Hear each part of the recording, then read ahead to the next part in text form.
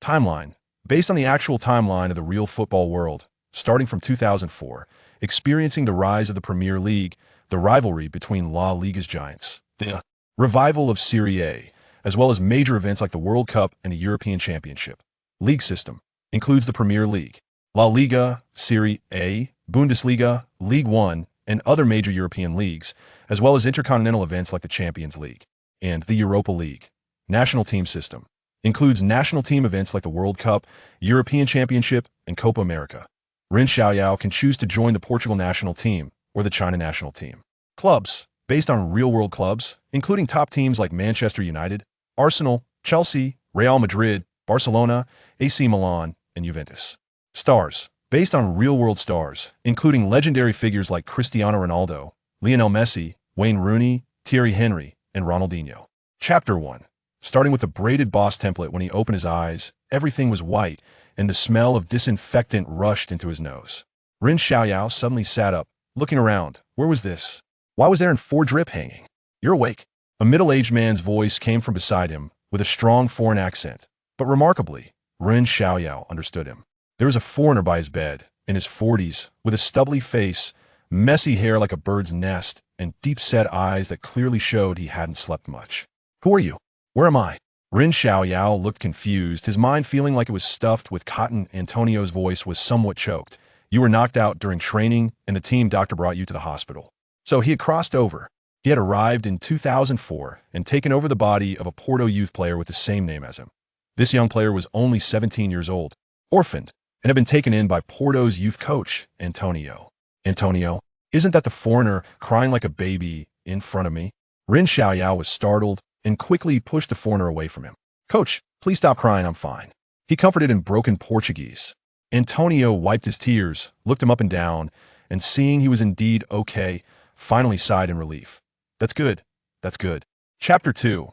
Your deco. After a day of training, Ren Xiaoyao didn't rush back to the dormitory, but strolled to the parking lot. He looked around with shifty eyes, as if searching for some prey. Soon, he spotted a low-key luxury black car. That was Deco's car.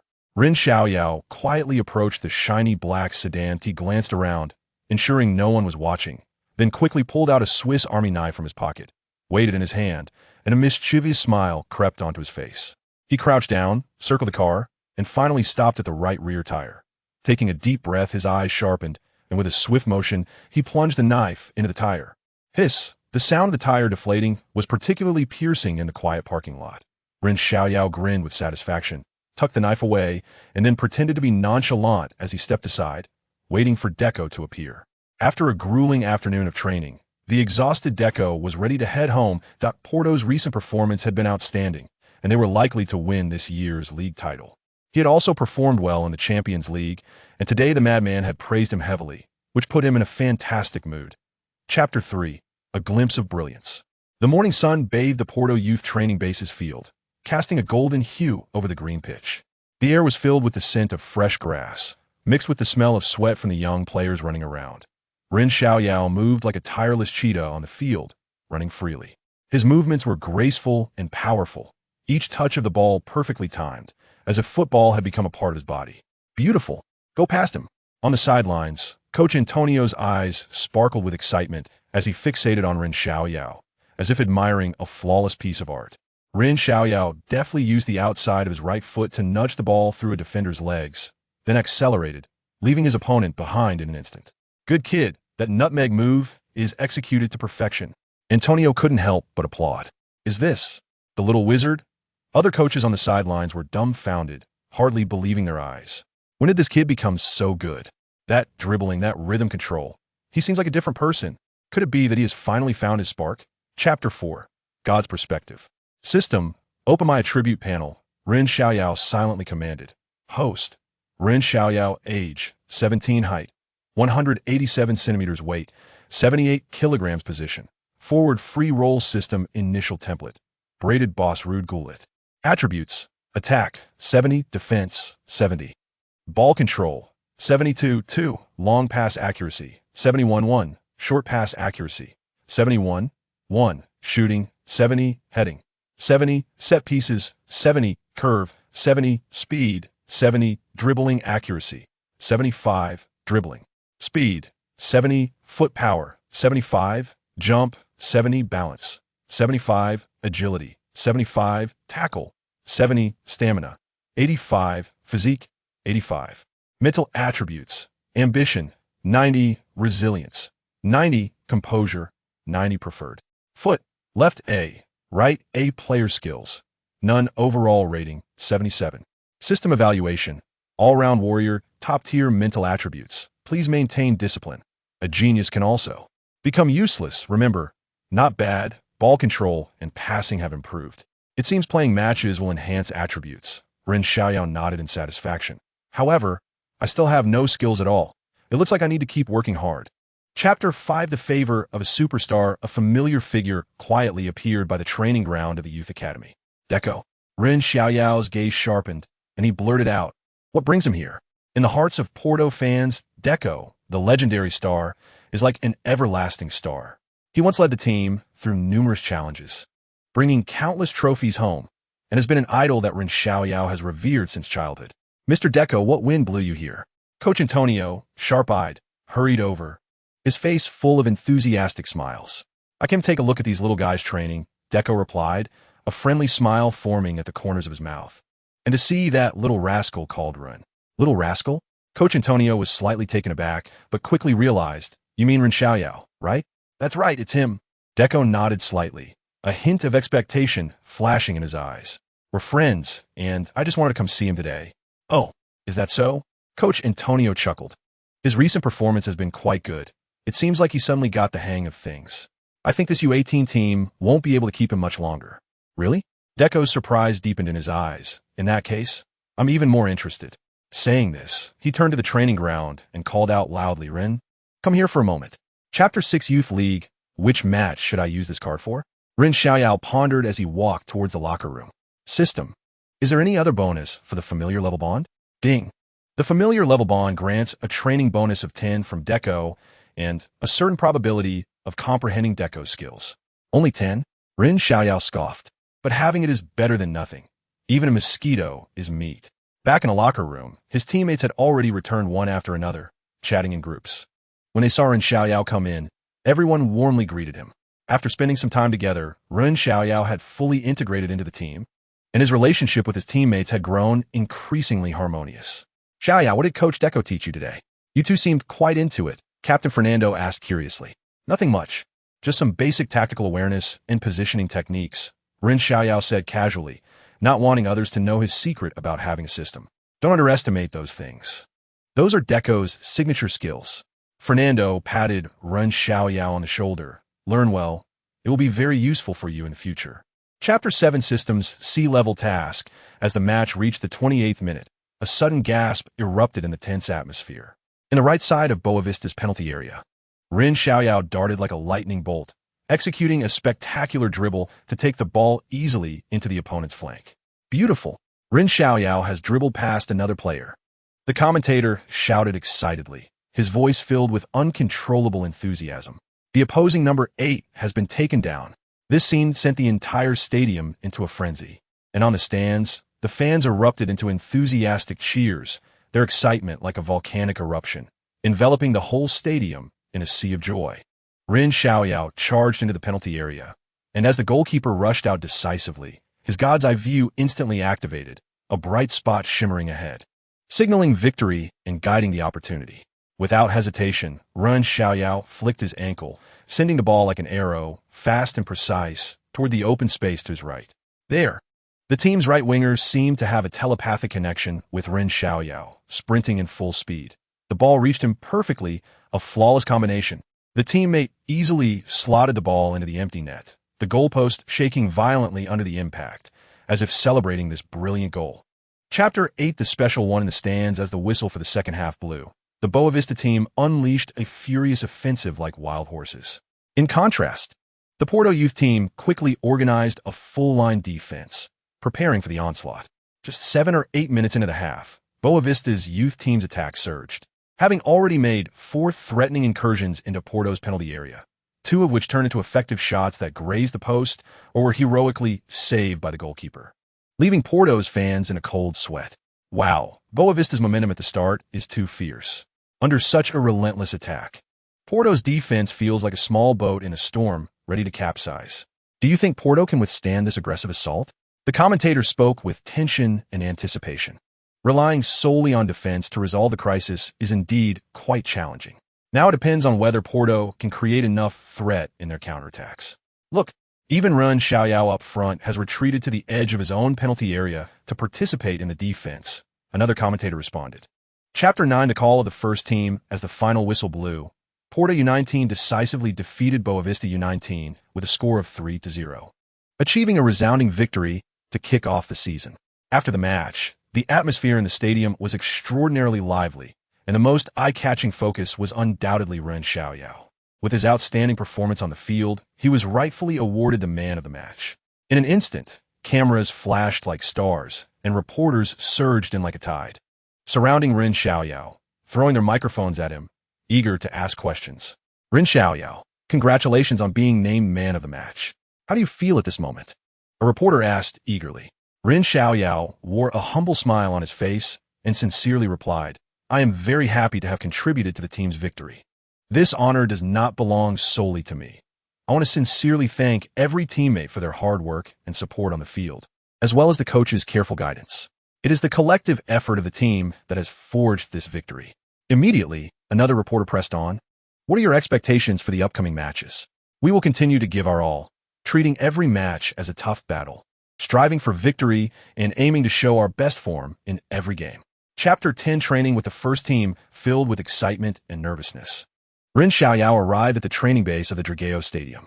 The moment he stepped into the base, he felt as if he had entered a dream palace of football. Not far away, stars like Deco, Carvalho, Manish Costinha, and Bayo were engaged in warm-up training. Seeing these thunderous names come to life before his eyes, Ren Xiaoyao's heart raced. Due to recent injuries in the team, we are short-handed in the first team, so I have temporarily called up a player from the youth team. Mourinho stood at the front of the group, his expression serious. He pointed to Ren Xiaoyao standing behind him and continued, This is Ren Xiaoyao. He will train with you from today onwards. In my team, there are no absolute starters. Everything is based on strength. Whoever performs well and has a serious attitude will have the chance to play. Mourinho's gaze swept over each player's face, his eyes sharp as an eagle. Ren Xiaoyao's gaze met Mourinho's. He looked at Mourinho's still youthful and sharp face, feeling a bit dazed. He remembered his previous life. The one where the Magic Bird had a head full of white hair and was worn down after his time at Manchester United. Chapter 11. Starting with Deco's bond inside the Dragon Stadium, the crowd was roaring. The Red Sea surged as if it would swallow everything. The fans' enthusiasm was intense, and the deafening cheers rolled in waves, drowning the entire stadium in a frenzy. Ren Xiaoyao stood in the player tunnel, gazing at the passionate sea before him. He could hear his own heartbeat and feel the blood rushing through his veins. Anticipation, tension, and various emotions intertwined. He took a deep breath, trying to calm his nerves, but found it difficult to suppress the excitement. This was the stage he had longed for. He knew he had waited too long. Due to a wave of injuries in the team, Mourinho decided to give him a chance while allowing some key players to rest. During the pre-match tactical meeting, Mourinho's gaze swept over every player before finally landing on Ren.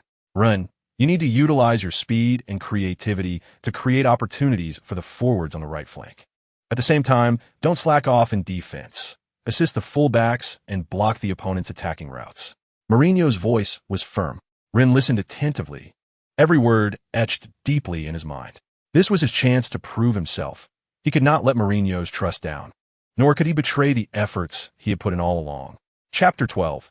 The Magic Bird's worries the final whistle had not yet completely faded, but the commotion in the Dragon Stadium had already reached its peak. Ren Xiaoyao's name swept through the stadium like a hurricane, becoming the brightest star of the night. As the final whistle blew, Porto won decisively against Braga with a score of 3-0. Mourinho embraced each player on the sidelines, a satisfied smile on his face. In this match, Ren Xiaoyao's performance was undoubtedly the focus. He contributed significantly to the team's victory with his speed, creativity, and synergy with Deco. Back in the locker room, Mourinho praised Ren Xiaoyao again. Ren, your performance today was outstanding. You have proven that you have the ability to shine here. Keep up this form, and you will become an important member of the team. Ren looked at Mourinho gratefully, knowing this was the best reward for his hard work. You and Deco will accompany me to the press conference, Mourinho said, clearly in a good mood. At the press conference, the flashing lights illuminated his youthful and determined face. Jose, could you comment on Ren's performance in this match? Chapter 13. Tactical training on the training ground of the Dragon Stadium. The atmosphere was so tense it felt like it could be wrung out for water. The yellow vests, symbolizing the starters, were sparsely worn by some substitute players. The team's soul, midfield core Deco, Maniche, forward sharp knife Del Rey, and defensive backbone Jorge Costa and Nuno Valente. All these usual key players were now in blue vests, symbolizing substitutes. Mourinho's face was resolute. He had decided to face Guimaraes with a semi-starter lineup. He boldly deployed the offensively strong Bozingua as the right midfielder, meaning the right-back position had to be filled by the defensively solid Ferreira. With Carvalho as the anchor in central defense, Mourinho felt slightly reassured. In midfield, he chose the tougher Ricardo Costa to partner with Costinha to ensure the team's defensive intensity.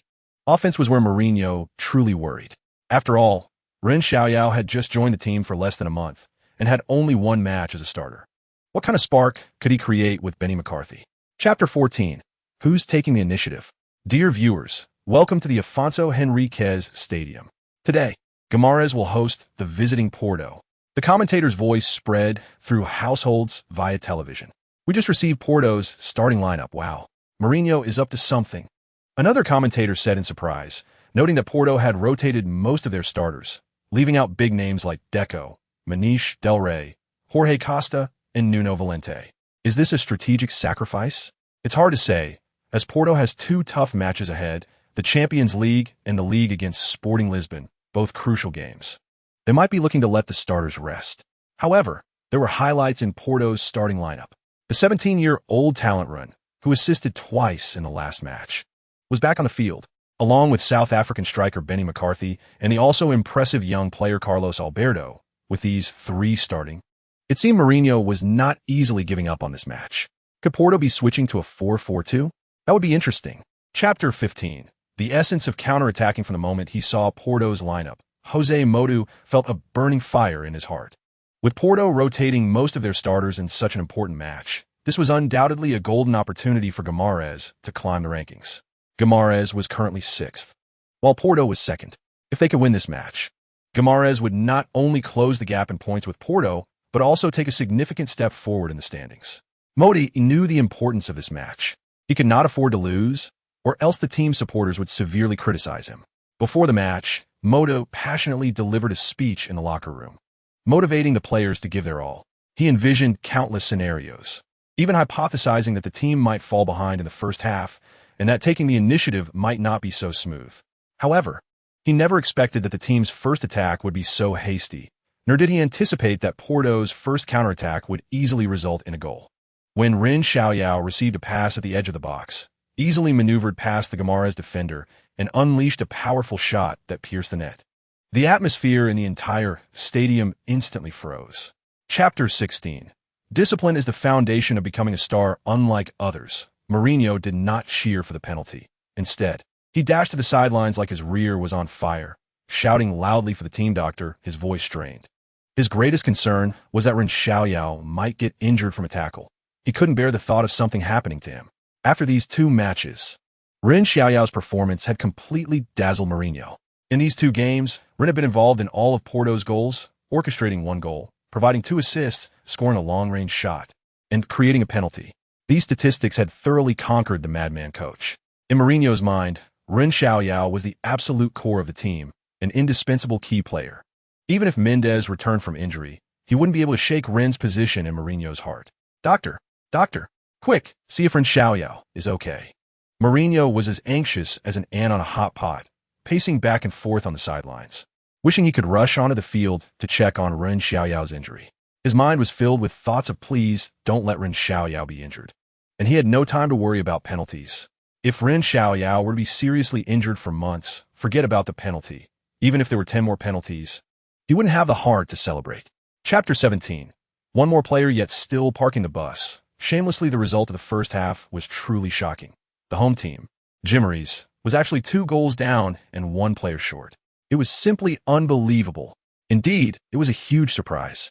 Before the match, looking at both teams' starting lineups, I thought Guimaraes, with the home advantage, would take the initiative.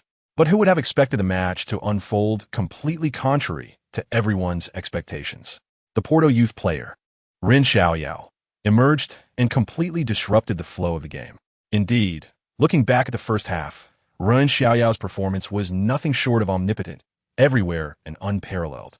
His coverage on the field was astonishing. On the defensive end, his tireless running and precise predictions repeatedly neutralized Mourinho's attacking threats. When organizing attacks, he could manage the midfield with great order, and his precise passes always found his teammates just right. Even more impressive, he created two crucial goals, helping Porto gain a significant lead away from home. It can be said that in the first half, he almost single-handedly changed the course of the match. The voices of the two commentators were a bit excited, and their pace noticeably quickened, clearly captivated by Ren Xiaoyao's performance in the first half. Chapter 18. What? He still has a youth training contract? Mourinho's coach, Mata, stood on the sidelines with a grim expression. He knew that the suspense of the match had been completely lost.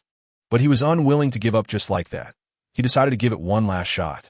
He waved his hand and used up 3 substitution slots in one go. 2 positional substitutions brought on fresh players to strengthen the attack.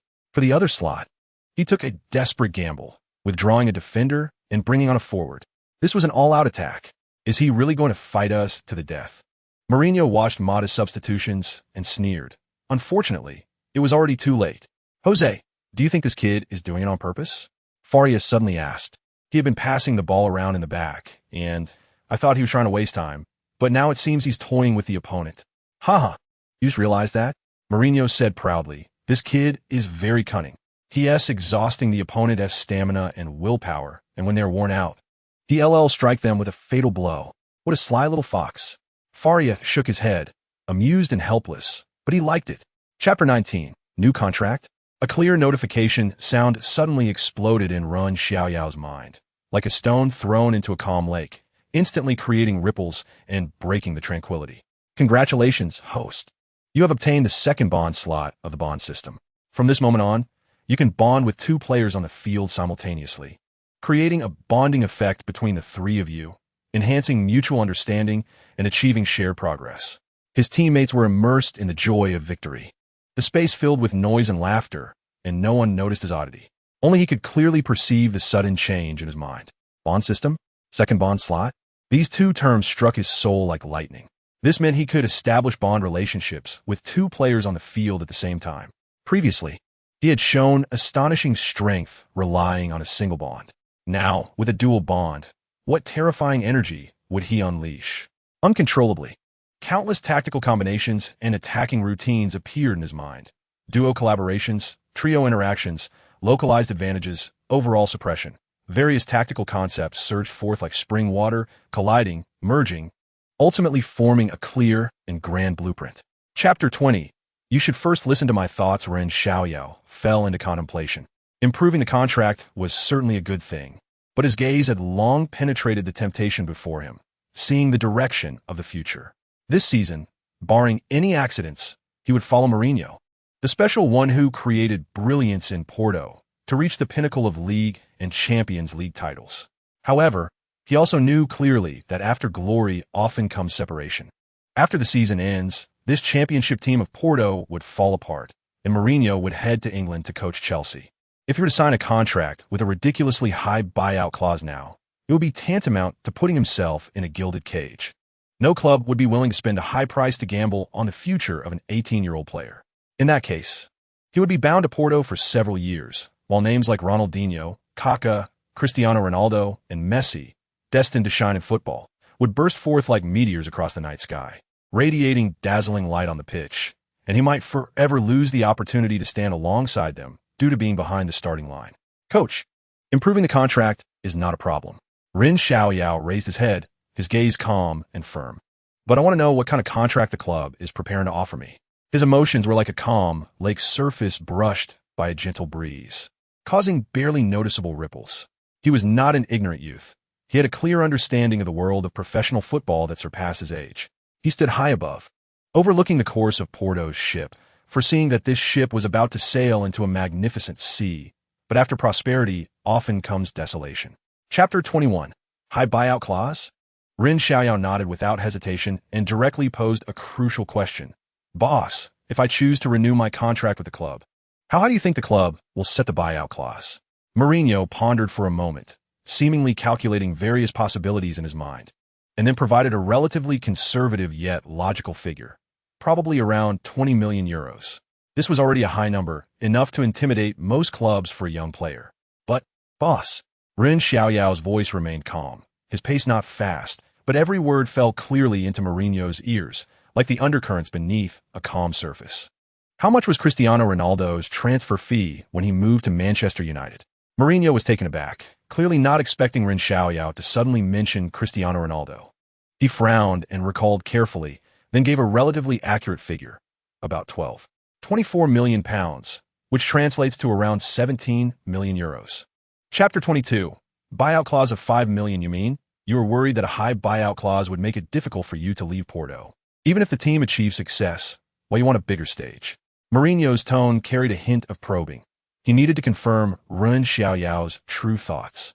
Ren Xiaoyao nodded candidly, showing no signs of concealment. Yes, boss, I do have such concerns. I am grateful for the opportunities Porto has given me, and I believe under your leadership, the team can achieve great accomplishments. However, the world of football is unpredictable, and no one can foresee the future. I don't want to miss out on potentially better development opportunities because of a contract with a high buyout clause. Mourinho fell silent. He had to admit that Ren Xiaoyao's worries were not unfounded. In the world of football, high buyout clauses are indeed a double-edged sword.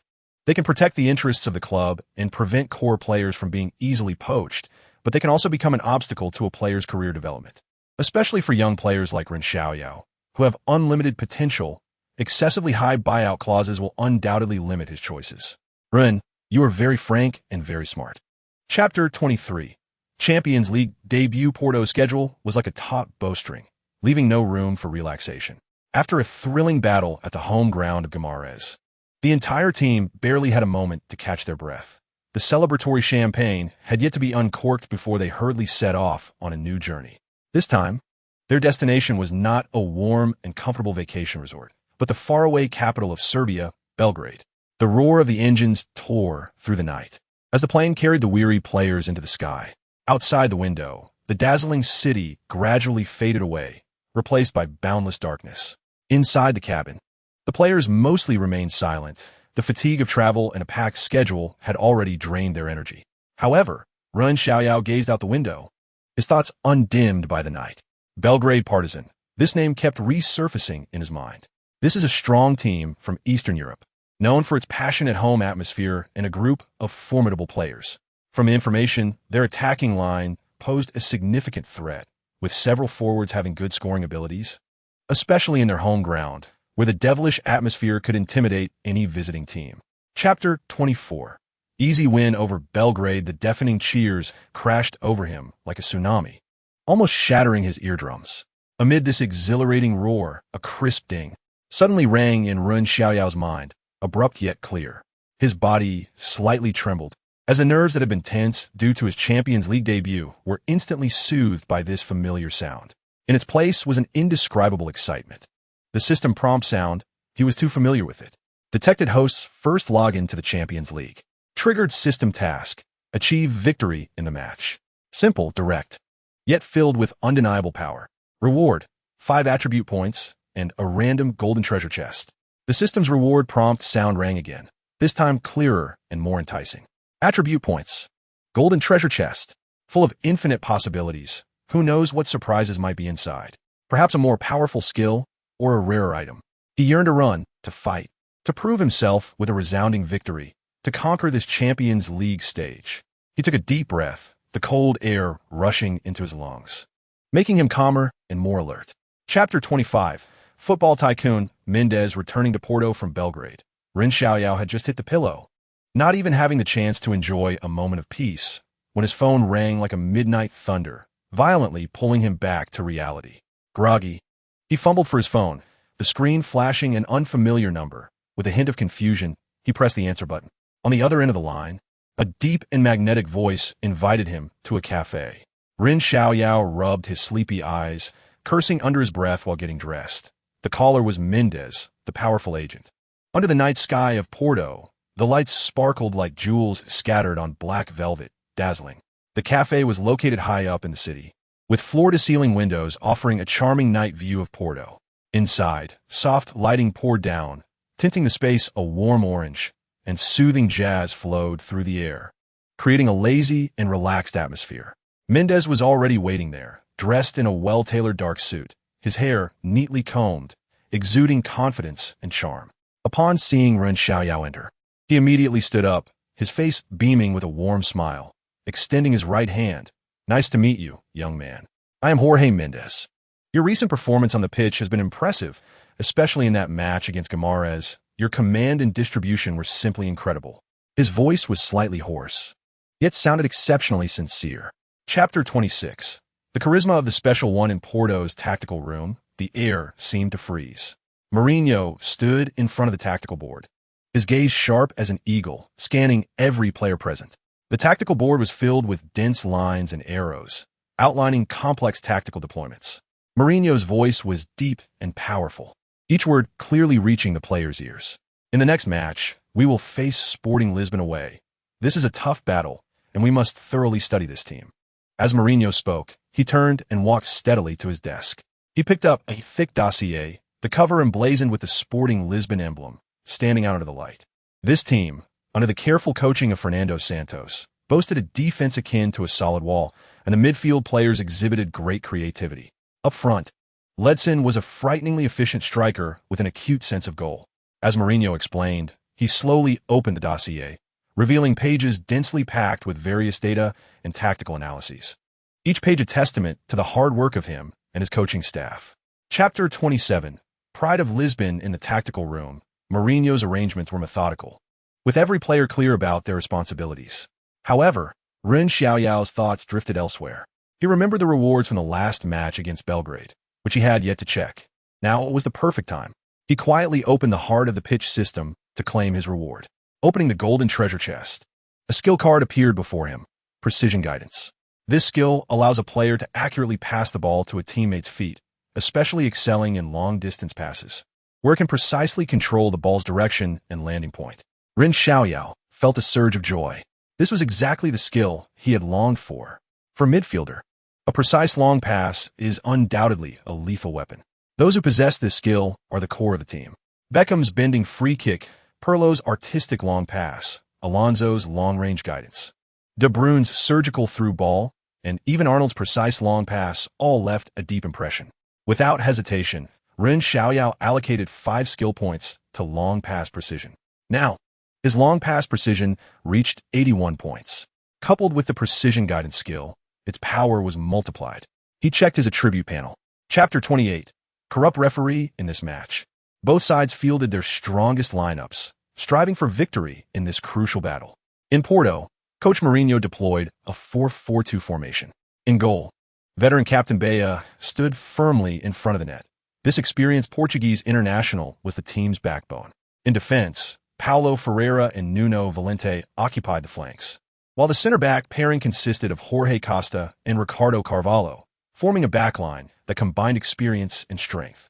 In midfield, Costinha and Deco partnered centrally, with the former responsible for sweeping and the latter for organizing attacks.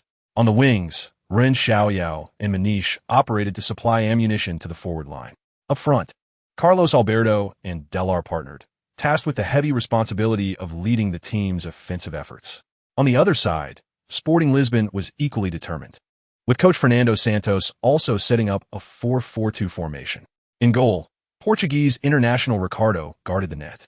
In defense, Anderson Palga and Beto partnered at center-back, while Miguel Garcia and Rui Jorge occupied the flanks.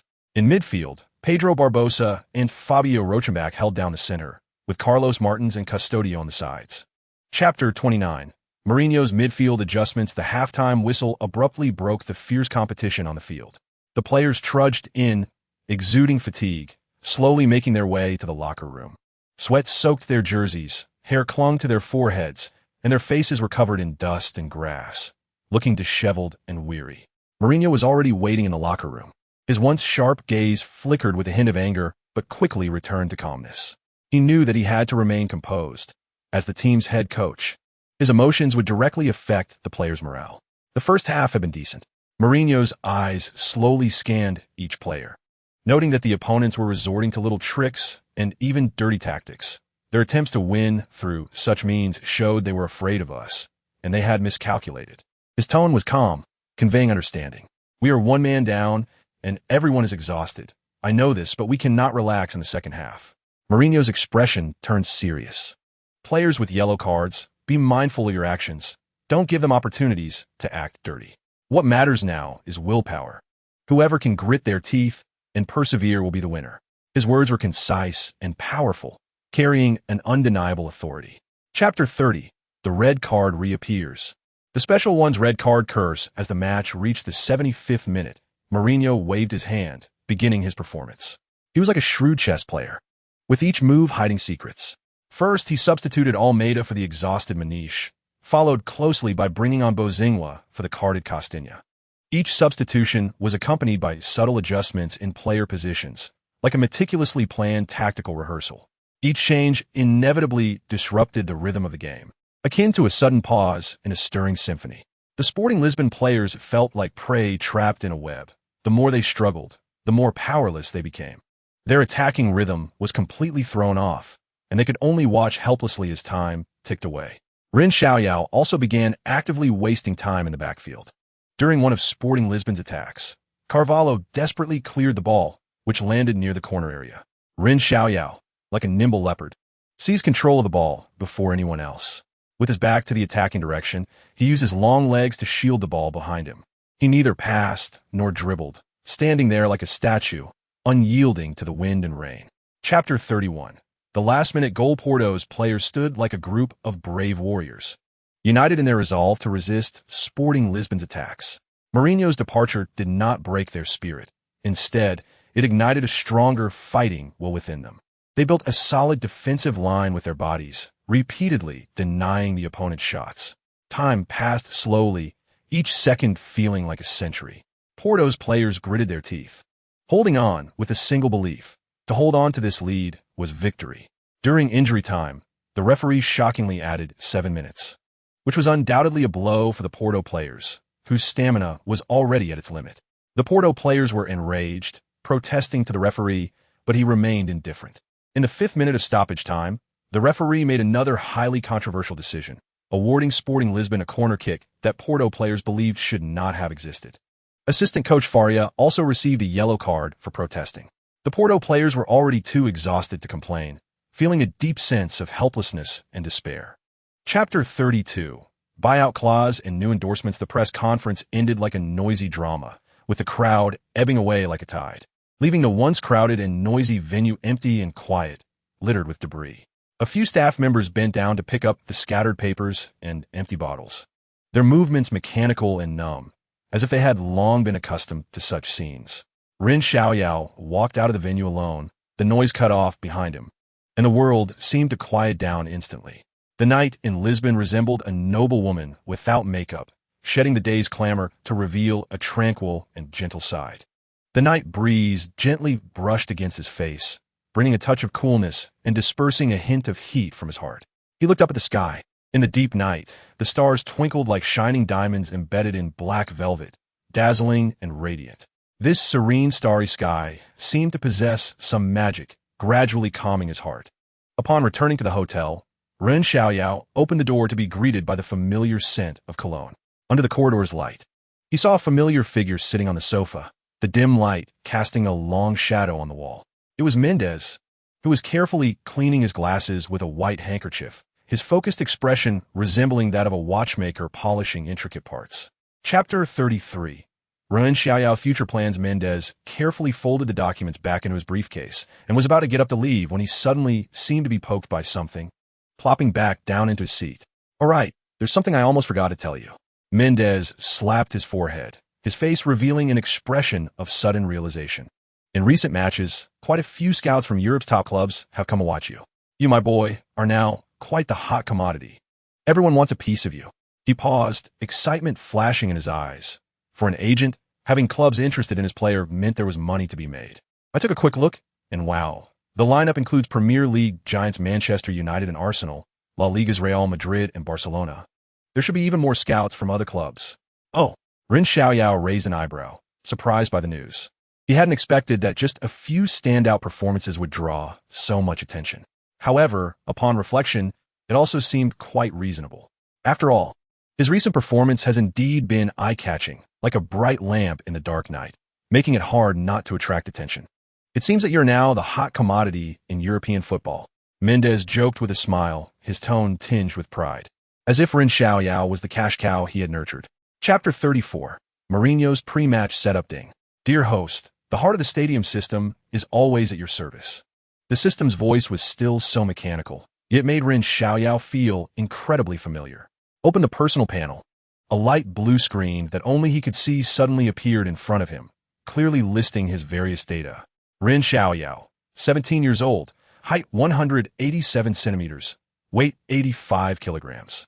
God's perspective, passive, number of bonds, 2 attributes, attack, 70, defense, 70, ball control, 75, long pass accuracy, 81, short pass accuracy, 75, shooting, 71, heading, 70, set pieces, 70, curvature, 70, speed, 80, dribbling precision, 75, dribbling speed, 80, foot strength, 75, jumping, 70, balance, 75, agility, 75, tackling, 70, stamina, 85, physique, 85, mental attributes, ambition, 90, tenacity, 90, composure, 90, preferred foot, left A, right A, player skills, step over, precision guidance, overall rating, 80, system, open that treasure chest. Ren Xiaoyao silently chanted in his heart, his tone filled with an uncontrollable excitement. Chapter 35. Premium Star Experience Card on the day of the match. A few lazy clouds floated above the Dragon Stadium, and the sun lazily shone down. The fans were still shouting and cheering with all their might. But the atmosphere lacked the reckless abandon of previous days, like a pot of water boiling at 99 degrees, just missing the final log to ignite. In the stands, veteran fan Carlos tightly gripped the Porto scarf soaked in sweat, worriedly speaking to his son beside him. Without Jose, it just feels like something is missing. Do you think we can win this match? His son patted his shoulder, pretending to be relaxed, and smiled. Dad, don't worry. We can win against a relegation team, like Setúbal, even with our eyes closed. Carlos shook his head, sighed, and did not speak further, just staring at the pitch with anxious eyes. In the players' locker room, the air seemed to have solidified. Assistant coach Faria stood in front of the tactical board, shouting hoarsely, "Everyone, get your spirits up. The coach isn't here. We have to prove ourselves even more. What is Porto? It's a champion. What is a champion? It's never giving up. Those guys from Setúbal are just a bunch of meat chickens waiting to be torn apart by us. Show your fighting spirit, and let them witness what the wrath of the dragon is." Chapter 36. Are you also parking the bus? The match began, and both teams stepped onto the pitch, the noise deafening. Ren Xiaoyao took a deep breath, feeling the softness of the grass beneath his feet, and the blood within him began to boil. He knew this match would be an excellent opportunity to prove himself. In the stands, Mourinho was sandwiched between 2 FIFA bodyguards, looking like a key protected individual being escorted. He wore a blank expression but felt extremely displeased inside. Not being able to command on-site felt like having his hands and feet tied, making him uncomfortable all over. "Hey, I say, could you two move aside a bit?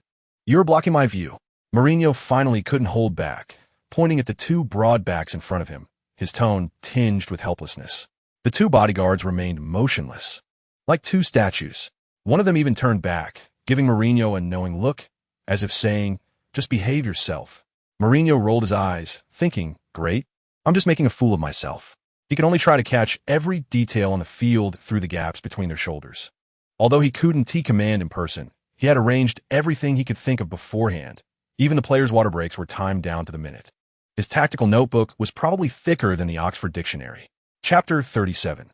The most low-key midfield master Ren Xiaoyao stood in the penalty area, magnetically attracting the attention of the Setúbal defenders. He was tall and long-legged, excellent at positioning and shielding the ball, not to mention having the cheating artifact of God's perspective, making him practically a bug in the penalty area. Seeing the scenario, Deco immediately understood. He began waving his arms like a conductor, orchestrating Porto's attack. He and Manish were in sync, alternating between left and right, charging forward in turns, causing chaos in Setúbal's defense. Pass it, high ball, Deco shouted, his voice becoming hoarse. To be honest, Deco is absolutely the most low-key midfield master in football, although he never made it to the Brazilian national team. This was undoubtedly Brazil's biggest loss back in the day. Think about it. While the Xavi, Iniesta, Busquets trio hadn't yet taken shape, Deco was already switching freely between the attacking midfielder, central midfielder, and even defensive midfielder positions. What's more impressive is that you couldn't find any major mistakes from him. That is true hard power. Want to show off? Easy. Play a few amazing matches, leave some spectacular moments, like Bale darting through defenses, or like the newly debuted Rashford making a stunning impact. But Deco? In a defensive midfielder position, he had to guide the attacking direction, balance defense, ensure no major mistakes, and consistently deliver results. In the end, best 11 selections? No one ever mentions him. This is something only Deco could pull off. Chapter 38. The role of a center forward. The rhythm of the match was completely controlled by Porto. Like an experienced conductor, the baton in his hand waved lightly, with each note hitting just the right spot. Setúbal? They seemed more like an audience that had stumbled into a concert hall, passively swaying to the rhythm, yet always unable to find their own beat. Deco, Maniche, and Costinha, these three midfield warriors, were like three precision instruments, firmly controlling the pulse of the match. Their passing was precise and fluid, like performing an elegant waltz. The Setúbal players were like mice trapped in a maze, scurrying around but never finding an exit. Their counterattacks? More like desperate struggles, weak sparks that were instantly extinguished in front of Porto's strong defense. The entire match turned into a showcase of Porto's attacking prowess. Setúbal's half was their stage to showcase their talents. Time ticked away silently. The first half entered stoppage time, but Porto's attack showed no signs of weakening. Still like a raging storm, Del Rey received the ball on the wing, his sharp eyes quickly capturing every movement in the penalty area. Suddenly, he lifted his foot to cross, and the ball flew like an arrow, tracing a beautiful arc directly toward the penalty area. Chapter 39. The domination of football intelligence. As the match reached the 70th minute of the second half, Porto's offensive momentum showed no signs of abating. The continuous pressure from Porto had exhausted the Setúbal players, who were being toyed with by Ren Xiaoyao, but still dared not slack off in the slightest. Porto earned a corner kick, and Deco leisurely walked over to the corner area, positioning the ball while his eyes intentionally glanced toward the penalty area, eventually landing on Ren Xiaoyao. Between the two, there seemed to flow an invisible tacit understanding. Ren Xiaoyao's mind was as clear as a mirror. The bond between him and Deco on the field allowed him to predict where Deco would kick the ball. Ren Xiaoyao continuously ran and changed positions in the penalty area. The core of Setúbal's defense was left dizzy by his movements, and in frustration, he pointed and shouted, signaling the two tall center backs to mark him. The two center backs, feeling the pressure, closely adhered to Ren Xiaoyao, trying to stick to him like two giant band-aids. Little did they know, Ren Xiaoyao had already predicted Deco's intentions through their bond on the field. As Deco began to place the ball, Ren Xiaoyao also started his move. He first moved towards the back post, successfully drawing the attention of Setúbal's defenders. Chapter 40. Counterattack. We are professionals. Setúbal's offense, if described with the word offense, would be a stretch. Calling it a tickle might be more accurate. Their tactical setup and personnel configuration were at best mediocre in the Primeira Liga, and expecting them to pose a substantial threat to Porto's defense was simply wishful thinking, especially when a team of Porto's caliber seriously tightened their defensive line and set up a top-tier defense. It was like a dimensionality reduction attack. To be frank, Ren Xiaoyao's defensive stats were not particularly impressive. A defensive and positioning interception value of 70 points might not be noteworthy compared to some defensive masters. However, considering his tank-like physique and his role as a playmaking defensive midfielder, this value was more than sufficient. After all, his template was not that of Gattuso, the relentless meat grinder sweeping across the field, but rather leaned towards being a hub for transitions and a midfield commander. Moreover, Porto had equipped him with Portugal's top defensive guards, Costinha and Maniche. These two defensive stalwarts, one fierce and robust with a large interception area, and the other active and precise in anticipation, flanked him like two solid gates, easily thwarting Setúbal's sporadic attacks and perfectly compensating for Ren Xiaoyao's shortcomings in defensive coverage and agility. Ren Xiaoyao only needed to use his strong body and excellent strength for precise positioning and interception to handle most opponents' assaults with ease. His defense appeared solid and reliable at first glance, but actually concealed cleverness. Once opponents fell into his defensive zone, it was like sinking into quicksand, hard to escape. Chapter 41. Three-goal victory. Del Rey darted like a lightning bolt into the heart of Setúbal's penalty area. He dribbled at high speed, the ball seemingly glued to his toe. Each touch perfectly timed to maintain speed without any delay. His peripheral vision quickly scanned, and Alberto, like a ghost, surged in from the other side at high speed. Perfectly positioned. Setúbal's goalkeeper was on high alert. He widened his eyes, fixated on the ball at Del Rey's feet, his nerves frayed to the limit. He knew that life and death hinged on this moment. Should he risk it all and rush out to block Del Rey's shooting angle? Or stay put and wait for an opportunity? The goalkeeper's brain was racing, beads of sweat forming at his temples. Instinctively, he stepped forward, his weight slightly leaning forward, trying to pressure Del Rey with his momentum. Del Rey's lips curled up slightly, a barely perceptible smile flashing across his face. He observed the goalkeeper's movements closely. As an experienced forward, he knew that the safest choice at this moment was not to take a risky shot, but to collaborate with his teammates to ensure absolute certainty. A goal that would seal the victory allowed for no mistakes. Just as the goalkeeper decisively lunged towards Del Rey to block his shooting angle, Del Rey flicked his right ankle lightly, not pausing for a moment, and the ball, like a responsive sprite, traced a swift arc, flying past the goalkeeper's fingertips. Chapter 42. Did a group of people come to fool me? Ren Xiaoyao lay on his bed, enjoying a rare holiday. The sunlight streamed through the curtains, filling the air with a lazy atmosphere. Just as he closed his eyes, ready for a brief nap, his phone suddenly vibrated. He reached for his phone, and the screen displayed an unfamiliar number. He frowned, hesitated for a moment, and then pressed the answer button. "Hello, is this Ren Xiaoyao?" A gentle yet authoritative voice came from the other end. "Yes, who is this?" Ren Xiaoyao's drowsiness instantly disappeared, replaced by curiosity. "This is Rui Costa." The voice on the other end was calm and powerful. Ren Xiaoyao was stunned, nearly dropping his phone. Rui Costa, a representative of Portugal's golden generation, a former world-class midfield master, and a legendary player for AC Milan. Why would he be calling him? "Hello, Mr. Costa. It's a pleasure to receive your call." Ren Xiaoyao quickly adjusted his emotions, his tone filled with respect. "No need to be so formal. Just call me Rui." Rui Costa's voice was friendly and approachable. "I've noticed your recent matches, especially the one against Setúbal. You played really well." Chapter 43. Family Dinner. Ren Xiaoyao's think tank as night fell and the lights came on. Ren Xiaoyao's dining room was softly lit, with the table filled with mouth-watering dishes. Aromatic roasted chicken, tender juicy steak, and refreshing salad. Each dish was infused with his heartfelt effort. He stood at the kitchen door, wiping the sweat from his forehead, a satisfied smile on his face. Today was a special day. He wanted to thank the few most important people in his life. Ding dong. The doorbell rang, and Ren Xiaoyao hurried to open the door. Antonio. He warmly embraced his adoptive father, the Porto youth coach, who was not only his guide in football, but also the closest person in his life. Antonio patted Ren Xiaoyao's back, his kind gaze carrying a hint of scrutiny. "You brat, why is today so grand? Did you get into trouble?" "Not at all." Ren Xiaoyao chuckled. "Do I look like that kind of person? There is an important announcement to make today." "Oh."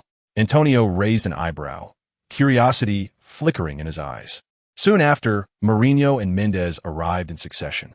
"Boss, Jorge, please come in." Ren Xiaoyao called out to the two, his tone laced with excitement. Chapter 44. No reason to go to Juventus. Speaking of Manchester United, Mourinho set down his glass, his gaze sweeping over Ren Xiaoyao, his tone turning serious. On the back line, Ferdinand and Vidic. These two are very hard to shake. In midfield, Keane, Scholes, Giggs, and Cristiano. Who do you think you can easily displace? If you go, you'll most likely still be a substitute. Ren Xiaoyao pouted, thinking, "Boss, you're being too direct. I'm your proud student. Can't you give me some face?" Mourinho seemed to see through his thoughts, a slight smile curling at the corners of his mouth as he continued. Up front, Van Nistelrooy's starting position is solid as a rock. Saha, Forlan, and Solskjaer. Do you think you can compete with them? Xiaoyao, it's not that I underestimate you.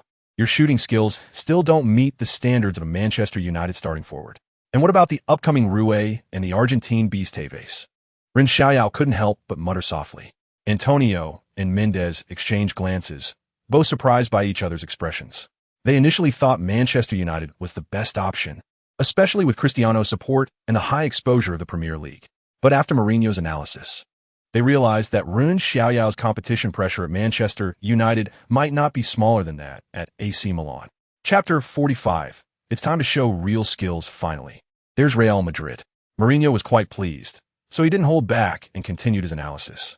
He paused, his gaze landing on Ren Xiaoyao, a hint of amusement at the corner of his mouth. Ren, you know we will be facing Real Madrid away in the European competition next, right? Do you know what I fear the most? Ren Xiaoyao was taken aback and instinctively asked, what? Thinking to himself, boss, what are you afraid of? Aren't you fearless? Are you really afraid of those big shots at Real Madrid? Mourinho didn't answer directly, but continued. What I fear the most is that Real Madrid will put aside their pride, and the coach won't listen to the old Buddha, sending both Makelele and Cambiasso on at the same time. Of course, the likelihood of that is quite small. He shook his head, seemingly helpless about Real Madrid's stubbornness. After all, they claim to be the Galacticos, wanting to shine with starlight, wanting an attack that flows like mercury. How could they possibly have two guys doing the dirty work on the field at the same time?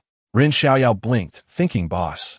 It sounds like you can predict how Real Madrid will arrange their lineup. Most likely, they will still use the midfield duo of Beckham and Guti, which is what I most want to see. There was a hint of anticipation in Mourinho's voice, even a touch of schadenfreude. Chapter 46. No more pretending. It's time to reveal you my direct line actually. I noticed during the last match against Setúbal that you, kid, have something special. Mourinho recalled that match, where Ren Xiaoyao's performance indeed impressed him. Not only was his technique outstanding, but more importantly, he could read the game clearly and make the right judgments. You know, I have strong tactical execution ability. Ren Xiaoyao grinned, showing a mouthful of white teeth. You see, you were sent to the stands at that time. I figured if you were on the sidelines, you would have spotted the issues and adjusted the tactics long ago. So you took it upon yourself to change positions and swap with your teammates? Mourinho raised an eyebrow, his tone carrying a hint of reproach, but more curiosity. Isn't that also for winning the game? Ren Xiaoyao quickly explained, besides, I didn't completely change your pre-match arrangement. I just optimized it a bit. Optimize? Mourinho was amused by this term. How did you optimize it? Well, you instructed us to patiently attack Setúbal, right? Ren Xiaoyao began his performance. But those guys from Setúbal seemed to have eaten lead weights, parking the bus and defending the middle, no matter how sharp our wing breakthroughs were. We couldn't penetrate their iron defense. Chapter 47. I want to go for a full attack. Ren Xiaoyao watched as these few people exchanged words, feeling delighted. He knew Mendes was intentionally trying to amuse everyone. However, he also understood that what Mendes said was the truth. In the world of professional football, money is an important standard for measuring a player's value. I say, you guys, can you stop talking about money? Ren Xiaoyao couldn't help but interject. I haven't even said where I want to go, and you've already negotiated the price for me? Am I just a commodity for you to buy and sell? Ha! Ren Xiaoyao's words drew a burst of laughter from everyone. Mourinho laughed, so hard he nearly fell over. Xiaoyao, you really think you're something? Huh? But you're not wrong. You're quite the hot commodity now. All the big clubs are fighting for you. Boss, please don't make fun of me. Ren Xiaoyao scratched his head, feeling a bit embarrassed. I'm just worried you guys might sell me without me knowing. Don't worry, Xiaoyao. Even if we sell you, it will be for a good price. Mendes patted his chest and assured, I guarantee you'll become the highest valued player in football history. Chapter 48. Welcome to the Bernabeu, ladies and gentlemen. Welcome to the Bernabeu Stadium. The voice of CCTV commentator Huang Jinxiang carried a hint of uncontainable excitement, broadcasting across thousands of households. This is the focus match of the Champions League group stage. Hey, Huang Jinxiang, it's a bit early for that. It's only 3 a.m. in the country. The iconic silly laugh of Zhang Haihei suddenly bridged the gap with the fans who stayed up to watch the game. Zhang, you don't understand this, do you? 4 real fans for the Champions League, not to mention 3 a.m., staying up all night, is just a usual occurrence. Huang Jinxiang teased. Exactly. Zhang Haihei was about to reminisce about the past when Huang Jinxiang timely interrupted.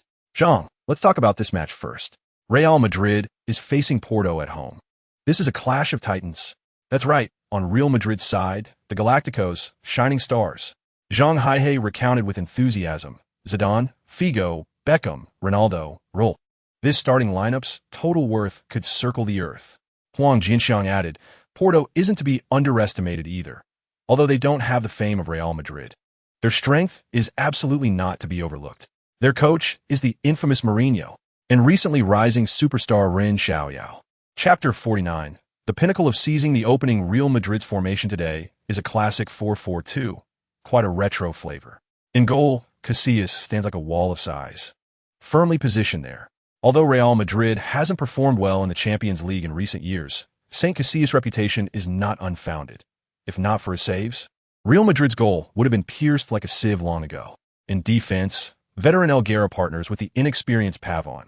This center-back duo, one old and one young, makes one feel anxious just watching. Salgado and Carlos, one on the right and one on the left, are capable in both attack and defense.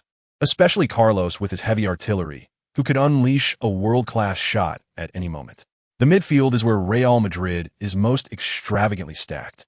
Beckham and Guti, these two, if placed in any other team, would surely be the core of the attack. Yet in Real Madrid, they can only humbly play as defensive midfielders. This scene is too beautiful to imagine. Opponents would surely wake up laughing in their dreams. Even more exaggerated is the lineup behind them, with Figo and Zidane, two Ballon d'Or winners, occupying the flanks. With these four together, how will they share possession? How will they attack? How will they defend? Coach Queiroz probably lost a bunch of hair over this. Chapter 50. The fastest goal in the Champions League. Wow. The ball is in. It's in, it's in. It's in, it's in. Goal! Huang Jinxiang's voice instantly rose an octave, like a high-pitched speaker suddenly bursting, leaving ears ringing. He suddenly leaped from the commentary booth, waving his arms, excitedly incoherent. An absolutely brilliant long shot. A definite world-class goal. Ladies and gentlemen, if you just turn on your TV now, I can only sadly tell you that you've missed the most exciting goal since the Champions League started this season. No, this is not just this season. This could be one of the most spectacular goals in Champions League history. This absolutely deserves a spot in this week's top 10, no top 1. Just 14 seconds into the game. My God, what does this mean? The stars of Real Madrid are probably still savoring the taste of champagne in the locker room. And the ball is already in the net. This is the fastest goal record in the Champions League. An absolute blitz.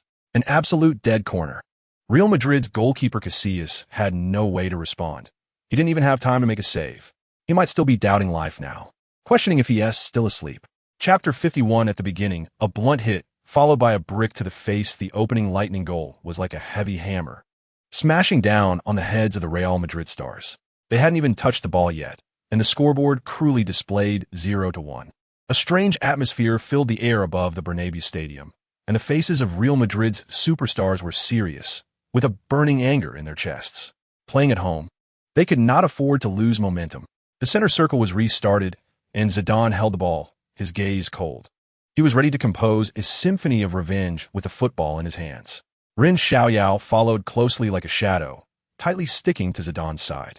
He knew well that facing a dribbling master like Zidane, making a rash move would be tantamount to seeking death. The two were of similar height and build, and Ren Xiaoyao constantly used his body to engage in reasonable confrontation with Zidane. Each collision was a contest of strength and skill.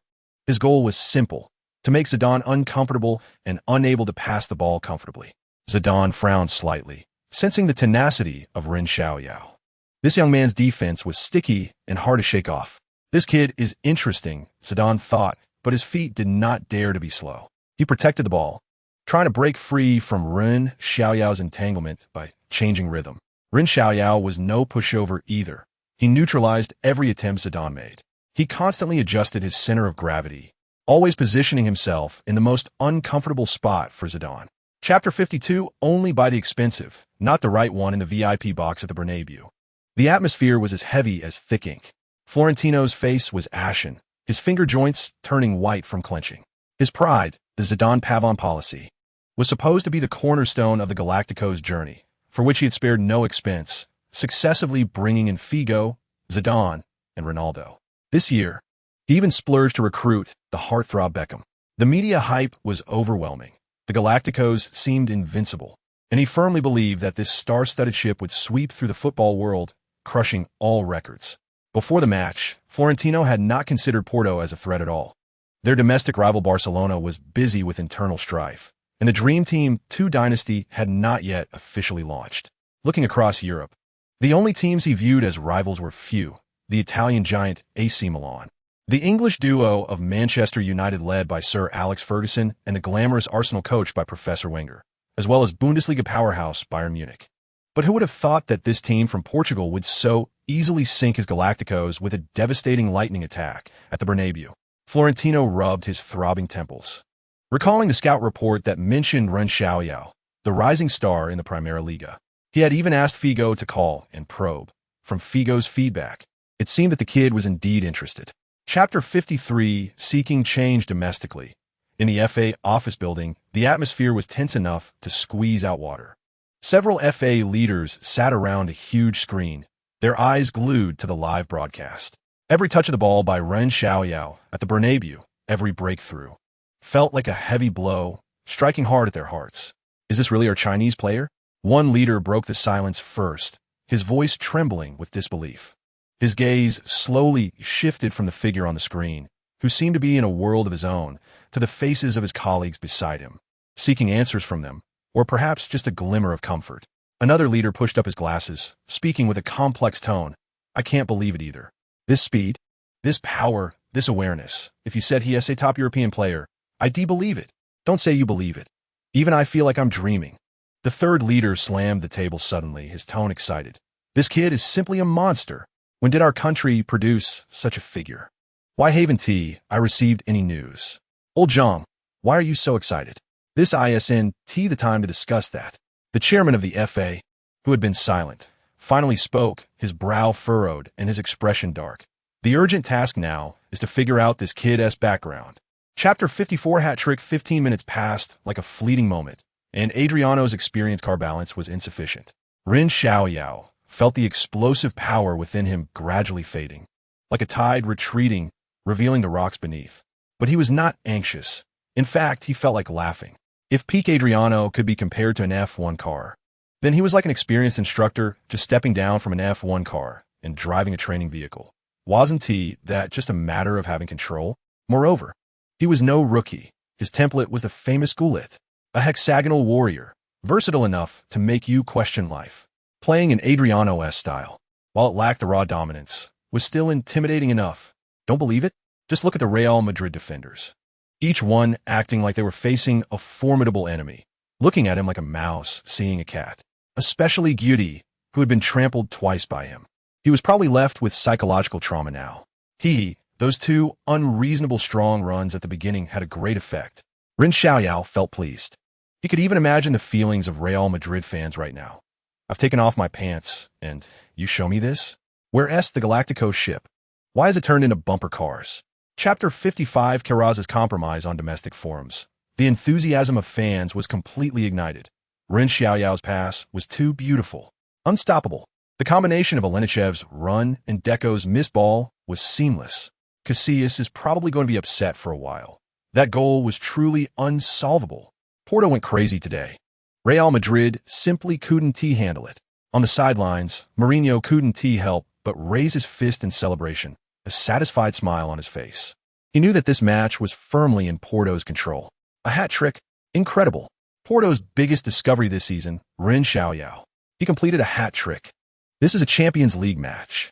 The opponent is the Galacticos Real Madrid. Huang Jinxiang's voice became sharp and even slightly cracked with excitement. But he didn't care, continuing to shout passionately. I just want to check the data. Guess what? Ren Xiaoyao, this kid, isn't even 18 yet. 18 years old. What does that mean? Ronaldo wasn't even this fierce at his age, right? Coach Zhang also lost his composure. This time, he finally stopped chuckling, his tone filled with amazement and disbelief. Chapter 56, any tactic that doesn't defend is just playing tricks. With the entrance of Cambiasso and Samuel, Real Madrid's defense finally stabilized. Samuel's calmness and experience patched up the vulnerabilities in the back line, while Cambiasso's tenacity and interceptions in midfield effectively slowed down Porto's attacking rhythm. The solid defense allowed Real Madrid's front players to gradually regain confidence, and their attacks began to become organized, with threats gradually emerging. However, Real Madrid's attack fell into a dilemma of being unbalanced. Due to Ren Xiaoyao's strong suppression on the left flank, Real Madrid's left side was almost completely frozen. with neither Roberto Carlos nor other players daring to push forward easily, fearing being caught by Porto's counterattack. Thus, the focus of Real Madrid's attack naturally shifted to the right flank where Figo was located. Figo was still the same skilled and sharp winger, and his several ball breakthroughs put pressure on Porto's defense. However, Porto's defense was not unprepared. Maniche's defensive support made every breakthrough by Figo seem extraordinarily difficult. Maniche stood like a hard shield firmly in front of Figo, not only cutting off Figo's connection with the midfield, but also successfully disrupting Real Madrid's attacking rhythm multiple times. Chapter 57. The role of superstars. That was a stunning play. Beckham's long pass, Ronaldo's shot. Their combination was simply flawless. The commentator excitedly remarked as Real Madrid's counterattack began. Porto had to be careful. On the sidelines, Mourinho furrowed his brow, but he did not panic. He walked to the edge of the field, loudly instructing his players to stay calm and continue executing the established tactics. Ren Xiaoyao stood near the center circle, watching the celebrating Real Madrid players, a hint of coldness flashing in his eyes. He took a deep breath, turned to his teammates, and shouted, "Don't panic. We still have a lead. Stick to the plan. Don't give them any chances." The Porto players nodded and re-engaged in the match. They knew that the time ahead would be even tougher. Superstars are ultimately superstars. Although Porto's tactical arrangement in this match was exquisite, successfully limiting the left-wing attack from Zidane and Carlos and providing targeted support for Figo's right-wing attack. Beckham's presence made all these efforts seem less than perfect. The England midfield maestro tore through Porto's defense at a critical moment with his signature Beckham curve, assisting Ronaldo in scoring a goal. This direct method of connecting the front line with a long pass of over 30 meters, no matter how tight Porto's tactical arrangement was hard to completely suppress. Chapter 58. Come on, let's hurt each other. However, Real Madrid's attack did not stop due to Porto's stubborn resistance. Instead, it intensified. In the 75th minute, Zidane showcased his masterful vision and passing skills in midfield. After receiving a pass from a teammate, he made a slight adjustment and scanned the field with keen eyes. Just as Porto's defense line slightly pushed up, Zidane sharply caught Ronaldo's moment to start. He gently pushed with the arch of his right foot, delivering a surgical through ball. The ball skimmed the grass, accurately passing through the gap between two Porto center backs. Heading straight for the edge of the penalty area, Ronaldo understood instantly, launching forward like a lightning bolt, successfully avoiding the offside trap. His explosive power left Porto's defenders in his dust, and in an instant, he formed a one-on-one situation. Facing the advancing goalkeeper Baya, Ronaldo calmly adjusted his steps, pushing a low shot with the arch of his right foot, attempting to send the ball into the bottom right corner of the net. However, Baya responded equally swiftly, quickly crouching down, extending his left leg, and blocking the ball with his calf. The ball did not roll far, but bounced towards the center of the penalty area. At this moment, Raul appeared like a ghost in the box. His positioning sense was perfect. Facing an open goal, Raul showed no hesitation, gently pushing the ball into the net with the arch of his left foot. Chapter 59. Respect from Bernabeu. As Ren Xiaoyao raised his hands and slowly walked towards the stands where Porto's fans were, he wore a faint smile, but his eyes sparkled with determination. Although conceding 2 late goals was somewhat regrettable, he knew that both he and the team's performance had earned respect. He raised his hands to salute the Porto fans who had traveled from afar, thanking them for their support and cheers along the way. However, what he did not expect was that not only Porto's fans, but the entire Bernabeu stadium erupted with deafening applause. Real Madrid fans stood up one after another, offering heartfelt respect to the young Portuguese player. The applause surged like a tide, echoing in every corner of the stadium. Ren Xiaoyao was somewhat surprised, but soon his smile became even brighter. He turned to face the crowd, bowing to all the fans. Ren Xiaoyao! Ren Xiaoyao! The Porto fans shouted his name, their voices filled with pride and excitement. The Real Madrid fans also expressed their recognition of this opponent with applause. On that night, Ren Xiaoyao conquered the Bernabeu with his talent and hard work, as well as all those who watched the match.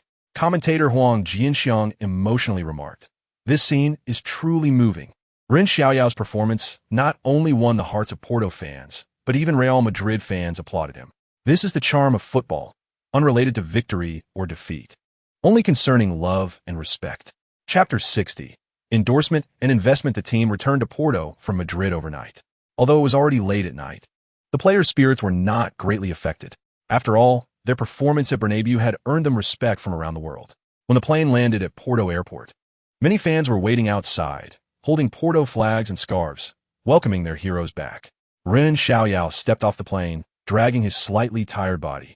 As he heard the enthusiastic calls of the fans, he smiled and waved to the fans, but in his heart, he was already starting to plan the next schedule. He knew there was an important task awaiting him tomorrow to shoot a promotional video for the brand he endorsed. Early the next morning, Ren Xiaoyao arrived at the shooting location. It was a studio located in the center of Porto, spacious and bright, well-equipped. The team sent by the brand from the home country was already ready, with the director, photographers, makeup artists, and stylists all present. As soon as Ren Xiaoyao entered, he was warmly surrounded by the staff. "Xiaoyao, great job. We all watched last night's match, and you played fantastically," the brand's representative said with a smile, full of praise. Chapter 61. Preparing for Benfica as night fell. The lights at the Dragao Stadium remained dazzling, as if igniting passion for the upcoming battle. Inside Porto's training base, the atmosphere was serious and tense, with a sense of impending eruption in the air. As night deepened, the lights on the training field grew brighter, stretching the players' shadows long, like silhouettes dancing in the dark, filled with power and determination. "Watch your positioning." Mourinho's voice echoed across the empty field, each syllable carrying undeniable authority. On the training ground, the bright lights illuminated every detail, sweat glistening on the players' foreheads. The tense atmosphere seemed to solidify, pressing against everyone's breath. "Carlos." Mourinho's voice suddenly rose, tinged with urgency. "Move your position up a bit. Like a nail, wedge yourself into their defense. We need to apply more pressure on their holding midfielder. Make it hard for them to breathe." As he spoke, he quickly gestured on the tactics board, as if wanting to engrave every tactical detail into the players' minds. The lights cast Mourinho's figure on the grass, stretching it long. His brow was furrowed, and his eyes burned with a desire for victory. This desire like a flame infecting everyone present. Chapter 62.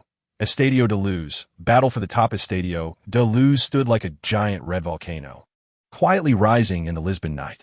This stadium, rebuilt for the European Championship, features a semi-transparent roof, making it bright and transparent even at night. Inside the stadium, the tiered stands surged toward the center like waves.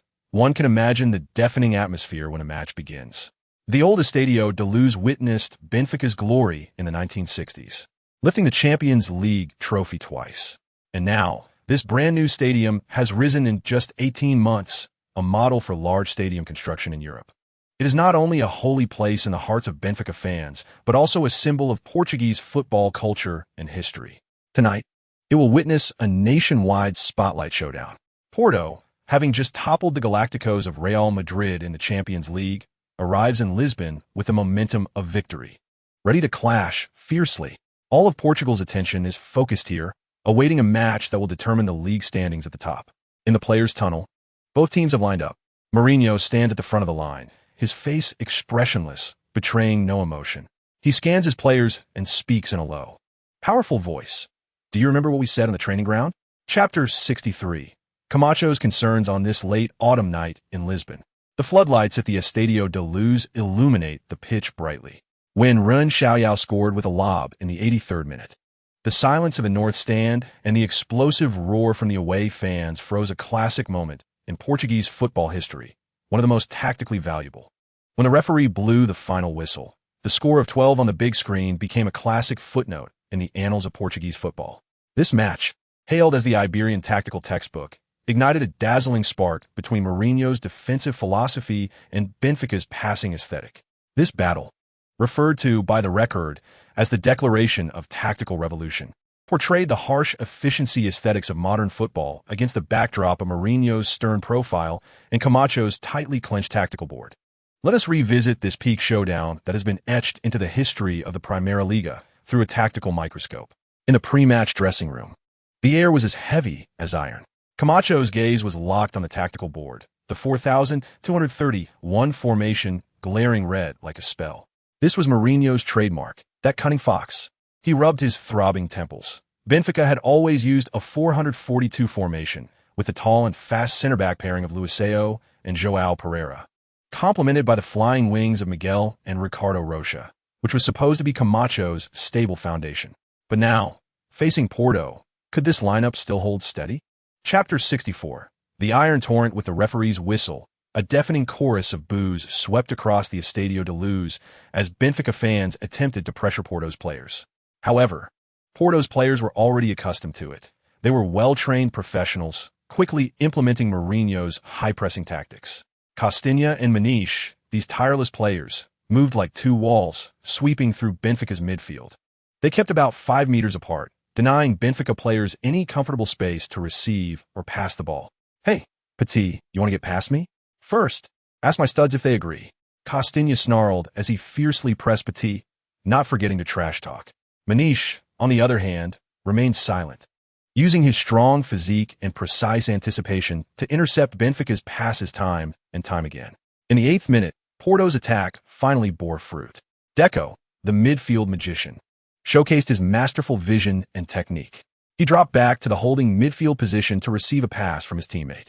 Benfica's defenders thought he was going to organize a long pass and began to retreat, preparing to intercept a high ball. Chapter 65. The art of on-the-spot command. Del Rey rushed to Ren Xiaoyao's side like the wind, his face still flushed with excitement from a lead. Beads of sweat gleaming under the lights.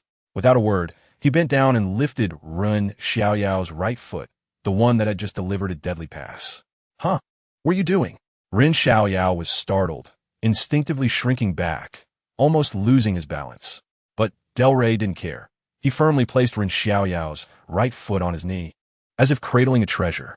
Then, he extended his hands and exaggeratedly swayed Ren Xiaoyao's shoe, which was covered in grass and dirt, while chanting, "Oh my, this precious foot must be well taken care of."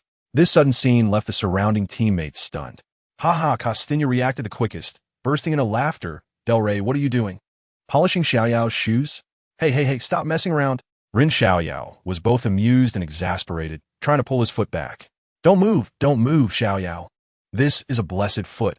It must be well maintained," Del Rey said seriously, continuing his actions. Wow, Del Rey is helping Ren Xiaoyao polish his shoes. Does he think this goal is thanks to that foot? The commentary booth was also left in stitches by Del Rey's celebratory antics. Chapter 66. Another own goal in the 83rd minute. The decisive moment arrived. Deco made a beautiful interception in midfield, snatching the ball from Thiago. He looked up and saw Ren Xiaoyao had already started moving. Just as quickly, Deco struck the ball low. The ball seemed to have eyes, slicing through Benfica's dense defense and heading straight for Ren Xiaoyao. That pass was so sneaky. Ren Xiaoyao understood immediately. Before starting, he feigned a move to the left. Just that slight shift caused Miguel's balance to waver by a mere 15 centimeters. But those 15 centimeters were enough. Ren Xiaoyao stretched his long legs and zipped past Miguel, receiving Deco's pass. One-on-one, Moreira rushed out to close Ren Xiaoyao's shooting angle. Ren Xiaoyao was terrifyingly calm. He gently flicked the ball, which arced over Moreira's fingertips and into the net. 20. Porto was almost guaranteed victory. The Estadio de Luz fell silent in an instant. The Benfica fans in the North Stand were stunned, unable to believe their eyes. Meanwhile, the Porto fans in the away stand went absolutely wild. The goal went in. It went in. It went in. Chapter 67. Reflections on tactical evolution. Own goal. Own goal. Own goal. The commentator yelled hoarsely, his voice filled with disbelief and schadenfreude. As Benfica pulled one back, there was still hope in the match. Porto's fans fell silent, heads hanging low, looking like defeated roosters. Whose fault is this? Maniche stared blankly at Ren Xiaoyao, his eyes full of sympathy. It's mine. Who else's could it be? Ren Xiaoyao shook his head with a wry smile, feeling as if he had swallowed a fly. The referee did not add any stoppage time, and when the final whistle blew, the score of 12 on the scoreboard was so glaring. But this score was not just a simple figure. It concealed a deeper tactical upheaval. The referee blew the final whistle, and the score of 12 was fixed. Inside the Estadio de Luz, the commotion gradually subsided, but the air still seemed to carry a hint of gunpowder. Porto's players exchanged high fives, their faces reflecting relief and joy from survival. Ren Xiaoyao let out a sigh. Although the process was tumultuous, the outcome was ultimately favorable. He wiped the sweat from his face, a hint of fatigue flashing in his eyes, soon replaced by excitement. Chapter 68. Skillful Marseille turned the discussion about the three-zone division in Portuguese football was fervent, and Porto's name was at the forefront. Mourinho and his disciples, however, had already set their sights on the broader battlefield of the UEFA Champions League. On the bus, the players were flipping through newspapers, which were filled with analyses of Porto's tactics, and the various compliments made the young players feel a bit giddy. Hey, Xiaoyao, check out this article. They've turned you into the right-wing deity. Manish pointed at a report and laughed heartily. Ren Xiaoyao leaned over to take a look, and the headline boldly read, "The new generation right-wing deity. Can Ren Xiaoyao match Figo?" He curled his lips. These reporters just know how to hype things up. I'm still far from Figo. You little rascal, taking advantage and still playing coy. Deco chuckled, patting Ren Xiaoyao on the shoulder. But seriously, your performance lately has indeed been impressive. Ren Xiaoyao immediately glanced at Mourinho, thinking to himself, unfortunately, Guardiola is still leveling up. Mourinho looked at him with a half-smile. What? Are you satisfied now? Ren Xiaoyao quickly restrained his smile and replied seriously, of course not. My goal is to reach the level of the top superstars in football history. Chapter 69. First encounter with African Andy. Marseille's performance this season hasn't been great. To be precise, it's quite poor. On the League One standings, Lyon was like a runaway wild horse, almost stepping on the face of second-place Paris Saint-Germain. Lyon was in its golden period, with the young Juninho commanding the midfield, kicking free kicks like cruise missiles, hitting exactly where he aimed. Who wouldn't be dazzled? Now look at Marseille. It's hard to describe. The fans' mood was as unpredictable as the weather at the Marseille port. When a match, and everyone would rush to spread the news, celebrating like it was New Year's. Lose a match, and dark clouds would hang over the Stade de la Victoire, with the fans' curses louder than the seagulls. That said, Marseille's lineup this season is actually quite decent, at least on paper.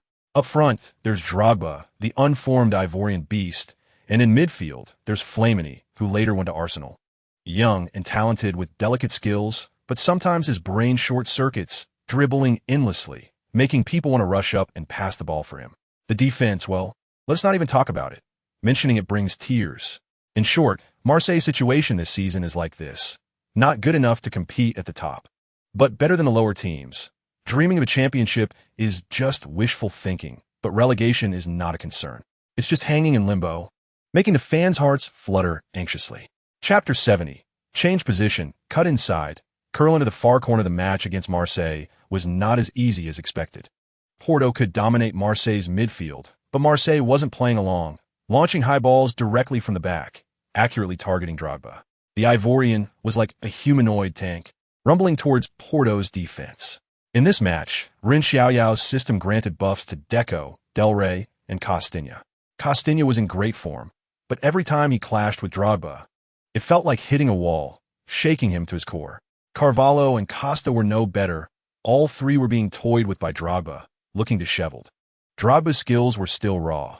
His breakthroughs and shots weren't fully developed yet, but you could already see the shadow of the beast he would become. Porto's defense was on high alert. Costinha was responsible for harassment, Carvalho for support, and Costa for covering. The three of them had to work together to barely ensure the stability of the backline. Costinha gasped for breath, unable to help but spit at Drogba's back. This big black guy is really a beast. Is he a tank or what? Chapter 71.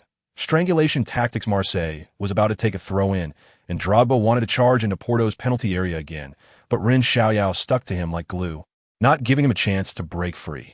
The referee checked the time and blew the whistle for halftime. 1-0, Porto was leading. And Ren Xiaoyao's stunning curling shot had the atmosphere at the Dragao Stadium at its peak. During the 15-minute halftime break, both teams' players left the field. As Ren Xiaoyao walked towards the players' tunnel, he turned back to look at the big screen. It was replaying his recent goal from different angles, again and again. Hey, Ren, you're something else. You actually scored that? Deco laughed, throwing an arm around Ren Xiaoyao's shoulders. Luck, just luck. Ren Xiaoyao modestly smiled. It's not just luck. Deco shook his head. I felt that ball would go in the moment I passed it. Your positioning was too sneaky. Haha, it's still your pass. That was great. The two joked and laughed as they walked into the locker room. Mourinho was already waiting in the locker room, smiling, clearly pleased with the first half's performance. Well done, lads. Great job. Mourinho clapped his hands. Especially you, Ren. That goal was fantastic. Chapter 72. Marseille's spin at home. Marseille's attacking momentum was gradually worn down. Alain Perrin paced nervously on the sidelines, hands in his pockets, taking them out, rubbing them together, looking a bit anxious. He expected Mourinho's tactical changes to be so effective. Belhaj was getting increasingly frustrated by Ren Xiaoyao, who saw through his feints numerous times. Flamini faced almost the same problem. Marseille's midfield was completely in disarray. With two core players tightly restricted, they couldn't organize any effective attacks. The defenders had no choice but to keep launching long balls, hoping Drogba and Mito could create miracles. But Porto's three center-backs were all top-notch defenders, blocking their hopes time and time again. What's wrong with those two big guys today? A Porto fan in the stands wondered. They've been frozen by our defense. Another fan proudly replied, especially Carvalho. He's like a stabilizing force. The three center-backs had clearly defined roles. Ferreira was responsible for pressing, Costa for support, and Carvalho for covering, making Porto's defense impenetrable, especially with the veteran Bea behind them.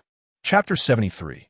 Marseille's Twin Towers. The huge LED screen in the stadium began to replay Ren Xiaoyao's stunning curling shot from multiple angles. First, a wide shot showed Deco's surgical pass, splitting Marseille's seemingly solid defense. Ren Xiaoyao quickly launched, instantly shaking off the still-reacting Taiwo, receiving the ball, adjusting, and finishing in one smooth motion. Then came a close-up, capturing the moment Ren Xiaoyao made contact with the ball, his right foot's arch subtly connecting with the football. That delicate movement giving the ball perfect spin and curve.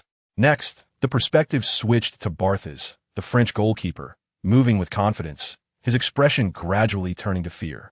Ultimately helplessly watching the ball hit the back of the net, his body even stumbling forward from inertia, almost falling. Finally, it froze on the beautiful arc the ball traced. Like a rainbow, like the scythe of death, precisely drilling into the far corner of the goal. Oh, look at that goal. My God, what a divine shot. The commentator shouted hoarsely, his voice cracking, grabbing his hair as if he couldn't believe his eyes. It was simply unbelievable. Too unbelievable. Chapter 74. Afterward, I really hope to fight alongside you to get past Flamini, letting Ren Xiaoyao move freely like entering a no-man's land, charging into the penalty area. Marseille's right back and left center back panicked and rushed over, tried to block his shooting angle. Cover! Quick cover! On the sidelines. Alain Perrin was so anxious that his voice was hoarse. Del Rey, cunning as a fox, immediately made a lateral run as soon as he saw the situation. This run directly took him into the space that Marseille's left center-back Dimitri Ferreira had just vacated. Brilliant! Del Rey's movement was incredible. The Porto fans in the stands lit up with excitement. Marseille's defense instantly turned into a mess. Goalkeeper Barthez couldn't sit still either, moving early, fearing that this Porto kid would unleash another divine shot like in the first half. Del Rey's lateral run took away Marseille's only center-back Abidal as well. He couldn't afford to let Del Rey receive the ball in such a critical position. Barthez could only brace himself to defend against Del Rey head-on, while also keeping a close eye on the other side, afraid that Ren Xiaoyao or Del Rey would suddenly shoot and catch him off guard. Seeing that the defense was about to be completely breached, Alain Perrin's face turned green as he roared wildly on the sidelines, spitting everywhere. Chapter 75. Champions League quarterfinal draw. After getting past Marseille, Porto seemed to have opened up their channels, ushering in a wave of epic victories. After enduring an injury wave at the start of the season, Porto began a dual-core leadership model with Deco and Ren Xiaoyao. Midfielder Deco took charge of the overall direction, while Ren Xiaoyao played as a free man in the front, leading Porto to dominate the league. In the Portuguese Cup, with a complete squad, they entered a harvesting mode, cutting through the competition and reaching the semifinals. In the Champions League, Porto accumulated enough points over 2 legs to smoothly enter the quarterfinals. This news flew back to Portugal like it had grown wings, and the fans were ecstatic, while the Porto club was in a festive mood, as if celebrating a holiday in advance. On February 12, 2004, in Zurich, Switzerland, at FIFA headquarters, the draw ceremony for the quarterfinals of the 0-3-0 UEFA Champions League was held. Porto's coach Mourinho attended with captain Jorge Costa and Ren Xiaoyao. At the draw ceremony, various football giants gathered, and media reporters were on high alert, with flashes going off one after another. It was Ren Xiaoyao's first time at such an event, and he felt quite curious, looking around.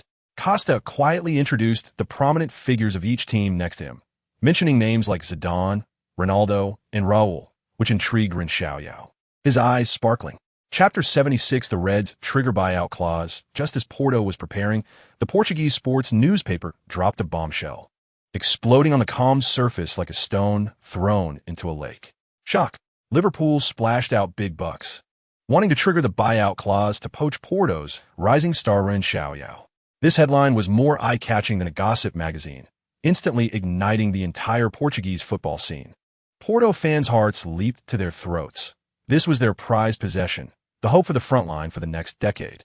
The news spread like wildfire, causing an uproar throughout Porto Club. Players were discussing fervently, various speculations flying around. Is it true? Liverpool wants to buy Ren Xiaoyao? Are they crazy? Buyout clause? Being rich is impressive, huh? Are we really going to lose our prince? What should we do? The Champions League is about to start, and at this time, trying to poach players is malicious, isn't it? What are the club executives doing? They need to come out and clarify. Fans were even more anxious, rushing to the club's official website and social media, demanding an explanation. Meanwhile, Ren Xiaoyao and Mourinho received Mendes calls almost simultaneously. Chapter 77, Hidden Agendas. Everyone is here. Great. Club President Pinto da Costa leaned back wearily, the wide boss chair creaking slightly, and he was the first to speak, breaking the suffocating silence. His gaze slowly swept across everyone present, finally landing on Mendes. Mr. Mendes, you are a famous agent. You naturally understand the rules better than anyone. Da Costa's voice was low and hoarse, with a hint of barely detectable fatigue. What kind of contract did Liverpool offer in? He paused, seemingly weighing his words, or perhaps waiting for something. Mendes wore a professional smile, gently adjusting the exquisite gold-rimmed glasses on his nose, the lenses reflecting a sharp glow under the lights. Mr. Da Costa, the contract is undoubtedly top-notch. That goes without saying. His tone was calm and unhurried, as if everything was under control. But discussing this now seems a bit premature. Mendes deliberately paused, observing the reactions of everyone present. We are here today primarily to hear Porto Club's thoughts first. Chapter 78, the Reds, or the Blues. Ren Xiaoyao gently blew on his steaming coffee, his gaze drifting out the window. Sunlight streamed through the glass, casting mottled shadows on the wooden table. Outside, people came and went. The noise and tranquility seemed like two different worlds. Jorge, can you guess how many calls I've received in the past few days? He suddenly said, a slight smile playing on his lips with a hint of amusement. Mendes took a sip of coffee, did not answer directly, and instead asked, why? More than me? Not quite. Ren Xiaoyao shook his head with a smile, but indeed, there have been quite a few probing calls. So what are you really thinking? Mendes took another sip of coffee, his gaze fixed on Ren Xiaoyao, waiting for his answer. In recent days, his phone had been nearly blown up. AC Milan, Manchester United, Arsenal, and even Real Madrid had called, probing into the possibility of Ren Xiaoyao's transfer.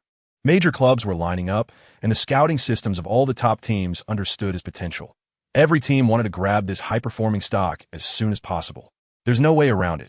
Nowadays, players like Ren Xiaoyao, who are exceptionally talented and young, are being targeted by all the big clubs.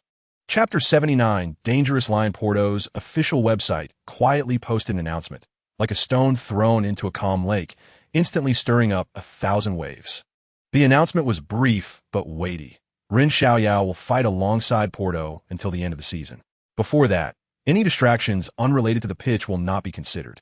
This announcement acted like a calming pill, temporarily stabilizing the restless hearts of Porto fans. However, those big clubs with their eyes on Ren Xiaoyao sensed something unusual. After the announcement was released, Ren Xiaoyao's phone was almost bombarded, with missed calls and text message alerts pouring in like snowflakes. Ren Xiaoyao glanced at his phone.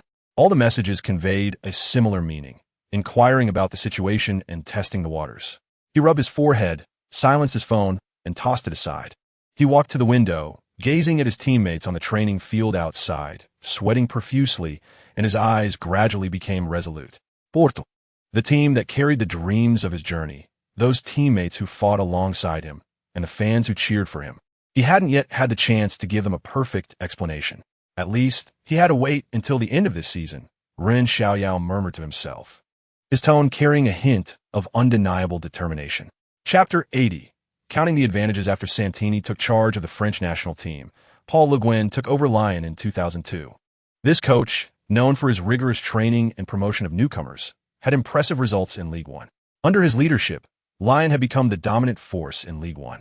In his playing days, Paul Le Guen was quite arrogant, and his coaching career went smoothly. Especially after taking command of Lyon, he dominated League One, which boosted his confidence in his squad's configuration. If the opponent were a traditional powerhouse, he might take it seriously. But against Portuguese teams, especially in the Champions League, a team like Porto was typically regarded as easy prey. At the pre-match press conference, Paul Le Guen grandiosely stated, "There are no weak teams in the quarterfinals. We will give our all against any team." But in reality, from the club's upper management to the players, everyone believed that this first leg of the quarterfinals was merely a formality. They firmly believed that the team could easily defeat this so-called Portuguese powerhouse outside the 5 major leagues. This underestimation permeated the Lion squad. On the training field, the players were laughing and joking, showing no signs of the tension that typically accompanies an impending big match. "Hey, have you heard? There's a guy named Ren Xiaoyao in Porto, and he's quite popular lately," Guwu said while juggling the ball. Chapter 81. Marking Paul Le Guen likely used a comparative approach. His defensive core was Brazilian international Edmilson, while at that time, Carvalho and Ferreira were not well known in Europe. His midfield core was Brazilian Juninho, known for his long passes, short passes, and unbeatable free kicks. Who was Porto's midfielder? Deco. Never heard of him. His forward line featured Bayern's striker, the Bundesliga's top scorer, Elbier. Who was Porto's main player? Delar? Don't know him. McCarthy? What superstars does South Africa have? Alberto? Has he ever been called up to the national team? To be honest, when Porto won the Champions League back in the day, many were baffled and wondered. Who is Mourinho? Let alone Deco, who had never even seen what a call-up from the Brazilian national team looked like. Portuguese teams have been underestimated in Champions League matches as easy targets before, and this is not the first or the last time. Paul Le Guen's thoughts and his tactical arrangements were simple and crude. He firmly believed that the advantage in strength was enough to crush the opponent. He thought, "My players are more famous than yours, valued higher than yours, so I should win." Therefore, even when playing away at the Dragao Stadium, he unhesitatingly deployed a highly offensive 4-3-3 formation, clearly intending to attack aggressively. Chapter 82. Counterattack. I'm a professional. Mourinho didn't care about home or away. All his tactics served one purpose: to win. With Lyon's aggressive offense, he felt justified in defending. In the first 30 minutes of the first half, possession was 41-59, with the home team Porto trailing by 18 percentage points. Assistant coach Faria frowned, shifting uncomfortably in his seat, looking somewhat anxious. He leaned closer to Mourinho and whispered, "Jose, look at Lyon's attacking momentum. It's like they've been injected with adrenaline. Can our defense hold up? Should we make some adjustments?" Mourinho crossed his arms, scanning the field like a radar, and without turning his head, he said, "What is there to panic about? This is just the beginning." He paused, the corners of his mouth slightly curling up, revealing a barely perceptible smile, and continued, "Take a good look. Lyon's attack is like a tidal wave, looks scary. But in reality, thunderous noise with little rain. How many times can they truly threaten the goal defended by Baia?" Faria thought about it carefully, and it seemed true. Lyon's attack appeared fierce, but there were very few real threats, most of which were just long-range shots. Chapter 83. S-shaped curve in the entire first half. Porto's first real attack into Lyon's defensive territory quickly turned into a goal. This is the principle that Porto relies on for survival: efficiency above all. On the sidelines, Mourinho smiled slightly. The goal was expected but still brought a touch of surprise. He turned to Faria, with a hint of subtle pride in his tone. "Did you see that, Rue? This is what we have been emphasizing in training, the ability to seize opportunities. A lethal strike, giving the opponent no chance to breathe." Faria nodded repeatedly, his face full of admiration. "Jose, you're absolutely right. Lyon's defense is actually well arranged. But our speed in transitioning from defense to attack is just too fast, going from stealing the ball in the back to shooting in the front almost instantly. They can't react in time." Mourinho crossed his arms, his gaze sweeping across the field, continuing to analyze. Lyon's overall formation is too pushed up, lacking protection in the midfield and defense.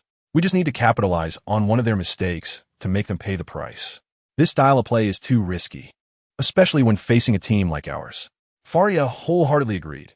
Yes, Le Guen is being a bit overconfident. He probably thinks that with his team's strength, they should attack proactively and suppress us. But he might not have anticipated that our counterattack speed and efficiency have reached this level. Chapter 84. Porto's frontline F for the missed free kick seemed to give Lion hope. They regrouped and launched another assault on Porto's territory. However, reality was far from ideal. Lion's attack was less about scoring and more like a passing drill. The ball was passed back and forth among Lion's players, sideways, backwards, then sideways again, like a group of headless flies lost on the field, unable to find a direction to advance. As for Porto, the scene was quite different. Mendes danced around Gowu, Ren Xiaoyao was training Maluda, and Manish and Juninho were in a love-hate struggle. Elbier was in agony under the watchful eyes of Carvalho and Costa. Ren Xiaoyao broke through with the ball. Delar adjusted his position to seize an opportunity. When Delar pulled wide, Ren Xiaoyao would hold up the center-back's back. Mendes dribbled inward, and Deco and Ren Xiaoyao would run to either side to receive the ball behind. In short, everything focused on attacking Edmilson as a strategic priority, with Delar firing as the ultimate goal. Due to limited counterattacks failing to expand the scoreline, Mourinho waved his hand, and Porto initiated a new output mode in the 80th minute. Delar and Ren Xiaoyao switched positions periodically. Thus, we saw Delar chasing back to intercept the ball on the left, while Ren Xiaoyao broke through in the center in a fantastic display. Then, the F4 joined hands to sing Meteor Shower. Chapter 85. The world of football, preparing for review after the first leg of the Champions League quarterfinals. Some teams were joyful, while others were sorrowful. Porto's 2-0 victory over Lyon was a moderate upset, humiliating the French team that had confidently promised to win the match before the game, and prompting other teams to re-evaluate this Portuguese powerhouse. The remaining matches mostly played out according to script, with Real Madrid comfortably defeating Monaco 4-2 at the Bernabeu.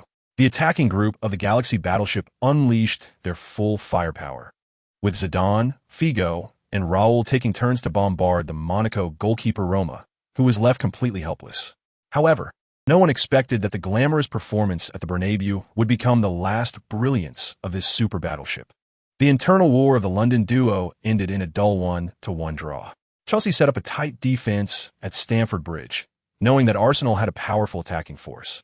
So they chose to abandon offense from the start and focus their resources on defense.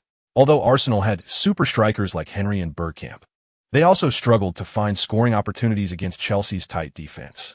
AC Milan swept Deportivo La Coruña 4-1 at San Siro. Kaká was in stunning form, scoring twice, while Shevchenko and Pirlo each added a goal. Although Deportivo managed to pull one back through Pandiani, they could only swallow the bitter fruit of defeat against a soaring Milan. This match made everyone feel that AC Milan had already secured a spot in the top four. Chapter 86. You lose, I profit. Isn't that reasonable? Miss Lin. Ren Xiaoyao looked at the ashes of the note, and the stone in his heart finally settled. He cleared his throat, trying to make his voice sound less floating. If he won money from these two matches, he would continue to invest in Google, and if there was any surplus, he would start building a position in Apple stocks. Lin Rouashi looked up at him, her gaze still holding that unfathomable calmness, as if the shocking betting method just now was nothing but a fleeting cloud to her. Ren Xiaoyao felt a bit guilty under her gaze and couldn't help but touch his nose, thinking, this woman, could she have figured something out? Would it affect my plan to get rich? He suppressed the unease in his heart and forced a smile he thought was charming. Lin Rouashi asked lightly, Mr. Run, are you sure you want to do this? This is not a small amount. And she hesitated to continue. Sure, of course I'm sure, Ren Xiaoyao said firmly, afraid that Lin Rouashi would change her mind. This was a crucial step towards achieving financial freedom, marrying a rich beauty, and reaching the pinnacle of life. He paused and added, the greater the risk, the greater the reward. Besides, I have confidence in you. You're a professional. Half of this statement was sincere, and half was to flatter Lin Rouashi. Chapter 87. Strongmouth King. The next morning, the Champions League semi-final pre-match press conference was held as scheduled. Mourinho, unusually, arrived at the press conference venue 10 minutes early. His face was as dark as water, and there was an unmistakable anger in his eyes, making him look like a volcano about to erupt. The reporters keenly captured Mourinho's emotional changes and quickly pointed their cameras at him. As soon as the press conference began, Mourinho fired directly, aiming at UEFA and the event organizing committee. I strongly condemn the events that took place outside the hotel last night. He slammed the table and raised his voice by 8 degrees. This is a desecration of football, a trampling of the spirit of competitive sports. Our players, after experiencing a long flight and intense preparations, should have been given a quiet and comfortable resting environment. However, they were harassed all night by a group of thugs. The deafening noise, the blinding fireworks, and various unbearable insults. This is simply an organized, premeditated terrorist attack. The more Mourinho spoke, the more agitated he became, his face turning red and the veins on his neck bulging. I have to question the organizational ability of UEFA and the event organizing committee. Chapter 88. Perfect knee pads. The fleeing Ligon had no idea that his embarrassing figure had already been broadcasted live on television, becoming a laughingstock for countless fans. Meanwhile, at the Porto training base, Ren Xiaoyao was leisurely lying on the grass, enjoying the rare tranquility. The sun was shining on him, warm and very comfortable. Ding dong. The system prompt suddenly rang, interrupting his pleasant mood. Ren Xiaoyao lazily opened his eyes, thought for a moment, and opened the system panel. After this period of battles, the heart of the field system had unlocked the 4th bond slot. Ren Xiaoyao stroked his chin, contemplating this choice. His teammates had already bonded with 3. Should he try bonding with an opponent this time? In addition to the bond slot, a new face, deep-fried meatballs, appeared in the skill column. This was a reward he had recently obtained in a match and hadn't had the chance to try yet. He had also accumulated quite a few skill points. And without hesitation, Ren Xiaoyao maxed out both long pass accuracy and short pass accuracy. Long pass accuracy, 99. Short pass accuracy, 99. Looking at the 2 shining 99s on the panel, Ren Xiaoyao nodded with satisfaction. Now, his passing was as precise as a surgical knife, simply a metronome in midfield, pointing where to hit. Chapter 89. Own goal. Paul Ligon stood on the sidelines, brow furrowed, recalling the loss in the previous match, and secretly made a decision. He decided to learn from the lesson and adjust the starting lineup to avoid putting the team in a passive position. He walked to the tactics board, gently tapping Durasso's name with his finger, ultimately making up his mind. He picked up a pen, crossed out Durasso's name, and wrote in Eschen's name. Eschen, your task in this match is to defend and stabilize the midfield. Ligon thought to himself. He needed Eschen's toughness to solidify the defense. This Ghanaian midfielder, known as the Buffalo by fans, would replace Durasso in the starting lineup. Ligon did not choose to launch a full-scale attack just because it was Lions' home ground. He remained cautious, deciding to first secure the defense before looking for counterattack opportunities. He planned to test the waters first and get a sense of Porto's capabilities. In the previous match, Govou and Maluda had been tightly marked by Porto's defenders, leaving them almost no room to play. Ligon recognized the seriousness of the issue. He had to find a way to solve it.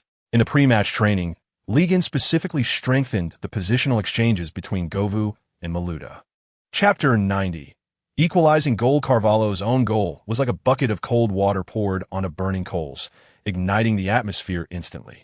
This unexpected goal gave Lyon hope of equalizing the score, and their originally somewhat conservative tactics suddenly became more open. Porto's players felt tremendous pressure, realizing that if they continued playing at the previous pace, the outcome of the match was hard to predict. Mourinho paced nervously on the sidelines, shouting loudly that they must strengthen their attack. It was no longer about seizing the initiative, as there was enough time left for Lyon to score again. Defending brought too many variables, and only offense could take control. Ligon stood on the sidelines, a rare smile on his face, knowing that the opportunity had come. The meticulous arrangements made by both coaches before the match turned into bubbles at this moment. Football matches are filled with drama like this. Both teams inexplicably chose to go on the attack. They both craved goals and victory. Forget about solid defense and lightning attacks. They could all go to hell. Now, whoever defends is the loser. The ball keeps changing possession between both sides like a hot potato. No one dares to hold it for even a second longer. Chapter 91. Tactical maneuvering. The halftime whistle blows, and the Porto players gradually walk back to the locker room.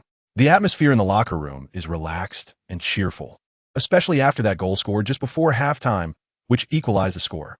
Everyone is chatting and laughing, high-fiving to celebrate, as if they can already see the hope of advancing to the next round.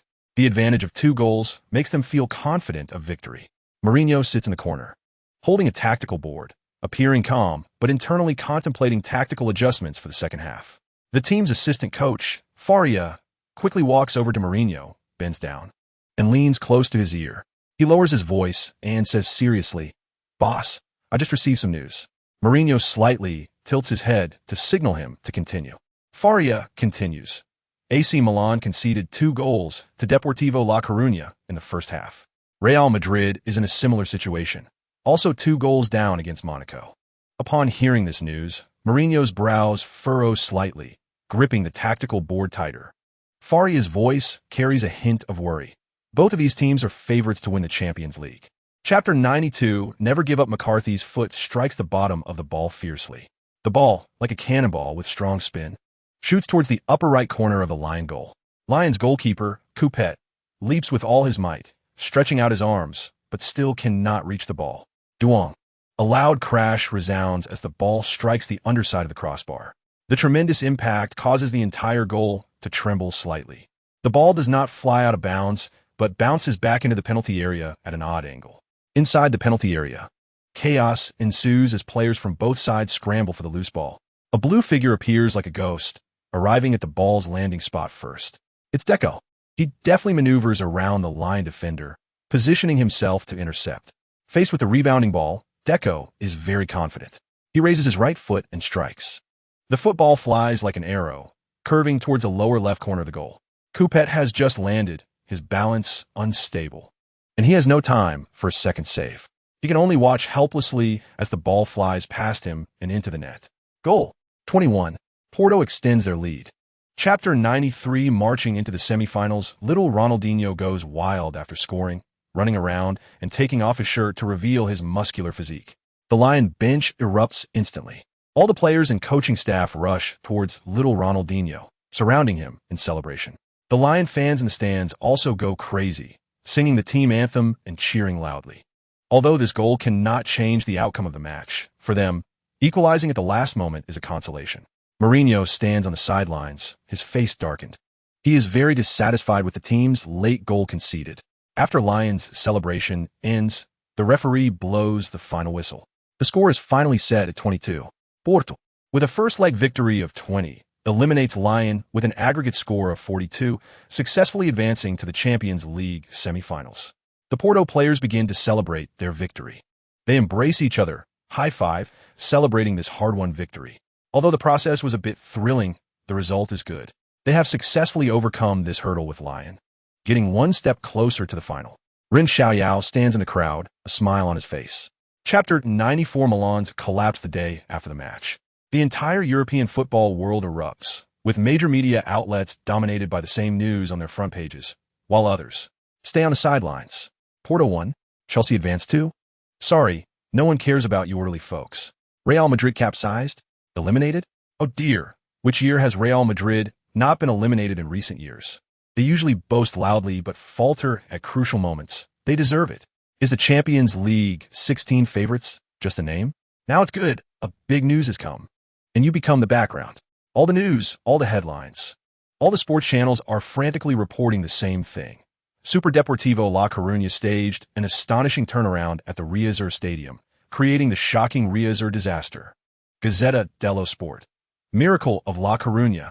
AC Milan's Champions League dream shattered at Riazor. Italian media are shocked by AC Milan's defeat, believing that the team underestimated their opponent after a big win in the first leg, leading to a disastrous loss in the second leg.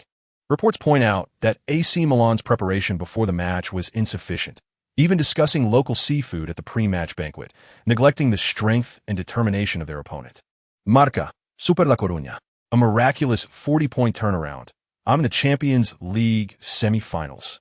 Chapter 95, Memories of the 2004 European Championship. Ren Xiaoyao's memories return to his previous life. It was the summer of 2004. The air was filled with the scent of football. That year, the European Championship was held in Portugal. As the host nation, the Portuguese team bore the hopes of countless fans.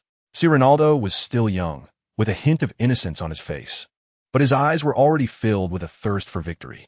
Veterans like Figo and Rui Costa from the Golden Generation hoped to lift the Henri Delaney Trophy on home soil, rounding off their national team careers perfectly.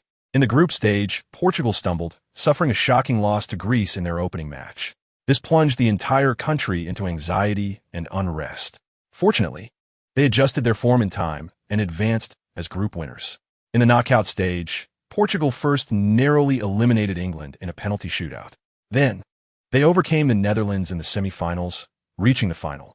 It was a bumpy road, yet full of passion and hope.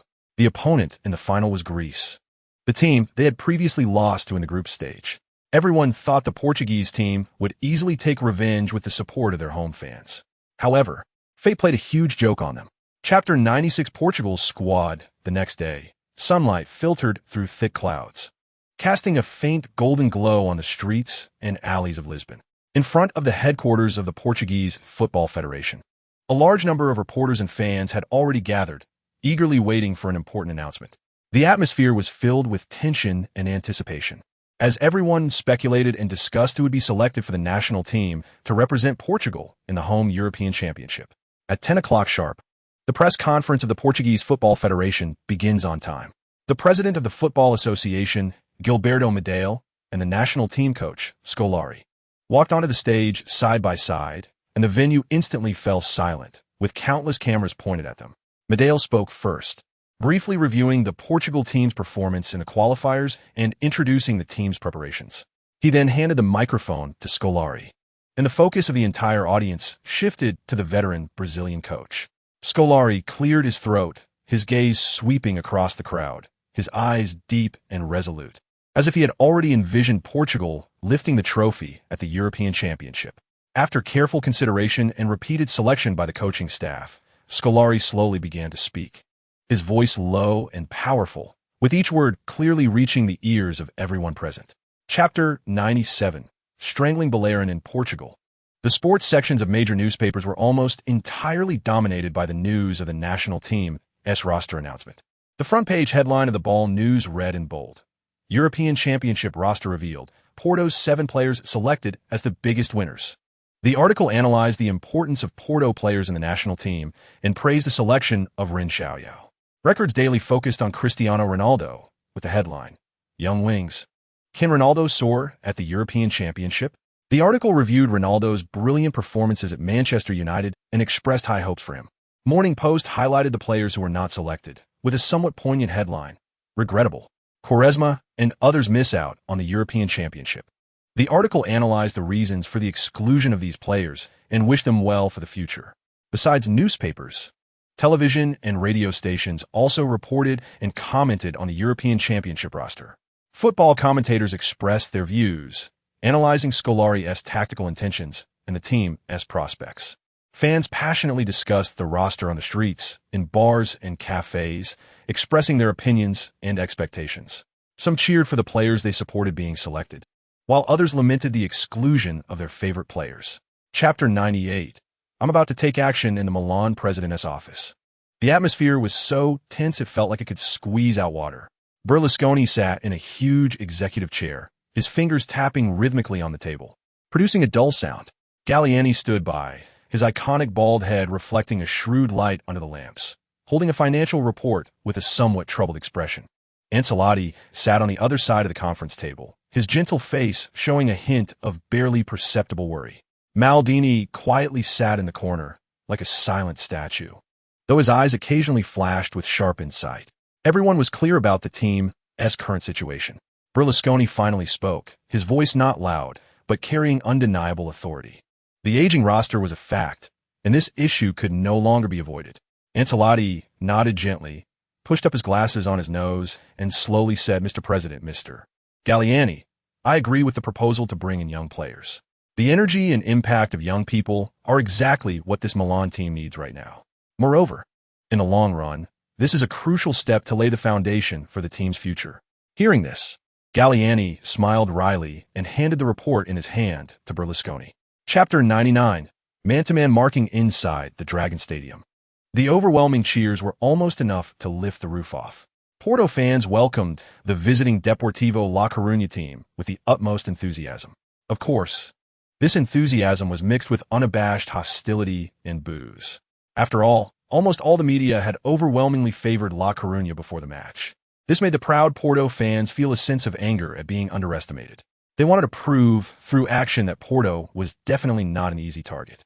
As the game began, La Coruña indeed set up a 4-3-3 attacking formation as Mourinho had anticipated.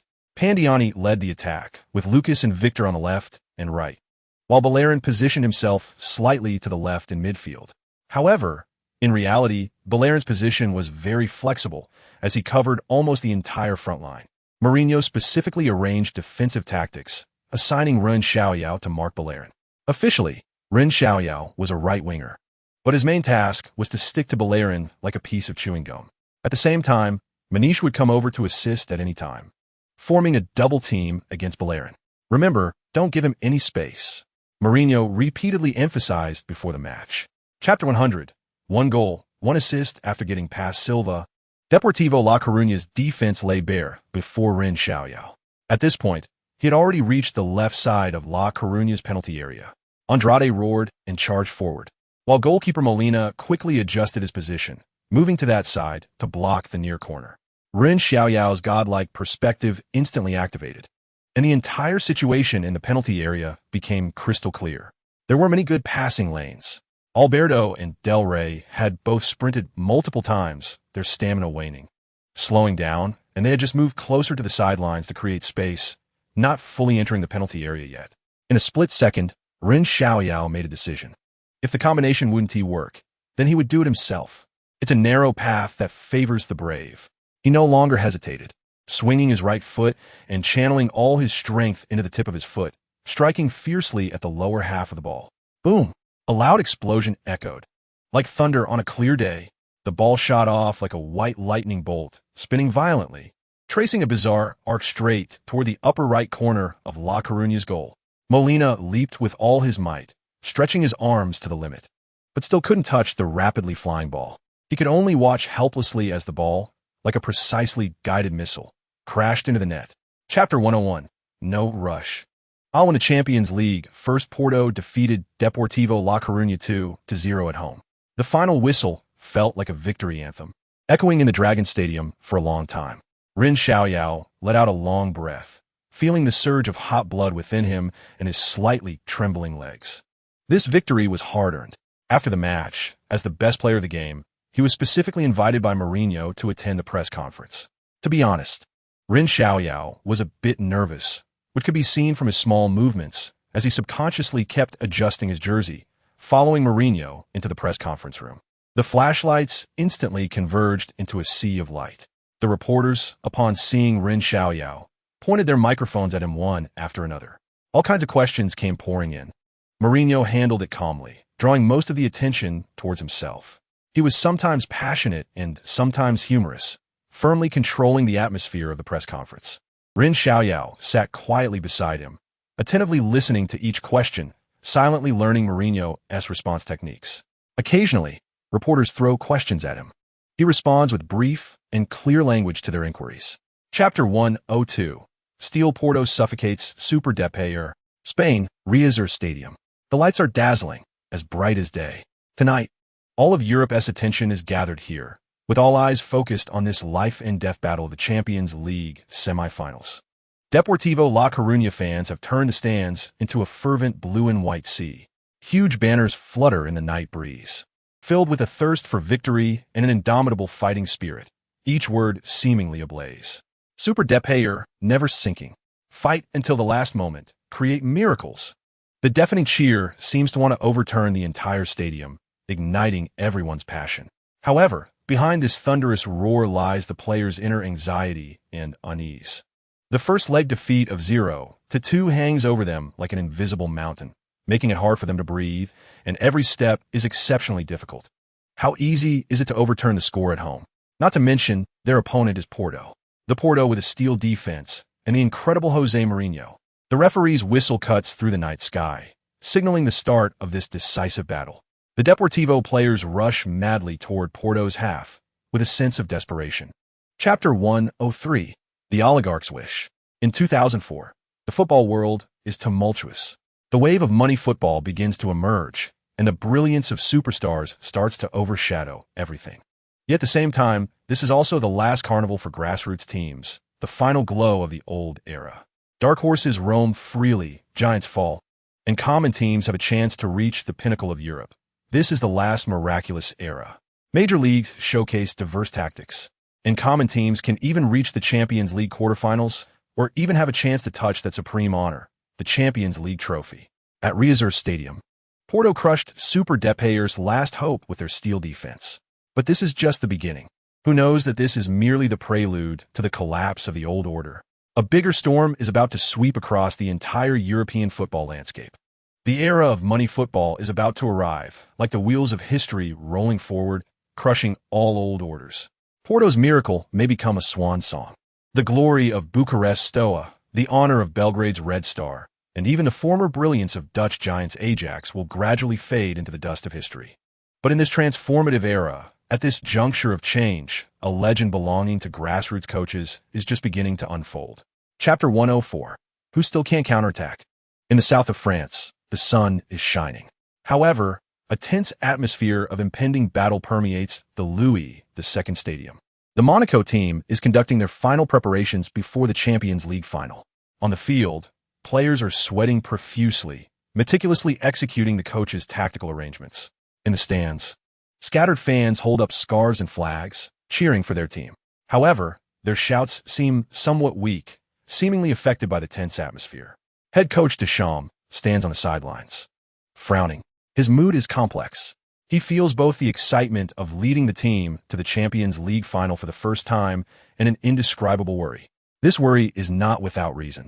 The opponent in the final is Porto, who has swept through Portuguese football this season, along with their head coach Jose Mourinho. That name is already well known, even far from Portugal and France. A season has transformed Porto completely. Deschamps murmurs to himself, a hint of trepidation in his eyes. He knows very well what a terrifying opponent he is facing. As for his team's offense, Deschamps is quite confident. Chapter 105. The peak Bale, ever-running machine. Jose Mourinho sprawls on the bed in his hotel room, feeling as if every muscle in his body is crying out in pain, so sore that he can barely move. That devil, Mourinho, treated their training camp before the Champions League final as if they were laborers. They say Mourinho is the special one. I think he is clearly the devil one.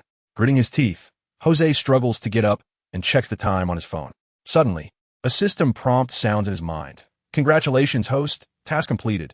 Advance to the Champions League final. Reward. Comprehensive attribute enhancement. A series of data refreshes instantly revitalizes Jose. Offense, 7,378. Defense, 7,275. Ball control, 7,578.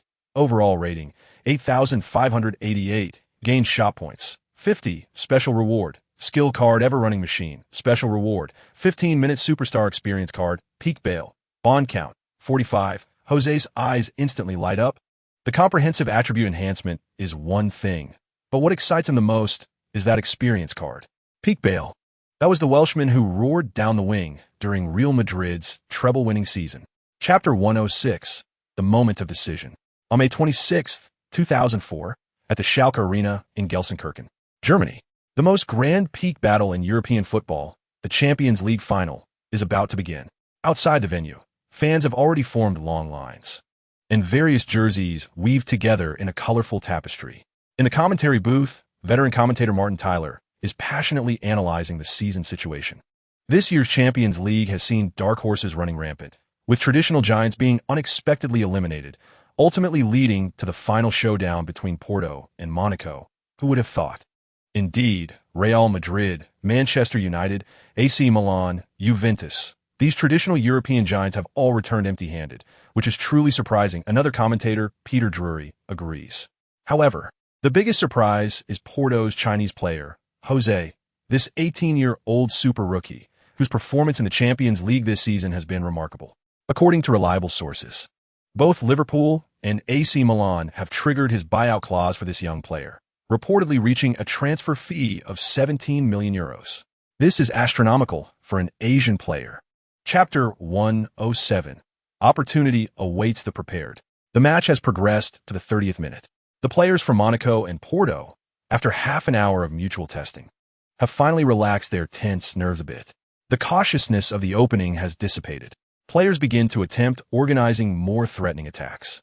The pace of the game shifts from tense to relaxed, with both teams exchanging attacks and defenses. Porto's defense remains solid, like a hard rock, impenetrable. Mourinho's tactics have been thoroughly implemented, and every player keeps in mind Mourinho's pre-match instructions, strictly executing the coach's commands.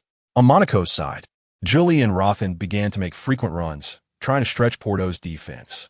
However, Carvalho and Costa, leading the backline, are experienced and well-positioned, leaving them no opportunities. Ren Xiaoyao, in midfield, resembles a calm chess player, observing the situation on the field.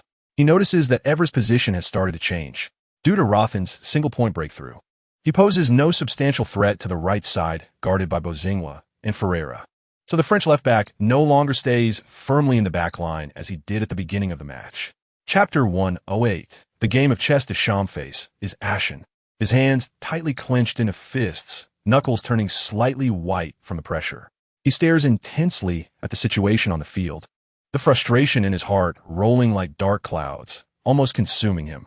Clearly, this issue was emphasized repeatedly before the match, and specific preparations were made for it. So why is it that this very area he was most worried about has become a problem? It really proves that old saying, what you fear most is what comes to pass. Just now, when Evra actively participated in the attack, it indeed gave Monaco's offense a boost. A hint of worry flashed through his mind. Something felt off. But then he thought, Evra's assist was indeed incisive. And if Bernard's long-range shot had been a bit more accurate, or if Evra's own shot hadn't been blocked by Ferreira's body, perhaps they would be the ones celebrating a goal right now. But now he painfully closed his eyes, replaying the moment they conceded in his mind. Evra, this incredibly sharp double-edged sword, while posing a huge threat to the opponent, also deeply hurt his own side. This feeling is truly helpless and powerless. The whistle for halftime blew amidst Deschamps-conflicting emotions. Chapter 109. Take advantage of your illness in the second half. The situation changed dramatically. Monaco launched a tidal wave of attacks against Porto's territory. Ren Xiaoyao transformed into the most active sweeper in the front line, tirelessly running and pressing thanks to the infinite stamina granted by his perpetual motion skill card, like an omnipresent ghost, repeatedly disrupting Monaco's offensive rhythm. Anyway, I have infinite stamina. I won't tire you out. With Ren Xiaoyao's wide-range sweeping, Monaco's offensive push became extremely difficult. He was like a powerful magnet, firmly attracting Monaco's attacking points, using almost frenzied, close pressing to tear apart the opponent's formation. Deco retreated slightly, using precise anticipation to fill the gaps left by Ren Xiaoyao. He resembled an experienced chess player, always able to foresee the opponent's intentions and resolve crises in the simplest of ways. He knew that behind him were the two iron walls, Maniche and Costinha. To protect him, Monaco's offensive, like rising tide waters, surged wave after wave, but could never break through Porto's solid dam. Juli received a surgical pass from Morientes on the right. Facing Porto defender Valente's tight marking, he flicked his ankle, like a snake escaping its hole, trying to use changes in rhythm to slip past his opponent. Chapter 110. This is your honor moment in the 75th minute of the match. Porto intercepted the ball in their backfield, and Deco delivered a precise through ball. Ren Xiaoyao understood immediately and launched like a cheetah. He sped down the wing, with Sis desperately chasing, but could only watch helplessly. Evra came up to meet him, already prepared to stop Ren Xiaoyao's breakthrough. However, Ren Xiaoyao's speed was just too fast. He took a big step to control the ball, instantly accelerating and slipping past Evra. Ball and man separation. The commentator exclaimed in disbelief at the incredible speed. Evra had no way to respond. Evra's face was one of disbelief. He too had risen to fame at a young age, known for his speed and explosiveness, but in front of Ren Xiaoyao, he felt like a clumsy wooden stake. He even began to doubt himself, wondering if he was really suited to play football. Ren Xiaoyao charged into the penalty area, unstoppable. Faced with goalkeeper Roma's advance, he calmly opted for a lob shot. The ball lightly sailed over the goalkeeper's head, tracing a beautiful arc and landing in the net. A hat trick. Ren Xiaoyao delivered a spectacular personal performance in the Champions League final. The commentator's voice had gone hoarse. Chapter 111. Porto's celebration 3 days later. The sky over Porto seemed completely drenched in blue and white, and the entire city was immersed in an indescribable frenzy. Ren Xiaoyao stood atop the celebration bus, experiencing a feeling he had never felt before as the overwhelming cheers nearly drowned him. On both sides of the street, there was a sea of people tightly packed. The citizens of Porto waved the club's flags frantically, shouting the names of him and his teammates at the top of their lungs. Ren, Ren, Ren. Porto, Porto.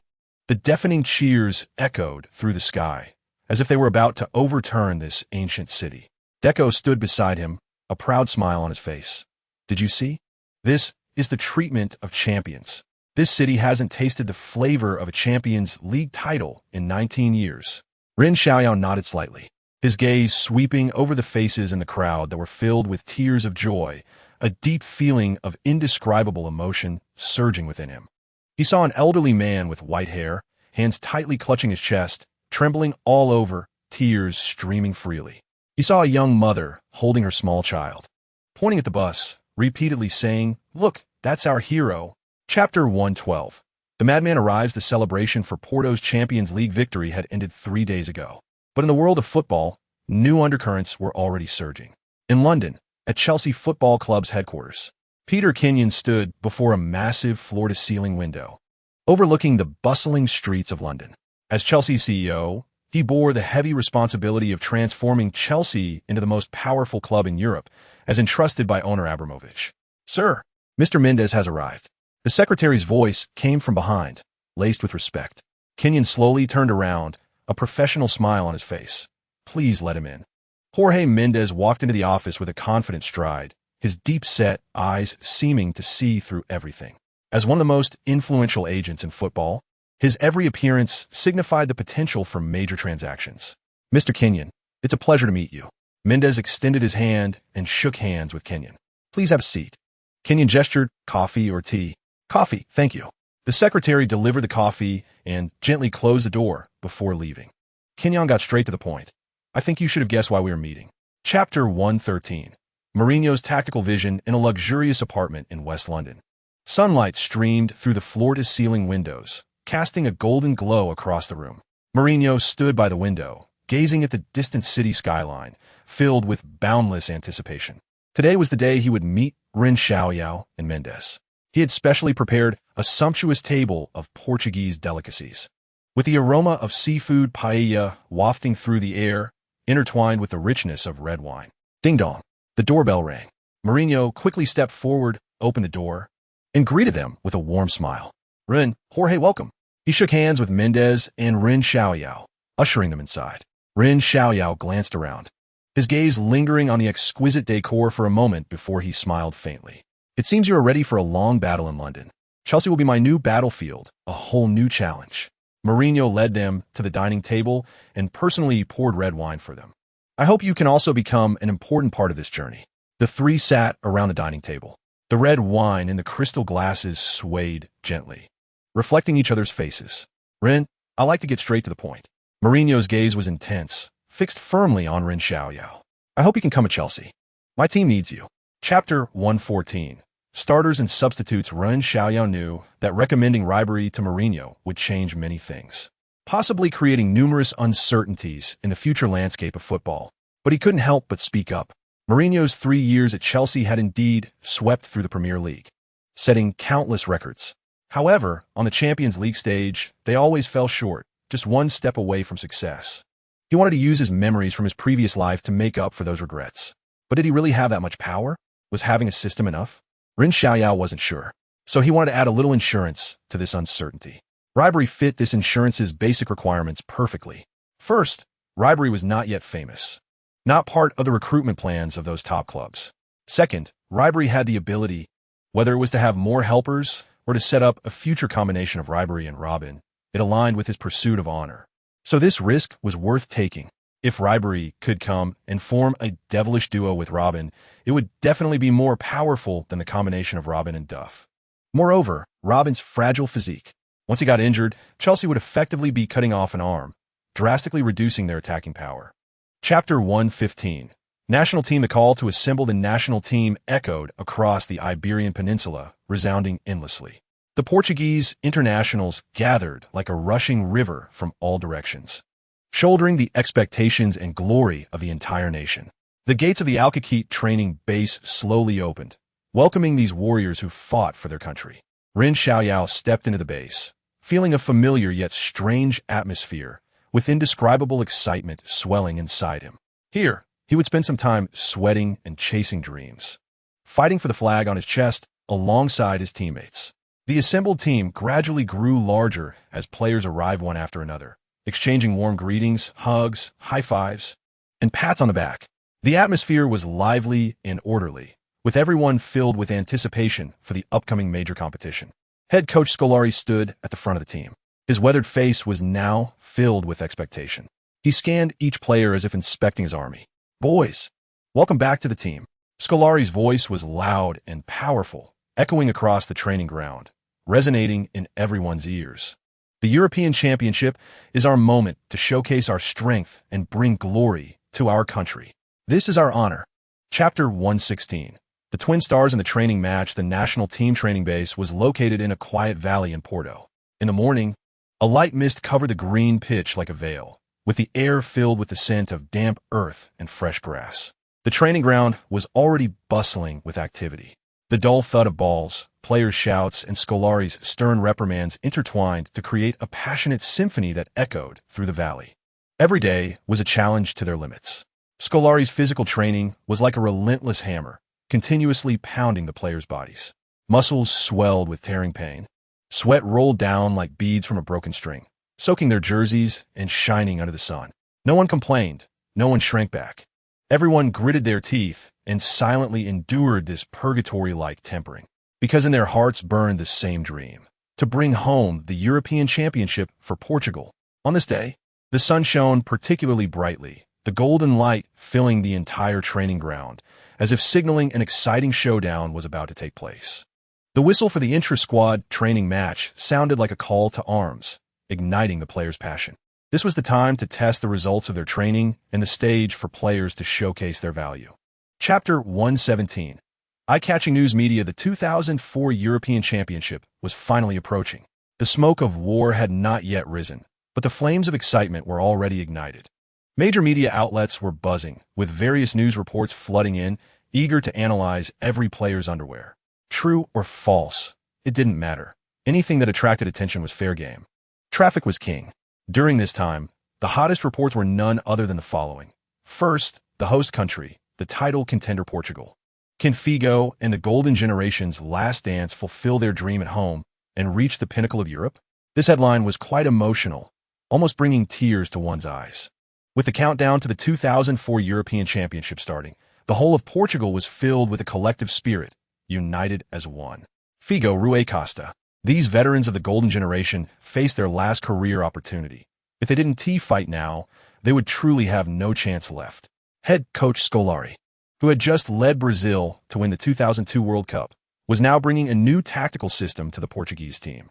And then there was the 19-year-old Cristiano Ronaldo, who had burst onto the scene, fearless and full of vigor. Chapter 118. The opening match on June 12, 2004, in Porto, Portugal, at the Dragao Stadium.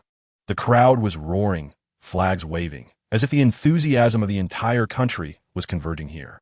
The opening match of the 2004 European Championship, Portugal versus Greece, was about to kick off. In this match, Portugal's head coach Scolari fielded his strongest lineup, bringing together players from the old, middle-aged, and young generations, determined to secure a victory on home soil and aim for the championship. The formation is a highly offensive 4-3-3. In goal is Ricardo from Sporting Lisbon. At right back, Scolari surprisingly chose Miguel from Benfica instead of Porto's tough defender Ferreira. It seems that in the old coach's mind, offense is the best defense. The Cafu effect runs deep, and he firmly believes that only attack can destroy everything. The central defensive duo consists of Carvalho partnering with Andrade from Deportivo La Coruña. At left back is the sharp assisting Valente. The midfield is entirely composed of Porto players, with Costinha playing a deeper role to sweep up, while Deco and Rui Costa partner as dual attacking midfielders to organize the offense. On the right wing is the enduring football maestro Figo, while on the left is the rising star Cristiano Ronaldo. Chapter 119. The inertia of history. Rui Costa frowned, his gaze intense. He knew that Portugal would concede the first goal in this match.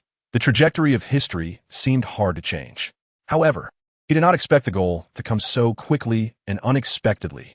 He had already prepared a series of tactical adjustments to surprise the Greek team. But now, all his plans were disrupted by this sudden, lightning counterattack. Kaitalitis, a name repeatedly mentioned in the pre-match tactical analysis, appear like a ghost at the most critical moment. He expertly intercepted the ball from Ronaldo, his action clean and decisive, with no hesitation. Immediately afterward, a long pass soared through the air, flying toward the edge of Portugal's penalty area like a guided missile. This was Greece's attack. Simple, direct, yet breathtakingly efficient. Cristiano, a towering striker over 9 meters tall, managed to win the first ball under the pressure of Portugal's two central defenders. He didn't seek personal glory, but instead headed the ball back into the area. Zagorakis had been waiting for a long time. He anticipated the clearance from Costinha, moved ahead by half a body length, and struck the ball with a fierce shot. Chapter 120. The twin connection. As the match reached the 43rd minute, the score remained 0-1, with Portugal trailing. Rui Costa and Deco executed a wall pass near midfield. Bang! The ball was quickly exchanged between the two. Then, Rui Costa received the ball, accelerated, and instantly shook off the defender next to him. He charged toward the Greek penalty area like a bolt of lightning. Pauleta understood the cue, quickly pulling out of the box to create space for Rui Costa. This was a golden opportunity. Rui Costa showed no hesitation, accelerating again. The Greek defense was suddenly torn apart. Capisis and Delis rushed towards Rui Costa, hoping to block him from entering the danger zone. At that moment, Rui Costa suddenly pushed the ball with his left foot, then swiftly maneuvered with his right foot. With an imaginative nutmeg, he slipped past the two defenders. "Oh, my God, an unbelievable dribble," the commentator exclaimed. He surged into the penalty area, near the right sideline. Rui Costa didn't choose to shoot forcefully, but calmly observed the situation inside the box. He spotted Ronaldo. Chapter 121. The opening victory not long after the goal. The referee blew the whistle. The first half ended with a score of 1-1. As the second half began, Greece intensified their possession, clearly learning from the first half's lessons, slowing down their attacking rhythm and focusing more on controlling the midfield. Karagounis and Binas frequently exchanged passes in midfield, searching for breakthrough opportunities. Greece clearly strengthened their midfield control. They didn't want to give Portugal too many chances to dictate the game, the commentator analyzed. Portugal adopted a pressing tactic in midfield, with Deco and Costinha constantly pushing forward to try and cut off Greece's passing routes. Rui Costa roamed in midfield, his eyes continuously scanning the situation on the field. He noticed that Greece's defensive focus had shifted to his side, evidently a special deployment aimed at him. It seemed Greece had recognized Rui Costa's threat, as three midfielders formed a triangle, tightly locking him in. The commentator keenly pointed out, Rui Costa was not in a hurry. He knew this was an opportunity. When opponents focus too much on him, defensive gaps will inevitably open up in other areas. In the 56th minute, Greece launched an attack, with Karagounis receiving the ball on the right and attempting to cut inside. Costinha pressed forward to challenge, successfully intercepting. The ball rolled to Rui Costa's feet. Chapter 122. First round summary. As the smoke of the opening match cleared, the heat of the European Championship swept across the continent like a tidal wave. The entire Portugal team sat gathered around the television, their eyes glued to the screen. Coach Scolari stood nearby, occasionally explaining.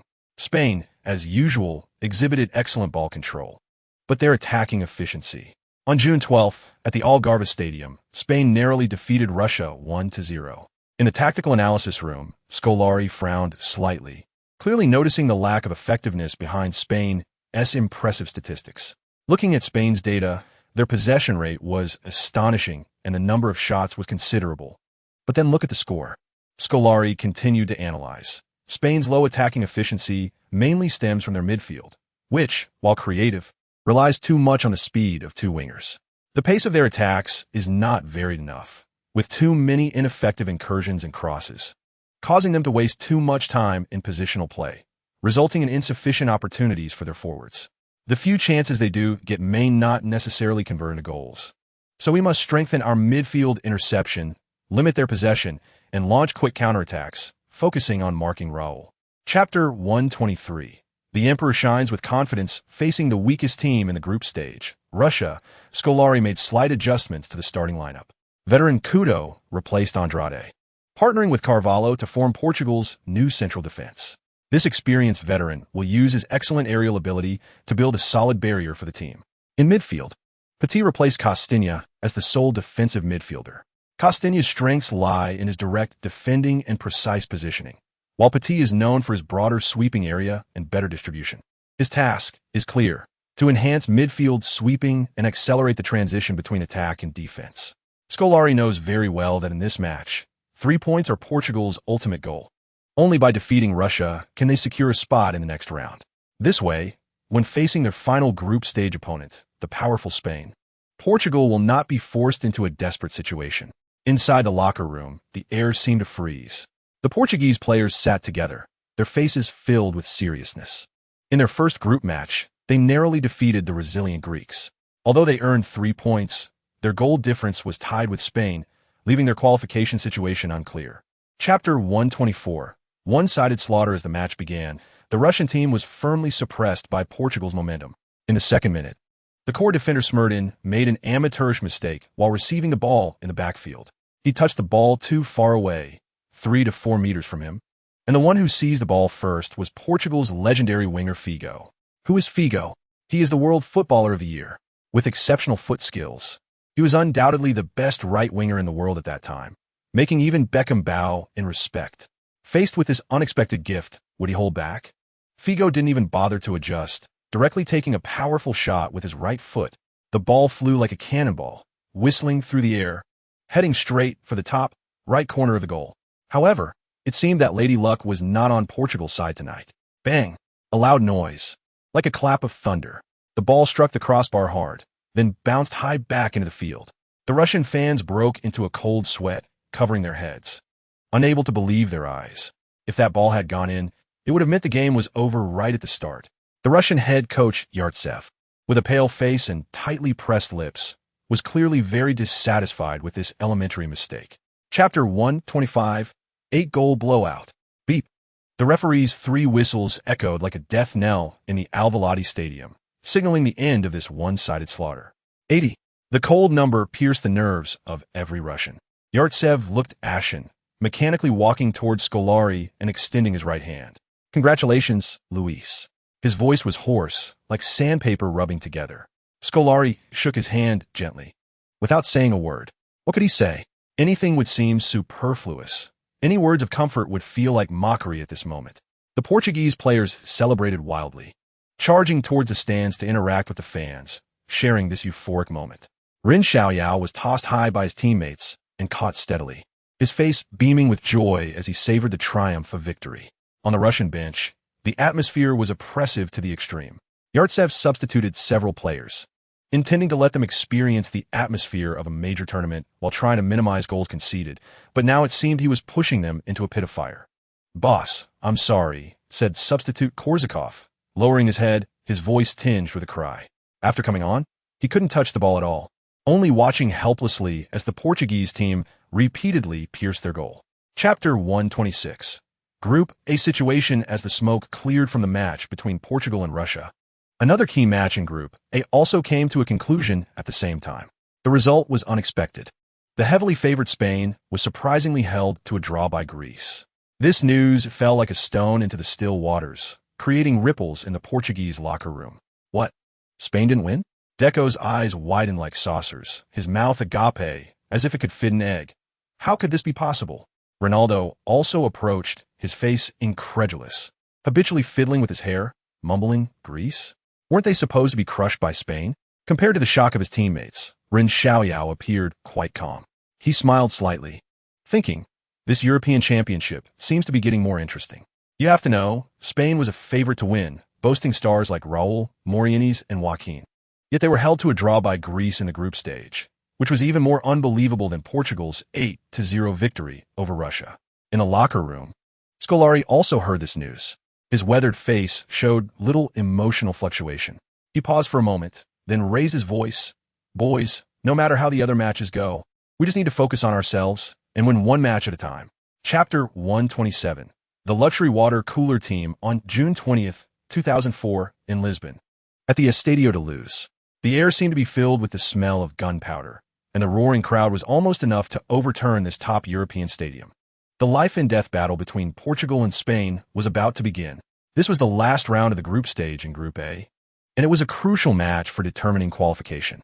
The Portuguese team had won both of their previous matches and had already secured their qualification, but they still craved victory. not only for first place in the group, but also for dignity, to showcase the strongest Portugal team in front of their home fans. The Spanish team, on the other hand, was fighting for their lives. They had to win to ensure progression. A draw would mean handing their fate to others. Losing?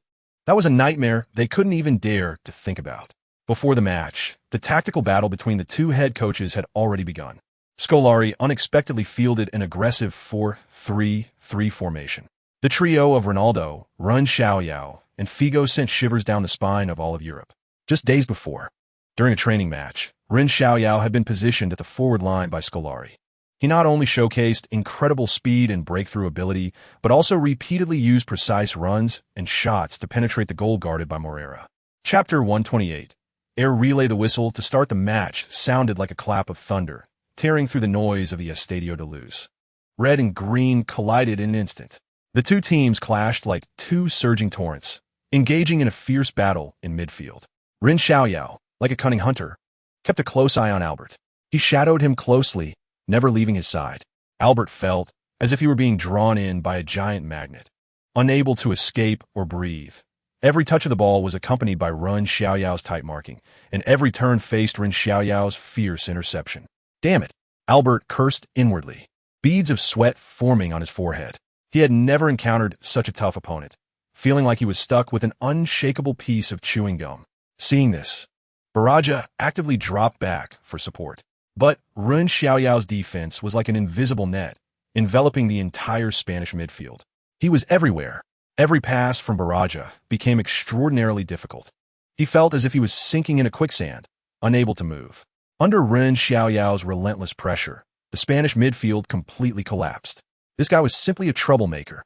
Baraja gritted his teeth, his eyes filled with unwillingness. Chapter 129. Midfield adjustment. Spanish head coach Saiz had a face as dark as ink.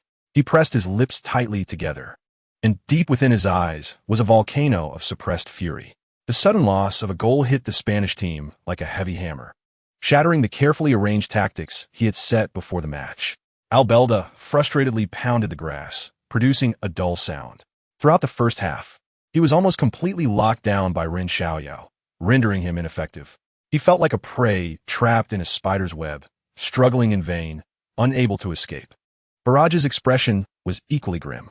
As a midfield partner, he was acutely aware of Albelda's predicament and felt his own helplessness in being unable to make a difference. The suffocating ability of the Portuguese midfield, especially Ren Xiaoyao's ghostly figure, left the Valencia duo completely lost.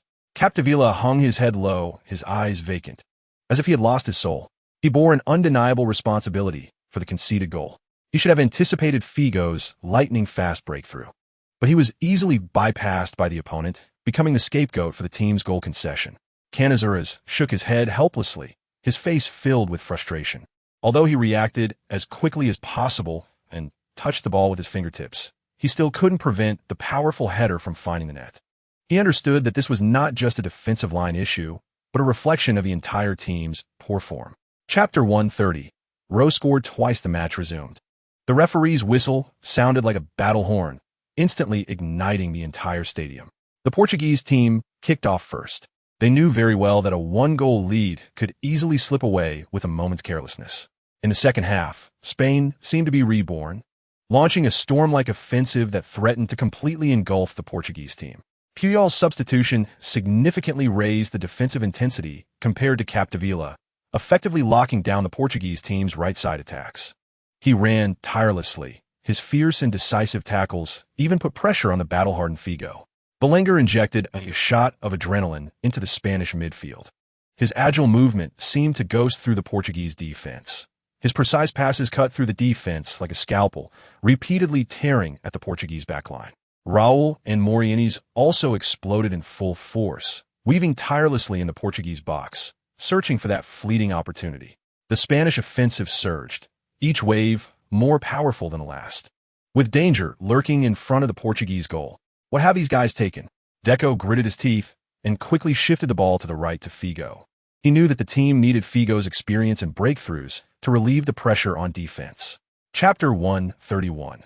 The final madness as the match entered the last 15 minutes. The Spanish team resembled a bull cornered in a ring, eyes red, pressing forward with all their might. Their formation nearly pinned the Portuguese team in their half, exuding an air of either scoring or perishing together. Raul ran tirelessly in the front line, each touch of the ball filled with desperation, every gaze burning with a thirst for victory. Mourinho, meanwhile, crashed through the box like a runaway tank, using his body to create space for his teammates. Each collision pained him, yet he gritted his teeth and persevered. Pass, pass, don't let them break it.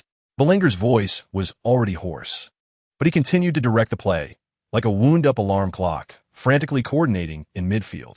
The Portuguese defense was on the brink of collapse under the relentless bombardment from the Spanish team, like a candle flickering in the wind. Andrade and Carvalho, the central defensive duo, had pushed themselves to the limit, and dealing with Mourinho's was no easy task.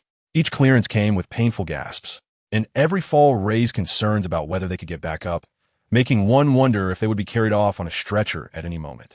Chapter 132. Some are happy, some are sad. The group stage of the UEFA Euro 2004 came to a close, and the drums of the knockout stage were about to sound. However, the results were truly shocking, with several tournament favorites crashing out in the group stage and returning home in disgrace. In Group A, the Portuguese team won all 3 matches, advancing as group leaders. Ren Xiaoyao was undoubtedly the key player, scoring and assisting while organizing the midfield seamlessly, essentially becoming the core of the Portuguese team. The Greek team staged a real-life fairy tale, defeating Russia 2-1 in the final round and, due to a superior goal difference, pushing Spain back home. The poor Matadors, despite having a plethora of talented attacking players, could only helplessly swallow the bitter fruit of group stage elimination, truly glamorous but lacking in practicality.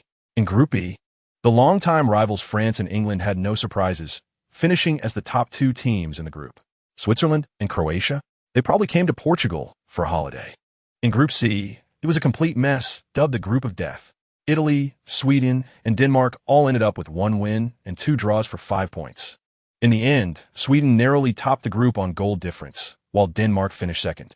Italy, however, could only sigh skyward, returning home in disappointment. This plot was more dramatic than a soap opera. Chapter 133. There was no me before in the summer of 2004. A heat wave scorched all of Europe. But hotter than the weather was the UEFA Euro 2004 being held in Portugal, and the invisible transfer market. As a reborn individual, Ren Xiaoyao was more aware than anyone of what would happen this summer. The names that would dominate the future football world had already become hot commodities on the transfer market. Mourinho took over Chelsea, with a special arrival at Stamford Bridge, and Abramovich prepared a 100 million transfer budget. Ren Xiaoyao looked at the headlines in the newspaper, a slight smile appearing at the corners of his mouth. The rise of the Blues was unstoppable. He too was about to lead this iron-blooded blue army to sweep across the entire British Isles. The group stage of the Euro was in full swing, and the major clubs were already gearing up. In the match between England and Switzerland, Rooney scored twice, igniting the passion at Old Trafford. 25, 6 million. Has Manchester United gone mad? Spending so much on an 18-year-old kid? Deco scrolled through his phone during training, a look of disbelief on his face. Hey, Deco, don't underestimate him. This kid is destined to become a world superstar in the future. Chapter 134. The strongest England in history in the 2004 UEFA Euro. England, this golden generation filled with expectations, once again became the focus of fans worldwide. Head coach Eriksson, this Swedish old man, held a royal flush but never managed to lead the team to the pinnacle of Europe. One can't help but ask, where exactly does this England team fall short? In goal, it was the aging guardian David James, who, despite heroically saving Henry's penalty in the group match against France, was still labeled as butterfingered. This was because in the previous life, during the quarterfinals of this Euro, he seemed to be under a curse, failing to save a single penalty and watching helplessly as his team was eliminated by Portugal. The goalkeeper's performance is half the team's life. Yet England's goalkeepers always seem to fall just short. James was like this, and the later David Seaman was the same, with even later goalkeepers like Heaven Has Feelings and Time Ages proving to be even more disappointing. On the defensive line, Gary Neville, Manchester United's right flank iron wall, is well-rounded in both offense and defense, serving as an important launch point for England's right-wing attacks. Although this veteran has many famous quotes since retiring, his skills and attitude are beyond reproach. Meanwhile, Ashley Cole, then a rising star on the left flank for Arsenal, had already shown world-class standards, impressing everyone with his dribbling and defending abilities. Chapter 135, Plans Change. Goals for the championship in the Portuguese locker room. The tension before the big match felt like an impenetrable net, enveloping everyone. Scolari, the Brazilian coach known for his iron fist, stood in front of the tactics board, his gaze sharp as an eagle. He was conducting a crucial pre-match rally, one that would be etched in history. Championship? Ronaldo suddenly lifted his head, his usually confident face displaying rare confusion and disbelief. He even doubted whether he had heard correctly. Yes, the championship. The Dallone Cup. This is our only goal. Scolari's tone was firm, each word hitting the ground like a nail. His weathered face was filled with undeniable confidence. This confidence spread like substance in the locker room. Scolari slowly swept his gaze across the locker room, his eyes passing over each player's face. That gaze seemed to carry flames, igniting the souls of everyone. I know some of you might think I'm crazy. Portugal? A major tournament champion? It's simply a fantasy. We've never even reached the finals. Scolari's voice was deep and hoarse, tinged with a hint of self-deprecation. Chapter 136, Portugal vs. England, June 30th, 2004. A day to be recorded in history. Lisbon, Portugal, at the Estadio da Luz. The lights shone brilliantly, like daylight. The venue for the Euro 2004 quarterfinals was already packed, with no empty seats. The noise was like a low rumble before a tsunami, oppressive yet filled with power. Tonight, Portugal and England would engage in a life-and-death showdown here. The winner would advance to the semifinals, continuing the chase for the championship. The loser would have to leave in disappointment, ending their journey in this edition of the European Championship. The massive electronic screen displayed the historical records and player profiles of both teams. The songs, shouts, and cheers from the fans rose and fell, weaving into a deafening roar. In the center of the field, staff were conducting final checks to ensure the match would proceed smoothly. In the players' tunnel, both teams were ready, the atmosphere tense and solemn. The Portuguese players wore serious expressions, their eyes filled with a desire for victory. The English players also looked grave, aware that this would be a tough match. The referee team checked the match ball one last time, confirming everything was in order. Chapter 137, Ballon d'Or level performance. The main referee placed the whistle in his mouth, took a deep breath, and suddenly blew it. Beep! The sharp whistle pierced through the noise of the Estadio da Luz, like cold water poured into a boiling pot. The Euro 2004 quarterfinal, Portugal vs. England, officially began. England kicked off first. Owen gently touched the ball to Rooney behind him. Rooney, without hesitation, passed the ball back to Gerrard in midfield. Gerrard, without stopping the ball, sent a diagonal pass to Beckham on the right flank. Beckham's trademark long pass. The ball traced a beautiful arc, flying towards the Portuguese penalty area. Long pass. This was England's simplest, most direct, and most effective way of attacking. The commentator's voice was tinged with tension. Owen, Rooney, double trouble.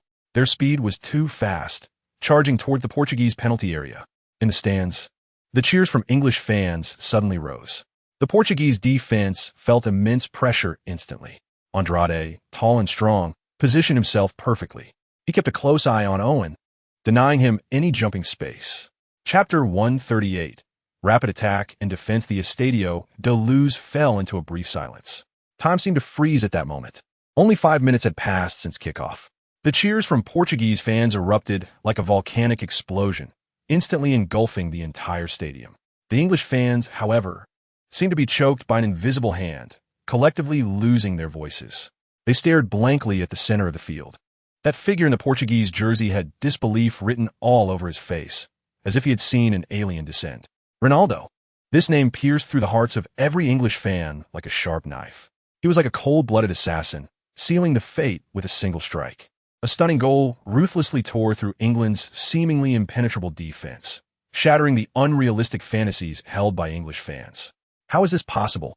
On the England bench, Eriksen looked as if struck by lightning, completely stunned. His proud defense, his carefully laid tactics, in the face of Ronaldo's astonishing performance, they appeared laughable and utterly vulnerable. He even began to doubt life, questioning whether he was simply having a bad year. The match had just begun. Chapter 139. A crazy second half. The second half began. England, just as Scolari had predicted, launched a furious counterattack. Scholes returned to his most familiar central midfield position, instantly revitalizing England's midfield. The left flank was completely entrusted to Ashley Cole, England's best left-back, who began showcasing his impressive assisting capabilities. The English exploited their skillful short passes, constantly penetrating the Portuguese defense. Rooney and Owen darted around like two tireless cheetahs, searching for weaknesses in the Portuguese backline.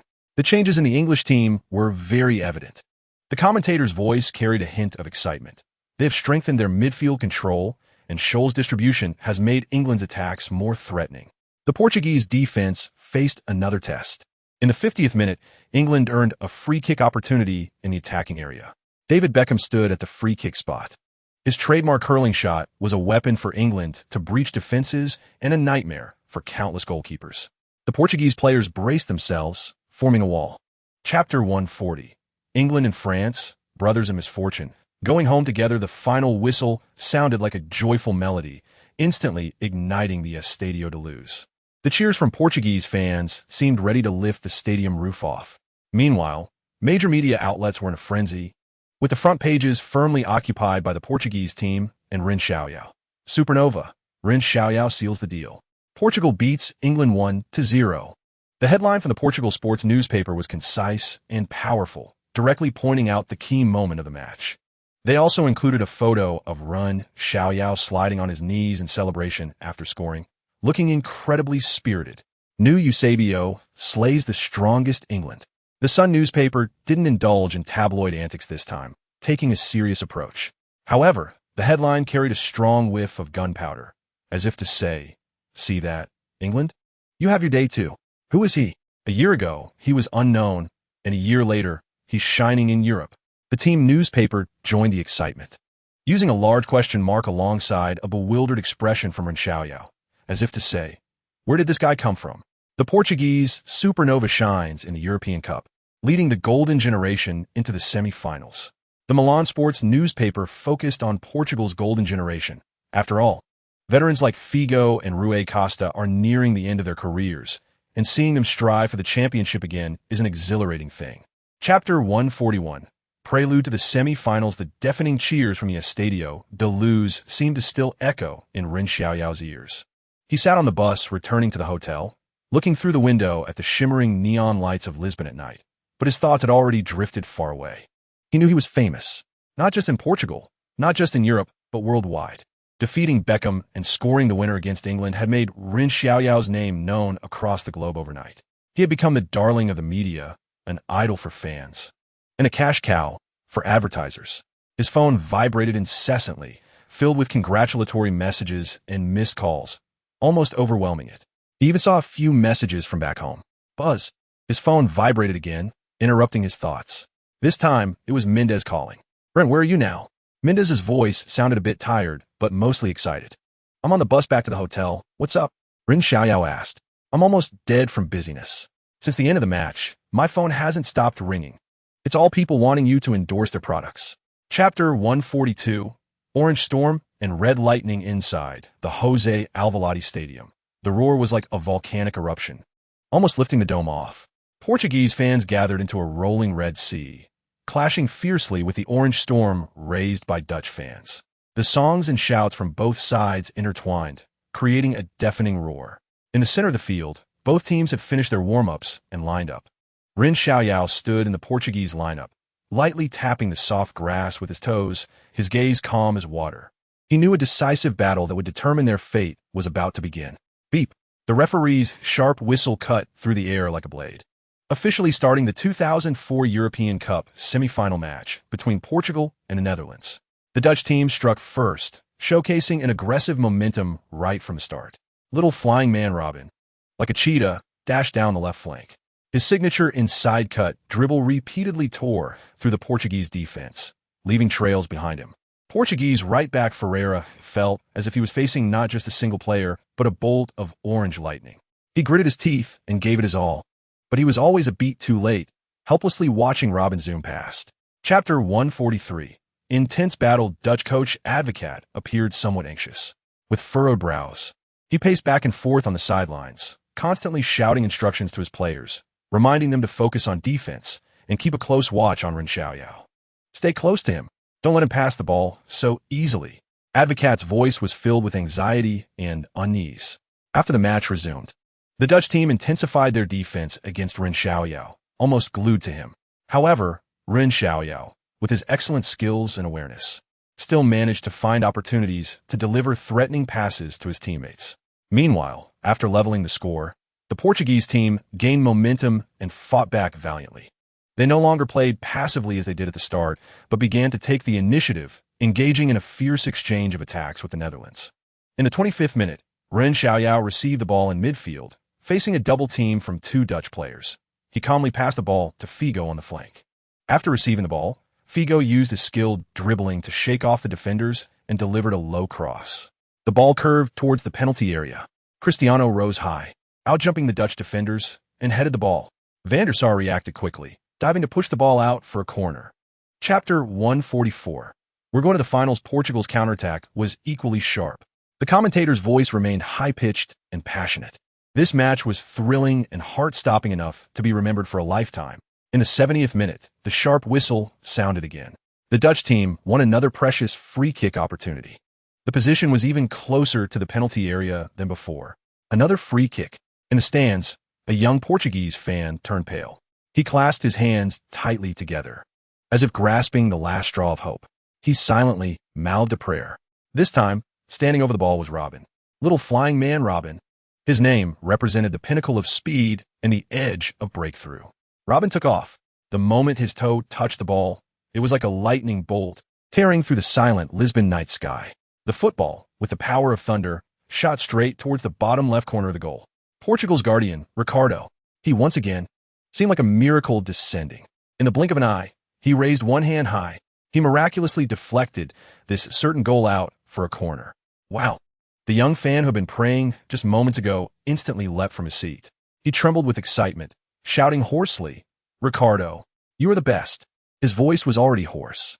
Chapter 145. The bright battle finals day, as Stadio de Luz, packed with people. As far as the eye could see, it was filled with waving flags and passionate faces. The red of Portugal and the blue of Greece were starkly distinct, like two torrents about to collide, dividing the entire stadium into two great camps. The deafening cheers sounded like a tsunami, even more so like a landslide, wave after wave, unending, as if to overturn the entire stadium and shatter the players' eardrums. The players from both sides, led by the referee, stepped into this smoky battlefield. Ren Xiaoyao stood among the team, feeling the roaring waves of sound like a tsunami. A rush of blood surged to his head. His heart raced wildly against his chest, almost leaping out of his throat. This was the final, the European Cup final. Ren Xiaoyao took a deep breath, then another, forcing himself to calm down. He repeatedly reminded himself, the more critical the moment, the more one must remain calm, and calm again. The starting lineup of the Greek team was exactly as Scolari had predicted before the match, with no deviation whatsoever. Goalkeeper, Nikopoulos. Defenders, Tsiateridis, Delis, Kapitanas, Fisses. Midfielders, Zagorakis, Karagounis. Binus, Giannakopoulos. Chapter 146. The suffocating second half, the Portuguese players restarted the game. They did not lose confidence because of this goal. On the contrary, they crazily launched attacks on the Greek goal. Deco continuously delivered exquisite passes. Figo and Ronaldo repeatedly broke through the Greek defense. Ren Xiaoyao ran wildly in the midfield, intercepting and tackling. His shirt was soaked with sweat, clinging tightly to his body. His face was filled with determination and resolve. He would not give up. In the 35th minute, Ren Xiaoyao intercepted the ball from Karagounis in midfield, then quickly advanced with the ball. He dribbled past Zagorakis and Binus, then passed the ball to Ronaldo on the right. Ronaldo cut inside, evading Fisses' defense, and then shot.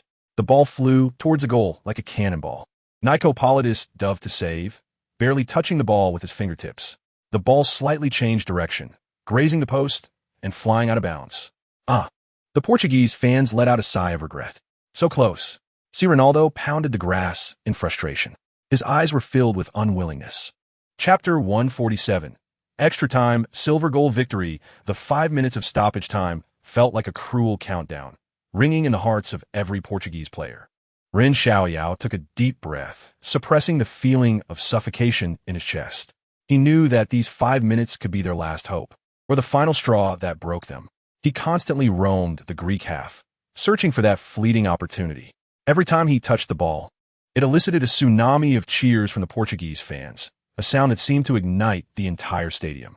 Ronaldo was also anxious, flying up and down the Greek flanks, trying to use his speed to break through the Greeks' solid defense. Each of his breakthroughs was met with fierce fouls from the Greek players, and every fall tightened the hearts of the Portuguese fans. Deco ran tirelessly in midfield, trying to tear apart the Greek defense with every pass, but each time it was ruthlessly thwarted by the Greek players.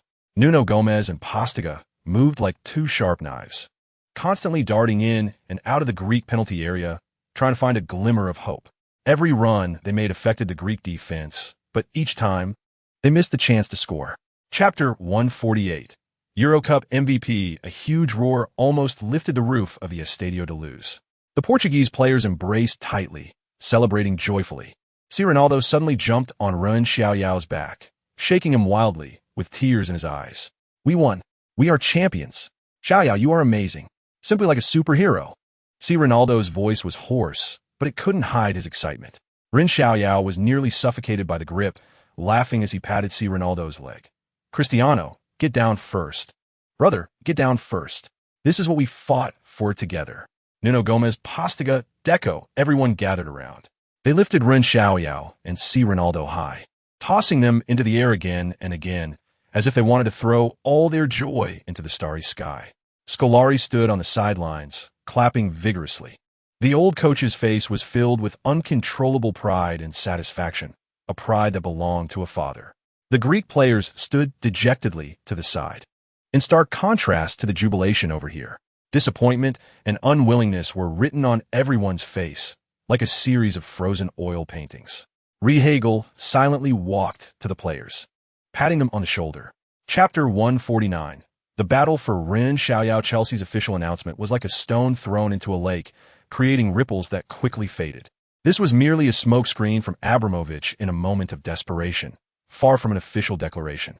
Major clubs were well aware of this, and the pursuit of Ren Xiaoyao did not stop. Instead, it intensified. Transfer fees, signing bonuses, and various dazzling personal terms flew like snowflakes towards Porto's club and Mendes' desk. "Mr. Mendes, you should have felt Real Madrid's sincerity by now." The representative from Real Madrid spoke with a hint of urgency, but more so with confidence. "We are willing to activate Ren Xiaoyao's release clause and add an additional 10 million euros in signing fees. This is unprecedented in football history." He paused, emphasizing his words. President Florentino promised in person that Ren Xiaoyao is the most crucial piece in Real Madrid's Galacticos 2.0 plan.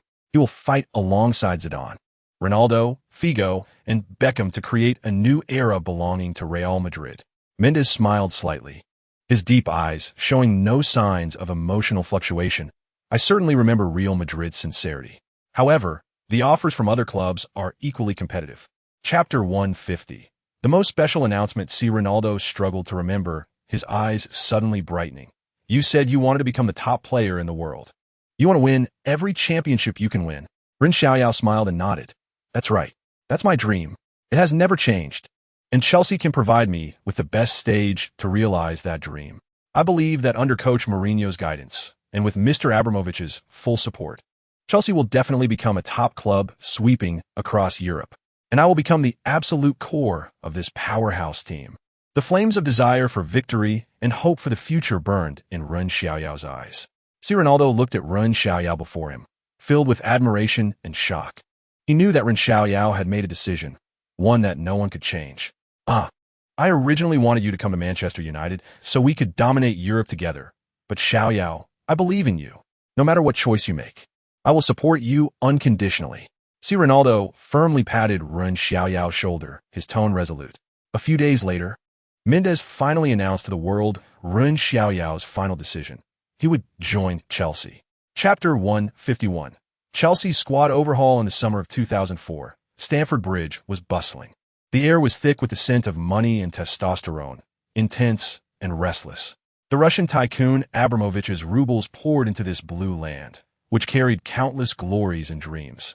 Like a flood breaking through a dam, Jose Mourinho, the unruly and unrestrained Portuguese, arrived in London. He will take command of this luxurious warship. cutting through the waves and sailing towards the unknown. What he brings is not just the championship glory of Porto, but a revolutionary transformation, a blue storm sweeping across Britain. On the first day of the transfer window, Mourinho dropped a bombshell that shook the entire football world. Didier Drogba, 24 million. He will be my center forward, the spearhead of Chelsea's attack, the core of the future offensive system. Mourinho's words were resolute and unquestionable. At this time, Drogba, although he had begun to make a name for himself in League One, still had a long way to go before becoming the beast that would terrify all defenders. Doubts rained down like a sudden summer storm in London, overwhelming. Chapter 152. The new season roster ready to go while other Premier League clubs were still struggling in the transfer market, flailing like headless flies. Racking their brains over the roster for the new season, Chelsea had already become like a top student who had finished the exam early, calmly sitting there with a slight smirk, watching the changes unfold. Mourinho, the madman coach, swiftly and decisively completed the team's roster construction and announced it to the public at the first opportunity. This powerful blow stunned the entire Premier League. All competitors felt the immense pressure coming from Stamford Bridge. Chelsea fans were ecstatic, filled with endless anticipation for the upcoming new season, as if they could already see the championship trophy waving at them. Chelsea became the only team in the league that had completed its signings and entered full preparation mode. The others? Just a bunch of pitiful creatures still struggling in the mud. The new season's Chelsea roster?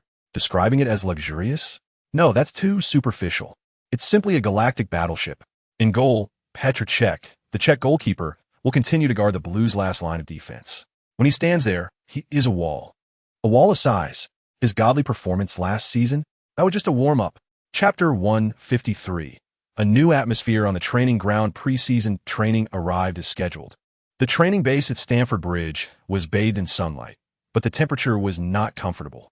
This was Mourinho's first season coaching Chelsea, and the preseason training arrangements were more rigorous, with physical training placed as the top priority. A team without stamina is like a sports car without gasoline. No matter how beautifully the game is played, it is just for show. Mourinho's voice echoed on the training ground.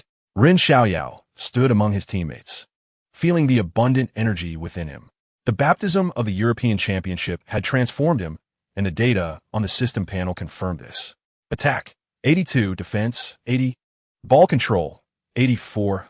Long pass accuracy, 99. Short pass accuracy, 99. Shot accuracy, 90. Almost all attributes had substantial improvements.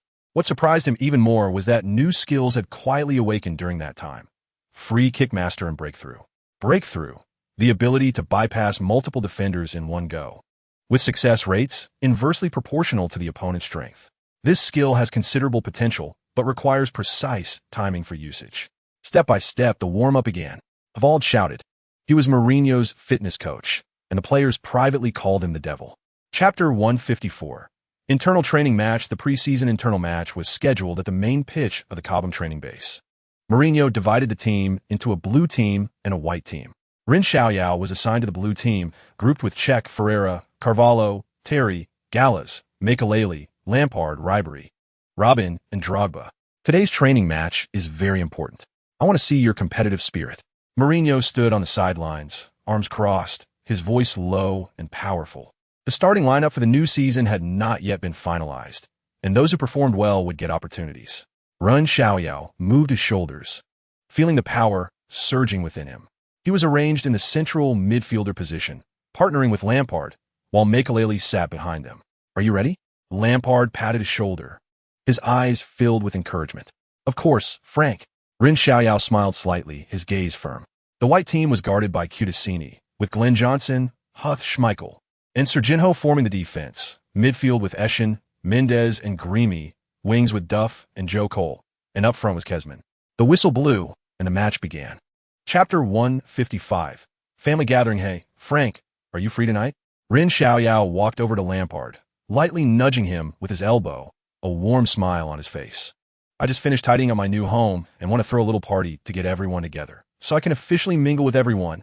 Lampard's eyes lit up instantly, revealing his signature smile. Of course I'm free. That's a brilliant idea. You kid, you got plans. His voice rose an octave, filled with excitement. Need any help? Ren Xiaoyao grinned, thinking to himself, this is going to work. Absolutely. If you could help me get a few teammates over, that would be fantastic. He pulled out a piece of paper from his pocket with the address of his new home written on it. 7 o'clock tonight. Food and drinks are on me. Just a heads up, whoever doesn't come will regret it. Done deal. Lampard took the note, patted Ren Xiaoyao on the shoulder, and turned to leave. He was swift and decisive.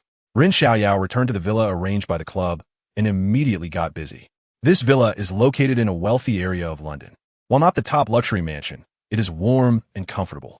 The living room is spacious and bright, and the backyard is quite special, perfect for hosting small gatherings. Chapter 156. Warm-up match shakes MLS after the party. Ren Xiaoyao's relationship with his teammates visibly grew closer. On the training ground, he became the center of attention. Makelele would take him aside after training to teach him the survival rules of the Premier League. In the Premier League, physicality is key. You have to stick to your opponent and seize the opportunity to intercept the ball. It's not simple. Ren Xiaoyao listened attentively, every detail etched into his mind. Ding! Your bond level with Makelele has increased, gaining the skill Iron Wall boost, increasing defensive ability by 5. The system's notification sound echoed in his mind. Ren Xiaoyao felt delighted. Bonds are indeed the golden key to becoming stronger. In tactical training, Lampard transformed into an attacking mentor, constantly guiding him on the timing of attacks. Your vision is precise, but sometimes you need to be more decisive and resolute. Lampard's voice was firm. When you see an opportunity, pass boldly. Don't hesitate, don't doubt. Ding! Your bond level with Lampard has increased, gaining the skill Iron Man boost, increasing physique and stamina by 5. Ren Xiaoyao clenched his fists. The system's enhancements allowed him to thrive in training, improving rapidly. Chapter 157. Mourinho's secret weapon, the final match of the preseason, kicked off under the spotlight. Stamford Bridge is packed to capacity. Chelsea's opponent is the Scottish powerhouse Celtic. In the stands, blue flags roll like waves, and the deafening songs echo into the sky. The fans are enthusiastic, waving their scarves and singing Chelsea's anthem, looking forward to the brilliant performances of the new signings, especially the debut of Ren Xiaoyao. In the pre-match dressing room, the atmosphere is slightly tense, with a hint of nervousness in the air. Mourinho stands in the center of the dressing room, surveying the players with a sharp gaze that pierces through each player's face. Boys, this is our last warm-up match before the new season, and it's the best opportunity to test the results of our training, he says, his voice deep and powerful, each word resonating with undeniable authority. I want to see your team spirit.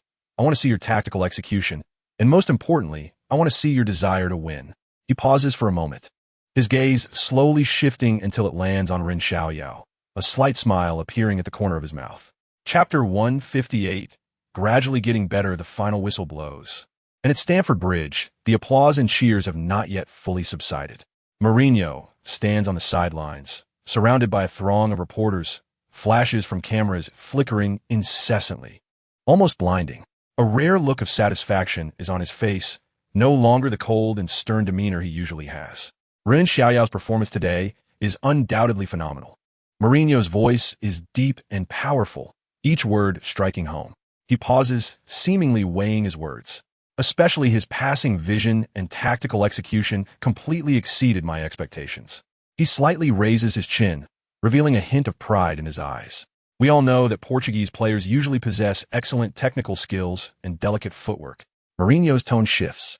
But what he has shown in terms of understanding the game and integrating tactics goes far beyond my expectations, which pleasantly surprises me. The reporters, like hounds sniffing out news, quickly bring their microphones closer, clamoring for various details. Mr. Mourinho, can you elaborate on Ren Xiaoyao's performance? Chapter 159. Season opener the day before the match. At Chelsea's training base in Cobham, the air is thick with tension before the big game. Mourinho gathers the entire team for a tactical meeting, with their opponent being the newly promoted West Bromwich Albion. In the meeting room, a large tactical board details the positions, running routes, and habits of West Brom players. Mourinho stands in front of the tactical board, his expression serious and his gaze sharp as an eagle. West Brom is a typical English team, strong in physique, tough in style, excelling in aerial balls and long passes. He pauses, his tone intensifying. They have just been promoted and will come at us like a pack of hungry wolves, full of desire and fighting spirit, especially playing at home. Their momentum will be even stronger. Mourinho scans the room, his eyes passing over each player's face. But who are we? He slams his hand on the tactical board, his voice booming. We are Chelsea. Our only goal is to be champions. Premier League champions. European champions. All champions. We must show our dominance from the first match, making every opponent aware of who truly rules the Premier League. The atmosphere in the meeting room reaches its peak as he announces the starting lineup.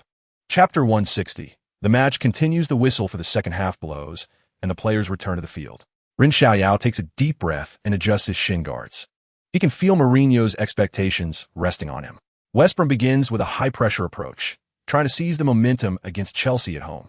Earnshaw actively presses in the front, forcing Terry to clear the ball hastily. The ball returns to West Brom's feet. Ren Xiaoyao observes the opponent's attacking patterns, silently noting each player's positioning habits and passing preferences. As the match progresses, he gradually adapts to the rhythm and intensity of the Premier League, every cell in his body starting to buzz with excitement. In the 53rd minute, West Brom organizes a dangerous attack. Thomas uses his speed to break through on the left, then sends in a curling cross. The ball travels along an unusual trajectory, sailing over Chelsea defenders' heads. But Carvalho timely positions himself, beating the opposing forward to clear the ball out of the penalty area. Greening approaches the ball without hesitation and takes a long-range shot. The ball rockets off like a cannonball, spinning fiercely, heading towards the top right corner of the goal. The shot is powerful and the angle is tricky, almost grazing the post as it flies towards the corner. Chapter 161. Media frenzy at the post-match press conference. Mourinho faces a row of cameras, a rare look of relaxation and a hint of a smile on his face. He unexpectedly spends a long time discussing one player. Ren Xiaoyao. He's the most perfect player I have ever coached. Every movement is just right. Every pass is as precise as a scalpel, full of threat. Mourinho's tone is steady and powerful, each word striking the hearts of the reporters. He slightly turns to the side, seemingly lost in thought. He reminds me of a young Zidane, with the same elegance and the same deadly touch. He pauses, scanning the room, a subtle smile appearing at the corner of his mouth, revealing a hint of pride. Of course, he is stronger than Zidane, faster, and more solid defensively. A stir rises in the press area, flashes of cameras intensifying. They know Mourinho is known for his sharp words, but such high praise coming from him is unprecedented. A reporter from the Times, unable to contain his excitement, asks, Jose, do you think he will become the next World Footballer of the Year? Chapter 162. Home debut as night falls. Stamford Bridge is illuminated as if it were daytime. The dazzling lights shine like a massive sapphire, glimmering against the London night. The noise is deafening, the sound waves crashing like a tsunami, as if they want to swallow the entire stadium. Chelsea fans, dressed in matching blue jerseys, have their enthusiasm burning like flames. They wave their flags and sing joyfully, their voices merging into a powerful force. They anticipate. They look forward to a thrilling victory. They look forward to the first home win of a new season. More importantly, they look forward to that figure, that young man named Ren Xiaoyao, bringing miracles once again. Ren, Ren, Ren. The chants rise and fall in the stands. Fans repeatedly call out Ren Xiaoyao's name. Each syllable is filled with their love and anticipation. The sound echoed above the stadium like war drums. In the center of the field, Ren Xiaoyao slowly exhaled.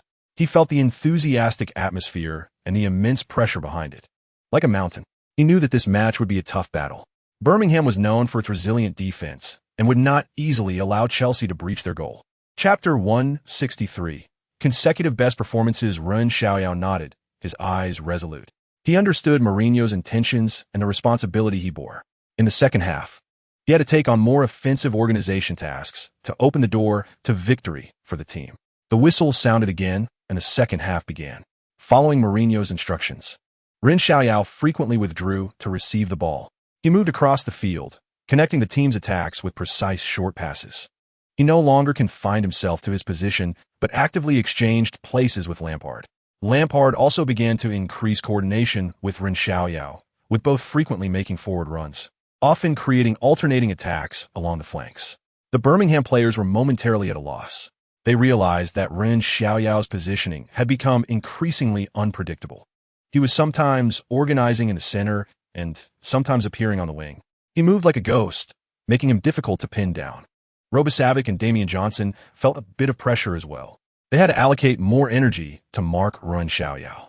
During Chelsea's continuous clever combinations, Birmingham's midfield gradually got stretched and huge gaps began to appear. Chapter 164. Tactical adjustments. After 2 rounds of the league, Chelsea had 2 consecutive wins, scoring 5 goals without conceding and temporarily sitting at the top of the standings. The fans at Stamford Bridge were immersed in the joy of victory, but there was no sign of relaxation on Mourinho's face. What did 2 victories mean? Mourinho smashed the tactical board in the locker room. Do you think this is enough to win the championship? Naive. He knew too well the cruelty of the Premier League. A long season is like a marathon. Starting ahead does not guarantee final victory. He keenly sensed that although the team's attack was sharp, it was far from perfect, and there was significant room for improvement. At the Cobham training base, the sun shone brightly, but a storm was brewing. Chelsea players were undergoing high-intensity training under Mourinho's command, their shirts soaked with sweat. Wrong.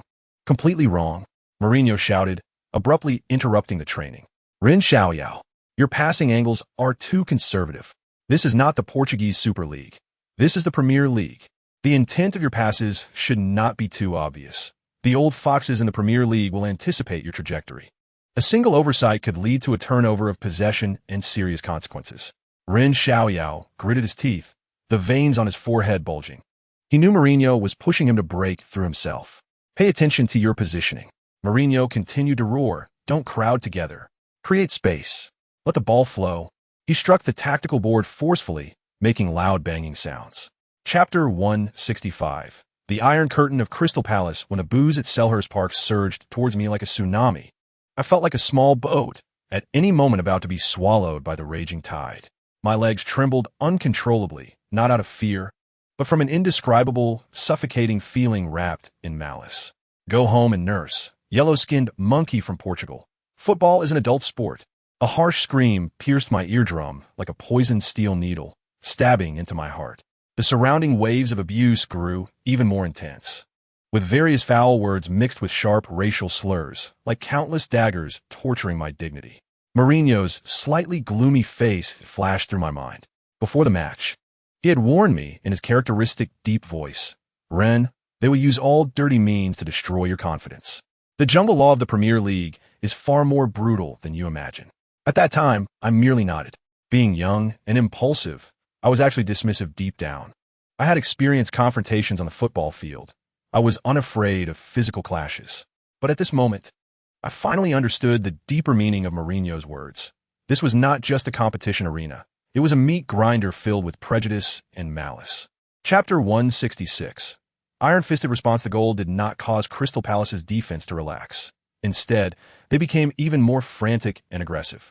They seemed determined to use foul tactics to completely limit my performance.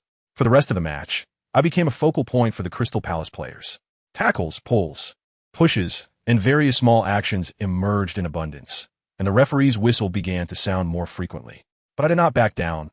Instead, I became more courageous. I knew this was the survival rule of the Premier League, to establish myself here. I had to respond to my opponent's challenges with a tougher attitude and a more tenacious will. I began to run more actively, fight more aggressively, and break through more decisively. Every time I received the ball, I was like a sword drawn from its sheath, piercing towards Crystal Palace's defense without hesitation. The defenders of Crystal Palace remained fierce and brutal, but their fouls could no longer stop my progress. My breakthroughs became more frequent and sharper, repeatedly tearing through Crystal Palace's defense and creating significant threats for them. Although Crystal Palace's defense remained tenacious, their formation began to show signs of loosening. Under my constant assault, their defense was no longer as impenetrable as before and began to expose some gaps. Chapter 167. Underlying doubts. The overwhelming 50-point victory left the away fans at Stamford Bridge ecstatic and garnered praise from the media for Chelsea's strength. My name once again became the focus of various media reports. Ren Xiaoyao, Chelsea's offensive engine. Chinese genius conquers the Premier League. Praise poured in like a tidal wave, as if I had overnight become the brightest new star on the Premier League stage. However, beneath the noisy accolades lurked an almost imperceptible undercurrent. In the locker room, although my teammates were cheering for victory, I keenly sensed a subtle change in the atmosphere. Lampard and Drogba were still enthusiastically high-fiving me and praising my performance. But some teammates with whom I usually had a good relationship, like Robin and Ribery, only offered polite smiles, and their eyes seemed to carry a hint of complexity. Mourinho walked into the locker room, wearing a victorious smile, and praised the team's performance. But he did not single me out for praise as he had done in the past. He simply said, "Ren, you performed well today. Keep it up." Chapter 168. Teammate doubts in the following matches. I began to consciously adjust my playing style. I worked hard to combine personal breakthroughs with team cooperation. No longer just charging forward with the ball, as I had before. I started to observe my teammates' positions more closely, looking for passing opportunities. During breakthroughs, I also paid more attention to changes in rhythm, using feints and changes of direction to confuse my opponents and create space for my teammates. These changes required time to adapt and to blend together. At the beginning, I was a bit unaccustomed and even made some mistakes. But Mourinho didn't blame me. He kept encouraging me and giving me confidence. He told me that change comes with a price, and as long as I persist, there will definitely be rewards. My teammates also gave me great support. They took the initiative to communicate with me and work together. In training, we repeatedly practiced various attacking tactics to find the best ways to cooperate. Gradually, my changes were reflected on the pitch. Chelsea's attack became smoother, more diverse, and harder to defend against. Opponents found it difficult to limit us with simple, dense defenses as they had before. Chapter 169. The Madman Scheme, Anfield in the following days.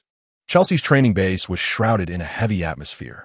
The air seemed to solidify, oppressive enough to make it hard to breathe. Everyone knew that in the next match, we would step into Anfield, a graveyard where countless teams have returned defeated. Under the tactical genius Benitez, Liverpool had undergone a transformation this season, their tactical play becoming increasingly mature, demonstrating a frightening fighting spirit. They were known for their rock-solid defense and ironclad tactical discipline. The midfield core, Xabi Alonso, controlled the game, orchestrating the team's attacks with precise long passes, while Captain Gerrard surged forward, acting as a battering ram to break through the opponent's defense, capable of destroying any team's backline. With a big match approaching, the atmosphere in the locker room was tense to the extreme. Mourinho stood in front of the tactical board, his signature arrogant smile replaced by an unprecedented seriousness. His gaze was sharp as an eagle, scanning every player. "Boys, I know you all crave victory and want to prove yourselves at Anfield." Mourinho's voice was low but carried an undeniable strength, echoing in the locker room. Chapter 170. Anfield match day arrived as scheduled. Anfield, a sea of red, the air filled with fervor, as if being scorched by an invisible flame. In the stands, Liverpool fans donned red jerseys, resembling burning flames, merging into a boiling lava. The noise they created surged higher and higher, as if to overturn the entire stadium, deafening. The song "You'll Never Walk Alone" echoed repeatedly, crashing against every visiting player's eardrums like waves. I could even feel my shoes trembling slightly in response to this massive roar. Standing in the players' tunnel, I could clearly hear my heart pounding, my blood racing as if ignited, rushing through my body. Nervous? Of course.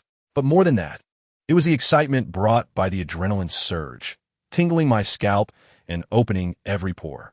Was this the clash between top Premier League giants? Even before the match began, the tension was palpable, as if the air was filled with the scent of gunpowder. Players from both sides entered the field one after another. All eyes focused on this small green pitch, the great battle about to commence, everyone holding their breath. Chapter 171. Red versus Blue won Anfield. This ground is a tough nut for every visiting team. Liverpool is quite a team. When they're in form, they can crush anyone. When they're not, anyone can step on them, earning the reputation of robbing the rich to give to the poor. Park the bus. Parking the bus at Anfield is no different from slow suicide. Going toe-to-toe, that is even more foolish. If Liverpool's crazy players really go wild, no one can stop them. "So, boss, how are we going to play this match?" Lampard asked boldly, one of the few who dared to joke directly with Mourinho. Mourinho shot him a glance, said nothing, and turned his gaze to Ren Xiaoyao. "Ren, what do you think?" The whole team looked over, though Ren Xiaoyao was a bit dazed. He stood up and cleared his throat. "I think we need to stabilize first. Liverpool's home momentum is strong. They will definitely come out aggressively. We can't go toe-to-toe with them. We need to wear them out, wait for their defense to make mistakes." Drogba suddenly interjected, and the locker room erupted in laughter. Pretty much. Anyway, we can't compete with them in craziness. We need to use calm to control the situation. Use calm to control the situation? Sounds nice. But isn't that just defensive counterattacking? Eshin couldn't help but retort. Chapter 172. Leading at halftime with the support of the team doctor, Ren Xiaoyao stood up again. Tried to take a few steps. Although his calf still ached, he could manage. Ren, are you really okay?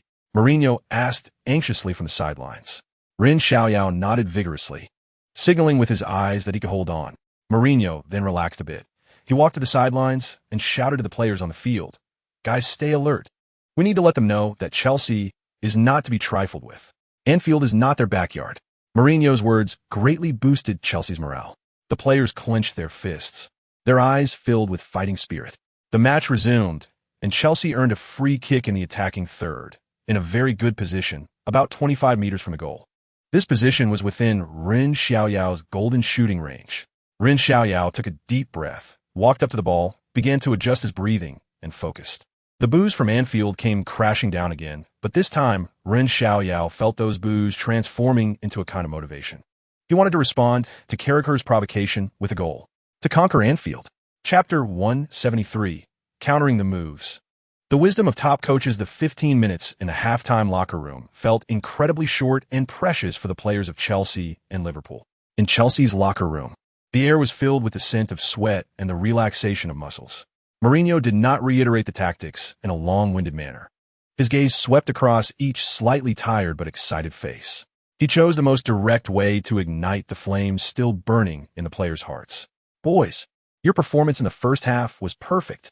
His lips curled slightly upward, revealing a barely noticeable smile. "We withstood the fervent pressure of Anfield. Leading again. This proves our strength." He walked to the center of the locker room, surveying the surroundings.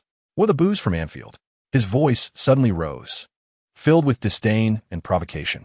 "The louder they boo, the more they prove they are afraid of us. We must make them completely silent." Mourinho suddenly swung his fist, as if wanting to pierce through the air. In the second half, Liverpool's counterattack will be even crazier. There's no doubt about that. He paused, emphasizing, "But who are we?" Chapter 174.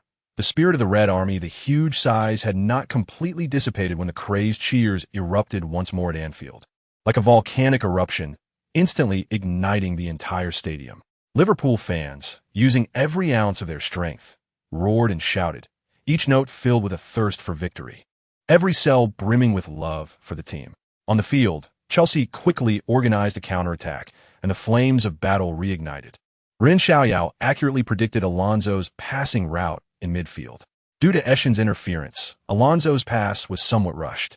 In a flash, Ren Xiaoyao decisively stretched out his foot and intercepted the ball. After regaining possession, without any hesitation, Ren Xiaoyao immediately passed the ball to Duff on the right.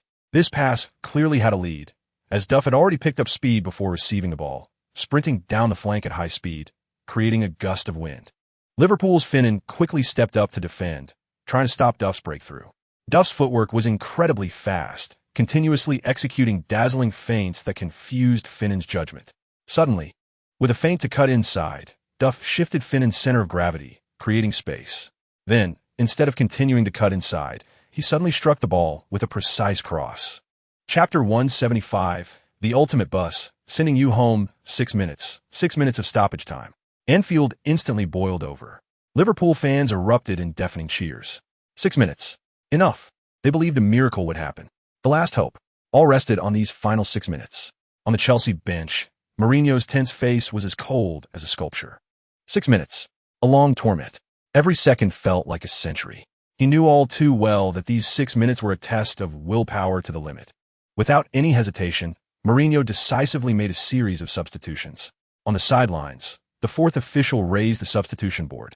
Makelele's name was prominently displayed. He was substituting Ribery. The signal to strengthen midfield defense was crystal clear. Another substitution board was also raised. Schmelzer. The name of this defensive warrior sent chills through Liverpool players. He was replacing Duff. Mourinho's intentions were clear: to hold on to the lead with stubborn defense and secure the 3 points. Leading in the score, Mourinho had only one goal: to maintain this score until the final whistle. Victory. So close, yet so distant. The cheers from Anfield erupted like a volcanic explosion. Chapter 176. Was that a penalty? The final whistle shattered the noise of Anfield. Blue celebrated, red fell silent. The atmosphere in the post-match press conference remained tense, with the scent of gunpowder lingering in the air. Journalists rubbed their hands together, ready to extract more explosive topics from the two coaches. The first to face the media was Mourinho. He still carried that arrogant demeanor, a slight smile of a victor on his lips, but his eyes betrayed a hint of fatigue. Jose, congratulations on taking 3 points from Anfield. This match was very tough. Liverpool's late surge caused a lot of trouble for Chelsea, a reporter began, his tone somewhat probing. Mourinho nodded slightly and said, yes, Liverpool is a very strong team, and Anfield is a very difficult place to conquer. Our victory today relied on the team's effort and tenacious defense. How do you evaluate Chelsea's defense today? Especially in the last moments, Drogba even returned to the goal line to participate in defense. That's a tactical necessity. Defense is defense, regardless of forwards or defenders. Everyone needs to participate actively. It's a matter of attitude. Beyond question, Mourinho replied emphatically, not wanting to dwell too much on this issue. In football, sometimes it requires such things. For victory, we can do anything. Chapter 177.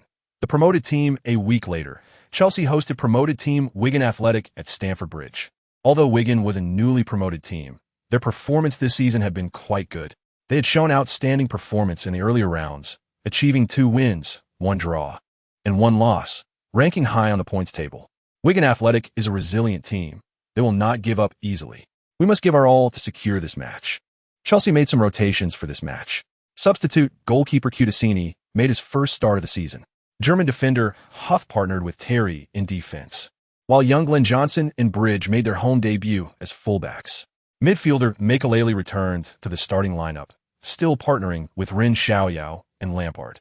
Up front, the Flying Dutchman Robin and Duff started together, with Drogba still as the striker. As the match began, Wigan Athletic displayed a strong desire to win. They adopted an aggressive attacking strategy, trying to take all 3 points from Stamford Bridge. Wigan's attack relied mainly on 2 fast and skillful wingers, who constantly charged down the flanks, putting significant pressure on Chelsea's defense. Chapter 178. The Champions League journey. Monaco's Grimaldi Conference Center was welcoming its annual grand event. The draw for the UEFA Champions League was about to commence. Brilliant lights illuminated the entire venue as if it were daytime, and the air was filled with a subtle tension and anticipation. Journalists from various media gathered here, setting up their cameras to capture every exciting moment on stage. Chelsea, as the new powerhouse in English football, was undoubtedly one of the most watched focuses today. Every move they made tugged at the hearts of countless fans. Mourinho, Chelsea's head coach, entered the venue in a well-tailored dark suit, walking steadily. He appeared calm, his gaze steady, exuding confidence and composure in every gesture. Under the watchful eyes of many, he took his seat in the front row, quietly waiting for the draw ceremony to begin. A slight smile curled at the corners of his mouth, seemingly filled with anticipation for the fate that awaited him. On the massive electronic screen, the names of participating teams flickered like stars, continuously scrolling. Each name's appearance set off a wave of nerves among everyone present. Chapter 179. Simplicity is the ultimate sophistication. The plane slowly landed at Paris Charles de Gaulle Airport. The moment the cabin door opened, Chelsea's players were greeted by a tide of boos. Parisian fans, with massive banners and deafening songs, declared their home field advantage, attempting to put pressure on Chelsea's players. The bus slowly approached the Parc des Princes. Outside the windows were enthusiastic fans waving flags and shouting loudly, their deafening songs almost tearing the sky apart. The flashing police lights were particularly glaring under the night sky, adding a touch of tension to the fervent scene. During the warm-up, the standoff between the 2 sets of fans reached its peak. Booing, insults, provocations, and various jarring sounds intertwined, almost ready to topple the stadium's roof. The air was thick with the smell of gunpowder, and a major battle was imminent. The players from both teams brushed past each other in the tunnel, their gazes meeting, and it felt as if there was an electric current buzzing in the air. Ren Xiaoyao could clearly feel the hostility from the opposing players, especially from their superstar, Reyes, whose eyes were filled with disdain and provocation, as if to say, "This is Paris, our territory." Under the night sky, the Parc des Princes was brightly lit and packed to capacity. Passionate Paris fans arrived early at the stadium, waving their flags and singing their team anthem to cheer for their team. Chapter 180. Who says Chelsea only parks the bus? In the 17th minute of the match, Chelsea's wave of attacks surged again. This time, the assault came from the right flank. Robin received a pass from Ren Xiaoyao and, like a wild horse, surged down the wing. His signature cut inside did not occur. The left back of Paris Saint-Germain tried his best, but could only watch helplessly as Robin sped past him. He was completely suppressed by Robin's speed, awkwardly trailing behind like a clumsy pursuer. Near the baseline, Robin suddenly stopped and delivered a brilliant backward triangle pass. The ball accurately found Lampard, who was charging in from the middle. Bang! Lampard showed no hesitation, striking the ball fiercely without any extra adjustment. The ball shot towards the near corner of the goal like a cannonball, spinning intensely. The Paris Saint-Germain goalkeeper, despite making a diving save, could only watch in despair. 20. Chelsea extended their lead. The boos from the stands at the Parc des Princes erupted like a tsunami, deafening. Paris fans roared in anger, waving their fists and venting their frustrations. They could not accept that their team was being so humiliated at home, trampled upon by the opponents. Chapter 181. 6 consecutive victories. The night sky over London was illuminated by the fireworks of victory, and Chelsea's blue became the most dazzling color in the city. Back in the league, Chelsea's momentum showed no signs of stopping. On the weekend, at Stamford Bridge, the Blue Sea boiled again as Chelsea fans welcomed their heroes with enthusiasm. Their opponent was Aston Villa. This team from Birmingham was not weak. They were known for their resilient defense and sharp counterattacks, a force not to be underestimated in the Premier League. When the whistle blew to start the match, the noise at Stamford Bridge reached its peak. Chelsea's players felt the passion of the fans, filling their hearts with fighting spirit. In the opening phase, Chelsea's attack did not sweep through as easily as in the previous match. Aston Villa's defense was very tight, their players forming an iron wall that dissolved Chelsea's attacks time and again. Mourinho stood on the sidelines with a furrowed brow. He knew this match would not be easy. Premier League teams were all quite tough. Their defensive counterattacks were very threatening. The midfield became the focal point of the contest. Chapter 182. There are no kings here. Only hammers. The air in East London seemed to always carry an inescapable industrial scent, mixed with the faint brininess of the Thames. As Chelsea's blue bus slowly entered Green Street, the somewhat outdated yet imposing silhouette of Upton Park gradually came into view. With a surging crowd of wine red and sky blue outside the window, their songs were rough and direct, carrying the strength of an old-school working class, pounding on the windows and resonating in the hearts of every Chelsea player inside the bus. It felt like returning to the stadium of the 1980s, didn't it? Bridge looked at the bustling heads and waving scarves outside and said softly to Glenn Johnson beside him. The young right-back nodded, his eyes filled with excitement and a hint of barely noticeable nervousness. Mourinho sat in the front row, resting with his eyes closed, his fingers unconsciously tapping a rhythm on his knee. He was already accustomed to this hostile atmosphere on the road and even somewhat enjoyed it. For him, conquering such a stadium was far more rewarding than winning in a friendly atmosphere. He opened his eyes, his gaze passing through the front window to the famous crossed hammer logo at the entrance of the stadium. Remember, his voice was not loud but pierced through the murmurs inside the bus. They will hammer us like true blacksmiths, with their bodies, with their momentum. Don't be intimidated. Respond with your football. Chapter 183. Restricting Xiaoyao means restricting Chelsea? In the moment of scoring, Drogba opened his arms and roared to the sky, like a lion reigning supreme. He rushed to the corner flag area, sliding on his knees in celebration, with grass flying in the air. Lampard, Ren Xiaoyao, Robin, and Ribery, all the Chelsea players rushed over and hugged him tightly. The away fan stand exploded instantly. Blue flags waved wildly, and their songs drowned out the silence of the home team. This goal was crucial, so refreshing. It was not just a goal to take the lead, but a powerful counterattack against West Ham's fierce defense. Although Ren Xiaoyao did not provide a direct assist, his role in attracting defenders and initiating the attack was irreplaceable.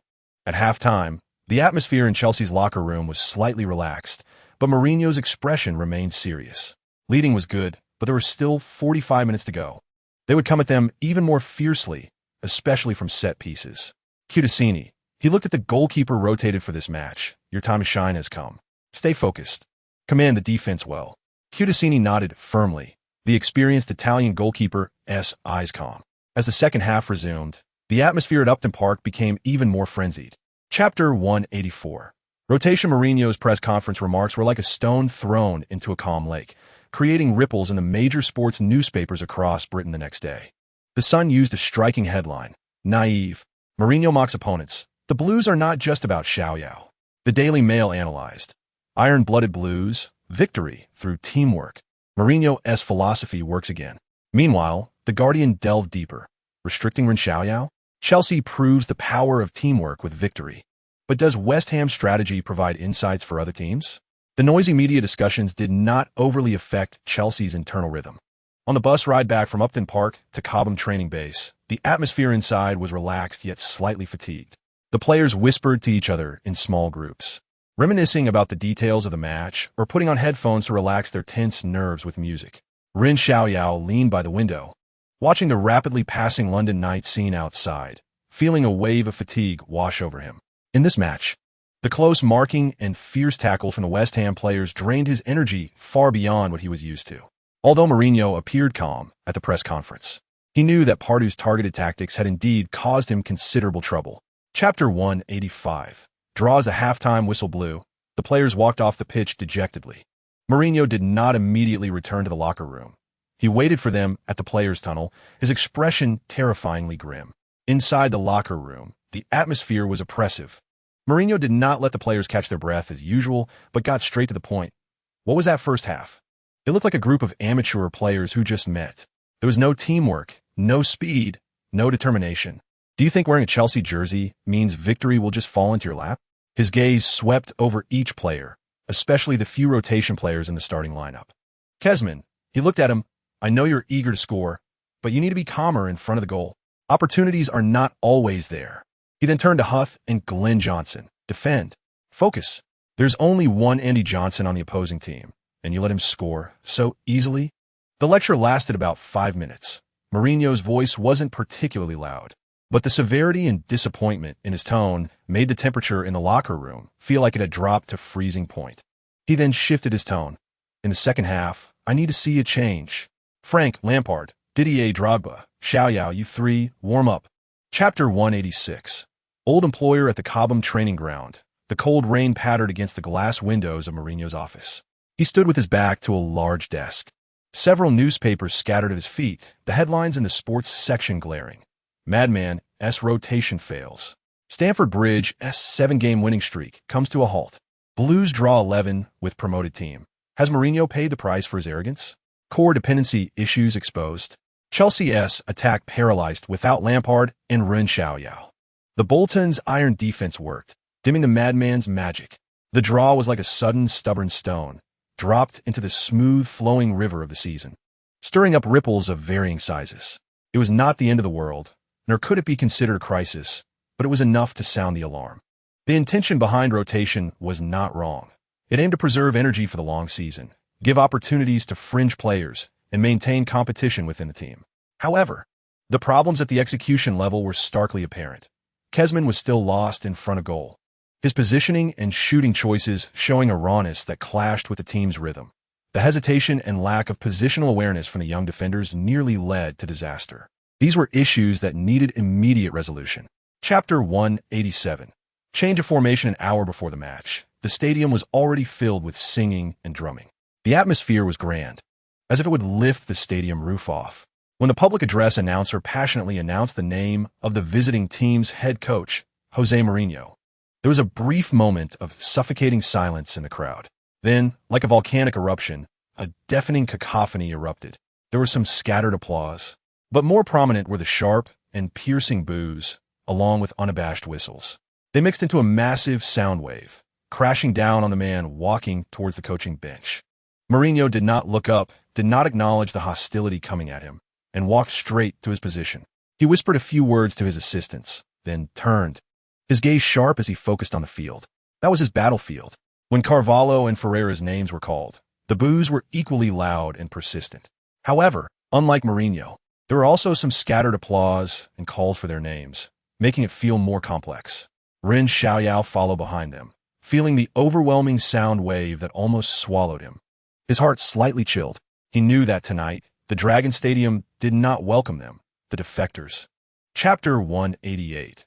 breaking the deadlock in an instant. Once they regained possession in the midfield and defense, they often immediately looked for the two wingers, Quaresma or the quick-inserting Mirallas. Quaresma's outside foot technique was indeed incredibly skillful and practical. Several times, he used his exquisite skills and dazzling rhythm changes on the wing to shake off the defenses of Gallas or Ferreira, then delivered high-quality crosses with a bizarre curve. In the 28th minute, it was Quaresma's precise outside foot cross from the right. McCarthy outmuscled Terry in the box and headed for goal. The ball spun fiercely, grazing the outside of the post before going out. Chelsea's goalkeeper check broke out in a cold sweat. A few minutes later, it was Mirallas' turn to unleash his power. He brought the ball up the middle, suddenly shooting with force. The ball thundered towards a goal like a cannonball. Cech did not dare to be careless. Using his fists to clear the ball out of danger, the singing and cheering from the stands rose and fell, the decibel level continuously climbing. Porto fans were clearly very satisfied with their team's performance in the first half. Mourinho paced along the sidelines, his hands sometimes in the pockets of his coat, sometimes tightly crossed over his chest, his brow furrowed into a deep frown. Chapter 189. Just happened to see that the line of the pass was simply unbelievable. It did not penetrate through the usual middle, nor did it choose to open up space on the wing. The football seemed to draw a line across Porto's field, diagonally piercing through their entire backline. What appeared to be a tight defense was suddenly torn open by a fatal gap. The ball rolled swiftly along the grass, spinning fiercely, barely grazing past the recovering Ibsen. It evaded the extreme range of Ricardo Costa's leg interception and made the hurried support from the fullback Bozingua a futile chase. On the other side of the field, Eschen, who had originally been roaming on the right wing, seemed to be in sync with Ren Xiaoyao's intentions. Just as Ren Xiaoyao received the ball, turned, and delivered the pass, Eschen sprang into action. The Ghanaian bull's acceleration was astonishing. He decisively abandoned the wing, cutting diagonally into the gap in Porto's penalty area. Mirallas, who was marking him, was instantly left behind, and Pedro Emmanuel, trailing behind, had no time to react. Ren Xiaoyao's pass traveled nearly 40 meters, just right, neither too far nor too short, landing perfectly on Eschen's path. Chapter 190. 3 days later. Continue the fight in Chelsea's locker room. The atmosphere was completely different from the momentary silence of the players' tunnel. Every face was beaming with uncontrollable excitement. Drogba, the Ivorian beast, was still full of energy. He waved his strong fists and let out a deep roar. Lampard smiled as he approached, and the two exchanged a powerful high-five that produced a crisp sound. Makelele, at that moment, also revealed a rare smile, celebrating with his teammates one by one. Terry and Carvalho stood side by side, their faces showing the relaxation after completing a tough task, their eyes meeting in a tacit understanding that required no words. Mourinho did not immediately step into the jubilant scene. He was still outside the stadium tunnel, facing the media's cameras, conducting the routine post-match interview. Ren Xiaoyao avoided the center of the crowd. He walked to a corner, twisted open a bottle of mineral water, and slowly drank, the cold liquid sliding down his throat, slightly relieving the fatigue from the match. The brief exchange with Pepe just now was still lingering in his mind. Pepe's confusion. It was a confusion that almost all defenders trying to intercept him head-on would experience, under what seemed like an impeccable encirclement. With the defenders believing they had blocked all angles, the situation was far from simple. 3 days later, in the northeast of England, by the River Tees, the atmosphere at the Riverside Stadium was, as Mourinho had anticipated, filled with hostility and fervor. Middlesbrough fans welcomed the arrival of the Premier League newcomers with huge boos and songs. The pre-match media was already charged with tension. Middlesbrough's head coach McLaren openly stated, "Chelsea is strong, but the Riverside Stadium has its own rules. We will not let them take anything easily." Their main centre-back, Gareth Southgate, a calm man who would later become the head coach of the England national team, was also known for his toughness and clear-mindedness as a player. In an interview, he directly aimed his comments at Chelsea's hottest new star, Ren Xiaoyao. His skills are excellent, and they may be useful at Stamford Bridge or the Dragon Stadium. But against our defense at the Riverside, those flashy things won't work. Football sometimes requires a tougher approach. This statement was undoubtedly a declaration of war. In Chelsea's locker room, the atmosphere was somewhat tense. Mourinho threw the newspaper with Southgate's interview on the table. After scoring, Terry excitedly waved his hands and rushed toward the corner flag area. His strong arms pointed straight at Ren Xiaoyao. who had provided him with the perfect assist. His teammates instantly erupted in excitement. Lampard was the first to rush over and hugged Terry tightly. Carvalho followed closely, patting the captain's back. More blue figures surged over, surrounding Terry and Ren Xiaoyao at the corner flag, cheers and laughter ringing out. Ren Xiaoyao merely raised the corners of his mouth slightly and gestured towards the excited captain. Standing on the sidelines, Southgate's facial lines became even more rigid. A sense of helplessness surged over him like a tide. The meticulously arranged defense before the match, the man-marking he had repeatedly emphasized, seemed so pale in the face of such a pinpoint cross and Terry's unreasonable header. Sometimes, football is that simple yet impossible to stop. Trailing by 1 goal and down to 10 men, the mentality of the Middlesbrough players was like being struck hard by a hammer, completely losing balance. Their movements began to distort. Passes were no longer patient, marked by obvious impatience. Defensive actions became more exaggerated, with tackles becoming increasingly reckless. The Chelsea bus traveled through the night, with London's lights gradually replacing the desolation of Middlesbrough. The atmosphere inside the bus was relaxed. The joy of victory not yet fully dissipated, mixed with anticipation for the next match. Ren Xiaoyao leaned against the window, watching the fleeting street scenes outside, with soothing music playing in his headphones. The Slippery Eel, a nickname gifted by opponents, had quickly gained traction on the internet and in sports media. His teammates often joked about it. Drogba once laughed and patted his shoulder. "Hey, Mr. Eel, don't let me catch you next training." Lampard was more reserved, simply smiling and saying, "Gareth, Southgate," voiced the thoughts of many defenders. Ren Xiaoyao just responded with a faint smile. He didn't care about these labels, whether praise or criticism.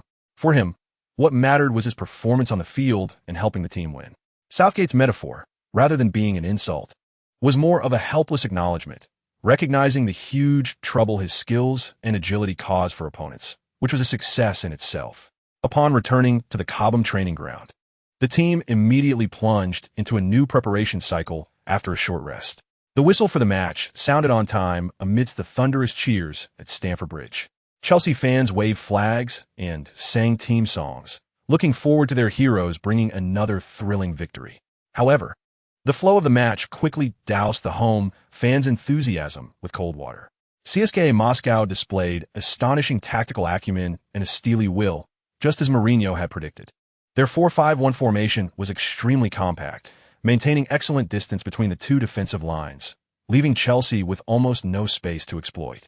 The 5 midfielders covered a large area and pressed fiercely, especially against Ren Xiaoyao and Lampard, with at least 2 players quickly closing in to cut off their passing routes. The physical intensity of the Russians was as expected, if not more so. Their defensive line, featuring Ignashevich and the Berezutskis, was tall and robust, successfully limiting Drogba's impact.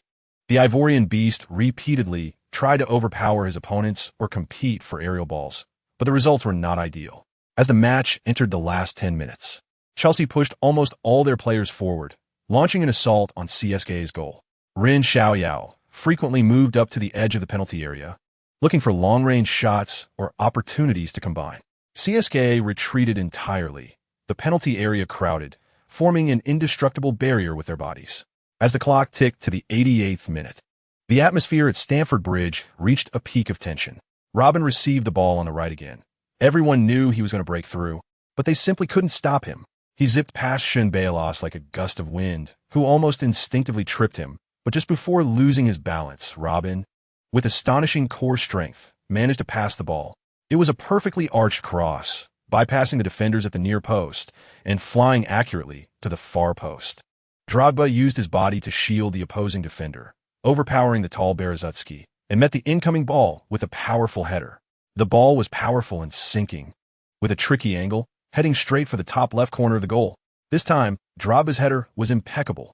The power, angle, and timing were all perfect. The fans at Stamford Bridge were already preparing to stand up and cheer. Chapter 196. There a kind of tacit understanding between us after scoring. Terry landed and didn't immediately check if the ball had gone in.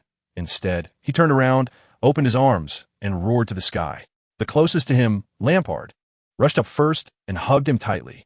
Then Drogba, Carvalho, Robin, and all the Chelsea players in the penalty area rushed over, tightly surrounding their captain, forming a massive blue pile of players.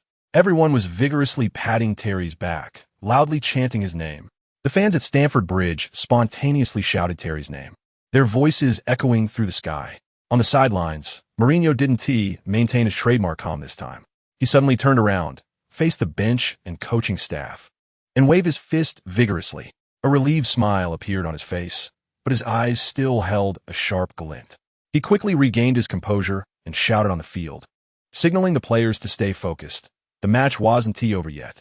The players of CSKA Moscow looked utterly desperate and dejected, especially goalkeeper Akinfeev, who knelt on the goal line, hands on the grass, head down, shoulders slightly shaking.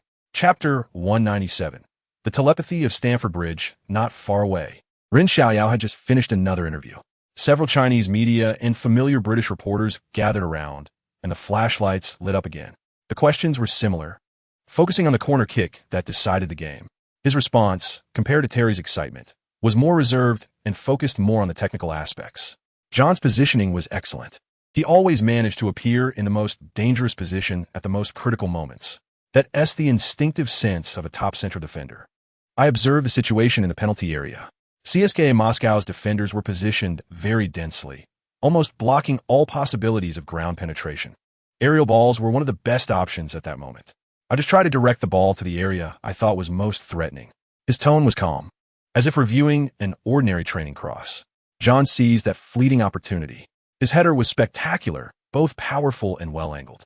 The reporters clearly were not satisfied with such an almost official technical response.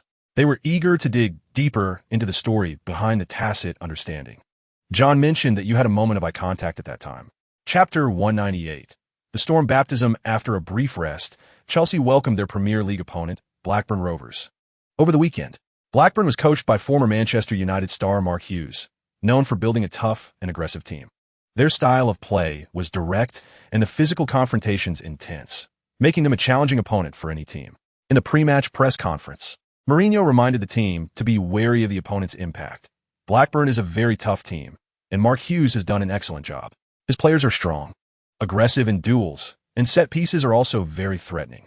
We have just gone through a demanding Champions League match and must quickly adjust our state, maintaining focus and intensity. Otherwise, we will encounter trouble. This match held special significance for two players in the Chelsea squad, Damien Duff and Eidur Gudjohnsen. Both had played for Blackburn and made a name for themselves there before moving to Stamford Bridge.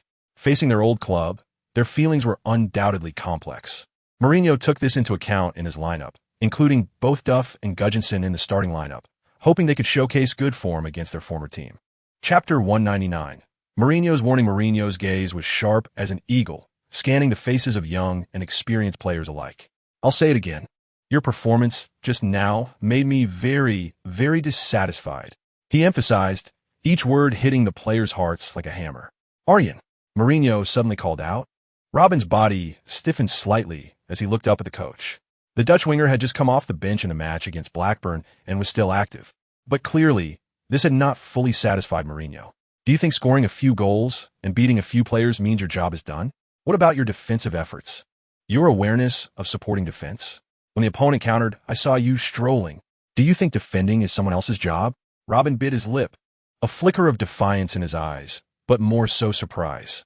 He didn't expect that after a resounding victory, he would be the first to be called out. But he understood Mourinho's character. Arguing was pointless, so he could only lower his head and listen to the reprimand. And you, Damien? Mourinho's gaze shifted to the other winger, Duff, who had just scored. Chapter 200. The reflection. The whistle signaling the start of the match instantly ignited the atmosphere at Craven Cottage. The deafening cheers surged from all directions, almost swallowing the stadium itself. Under the provocative arm-waving of their coach Chris Coleman, Fulham showed their fangs from the very first second. Their formation was very high up the pitch. The pressing was fierce to the point of being brutal, especially in the midfield area. Fulham players took advantage of the distance provided by this small, old stadium and their far superior fitness compared to the rotated Chelsea players, wildly disrupting the rhythm the Blues were trying to establish. Chelsea's heavily rotated lineup clearly needed more time to adapt to this almost suffocating intensity of the match. The players' tacit understanding seemed to still be stuck on the training ground. Passing and receiving appeared somewhat awkward. Goalkeeper Cudicini almost immediately felt the chill by the Thames. Fulham's Portuguese speedster, Luis Boa Morte, ghosted into the penalty area, receiving a precise cross from a teammate, and headed the ball towards goal. The ball hurtled towards the top corner of the goal. Cutaccini's nerves were stretched to the limit, his body extended, fingertips reaching up, narrowly tipping the ball over the crossbar. Chapter 201. The decision of the counter. Mourinho stood at the entrance of the tunnel, waiting for his disciples. As Lampard walked past, Mourinho reached out and firmly patted his shoulder, a rare and unreserved smile of approval on his face. In the 15 minutes of halftime, the atmosphere in the away team's locker room was lively yet serious. We are leading, but the match is not over. Fulham will definitely counterattack in the second half. We must withstand the pressure. At the same time, we need to play smarter, seize opportunities, and aim to score a second goal to completely kill off the suspense of the match. I do not want to see any complacency. Remember, this is a derby. We must leave here with a victory. The players' eyes were resolute as they responded in unison. In the home team's locker room, however, the atmosphere was completely different. Head coach Coleman was doing his utmost to boost the players' morale. He emphasized loudly that the team had performed exceptionally well in the first half, even managing to dominate the powerful Chelsea at times, but just lacked a bit of luck. He urged the players to forget about that damn deflected goal and to show even greater aggression in the second half, to attack boldly, utilize their home advantage, and strive to equalize as soon as possible, even staging an exciting comeback. Chapter 202. The Challenge. Always on the road, his appearance immediately caught the attention of the Craven Cottage fans. Boo! The sharp, piercing boos surged from the stands towards the young figure at the sidelines like a tidal wave. Fulham fans clearly harbored hostility towards this rising star in the Premier League, especially as their team was in a crucial moment of trailing and needing to score. They attempted to disrupt this player, who could change the course of the game, with their jeers. However, Ren Xiaoyao seemed to be oblivious to the boos. His face showed no expression. His gaze remained focused. He simply followed his own rhythm, diligently performing various warm-up exercises. High knees, side runs, sprints, each move executed meticulously as if the surrounding uproar had nothing to do with him. His calmness and concentration stood in stark contrast to the restless boos from the stands. Mourinho watched Ren Xiaoyao warming up, then glanced at the still stalemated situation on the field. The seriousness in his eyes seemed to ease slightly, but it had not completely disappeared. He had yet to make a final decision. Allowing Ren Xiaoyao to warm up was both a preparation for a substitution and a strategic move. Chapter 203. Frozen Moscow. As soon as the draw for the League Cup quarterfinals was announced, the media and fans erupted. Chelsea would face Manchester United at home. Undoubtedly the most significant clash of the League Cup this season, even potentially pre-booking tickets for the final. However, for Chelsea and Mourinho, the most important thing right now was not this upcoming red-blue battle. Before that, there was an even more pressing and equally crucial battle awaiting them. The fourth round of the Champions League group stage, an away challenge against CSKA Moscow. If they could defeat CSKA away, Chelsea would secure qualification for the knockout stage 2 rounds in advance, which would be a huge boost for the Blues, who aimed to make an impact in the Champions League. Securing qualification early meant they could rotate and adjust tactics more comfortably in the upcoming group matches, preparing for the more grueling knockout phase. However, while the ideal was enticing, reality often proved harsh. Just as Chelsea's entire squad was gearing up for their expedition to Moscow, a piece of bad news from Russia cast a shadow over the Blues. A strong cold front hit Moscow, plunging temperatures below zero and continuing to drop. Chapter 204. Is the cold stronger or the wool stronger? The match began. Chelsea kicked off at the center circle. Captain Lampard pushed the ball back to Terry behind him. The ball rolled on the grass, but with an unnatural bounce. The Blues attempted to control the game through familiar passing and possession, wanting to stabilize their footing and adapt to this unfamiliar pitch. But this ground seemed to have a thin layer of ice. Moscow's cold made the grass unusually hard. Chelsea players' passes lost their usual fluidity. Receiving players had to be exceptionally careful to barely stop the bouncing football. Each touch was accompanied by a subtle yet clear sound of collision, as if striking hard ice. Mistakes began to spread within the Blues ranks. A simple sideways pass that was slightly too strong could easily roll out of bounds. A stop aimed at controlling the ball's landing, if mishandled, could bounce straight to the opponent's feet. The home team, CSKA, seemed to be in their element. Perhaps they were already accustomed to training and playing in such conditions. The Red Blue Army-esque players were more active in running, more aggressive in challenges. They used their familiarity with the pitch to continuously apply pressure on Chelsea's ball handlers.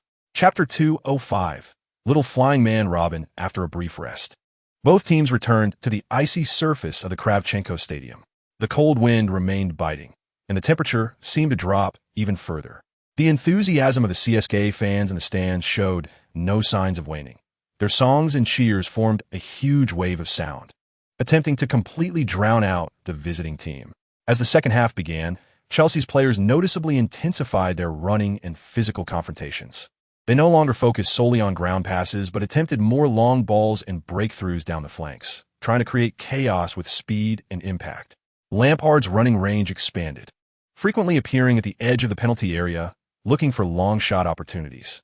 Drogba tirelessly engaged in physical battles with the towering defenders Ignashevich and the Berezutski brothers, contesting every aerial ball. However, CSKA was clearly well prepared. Their defensive formation remained very compact, and their mutual defensive coordination was spot on. More importantly, they seemed to have completely adapted to the pitch, their footing more stable and their pressing more ferocious.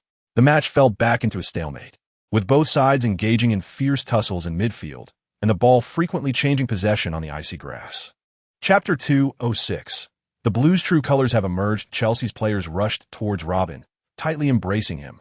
Terry, Lampard, Drogba, Carvalho, each one was filled with excitement. They jumped, roared, and celebrated this hard-earned victory. On the sidelines, Mourinho, too, rarely lost his usual calm. He suddenly turned, facing the bench, clenched his fists, and vigorously waved them forward, letting out a powerful shout. In that moment, he was no longer the composed special one, but a fervent commander breathing the same air and sharing the fate of the team. This victory was too hard-fought, too important. The CSKA players collapsed to the ground, their faces filled with disbelief and despair. They had given their all, resisting for nearly the entire match, only to fall short at the last moment. Ignashevich stared blankly at the goal, his gaze hollow. His pre-match taunt towards Terry now seemed so pale and powerless. The referee quickly blew the whistle to signal the end of the match. Chelsea, thanks to Arjen Robben's decisive strike in stoppage time, achieved a 1-0 away victory over CSKA Moscow. This victory was not just about 3 points. It meant Chelsea had won 4 consecutive matches in the Champions League group stage, accumulating 12 points and securing qualification 2 rounds in advance. They became the first team to break through from the Champions League group stage this season. Chapter 2:07. Ballon d'Or contenders back at Cobham training ground. The team underwent a brief recovery session. Robin was particularly active during the training, showcasing excellent form with several breakthroughs down the flanks, earning nods of approval from the coaching staff watching from the sidelines. Ribery, on the other hand, displayed a fierce determination, working even harder in training to prove that he also deserves a starting position. This healthy competitive atmosphere is exactly what Mourinho hopes to see. Meanwhile, discussions about the Ballon d'Or continued to gain traction in the media. Major sports newspapers and websites opened dedicated columns to analyze the strengths and weaknesses of various contenders. The Times, undoubtedly, Ren Xiaoyao is one of the brightest stars this year. He plays an irreplaceable role in Chelsea's midfield, capable of scoring, assisting, organizing, and defending. More importantly, he led the Portuguese team to a historic victory at the European Championship this summer and was named the tournament's best player. The dual success at both club and national team levels makes him the strongest contender for the Ballon d'Or. The Guardian also listed Lampard and Terry as important candidates. Lampard's consistently high-level performances make him the engine of Chelsea's midfield, with unmatched scoring ability and timing for late runs. Terry, on the other hand, is the backbone of the Blues' defense, with his leadership and defensive skills being the foundation for the team's achievements. Although Ren Xiaoyao's brilliance shines brighter, the contributions of Lampard and Terry are equally commendable. Chapter 2:08. I remain unmoved on Saturday at Stamford Bridge. The air seemed to solidify, each breath heavy with the anticipation of an impending battle. Damp and chilly, this is an inescapable label of a London winter. In the stands, the blue tide had already converged into a surging ocean, vibrant and tumultuous. Songs, shouts, and cheers intermingled to create a massive, unmatched roar. This roar felt like a declaration, a deterrent directed at the Toffees about to step into this blue territory. The Everton players finally appeared at the exit of the player tunnel, greeted by a tsunami of boos. Sharp, piercing and filled with unabashed hostility.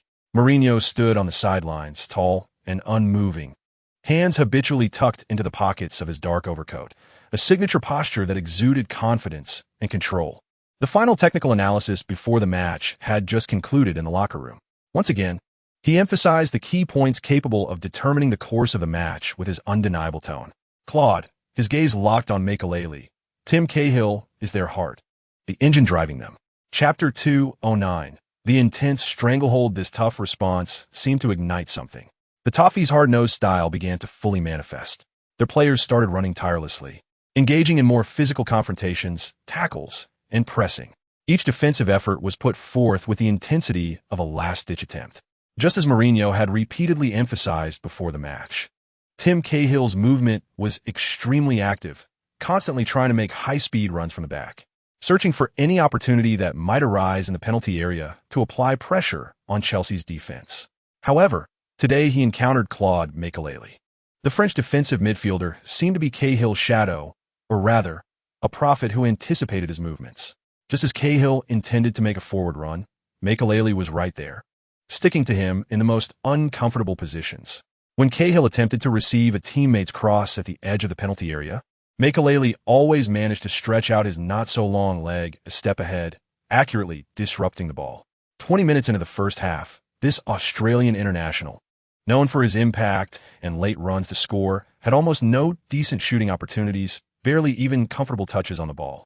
In the 24th minute, Graveson fiercely intercepted a ball from Lampard in midfield, then delivered a penetrating through ball, attempting to find the oncoming Cahill, who was in sync. Chapter 210. Meeting number 10 again. As the second half whistle blew, the battle reignited. Chelsea players noticeably increased their activity, and the speed and rhythm of the ball's movement instantly escalated. Ren Xiaoyao's figure indeed began to appear frequently on the right flank. He actively sought connections with the flying Dutchman Robin. In the 55th minute, Ren Xiaoyao received the ball on the right, facing Everton's left-back Tony Hibbert. He chose not to force a breakthrough. Instead, he executed a swift 1-2 combination with the cutting-in Robin. Ren Xiaoyao took off along the sideline at lightning speed, delivering a low cross with his right foot that zipped toward the goal. Unfortunately, Drogba, under strong interference from Yobo, narrowly missed making contact with the ball. A few minutes later, still on the right flank, Ren Xiaoyao attracted the attention of two opposing defenders. Just when they thought he would force a breakthrough or a cross, Ren Xiaoyao made an extremely subtle move, suddenly passing the ball across to the middle. Lampard, understanding immediately, rushed in. Without stopping the ball, he unleashed a powerful long-range shot. The ball whistled through the air, just slightly above the crossbar. The feeling of offense seemed to be returning. Everton's coach Moyes furrowed his brows on the sidelines, clearly noticing the shift in Chelsea's core, Ren Xiaoyao's movement. Chapter 211. An economical way to victory. The songs at Stamford Bridge once again echoed to the heavens. This time, the songs were filled with pure joy and pride of being a Blues fan. After enduring the icy battles in Moscow, the team once again managed to chew through the tough bone of Everton at home. The league continues to maintain an unbeaten record. The lead on the points table has been further solidified. After the match, media coverage flooded in. The focus once again centered on Chelsea's economical way of winning. Mourinho's Blues once again secured victory with a 10. This has almost become their winning formula. The sports section of the Times headlined this, featuring a photo of Drogba celebrating in fury and Terry's line-saving moment.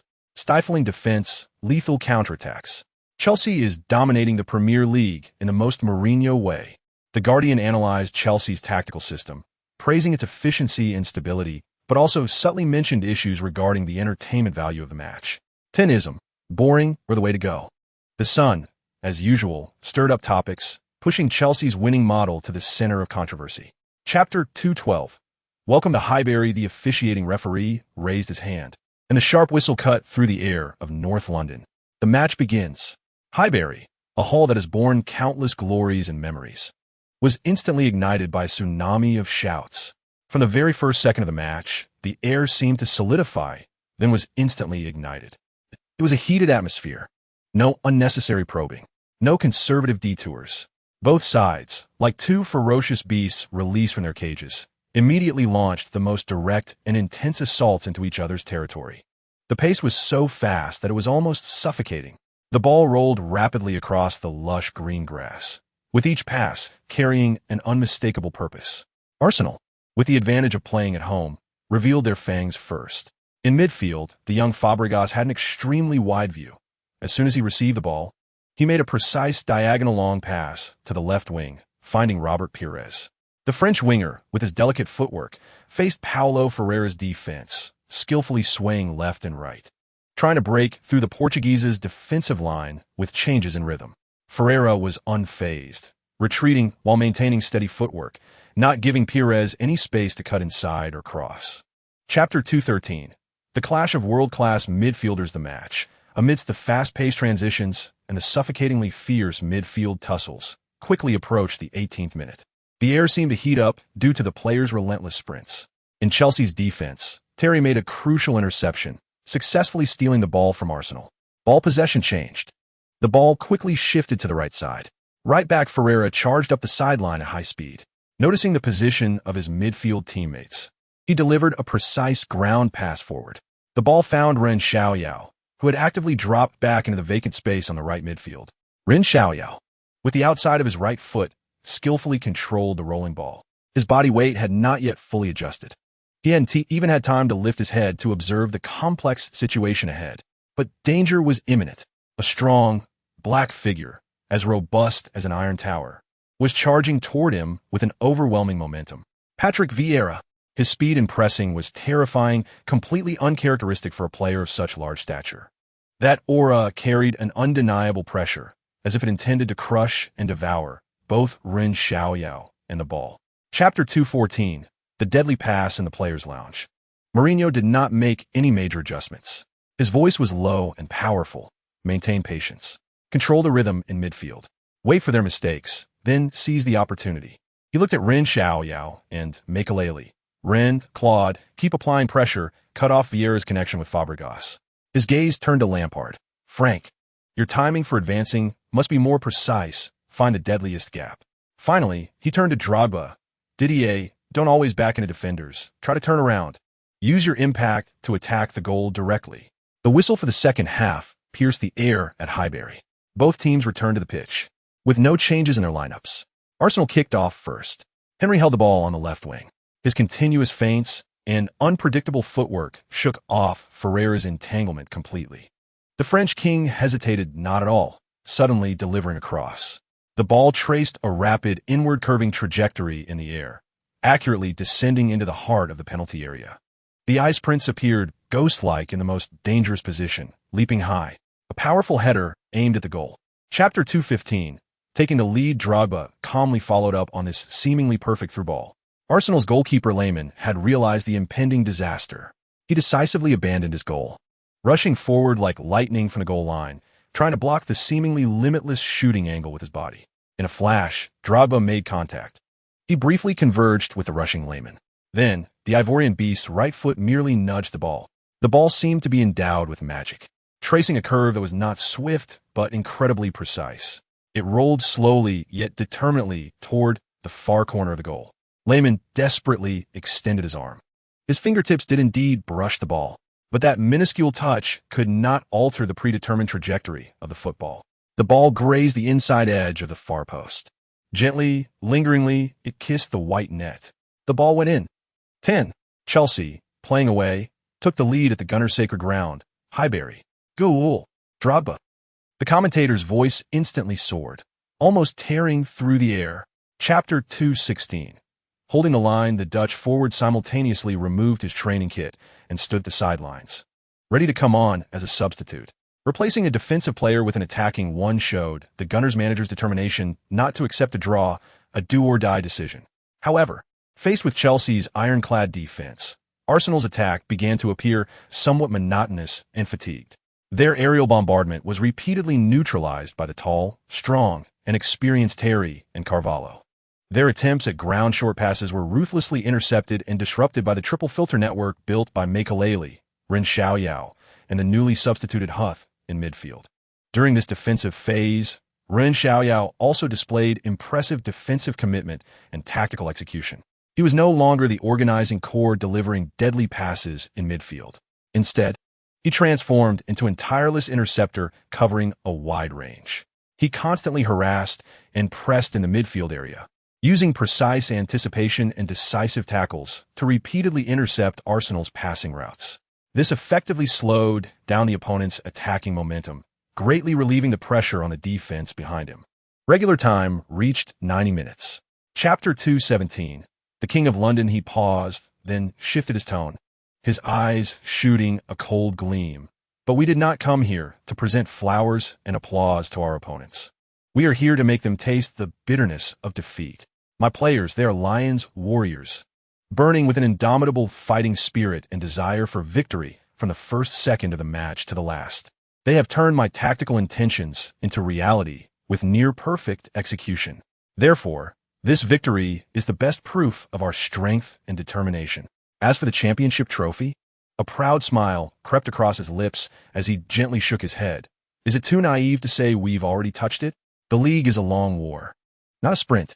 We hold the advantage now, but we will not be complacent. We will continue to tear apart every opponent like a hungry pack of wolves. Today, we won, we expanded our lead, and that's great. But tomorrow, we will set our sights on the next battle. Championship?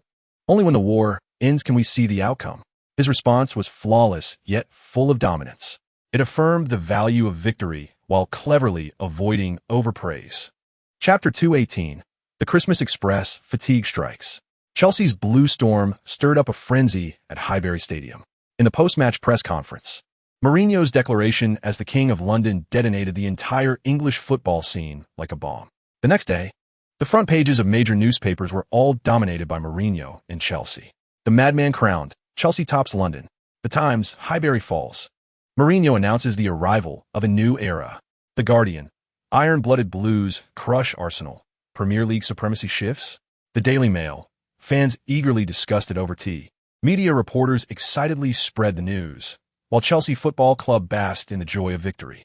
What excited Chelsea fans even more was that this crucial victory further widened their lead in the standings.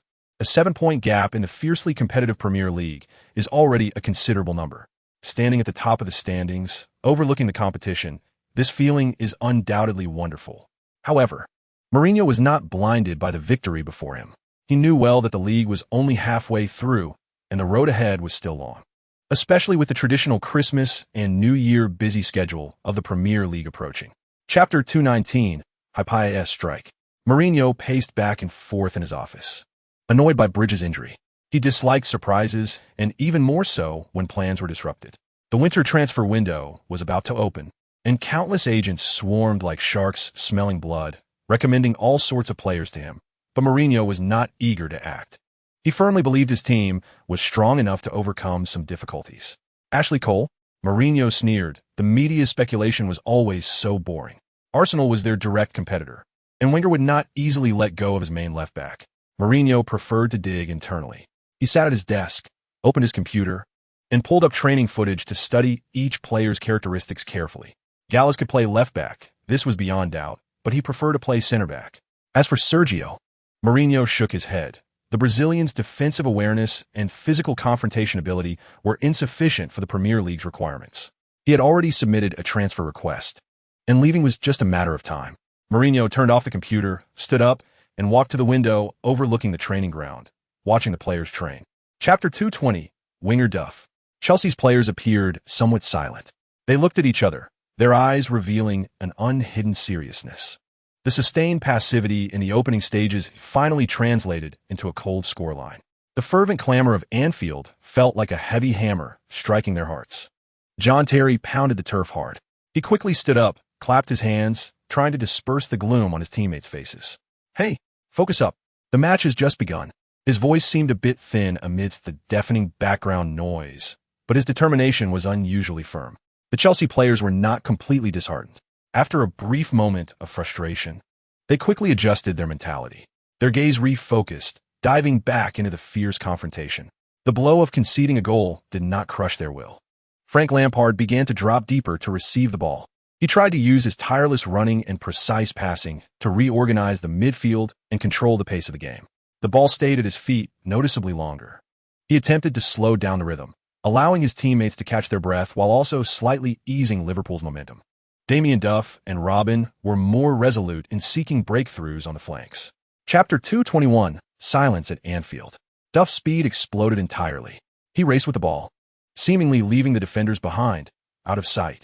In the stands, the blue section belonging to Chelsea fans erupted with deafening shouts of anticipation. Every blue supporter stood up, craning their necks. Duff charged with the ball into the right flank of Liverpool's penalty area. This was already the core defensive zone for the Reds. Center back Carragher moved swiftly to cover, like a wall. He was experienced and strong, blocking Duff's angle to cut inside. Facing Liverpool's defensive stalwart, Duff did not choose to go head-to-head. He did not attempt to force his way through with speed or seek physical confrontation. He quickly scanned the situation in the penalty area. With a subtle flick of his right ankle, he delivered an accurate low cross just above the ground.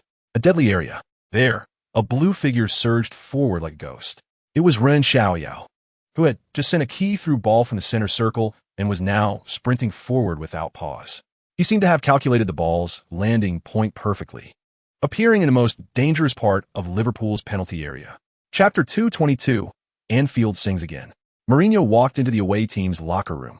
Chelsea's players were scattered in small groups. The atmosphere not as relaxed as the tie on the scoreboard suggested. The goal at the end of the first half was indeed crucial. But the passive situation of the entire first half still loomed like a shadow over everyone's hearts. We didn't play well in the first half. Mourinho's voice was low but clear enough for everyone to hear. He scanned the players, his gaze sharp, as if trying to see through their hearts. We allowed Liverpool to play at their desired pace. The atmosphere at Anfield, the shouts of the fans, all became their allies. We passively fell into their rhythm and were overwhelmed by their pressure. He paused, allowing the players to digest this statement. The locker room fell silent. Only the slightly heavy breathing of the players could be heard. Yes, we equalized. Ren Xiaoyao scored a beautiful goal. But this cannot mask our problems in the first half. Defensively, Gallas, you did well, but against Luis Garcia's speed, you still struggled a bit. We need more decisive interceptions and quicker support. Offensively, we created some opportunities, but our ability to capitalize on them needs improvement. Especially on set pieces, Terry, your headers should be more precise and powerful. Chapter 223, Halfway Champions. After Eschen scored, he excitedly rushed to the sidelines and tightly embraced Mourinho. A satisfied smile appeared on Mourinho's face. His substitutions had an immediate effect. Liverpool's players were completely stunned. They gave their all, yet still could not stop Chelsea's attack. Anfield fell into a dead silence. In the last 10 minutes of the match, Liverpool went all out and launched a final assault. Benitez continuously substituted offensive players in an attempt to equalize the score. However, Chelsea's defense was impregnable. Terry and Carvalho stood firm in the center, solid as a rock. Eschen tirelessly ran and intercepted in midfield, while Lampard and Joe Cole also actively tracked back to help the team secure the victory. Ultimately, the referee blew the whistle to signal the end of the match. The score was fixed at 3-1. Chelsea defeated Liverpool away once again, taking 3 points at Anfield for the second consecutive year. The Chelsea players excitedly embraced each other, celebrating this hard-earned victory. Mourinho walked to the sidelines and shook hands with Benitez. Benitez wore a wry smile of resignation and said to Mourinho, "Your midfield is truly formidable. Especially that Eschen. He is like a machine." Chapter 224. The resurrected Kezman as the new year bells rang. The battle for the FA Cup third round ignited. Chelsea's opponent was Scunthorpe United from League Two. Faced with an opponent of far lesser strength, Mourinho decided to rotate his squad.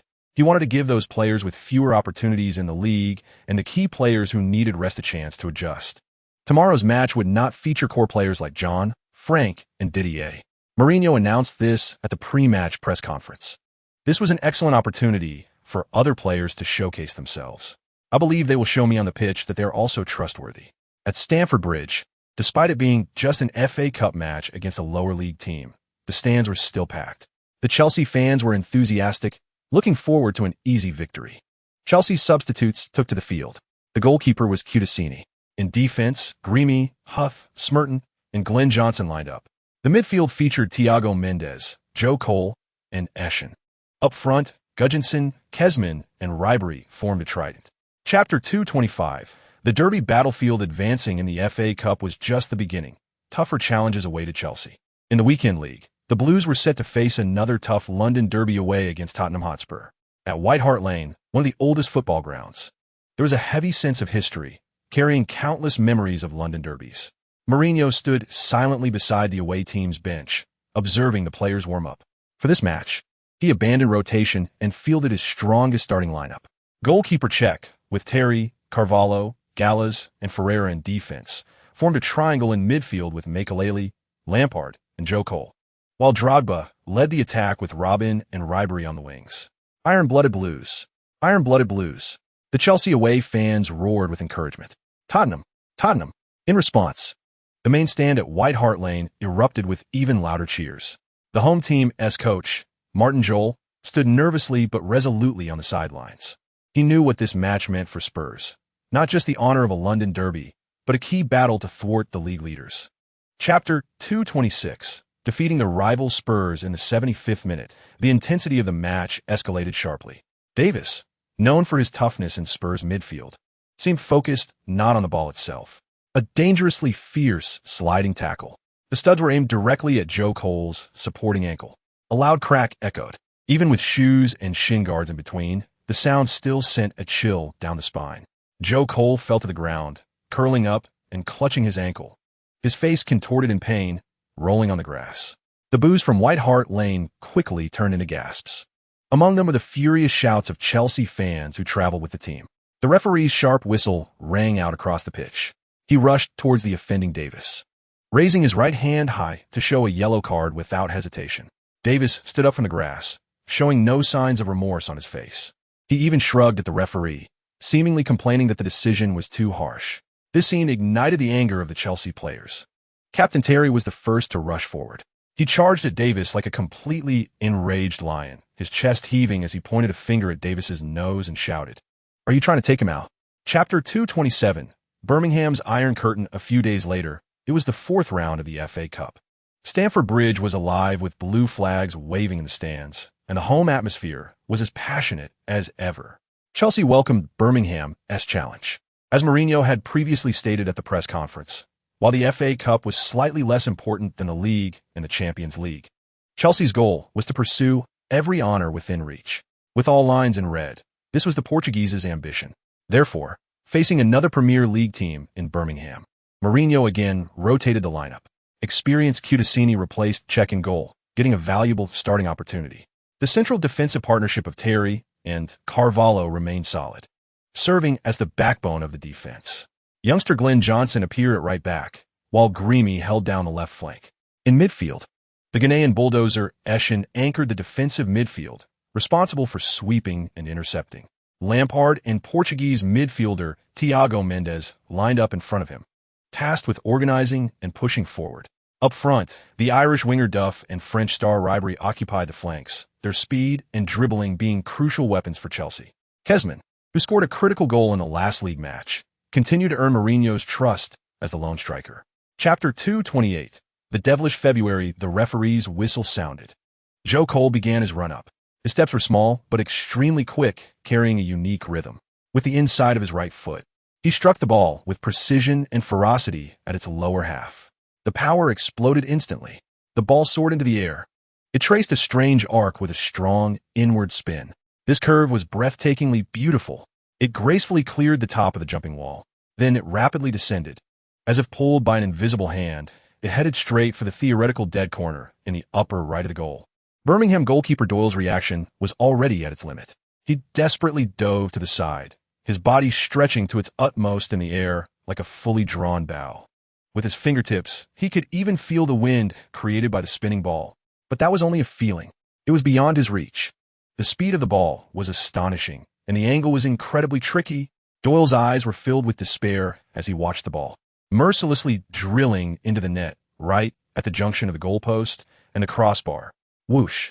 The net was violently torn, producing a crisp and melodious quiver. Goal! The momentary silence at Stamford Bridge erupted like a volcano, with deafening cheers bursting forth. Chapter 229.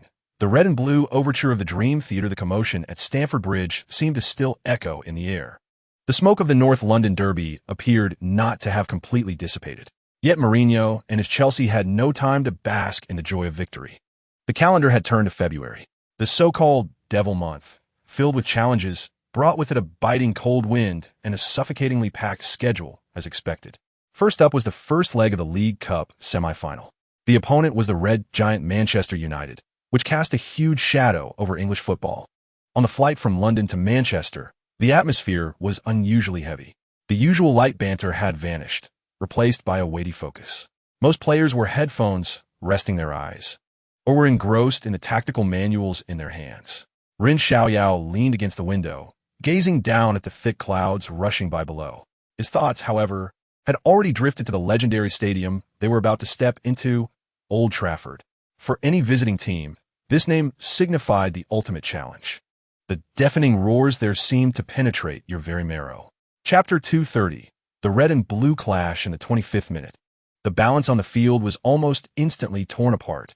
The midfield Iron Gate Makelele. He seemed to have anticipated Scholl's intention, appearing ghost-like in the passing lane. A clean and decisive tackle. The ball landed steadily at the feet of the French midfielder. He didn't even look up. With top-tier awareness, he made a direct sideways pass to Ren Xiaoyao beside him. Ren Xiaoyao had his back to the attacking direction, but his eyes seemed to have scanned the entire field. Before the ball had completely settled, his right foot arched like the most precise instrument, pushing forward. A ground-hugging, precise curve. The ball pierced through Manchester United's layered midfield defense. It found Arjen Robben. The Dutch winger on the right understood immediately. The moment he received the ball, he was in perfect harmony with it, and his speed surged. Manchester United's left-back Silvestre was completely left behind. He could only futilely chase after that speeding orange lightning. Robben surged into the Manchester United penalty area. Rio Ferdinand, the England centre-back, quickly closed in, standing like a mountain in front of Robben. But the Dutchman showed no sign of panic. A rapid cut-in. The frequency of his feet was dazzlingly fast. Chapter 231. The ice and fire of the Dream Theater in a critical moment. Just as the ball was about to roll into the net, carrying the hopes of Manchester United fans, a swift blue figure appeared on the goal line. Like a judge rushing out of hell. Gallas. It was the French full-back Gallas. His body was almost parallel to the grass, his right leg straightened, and with a reckless, all-or-nothing slide tackle, he managed to poke the ball away when it was mere millimeters from the goal line. Whoosh! The ball changed direction, grazing the outside of the post and rolling out of play. The huge cheer that had surged up at Old Trafford was suddenly choked, instantly transforming into a massive sigh of disappointment mixed with angry boos. The air was thick with shock and unwillingness. Ferdinand and the surrounding Manchester United players reflexively raised their arms, excitedly rushing towards referee Clattenburg, indicating that the ball had completely crossed the goal line. Their shouts nearly threatened to lift the roof. However, Clattenburg's expression showed no signs of wavering. His gaze was sharp as he firmly shook his head and pointed to the corner flag. No goal. The big screen on the sidelines began to replay the heart-stopping moment. Chapter 232. It's you again. The miraculous 4 blunders the match finally entered the last 10 minutes. The singing at Old Trafford not only showed no signs of weakening, but became even more resounding. The roaring waves of sound, like tangible energy, attempted to penetrate the players' weary bodies, injecting the home team with its final fuel. Manchester United fans defended the glory of the Dream Theater in their proudest way, conveying an unwavering belief of never giving up to the players on the field. At that moment, Chelsea obtained a free kick opportunity in the attacking third. The position was about 30 meters from the goal, slightly off angle, making a direct shot extremely difficult. But all eyes were focused on the figure standing over the ball, Ren Xiaoyao. His gaze was terrifyingly focused, as if the deafening cheers around him and the tense atmosphere on the field were irrelevant. In his world, only the white spirit lying quietly on the grass and the ready goal in the distance remained. Lampard, as if on cue, began his run-up. His movements so realistic that they almost fooled everyone. The Manchester United wall instinctively prepared to jump and block with his movement. However, when Lampard reached the ball, it turned out to be a clever feint gliding over the ball. The real killer move came from Ren Xiaoyao. Chapter 233. 3 points turned into 1 point, the penalty spot. When Clattenburg's finger pointed to the white circular spot only 12 yards from the goal, Old Trafford seemed to have been dropped a depth charge. The deafening cheers nearly lifted the roof, and the Red Sea boiled over. Meanwhile, on the other side, the blue Chelsea players and coaching staff seemed to be instantly frozen, a chilling sensation surging from their feet to the top of their heads. The immense pressure felt like an invisible boulder crashing down on Wayne Rooney, who stood at the penalty spot, and on Petr Cech, who stood on the goal line. Yet Rooney appeared unusually calm. He picked up the ball and gently placed it on the penalty spot, using his studs to press down on the grass. Feeling the solid ground beneath him, he lifted his head, his gaze piercing through the noisy crowd, through the angry and desperate eyes of the Chelsea players, and finally locking onto the goal. There was not a hint of hesitation in his eyes, only steely determination and a bloodthirsty desire. At that moment, over 70,000 fans at Old Trafford collectively held their breath, as if their hearts were tightly gripped by an invisible hand. On the goal line, Cech stood like a mobile fortress. Chapter 234. The magic man's little note, the biting cold wind, seemed to carry the lingering smoke of Old Trafford. Chelsea's bus was speeding through the night, returning to London. Cobham training ground was brightly lit.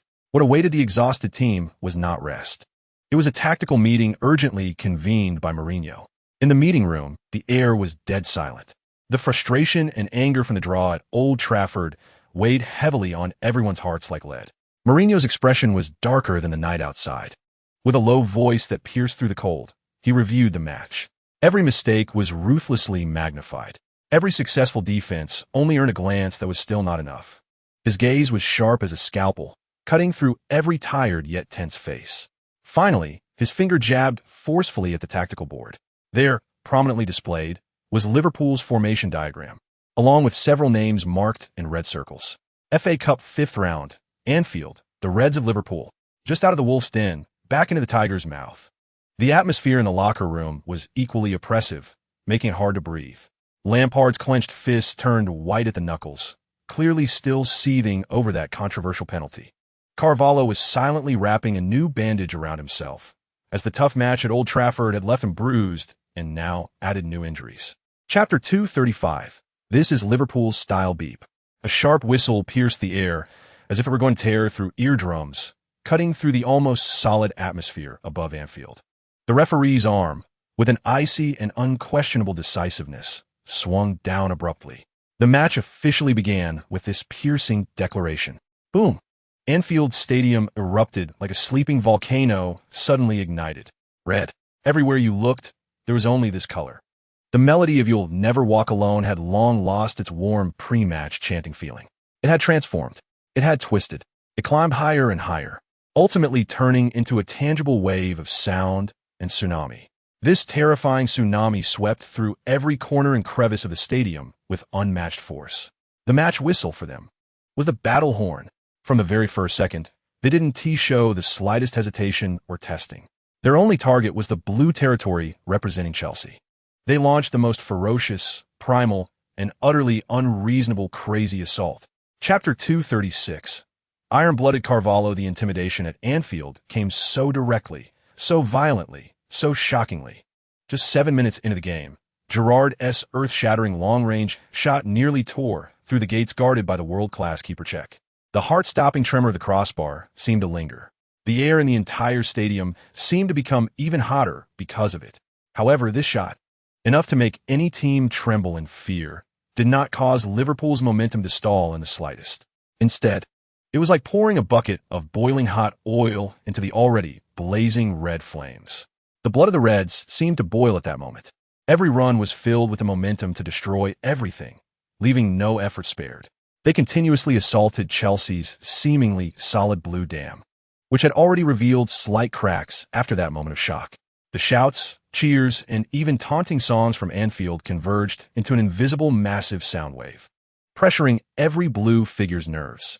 On the flanks, Reece and Finnan were like two sharp knives, using speed and technique to repeatedly tear at Chelsea's defense.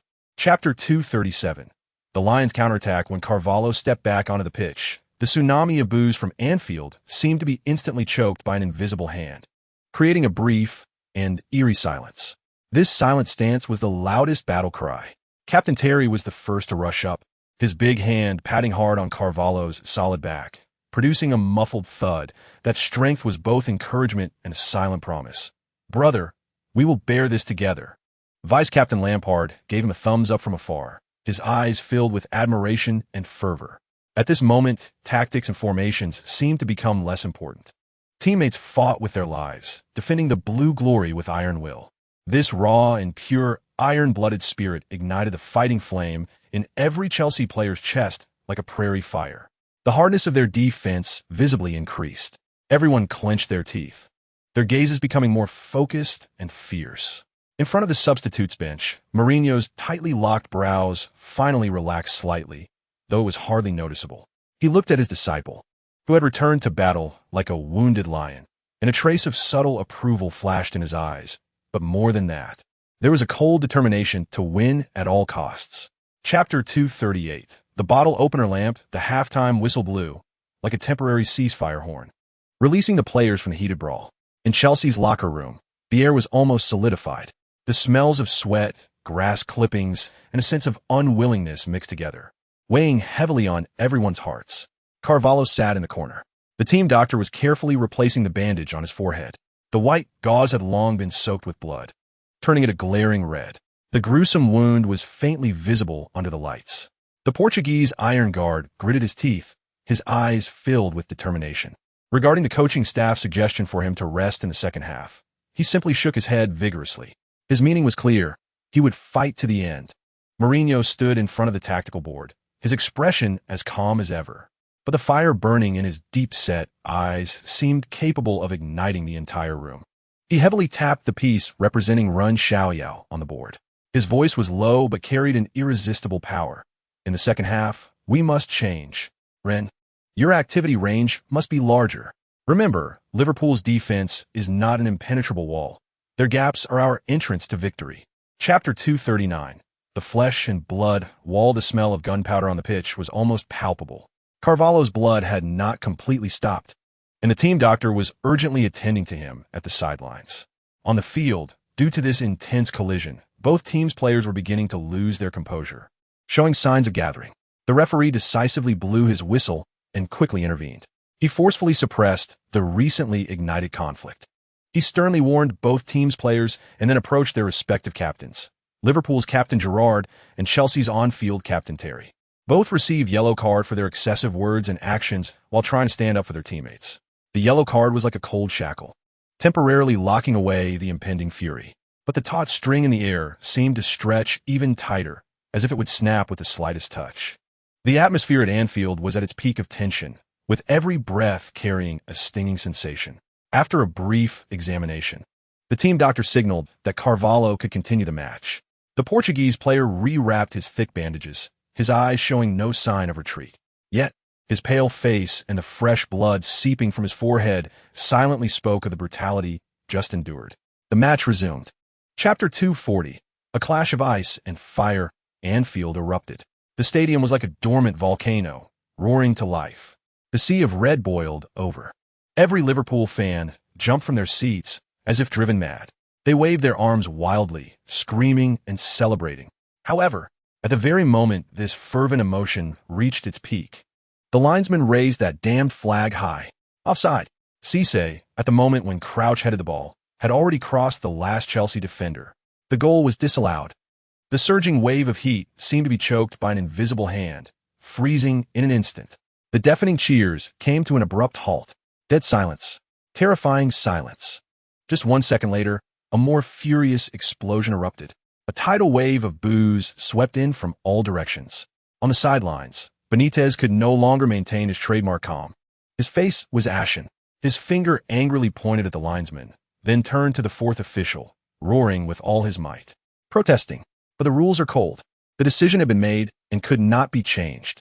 The suspense of the match was forcibly pulled to the last second by this damned decision. Chapter 241. Clouds of doubt over Anfield in the Chelsea locker room. There was no champagne, but everyone's face was filled with excitement that surpassed any alcohol high. Mourinho stood in the center, his gaze sharp as he scanned every face. He did not celebrate, but looked towards the corner, where a figure with a bandaged forehead stood. Mourinho walked through the excited crowd directly to the quiet figure in the corner. The noisy locker room fell silent, all eyes converging on him, the air seemingly stagnant.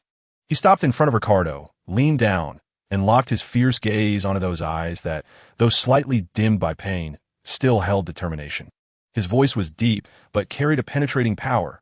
Today, everyone. He paused, his gaze sweeping over the breathless players, ultimately returning to the bandaged forehead of Ricardo. All witnessed what true courage is, what a will forged of steel is.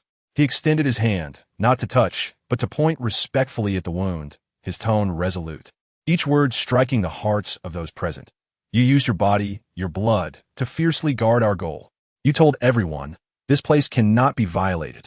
Mourinho's hand pressed heavily on Ricardo's sturdy shoulder, his eyes revealing unabashed admiration and pride. Ricardo, you are our true warrior. Chapter 242. I have a plan. The smoke at Anfield had yet to dissipate, but Chelsea had already caught the scent of blood after the storm. The next day, the team doctor's report was like a bucket of ice water, instantly dousing the warmth of victory. Carvalho, concussion. 8 stitches on his forehead. Expected to be out for at least 2 weeks. Mourinho's brows furrowed tightly, his face dark enough to wring water from. Carvalho, the cornerstone of this blue iron wall, had fallen. Terry and Huth, or take the risk of using a new recruit. The arrangement of the center-back line suddenly became a sword hanging over their heads. The atmosphere at the training ground was oppressive, like the stillness before a heavy rain. Mourinho had been particularly irritable lately. Every arrow on the tactical board seemed to carry the scent of gunpowder. Makelele, move a bit further up. Your duty is to protect the defense, not to stand there as a spectator. Midfield, run, cover, fill the gaps in the defense. Every additional step taken by everyone will relieve some pressure off the back line. Remember that. The players were silent, the training ground only echoing with the dull sound of the ball hitting the grass and Mourinho's scoldings. Only Ren Xiaoyao remained calm, like the eye of the storm, radiating an increasingly unique glow in this oppressive atmosphere. Chapter 243. A shocking formation change. Mourinho's gamble, his gaze finally landed on Ren Xiaoyao. Like a gambler at the poker table, ready to go all in. Run, in the next match, I need you to play center back. Instantly, the analysis room fell silent. Terry's eyes widened, as if seeing the head coach for the first time. Lampard furrowed his brow, his fingers instinctively tapping on the table. Makelele and Eschen exchanged incredulous glances, as if they had heard some absurd tale. Ren Xiaoyao, the one responsible for threading the needle in the front line, the core of Chelsea's attacking organization, to go into the box and grapple with Bolton's muscle men. Coach Terry swallowed hard, struggling to speak, his tone clearly hesitant and worried.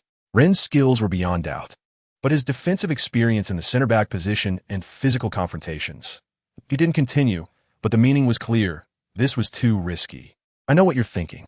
Mourinho raised his hand, interrupting Terry, his tone resolute. Allardyce's target is very clear. He is coming straight for our center.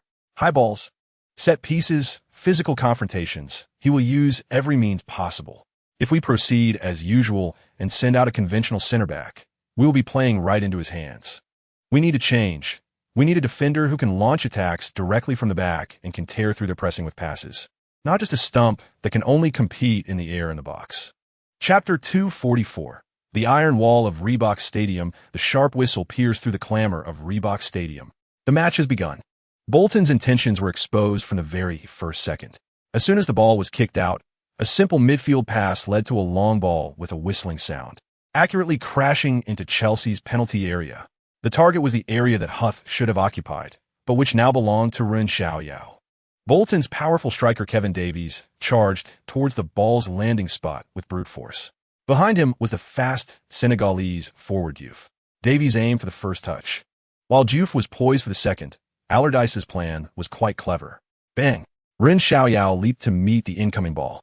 He wanted to head this threatening ball out of the box before Davies could, but he clearly underestimated the terrifying physical confrontation ability and aerial intimidation of an elite Premier League striker. Davies was almost entirely hanging on him as they both ascended into the air. The strong physical contact instantly disrupted Ren Xiaoyao's balance in midair. However, Davies clearly underestimated Ren Xiaoyao's physique. His own charge felt like crashing into a wall, causing Davies to lose his balance as well. But at that moment, the ball drew an odd arc and headed straight for Chelsea's goal. Chapter 245. I can also be a center back on the coach's bench. Allardyce's face instantly turned extremely ugly, pale as a ghost. He suddenly lifted his right foot and kicked the water bottle beside him fiercely. The plastic bottle tumbled through the air, splashing water everywhere. Shit! He cursed under his breath, his voice filled with uncontrollable anger and frustration. He was painfully aware that all his pre-match judgments had huge, fatal errors. The rising star Ren Xiaoyao, whom he viewed as a weakness and believed he could easily crush, not only perfectly filled the gap left by Carvalho's absence, but also became the key figure for Chelsea to break the deadlock. "Listen," Allardyce shouted towards the sidelines. "Put some pressure on that kid. Don't let him have the ball easily. Stick to him. If necessary, foul him." The Bolton players immediately understood the coach's intent. After the game resumed, the special treatment aimed at Ren Xiaoyao noticeably increased. Kevin Davis would inadvertently step on Ren Xiaoyao's foot when contesting for the ball. Diouf would push and shove him with little actions when off the ball. Even Bolton's midfielders would deliberately bump into him while retreating. Chapter 246, System Upgrade Overnight. The bloodied hero of Reebok Stadium became the darling of all the media in England. The sports section of the Times prominently featured the headline, "The Blue Great Wall." Ren Xiaoyao, Chelsea's Iron Gate. The Sun was even more sentimental. The bandaged warrior. He fought to defend the glory of Stamford Bridge with his blood. Ren, the new hero of the Blues. Sky Sports commentators excitedly analyzed during the program. "Look at his coverage. Look at his duels. He is practically unstoppable. Center back, defensive midfielder, winger, striker. Mourinho has found a true gem. He has the potential to become a world-class utility player." Praise flooded in like a tide. With countless labels such as Versatile Warrior, Chelsea's secret weapon, and Perfect Iron Gate being attached to Ren Xiaoyao. The media even began to compare him with top defenders like Nesta and Cannavaro, believing that given time, he would surely rank among the world's top center backs. In the press conference room, the flashbulbs once again focused on Mourinho. In response to reporters' questions about Ren Xiaoyao, the Portuguese coach wore a barely perceptible smile while maintaining his usual calmness and authority. Chapter 247, The Clash of Beautiful Football and Iron Will at Night in the Cobham Training Base. Only the light in Ren Xiaoyao's room accompanied by the stars was on. He closed his eyes, but his consciousness was immersed in the virtual space constructed by the system. The player data deep analysis function was activated, and the formation and player data of Barcelona poured down like a waterfall. Ronaldinho, the sprite-like dancer, his dribbling paths, faint frequency, and shooting angle preferences flashed with countless light points in the left area where he commonly operated. Every change of direction, every nutmeg was broken down into cold data by the system. The system's prompt sounded, analysis result. After cutting in from the left, Ronaldinho has a 738 probability of choosing a curved shot to the far corner, but under force pressure, his passing error rate will increase by 12. Eto'o, his starting speed, positioning choices, and shooting power were simulated by the system, mapping out his various positioning trajectories in the penalty area, even capturing the subtle movements he made before receiving the ball. Analysis result. In counterattacks, Eto'o's first touch habitually adjusts to the right front. Xavi, the brain of the midfield. With passing lines, vision range, and rhythm control, the data flow sketches out his layout ability like that of a chess player. Chapter 248. The Clash of Genius and Magician. The sharp whistle tore through the boiling air of Camp Nou as the match began. The ball flowed quickly between the red and blue striped shirts, like a sprite jumping on the tips of the grass. Ren Xiaoyao stood in the center midfield, with Lampard slightly to his left in front of him and Makelele trailing behind. The three of them resembled three wedges, driving into Barcelona's fluid passing and controlling system. He slightly bent forward, his sharp gaze sweeping across the entire field, his brain operating at high speed. With the light blue system interface real-time, refreshing the opponent's movements and potential passing lines. He didn't rush to press, but instead steadily controlled his area, using his body and positioning to block passing lines to Xavi and Deco. In just a few minutes, the competition in midfield reached a fever pitch, with every pass and reception accompanied by muscle clashes and quickened breaths. In the 5th minute, the much-anticipated clash finally arrived. Ronaldinho, the sprite of Camp Nou, received the ball on the left flank. His signature smile adorned his face, but his footwork was ghostly. Facing the advancing Ferreira, Ronaldinho deftly flicked the ball, then quickly nudged it with his right foot, executing the classic cowtail. The ball seemed to stick to his foot, drawing an odd arc as it attempted to bypass Ferreira. Chapter 249. The blue will that remains honorable in defeat. In the locker room during halftime, the atmosphere turned oppressive. Mourinho rarely roared, but his cold gaze swept over each player, exerting more pressure than any yell. He did not dwell on the first half losses and controversial calls, but quickly laid out the tactics for the second half. We need a change. Mourinho's voice was decisive. Eschen, you're in. Replace Huth. This was a bold adjustment that signified a major transformation in formation. Chelsea would shift to a highly aggressive 3-3-1. Defensively, Ren Xiaoyao would drop back to the center of the three center-backs, acting as a sweeper and outlet. In attack, he would advance to midfield, utilizing his vision and passing to orchestrate the offense. The newly entered Eschen would be responsible for sweeping across the midfield, while Makelele would focus on protecting the crucial areas in front of the penalty box. Lampard's task became clearer, to decisively push forward and retreat in the center, linking both ends of attack and defense. Mourinho's gaze finally fell on Ren Xiaoyao. Xiaoyao, you need to push forward more decisively. Take long shots when you have the chance. Use your passing to tear apart their defense. The whistle for the second half sounded, and the roar of Camp Nou remained deafening. Chapter 250. Exclusive report on the charter flight back to London. The entire cabin was silent. The stable airflow at high altitude did nothing to dispel the gloom hovering over the Chelsea team. Most players were silent, some with their eyes closed in rest, others gazing out at the changing clouds, their thoughts still lingering on the heartbreaking grass of Camp Nou. Mourinho sat in the front row, his back straight. Without saying a word, he did not review the match as usual, nor did he comfort the players. He only occasionally swept a sharp gaze across the cabin. The weight contained in that gaze made everyone who came into contact with it involuntarily tense up.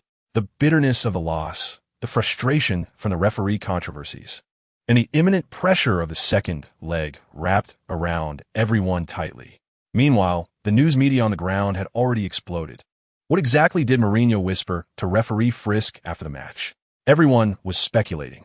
The next day, almost all European sports media front pages were dominated by the night at Camp Nou. The Spanish media naturally fired on all cylinders, praising Barcelona's victory while portraying Mourinho as a sore loser who could only incite conspiracy theories. Chapter 251. Easily overcoming the Canaries' Cobham training ground. Under the gloomy sky, the atmosphere on the training field was more serious than ever. Mourinho stood on the sidelines with his hands in his pockets, his expression stern, and his gaze sharp as a knife.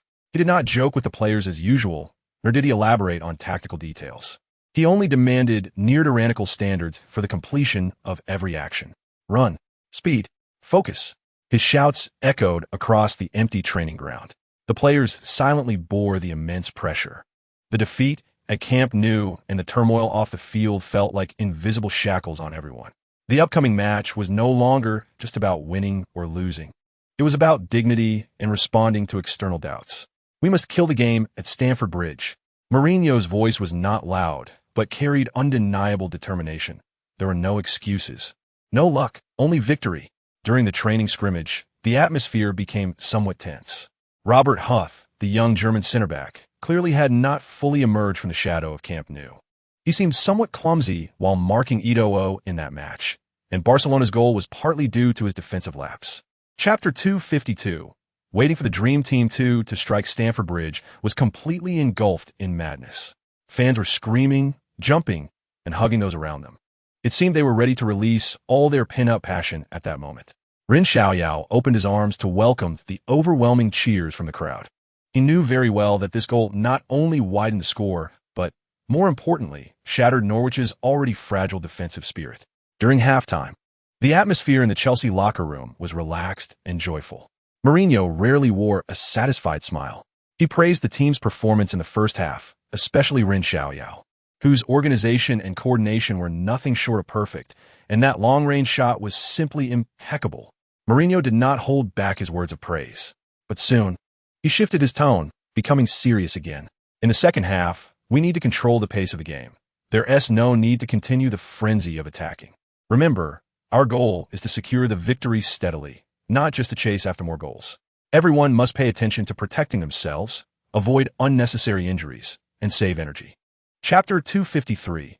Welcome to Stamford Bridge. In the press conference room at Cobham Training Ground, Mourinho sat leisurely at the podium. A faint, elusive smile played on his lips. Facing the dense crowd of reporters, he once again showcased his unique madman persona. With full force, he began, "Football is very interesting, isn't it? His voice was not loud, but clearly resonated throughout the room. Some teams play like kings at home, enjoying the worship of everyone, shining brightly. But once they leave their familiar pitch and head to the away games, they seem to turn into lost tourists, completely unable to find their way forward. He paused slightly, his tone carrying undisguised sarcasm. I don't want to comment too much on what happened in the last match. I think everyone has clear eyes. But I have always believed that football is fair, especially at Stamford Bridge. Mourinho's voice slightly raised. The fans here, they understand the game. They are incredibly passionate, and their cheers can shake the sky. They will give that person on the field wearing a different colored shirt and holding a small whistle. Chapter 254. Barcelona's nightmare in the narrow and cramped players' tunnel. Terry stood at the front of the line, his gaze resolute. Lampard's expression was serious, his fists clenched, knuckles white from the effort. Ren Xiaoyao stood behind him, his previously deep gaze now coldly scanning the array of Barcelona players across from them. Ronaldinho and Eto'o stood side by side. The once carefree Samba sprite now wore a serious expression, with only seriousness left on his face. Eto'o's gaze was even more intense, with a suppressed killing intent. The eye contact between the two sides' players sparked fierce clashes in the air, silent sparks crackling.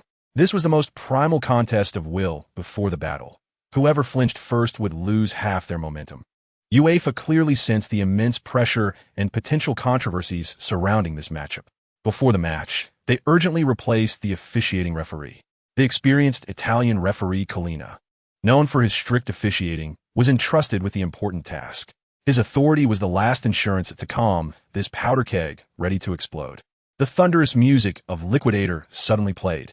Like an ancient war horn, it ignited the entire Stamford Bridge. Chapter 255. The response of the Dream Team to Stamford Bridge was completely boiling.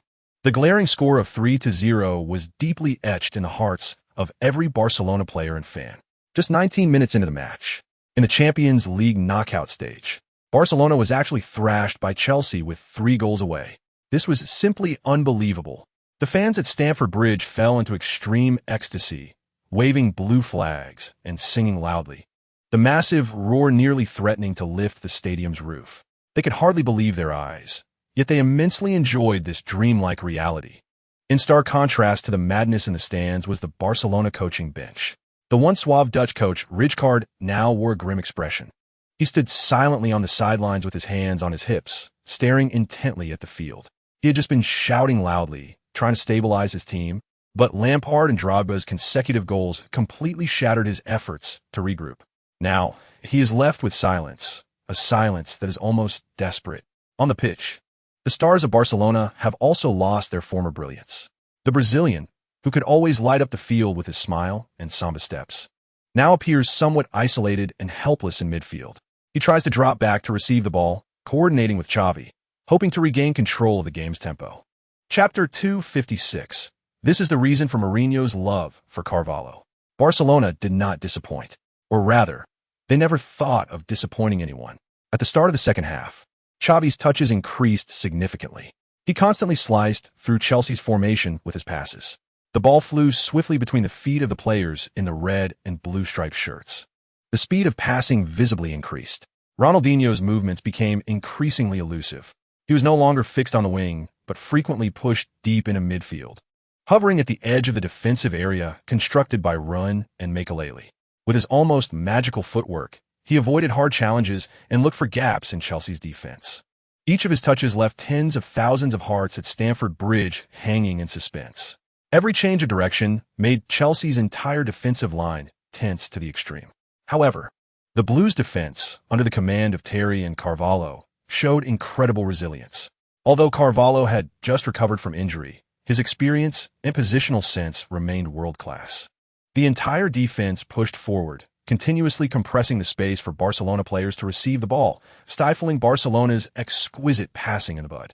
The battle in midfield became intense. The deadlock of the match was suddenly broken in the 55th minute. Barcelona executed a team play that was almost suffocating. Chapter 257. Eliminating Barcelona. In the 70th minute of the match, Barcelona's attack was fiercely disrupted by the iron-waist Makelele in midfield. The ball was passed around and eventually landed at Ren's feet. After Barcelona pushed up, the empty backfield became a vast grassland. An extremely precise long pass over the top. It cut through the night sky of Stamford Bridge. The ball flew over the desperately jumping Puyol's head, accurately finding the front line, where Robin was sprinting with all his might. The Flying Dutchman took off. With his signature explosive power, he trampled over the Brazilian right-back Belletti, who was chasing back. Belletti, exhausted, could only watch helplessly as the orange figure ran further away. Robin charged into the right side of the penalty area at high speed.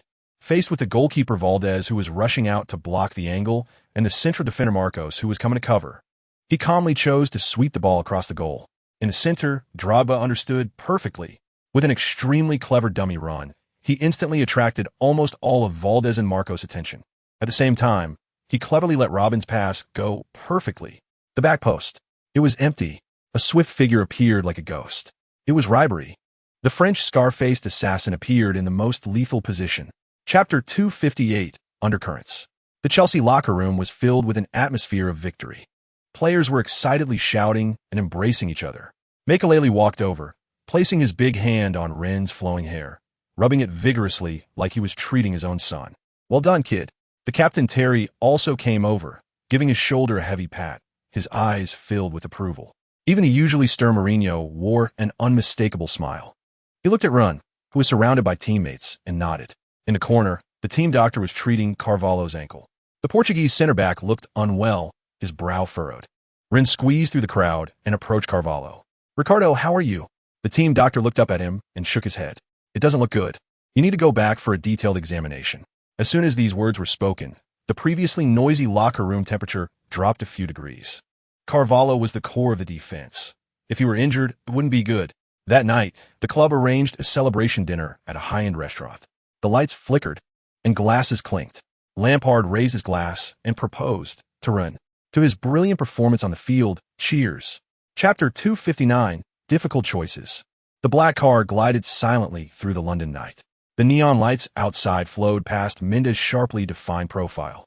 Ren sat in the back seat, his gaze directed at this super agent who had stirred up the football world. The waves stirred up in his heart by Abramovich had surged once again. A bigger challenge? He repeated softly, trying to catch a hint from Mendes' unfathomable eyes. Mendes curled his lips into a meaningful smile and did not answer directly. He simply signaled the driver to head to a top restaurant in the city center.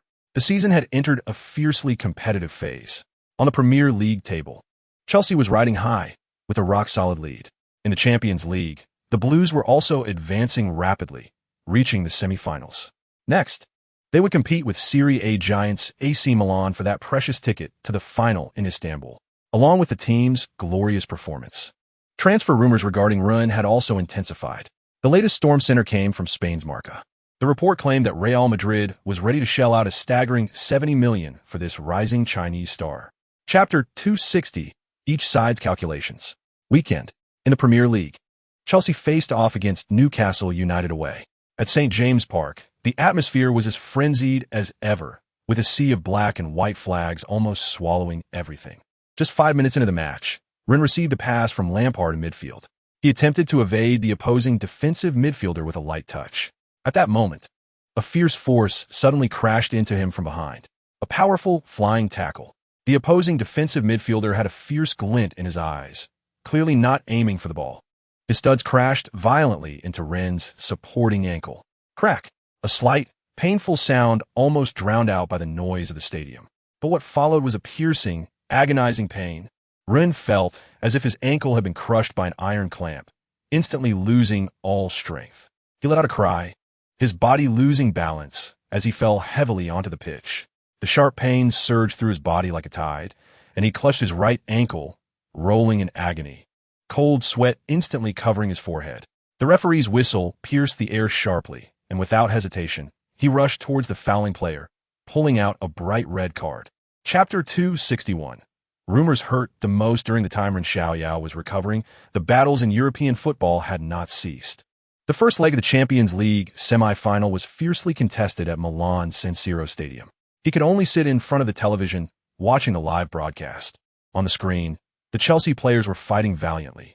However, without him as the midfield core, the team's organization and creativity visibly dropped a level. The attack appeared sluggish, and the defense often felt tight. Ultimately, AC Milan relied on a moment of brilliance from Kaká to narrowly defeat Chelsea 1-0 at home. At the post-match press conference, head coach Mourinho's expression was so dark it could drip water. His words were filled with suppressed anger and dissatisfaction. I am proud of the fighting spirit shown by my players. But clearly, there are some off-field factors seriously disrupting our team. I hope my players can truly understand that when you wear this sacred blue jersey, it represents not just honor, but also a heavy responsibility and absolute focus. Mourinho did not name anyone specifically, but everyone could tell that the madman's words subtly pointed to the rampant transfer rumors. Chapter 262, Break Up the Night in London, was deep as ink. Only a few scattered lights outlined the city's vague silhouette in the distance. Ren Xiaoyao stood in front of the floor-to-ceiling window of his apartment, looking down at the vast city that lay asleep beneath him. His heart could not find peace for a long time. Mendes' face, always wearing a hypocritical smile, yet only caring about profit. The complex, distant, even contemptuous gazes from his teammates today. Lampard's hesitant words that turned into silent sighs. And the suffocating, almost crushing atmosphere on the training ground. Scenes played back in his mind like a revolving lantern. He could not tolerate being like a puppet on a string, letting that profit-driven agent manipulate his fate. He could also not tolerate letting an abominable lie ruin the hard-fought efforts of the entire team for a season, letting the trust built between teammates, who had fought side by side, collapse in an instant. In the early morning hours, when the first ray of dawn pierced the darkness, a cold and resolute light suddenly flashed in Ren Xiaoyao's eyes. He picked up his phone, his fingertips gliding across the screen, dialing a number he knew by heart. Chapter 263. Aren't you bullying the elderly? The night quietly descended. Stamford Bridge had already turned into a sea of blue. The stands were packed. Over 40,000 fans filled the venue, massive blue flags fluttering in the stands, converging into a magnificent wave. The deafening cheer songs surged one after another, echoing through the sky. The second leg of the Champions League semi-final. Chelsea faced AC Milan in a life-and-death battle at home. It was about to explode, when the live DJ passionately read out Chelsea's starting lineup in his magnetic voice and reached the last name, Ren Xiaoyao. The entire Stamford Bridge erupted like a volcanic eruption with thunderous applause, and a tsunami-like cheer. Run, run, run.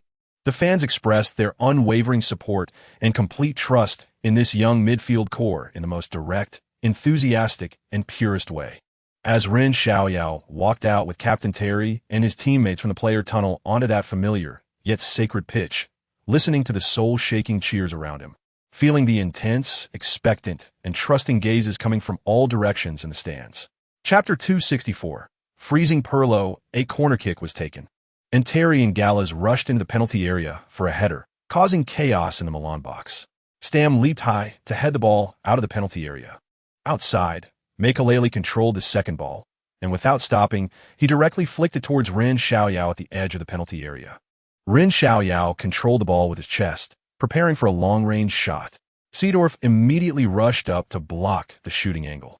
Ren Xiaoyao did not force the shot, but calmly used his right foot to nudge the ball to the right, evading Seedorf's block, and then sent a precise through ball with his left foot.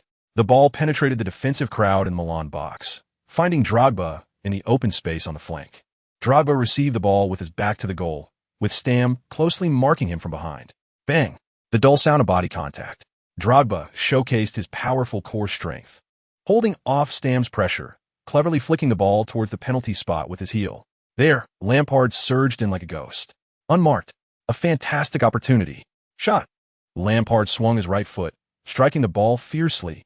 However, at that critical moment, a figure swiftly slid in. Paolo Maldini. Chapter 265. A masterclass performance at halftime. The atmosphere in the Chelsea locker room was tense.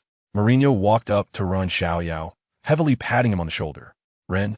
His voice was not loud, but carried undeniable strength. In the second half, you have absolute freedom. You can go to any position in the front. Use your movement. Use your passing. Tear them apart. We need your creativity. Go. The whistle for the second half sounded. The team switched sides. Mourinho's order was like a command that unlocked shackles. Ren Xiaoyao was alive. He no longer fixed himself in the central midfield. Sometimes he pulled wide, delivering threatening crosses. Sometimes he dropped back, organizing the team's attack.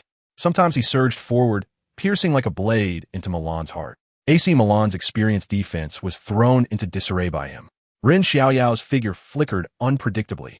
Relying solely on Gattuso as a sweeping midfielder was simply insufficient to stop Chelsea's four-man attacking unit. Chelsea's attacks visibly flowed more smoothly, with threats increasing. In the 60th minute, the opportunity arrived. Ren Xiaoyao received the ball in the center.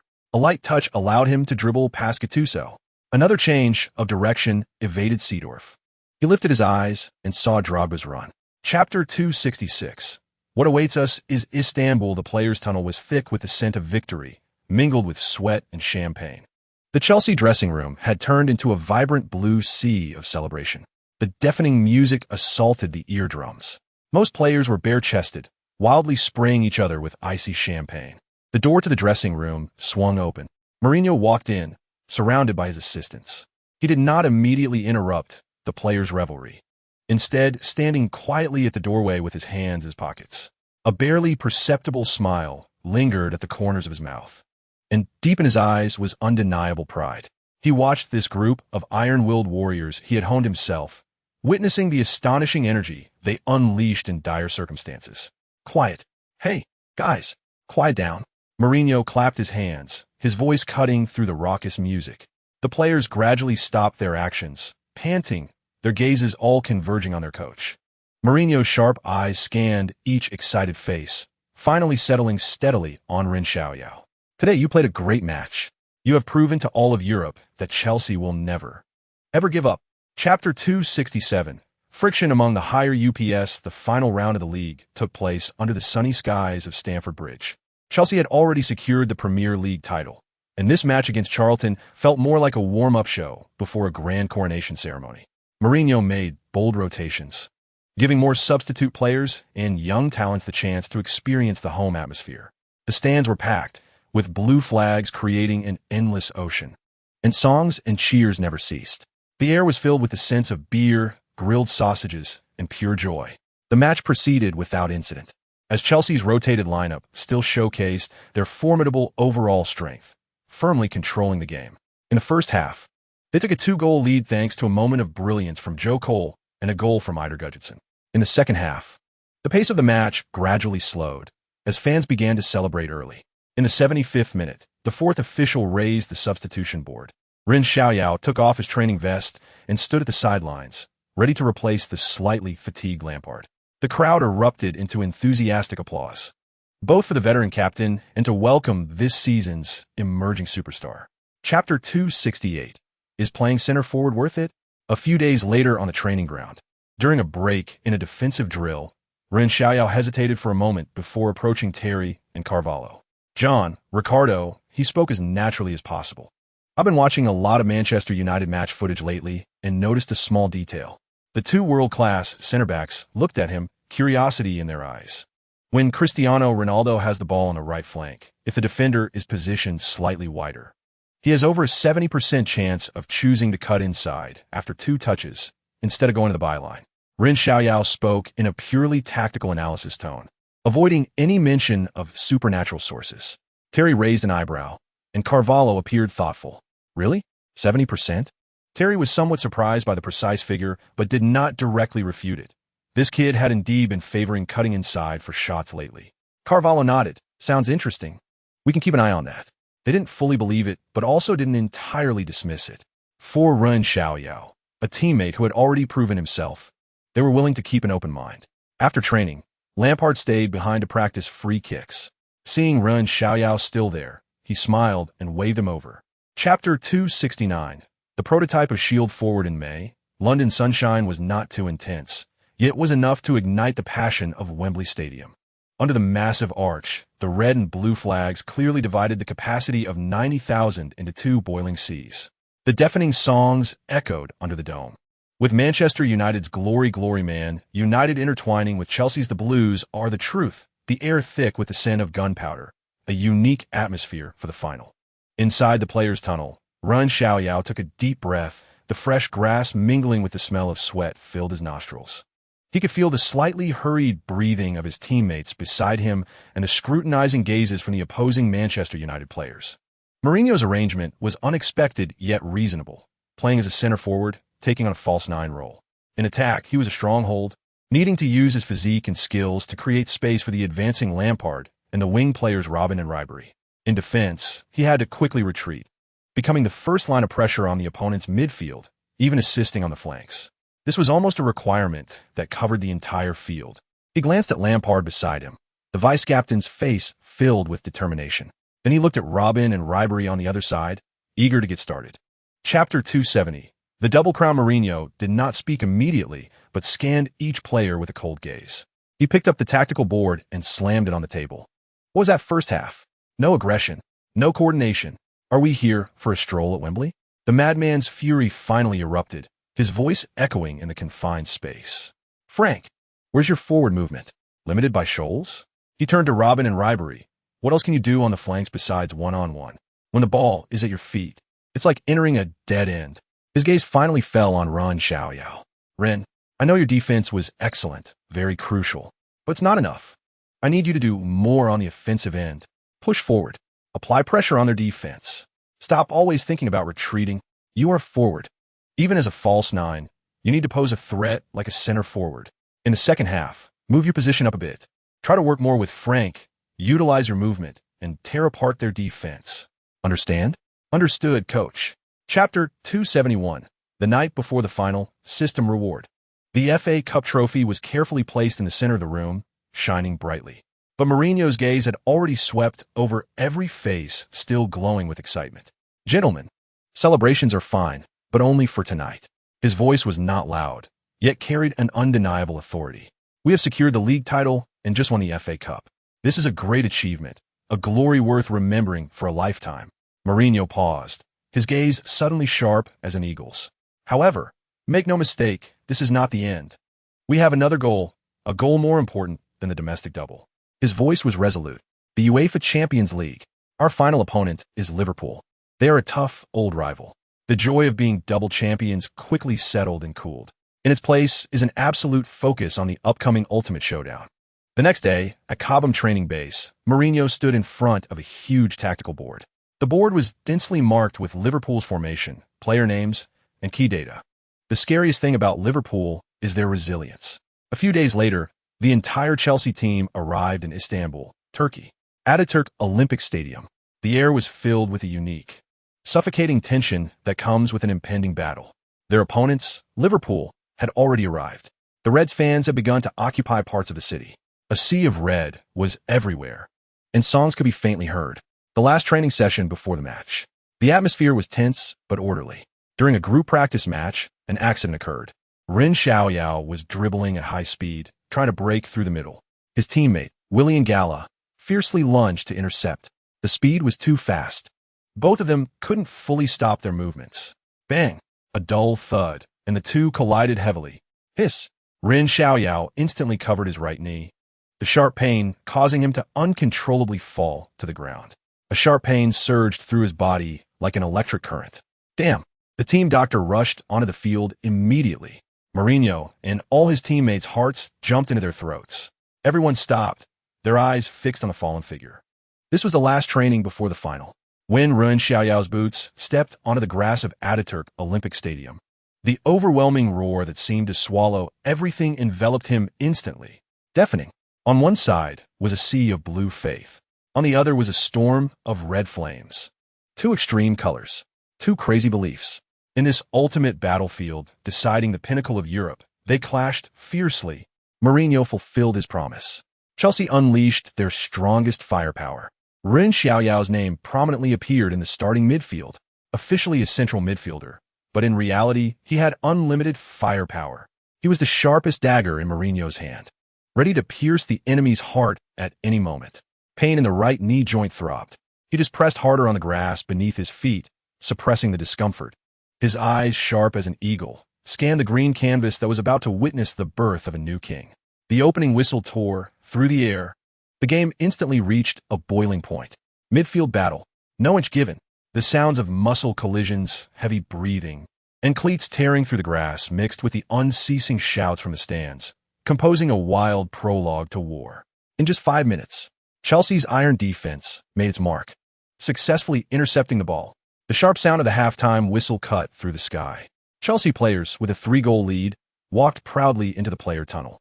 They looked like victorious warriors. Inside the locker room, the atmosphere instantly ignited. Cheers, claps, and boisterous laughter mixed together, almost lifting the roof. The air seemed to already fill with the sweet scent of champagne. It seemed the championship trophy was already in their grasp. However, in this almost boiling sea of joy, there were two islands that stood out. Ren Xiaoyao sat on a corner bench. Sweat drenched his blue jersey, clinging tightly to his explosive muscle lines. He did not join the celebration. He lowered his head, his expression deep, his brows tightly knitted. In his mind, the cold prompt from the system seemed to still echo. Deeper within was that unforgettable legendary memory of Istanbul. Mourinho stood in front of the tactical board, arms crossed, his face unusually serious. His sharp gaze swept over every overly excited player. Everyone quiet. Mourinho's deep voice rang out. The cheers abruptly stopped. The players looked at their coach in confusion, not understanding why, despite leading by 3 goals, he was still so serious. In the 59th minute, just 3 minutes later, Liverpool launched an attack again. Gerrard broke through in the middle, charging into the penalty area like a bulldozer. Gala tried to intercept. Their bodies collided. Gerrard fell in the penalty area. Beep. The referee's whistle echoed throughout the stadium. He pointed unhesitatingly to the penalty spot. A penalty. Oh my God. Liverpool was awarded a penalty. Ren Xiaoyao felt his blood run cold. A penalty. The penalty created by Gerrard. The gears of history meshed perfectly together. The system's danger alert flashed wildly in his mind. The red alarm screaming like a mournful wail. Could it really not be changed? Was all his effort just delaying the arrival of this tragedy? A deep sense of helplessness surged over him like a tide, almost overwhelming him. Alonso held the ball, walking toward the penalty spot. His face was calm, his eyes filled with determination to score. Cech stood on the goal line, arms wide open, trying to distract the penalty taker. His expression was serious, knowing that this penalty could decide the fate of the match. The whistle blew. Alonso ran up. He shot. The sound of the overtime whistle echoed heavily in the night sky of Istanbul. Both teams returned to their halves, dragging leaden legs. Ren Xiaoyao's chest heaved violently. The desperate sprint and shot in the final moments of regular time had nearly drained every last bit of strength from his body. But he had no time to feel exhausted. At the moment the whistle sounded, he decisively whispered in his heart, "Activate perpetual motion machine." Instantly, an indescribable warmth surged quietly from deep within his heart, rapidly spreading to all his limbs. His legs, originally feeling as heavy as lead, seemed to lighten a little. The game resumed. The pace on the field visibly slowed. This was not a tactical choice, but the most honest signal from his body that the fuel tank was really running low. At this moment, Ren Xiaoyao's godlike perspective talent was brought to the extreme. In his vision, Liverpool's previously impenetrable defense was clearly no longer as swift and tight as in the first half. Some players' tracking back speed had significantly declined. There were also subtle hesitations and gaps in their mutual defensive coverage. Frank, left side, it's open. Chapter 277, Penalty Shootout. On the sidelines, Mourinho could no longer contain his inner excitement. He suddenly waved his fist, and a rare expression of excitement and appreciation appeared on his tense face. This thrilling, extreme defense seemed to have exhausted the last remnants of energy from both teams. In the following minutes, neither side could organize a decent attack. The referee raised his hand to check the time and finally blew the whistle to signal the end of extra time. The brutal battle of 120 minutes was over. The score remained 3-3. The suffocating, most brutal penalty shootout was inevitably upon them. The players, dragging their exhausted bodies to the sidelines, were attended to by busy medical staff who massaged them and handed them towels and water. Ren Xiaoyao gasped for breath, feeling as if his throat was on fire. He leaned on his knees, trying to calm his wildly beating heart and rapid breathing. Mourinho walked among the players, his expression returning to seriousness and calm. He began to arrange the lineup in order for the penalty shootout. His sharp gaze scanned the faces of each player, assessing their condition and will. Finally, his gaze settled on Ren Xiaoyao. Chapter 278, Life and Death in a Thought. The entire Ataturk Olympic Stadium seemed to echo with the sound of heartbeats stopping. Terry took a deep breath, his gaze intensely focused. He lowered his head and kissed the captain's armband on his left arm. He began his run-up. However, just as he was about to strike the ball, The grass beneath his supporting foot seemed a bit soft. His foot suddenly slipped. Bang! A dull sound echoed. Terry instantly lost his balance. The entire shooting motion completely distorted. The ball soared high, absurdly, like a kite with a broken string, sailing over the crossbar and flying straight towards the distant stands. Oh no! The crowd fell into a dead silence. Chelsea fans covered their faces, unable to believe their eyes. Terry painfully knelt on the grass, holding his head in his hands. He pounded the ground fiercely with his fists. The eyes of this steel man were filled with despair, self-blame, and disbelief. 3-3. The score had not changed, but the balance of victory seemed to have tilted decisively and subtly at this moment. On the sidelines, Mourinho's face turned pale, his lips pressed tightly into a line, not uttering a word. In the VIP box, owner Abramovich remained expressionless, but his slightly trembling fingers betrayed the turmoil within him. Chapter 279, the Panenka penalty. In the VIP box, Abramovich let out a gentle sigh, rubbed his forehead with his fingers, and his tightly clenched fists relaxed slightly. Now, the pressure had completely shifted to Liverpool's side. The commentators' voices trembled with excitement. They had missed the chance to kill the game. Next, a sudden death penalty shootout would take place. Whoever misses first could say goodbye to the championship. The Liverpool players gathered together, and Coach Benitez patted the players' backs, offering final encouragement and arrangements. Their sixth penalty taker approached the spot. It was their defensive linchpin, the team's vice-captain, Jamie Carragher. Determination was written all over Carragher's face. As a native of Liverpool, his desire for this trophy needed no words. He knew the importance of this kick. If he scored, the pressure would shift back to Chelsea. If he missed, the consequences would be unimaginable. He walked up to the penalty spot and placed the ball firmly. He did not look at the goal, but raised his head to gaze at the sea of red in the stands. Carragher took his run up. He struck. It was a powerful shot. The ball flew like a cannonball, heading straight for the right side of the goal. Chapter 280. Chelsea are champions. The match was over. The match was over. The commentator's voice was hoarse but filled with passion. Chelsea are the champions of the 2006 to 2007 UEFA Champions League season. After enduring 120 minutes of grueling battle and a thrilling penalty shootout, they finally defeated Liverpool with a total score of 5-4, lifting the club's first ever Champions League trophy. Michael Essien, ended this epic showdown with an incredible Panenka penalty. His calmness, his courage, his big heart will forever be remembered by Chelsea fans. Cech, also a hero. He saved Carragher's crucial penalty in the shootout, giving Chelsea the opportunity to win. Mourinho, this mad, genius coach, proved his magic once again. He led Chelsea, after enduring countless doubts and challenges, to finally reach the pinnacle of Europe. Under the night sky of Istanbul, the blue flag was waving and the blue songs echoed.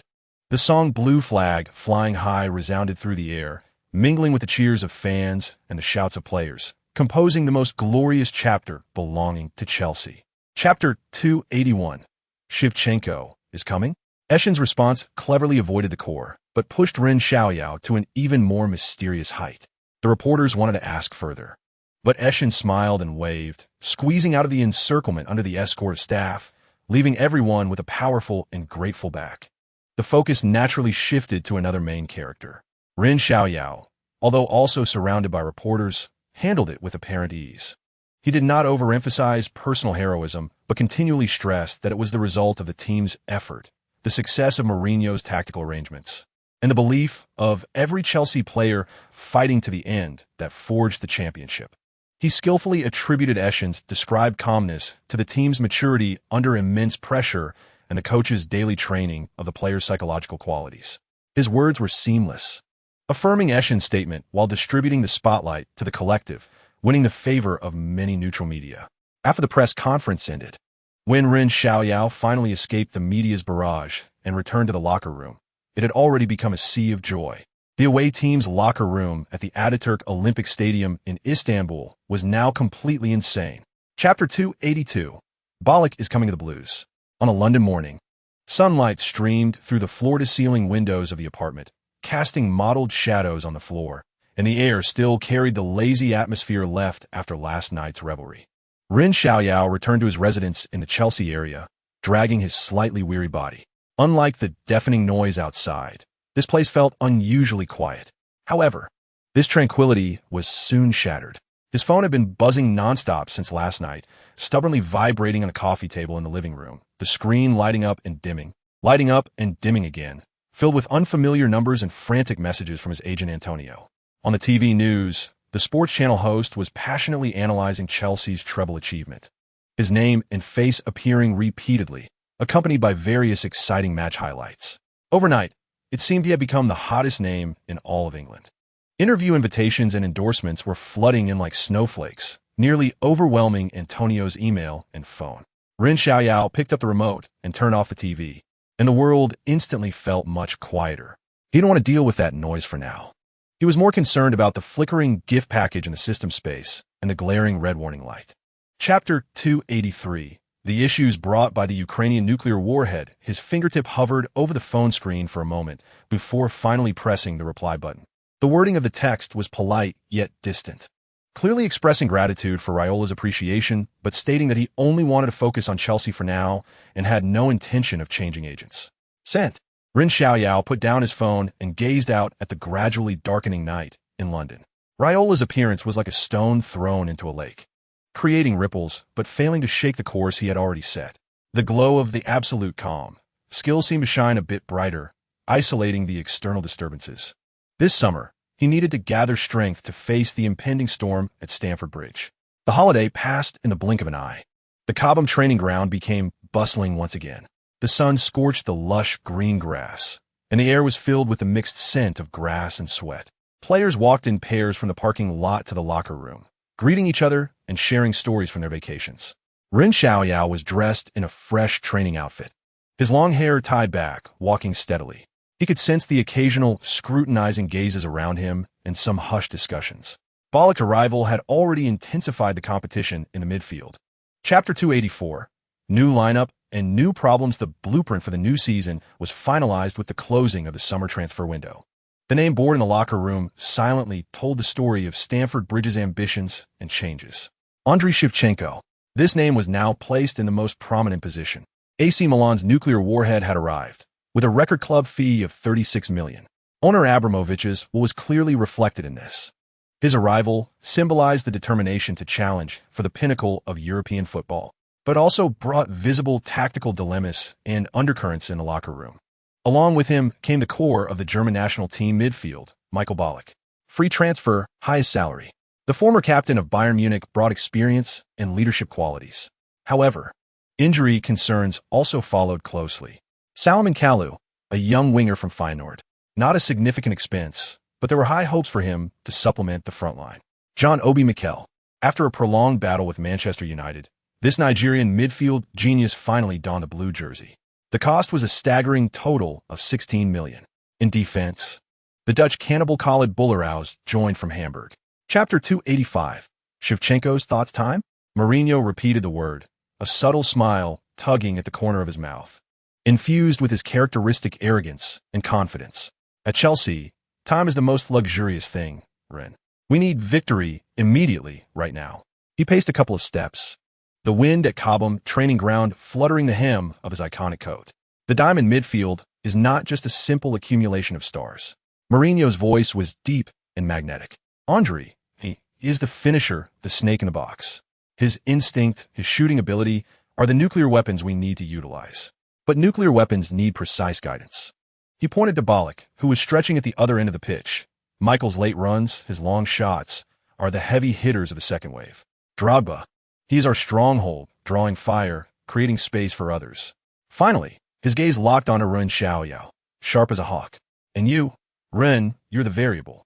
You are the thread that connects, the dagger that tears through defenses. Your movement, your passing. You need to connect with Andriy, utilize Drogba, and also sync with Michael, Frank, and Michael Eschen. Chapter 286.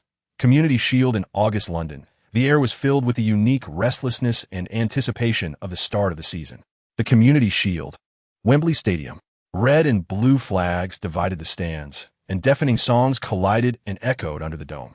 Chelsea faced Liverpool.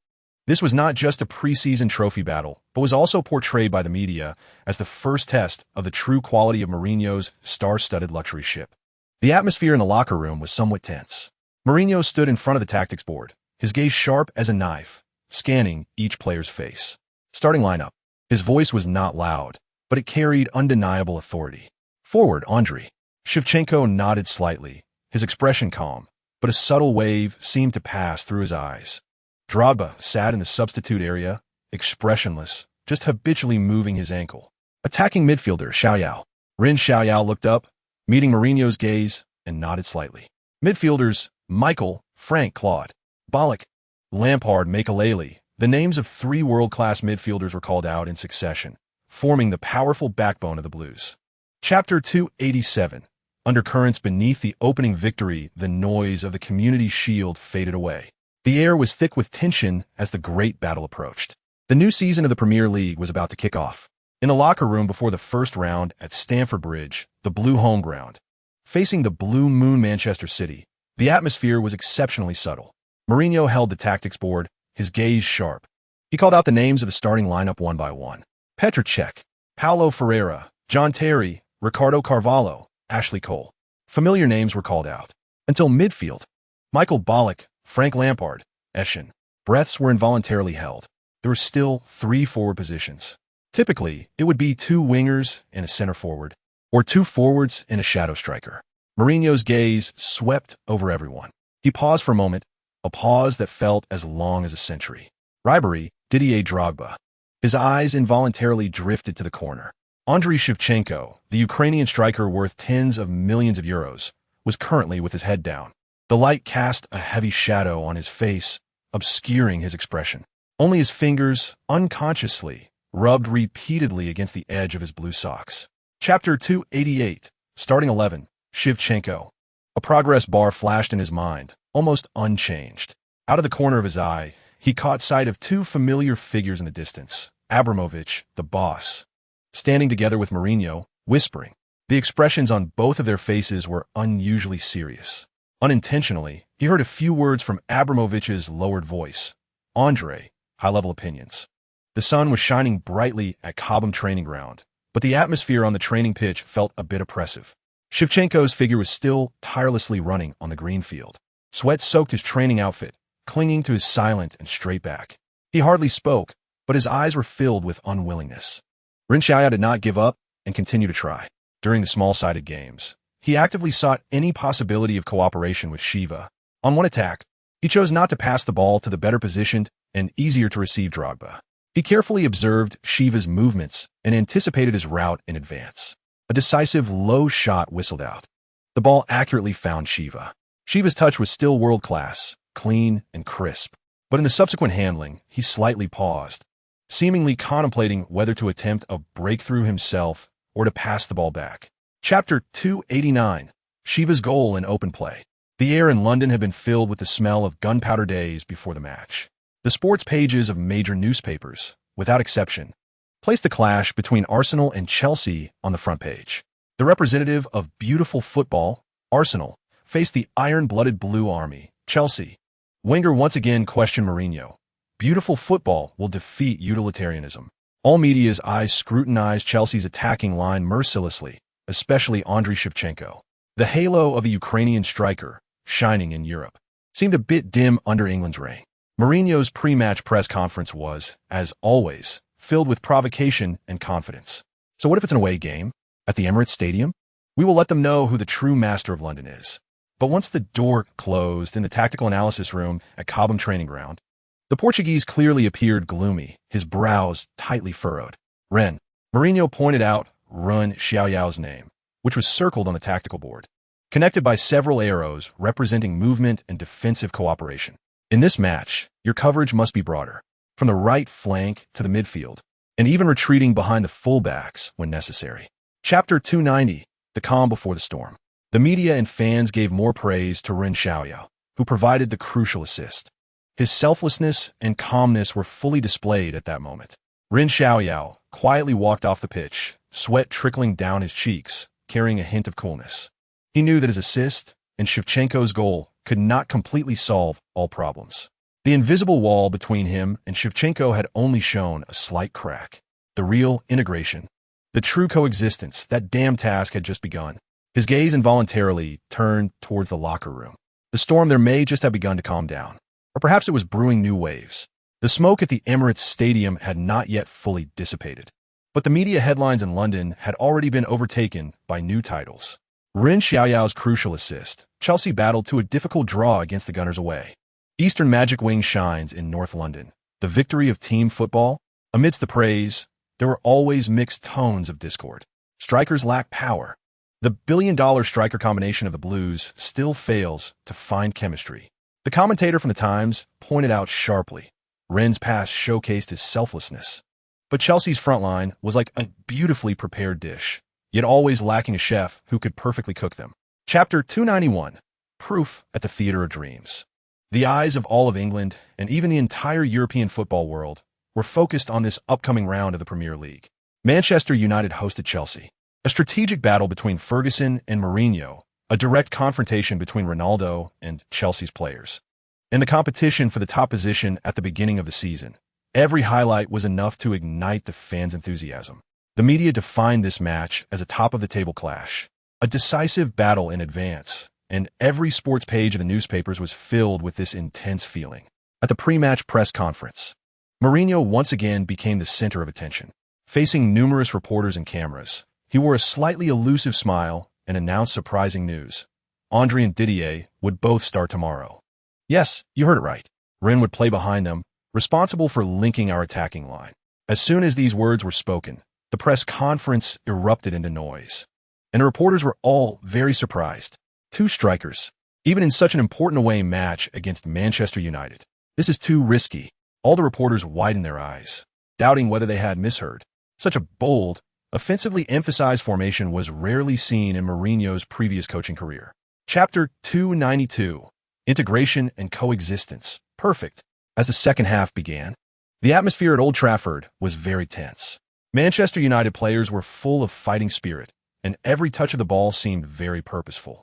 Manchester United launched a series of attacks, putting great pressure on Chelsea's defense. Terry and Carvalho were defending fiercely in the middle, making every interception with great effort.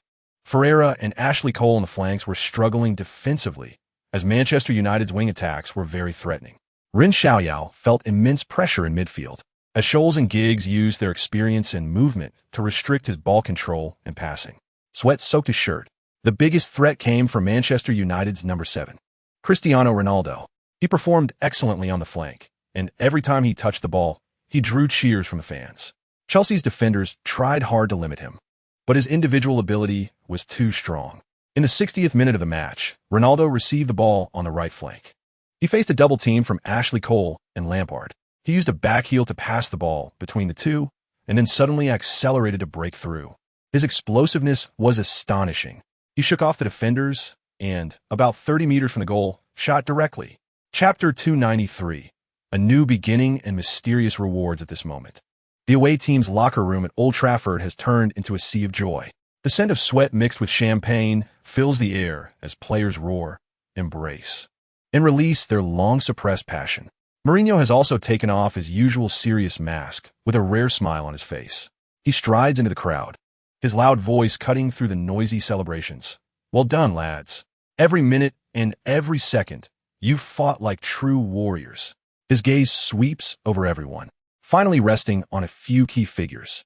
Frank, your role in midfield during this match was unparalleled. Frank Lampard grins, sweat running down his determined face. Andre. Mourinho turns to Shevchenko, his tone carrying a hint of satisfaction. You proved yourself. That goal was priceless. Shevchenko nods heavily, his eyes slightly red. Finally, Mourinho's gaze lands on Ren Xiaoyao, his expression complex and passionate, filled with both admiration and a hint of inquiry. Ren, your performance was incredible. You changed the course of the game. You are the hero tonight. Chapter 294, The Champions League horn and new tasks. Chelsea's momentum is like autumn winds sweeping away leaves, charging forward with great success. Fans at Stamford Bridge revel in victory every weekend, with Ren Xiaoyao's name alongside Shevchenko and Drogba becoming the loudest calls above the bridge. However, when the draw for the Champions League group stage is announced under the cold lights at UEFA headquarters in Nyon, Switzerland, the entire European football scene is shaken. Chelsea, Barcelona, Werder Bremen, CSKA Sofia, Every name is a regular in the Champions League, forming a breathtaking death group. Media headlines are instantly filled with words like hell, meat grinder, and dead end. Barcelona, led by Ronaldinho, is a nightmarish team that no one wants to face too early. Werder Bremen, a strong contender in the Bundesliga, is known for its explosive attacking power. Even the lesser-known CSKA Sofia can make any giant sweat in their devilish home ground. Ren Xiaoyao watches the draw results rolling on the television screen, his fingertips feeling a bit cold, but a surge of heat is wildly flowing in his chest. Chapter 295. The elf of camp knew the cheers from Stamford Bridge echo in the air. Even days later, Ren Xiaoyao's stunning long-range shot and the visible chemistry between him and Shevchenko remain the focus of discussion among fans on the streets of London. The Daily Mirror dedicates a full page to report Chelsea's magic wing and Ukrainian nuclear warhead, the new king combination at the bridge. However, at the training base, Mourinho's expression is not as relaxed as the media. He walks along the edge of the pitch with his hands behind his back. The wind at Cobham flutters his dark training jacket. Ronaldinho. Mourinho's voice is not loud, but carries a penetrating quality that makes every player perk up. He likes to receive the ball on the left, then cut inside or combine with midfielders. He forcefully points to the magnetic piece representing Barcelona's number 10 on the tactical board. Our right side defense must form a pocket. Full-backs, wingers, and even central midfielders must participate in the defensive support. Mourinho's gaze sweeps over Ren Xiaoyao. Ren, you're the spearhead in counterattacks, but you're also the first line of defense on our right side. Ren Xiaoyao nods vigorously. He can feel the heavy responsibility resting on him. Chapter 296. The counterattack horn of camp knew the halftime whistle sounds, and the noise at camp new temporarily settles down. However, the atmosphere inside the Chelsea locker room becomes increasingly heavy. Players are panting heavily, sweat dripping continuously.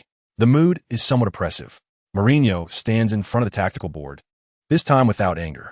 His face is calm, but his eyes are sharp, scrutinizing every player. We played too conservatively in the first half, too respectfully towards them. What was the result? We were passively beaten. His voice is not loud, but clearly reaches everyone's ears. Barcelona's ball control is excellent, but they push their entire defensive line very high for that control. What does this mean? Behind them lies the open space we can exploit. He suddenly turns around, locking eyes with Ren Xiaoyao. Ren Xiaoyao's body slightly trembles as he meets Mourinho's gaze. You did well in the first half, intercepting a lot. But now, that's over. You must hold the ball more decisively and move forward more courageously in the second half. I allow you to make mistakes, but I do not allow you to hesitate. He continues, stop pursuing those safe passes. Well, I want our passes that can tear apart their defense in an instant. Even if they are risky, you must become the starting point of our counterattacks, even the last pass before the finishing point. Your vision, your passing, is our dagger aimed at them. Chapter 297. World wave the air at Camp Nou seems to have been sucked dry. Instantly, the anger of Barcelona fans ignites the stadium. The thunderous boos and curses crash down like tangible sound waves, hitting every Chelsea player. The eyes of Barcelona players burn with the flames of revenge. They charge towards Chelsea's half with even fiercer intensity. In the 68th minute, the darling of Camp Nou, the elf who will define an era in the future, begins his performance. Messi receives the ball on the right. He weaves between Ashley Cole and Terry, dazzling with his incredible speed and unbelievable changes in direction. Even the experienced England international appears flustered. The ball seems to stick to his left foot. Every touch is filled with spirit and threat. Suddenly, he cuts inside. His body explodes with power. His left foot strikes a curve. The ball whistles through the air, tearing it apart. It heads straight for the far corner of the goal. Messi, danger. The commentator's voice is filled with tension. Czech goalkeeper, Czech almost makes his judgment the moment Messi strikes, showcasing agility that belies his large frame. Chapter 298. Sparks of understanding the point snatched from the jaws of death at Camp Nou injects a surge of adrenaline into the entire Chelsea team. Chelsea's morale is an all-time high. Media headlines still focus on that stunning equalizer. The magician conquers Camp Nou. Son of God Ren Xiaoyao, Barcelona's nemesis. The title is accompanied by a huge photo of Ren Xiaoyao pointing to the sky, howling towards the heavens. A new wave of Ren Xiaoyao fever sweeps through the football world. At Stamford Bridge, they are greeted with hero-like cheers. Mourinho appeared at the press conference with a rare beaming smile, stating that Ren Xiaoyao was born for the big stage. As the league battles reignite, Chelsea continues its strong performance. Ren Xiaoyao is becoming increasingly adept on the field, consciously seeking in-depth cooperation with Lampard. He relies on his God's perspective to perceive Lampard's running intentions, even spotting gaps that Lampard himself is not fully aware of. However, this advanced awareness sometimes makes Lampard feel a bit overwhelmed. At the Cobham training ground, the sun is just right. After an intense internal practice match, players walk towards the sidelines in groups. Lampard wipes the sweat from his forehead and approaches Ren Xiaoyao, his face showing a rare look of confusion and frustration. "Ren," Lampard says hoarsely, with a serious expression, "I have to admit, many of your passing ideas come too quickly and unexpectedly. Sometimes I feel I understand your intentions, but my body is just a half-step slow, as if bound by invisible shackles." Chapter 299, Bollock's request after activating the tacit connection with Lampard. Chelsea's midfield seems to have been injected with lubricant. On the training ground, every time Ren Xiaoyao touches the ball, Lampard always seems to appear at the most suitable receiving point, and Lampard's movement always manages to open up the lines that Ren Xiaoyao wants to deliver the ball through. This change is visibly noticeable. When Terry makes a long pass from the back, he feels he has more options, and the interspersed runs in the front line flow like mercury. The effect of the tactical coordination aura becomes increasingly prominent due to the activation of the core connection. A few days later, the Champions League group stage reignites. The entire Chelsea squad flies to Sofia, Bulgaria, to face Levski Sofia away. The Vasil Levski National Stadium, a famous Devils home ground in Eastern Europe, is already filled with enthusiastic home fans. From the moment they step onto the field for warm-up, the deafening boos, blinding laser pointers, and even the occasional flying debris constantly assault the nerves of the Blues. The air is thick with the smell of gunpowder and the madness of the home fans betting everything. As the match begins, Levski Sofia indeed adopts the most aggressive posture. They deploy heavy forces in midfield, pressuring fiercely, playing on the edge of fouls. Chapter 300, Dual Core Drive inside the Weser Stadion. The roar nearly lifts the roof. The green and white sea is surging. Flags are like forests. The singing is deafening. The air is filled with the fervor and anticipation of Werder Bremen fans betting everything. This is not just a Champions League group match. It is a life and death battle for them, the only path to the knockout stage. The home team's offensive, like the roar, sweeps in fiercely from the moment the whistle blows. Mourinho's lineup exudes calmness. Lampard and Bollock form a dual-holding midfield, like two iron gates blocking midfield. Eschen plays in front, utilizing his boundless stamina to cover both ends. Ren Xiaoyao is positioned on the right, but everyone knows this is merely a nominal position. His activity range covers the entire front line. Just 5 minutes into the game, Bremen's Brazilian midfielder Diego tests check with a tricky free kick. The ball grazes the post and goes wide, giving the Blues a cold sweat. Subsequently, Klose and Hunt's interspersed runs in the front line disturb Terry and Carvalho. The fervent atmosphere at the Weser Stadium clearly boosts the home team. Every pass and every press they make appears particularly powerful. Chapter 301. A new storm. The lights of the Weser Stadium fade behind Chelsea's charter plane. The aircraft pierces the night sky, heading for London. Inside the cabin, a relaxed atmosphere after victory fills the air. Players chat softly in twos and threes, sharing the afterglow of the match. Ren Xiaoyao leans against the window. He gazes at the flowing city lights below. He lets out a long sigh. This victory is not just a precious 3 points. It also means advancing to the Champions League knockout stage a round early. He feels a sense of relief, almost as soon as his thoughts settle. The cold system notification sound chimes in on time. Congratulations, host. The task, Breaker the Death Group, has been successfully completed. Task rewards issued. 1. God's perspective, proficiency greatly increased, nearly advanced. 2. Tactical coordination aura effect range expanded, enhancing benefits for connected teammates. Shevchenko, Lampard, Bollock. Ren Xiaoyao closes his eyes. He carefully feels the changes in his body and consciousness. The world before him seems to have been wiped clean, becoming clearer and more transparent. It's not just the sense of space and distance on the field, but also the intentions of teammates and opponents' movements, as well as subtle tactical changes. Chapter 302. The battle for group leadership. A storm is brewing. Ren Xiaoyao's transfer rumors reached a new boiling point on the eve of the Champions League group stage finale between Chelsea and Barcelona. This is no longer mere speculation. Sensational reports from British tabloids reveal that executives from a top European club have secretly arrived in London. Tonight, they will appear in the VIP box at Stamford Bridge, targeting Chelsea's young midfielder Ren Xiaoyao. For a moment, the London football scene seems to have been dropped into a deep water bomb. Fan forums explode. Media reporters, like sharks scenting blood, frantically chase any leads.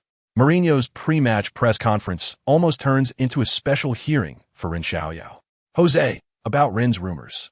Jose, if the offer is enticing enough.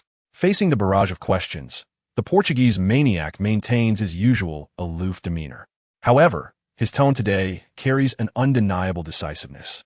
Listen up, Ren Xiaoyao is a Chelsea player. Now, in the future, he suddenly waves his hand, pointing towards the field. Tonight, we will prove to all of Europe that Stamford Bridge is a fortress that no team can easily conquer. Chapter 303. Refusal and Loyalty. Ren Xiaoyao looks at this important figure in the football world, feeling a complex mix of emotions. There is shock and a hint of temptation at being recognized by a top club, but more importantly, there is a sense of belonging to Chelsea and a firm plan for the future. He takes a deep breath, trying to calm his emotions. A smile appears on his face. He extends his hand and shakes the hand of Mr. Mijatovic. Mr. Mijatovic, thank you very much for your appreciation, and I'm also very grateful for Real Madrid's interest. Ren Xiaoyao's voice is clear and firm. I feel very honored to receive attention from a top club like Real Madrid. He looked directly into Mijatovic's eyes and said seriously, but I am currently very happy at Chelsea. Everything here satisfies me. I have the best teammates who are like family.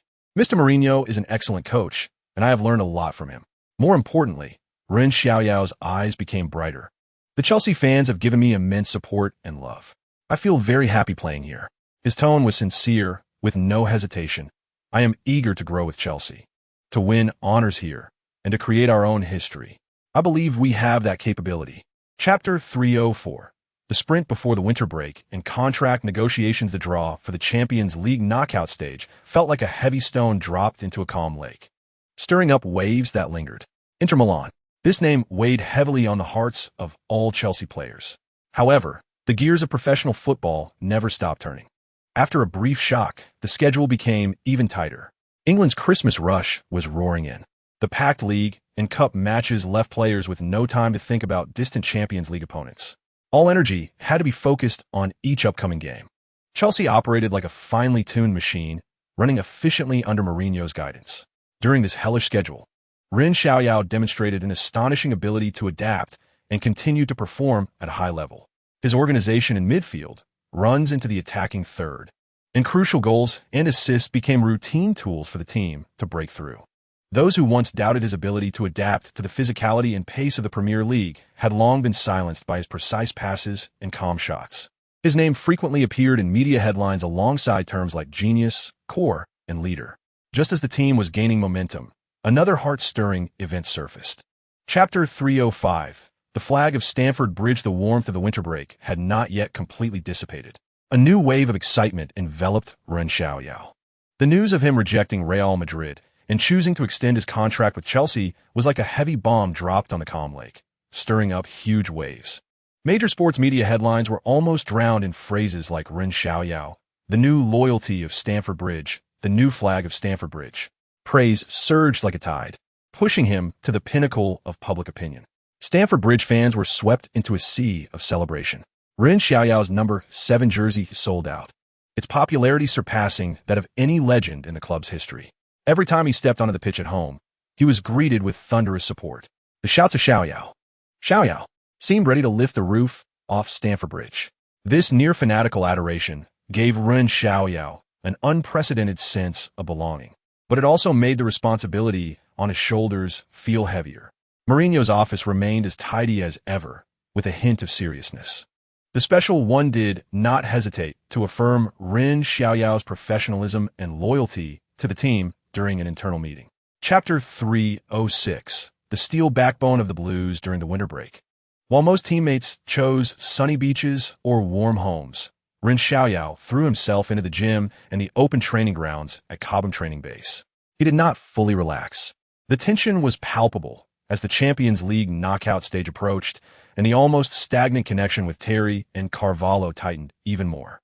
The biting cold wind whipped at his face like a whip, and sweat rose in a white mist, only to freeze again. He practiced off-the-ball movements repeatedly, imagining an invisible thread pulling him from behind, predicting the trajectory of the ball coming from various angles. He wanted not just to receive the ball, but to be in the most appropriate position at the right time, so that the defender's long passes could slice through the opponent's defense with surgical precision. Judging the landing point of long passes became his most important task during this holiday. Alongside physical conditioning, he practiced shooting an empty goal and also worked on stopping and passing the ball from various unconventional angles against the wall. Before the holiday ended, Ren Xiaoyao proactively contacted Terry and Carvalho, inviting them to return early for some private training. "Boss, Ricardo, I know this may seem a bit inappropriate, but I think we need some extra practice together," Ren Xiaoyao said earnestly. Chapter 307. The Italian barrier. The footsteps of the Champions League knockout stage were approaching rapidly. Chelsea's training focus had completely shifted to their Italian rivals, Inter Milan.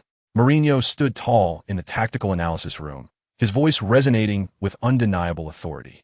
Inter Milan, a typical Italian team, or rather, the ultimate embodiment of the essence of Italian football. The huge tactical board clearly outlined Inter Milan's formation. Arrows and lines crisscrossed, complex and precise. Their overall defense was among the best in Europe, an unyielding chain where every link was meticulously calculated. Mourinho's finger pointed firmly at the midfield area of Inter. Here lies their first line of defense: fierce, decisive, and unyielding interceptions. Once the ball passes through midfield, what you will face is the true Italian barrier. His sharp gaze swept over every attentive player. Their defensive positioning, recovery speed, and the goalkeeper's dominance formed an insurmountable wall. Chapter 308.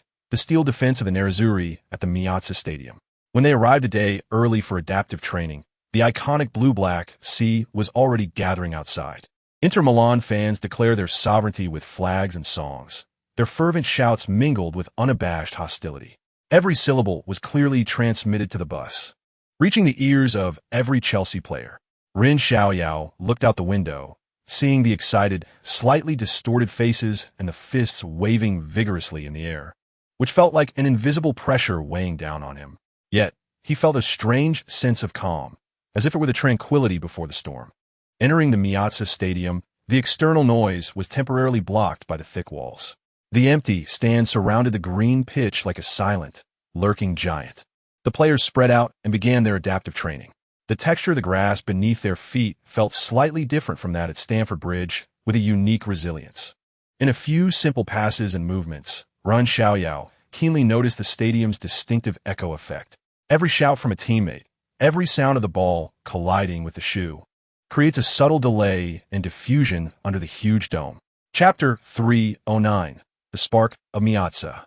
The sharp whistle for the second half ignited the powder keg of Miazza Stadium in an instant. The sense of oppression was unprecedented. The players of Inter Milan charged towards Chelsea's half like caged beasts, with an even more ferocious momentum. Every touch of the ball meant at least two Inter players fiercely pressing, and merciless physical confrontations. "Hey kid, this isn't a place for you to act wild. Be honest." A hoarse and rough voice exploded in Ren Xiaoyao's ear, filled with provocation. Following, there was a concealed elbow strike, hitting him squarely in the ribs. Ren Xiaoyao let out a suppressed grunt, gritting his teeth and enduring the pain that surged through his body, quickly passing the ball out, silently telling himself, "Calm down. Don't get provoked." Immediately after, Cambiasso tripped him covertly during what seemed to be a normal challenge, bringing Ren Xiaoyao down to the ground. He looked down at the fallen Ren Xiaoyao, cursing foully. "Kid, this is Miazza. If you're too green, go home and drink milk. Don't embarrass yourself here." The tension on the field quickly escalated with these subtle yet provocative actions. Chapter 310. The Self-Redemption of Stamford Bridge. Back in London, at the Cobham training base, the entire Chelsea team, summoned by Mourinho, sat in the tactical analysis room. The big screen played clips from the match against Inter Milan. Although they managed to draw against the powerful Inter Milan at Miazza, the lack of away goals meant that upon returning to Stamford Bridge, they needed to win by at least 2 goals to ensure progression. Mourinho's expression was calm as he operated the remote, freezing the frame on Samuel's fierce tackle foul on Ren Xiaoyao. "First of all, I want to commend everyone's fighting spirit," Mourinho began.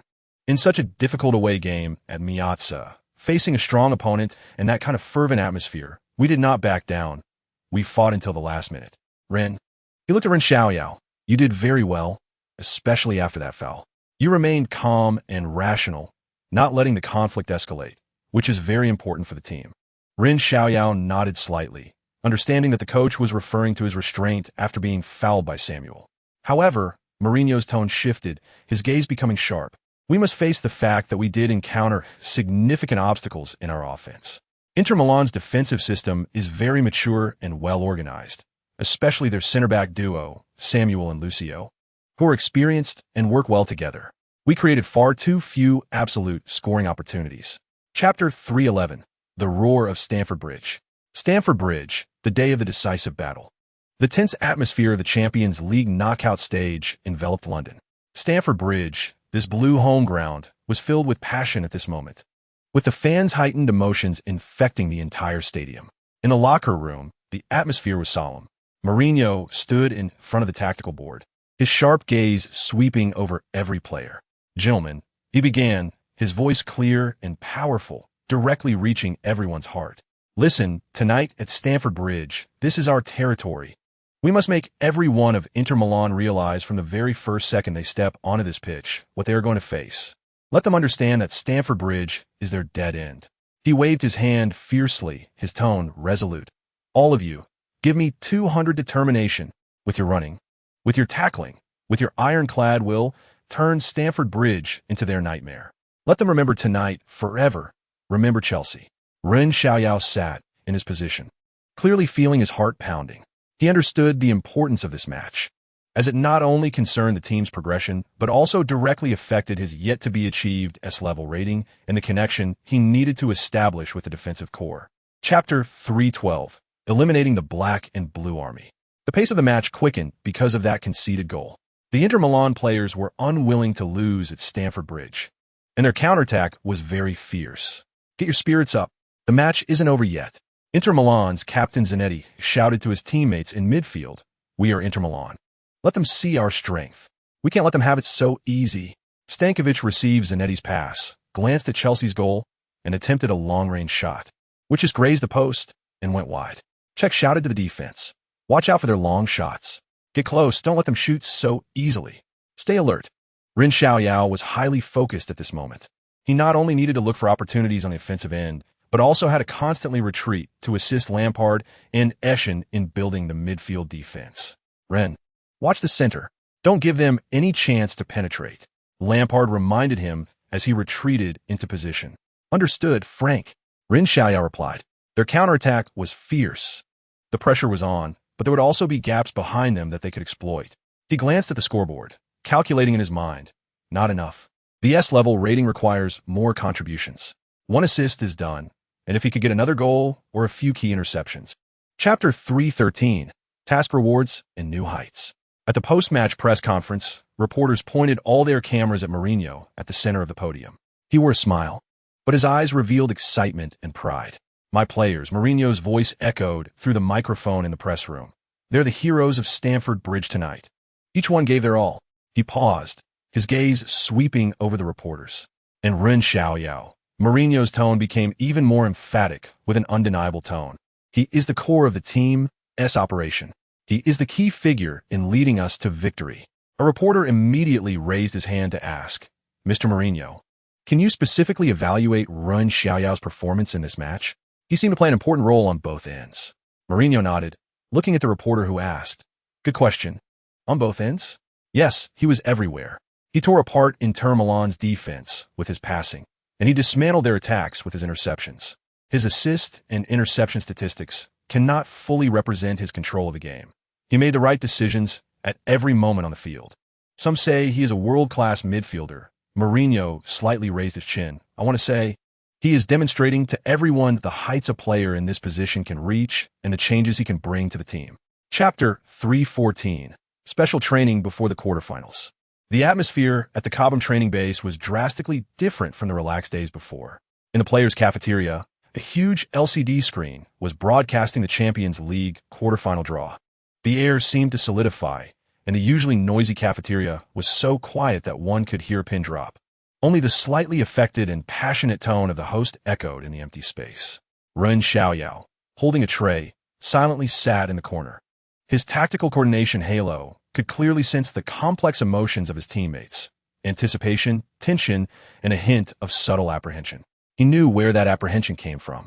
Last year's two-legged knockout match against Barcelona. Some of the referee's decisions still pain the hearts of the Blues fans. I hope it's not them.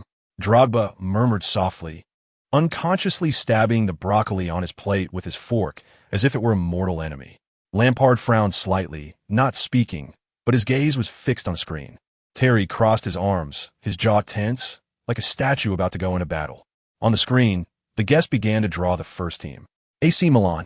A slight stir arose in the restaurant. Then it returned to calm. Chapter 3:15. The mindset in adversity, the atmosphere on the training ground became increasingly tense. Hey, Steve, are you blind? That ball didn't go out. Drogba pointed at the linesman Clark, saliva nearly spraying onto the other's face. The Ivorian beast looked like an enraged lion, his eyes red. Clark remained expressionless, merely stepping back a half step, but his flag still firmly pointed to the corner flag area, indicating it was a goal kick for the opposing team. Enough, Didier. Mourinho's shout echoed like thunder.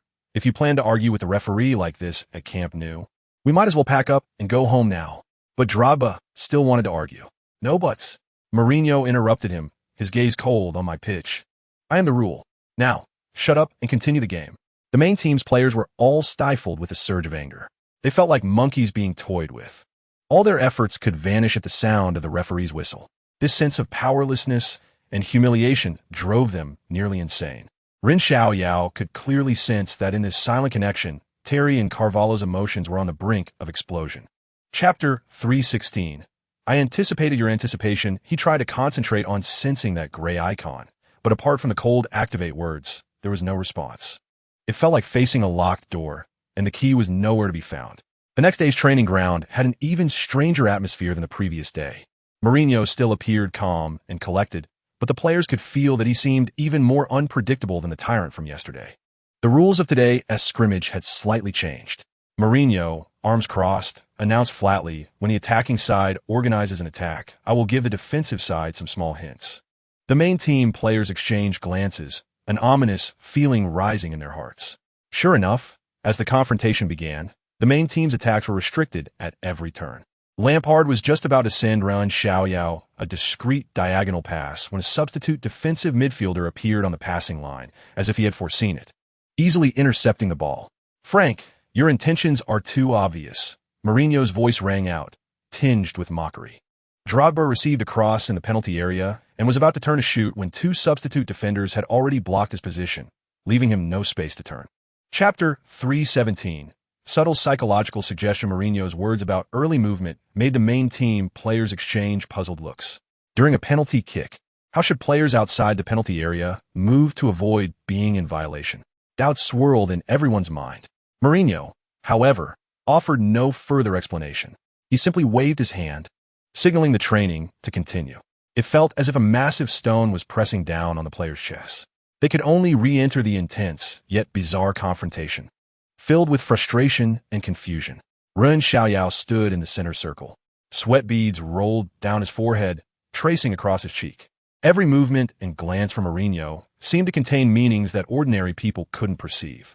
The ridiculous black whistle from yesterday, today's unfathomable early movement. These felt more like subtle hints, a special kind of teaching.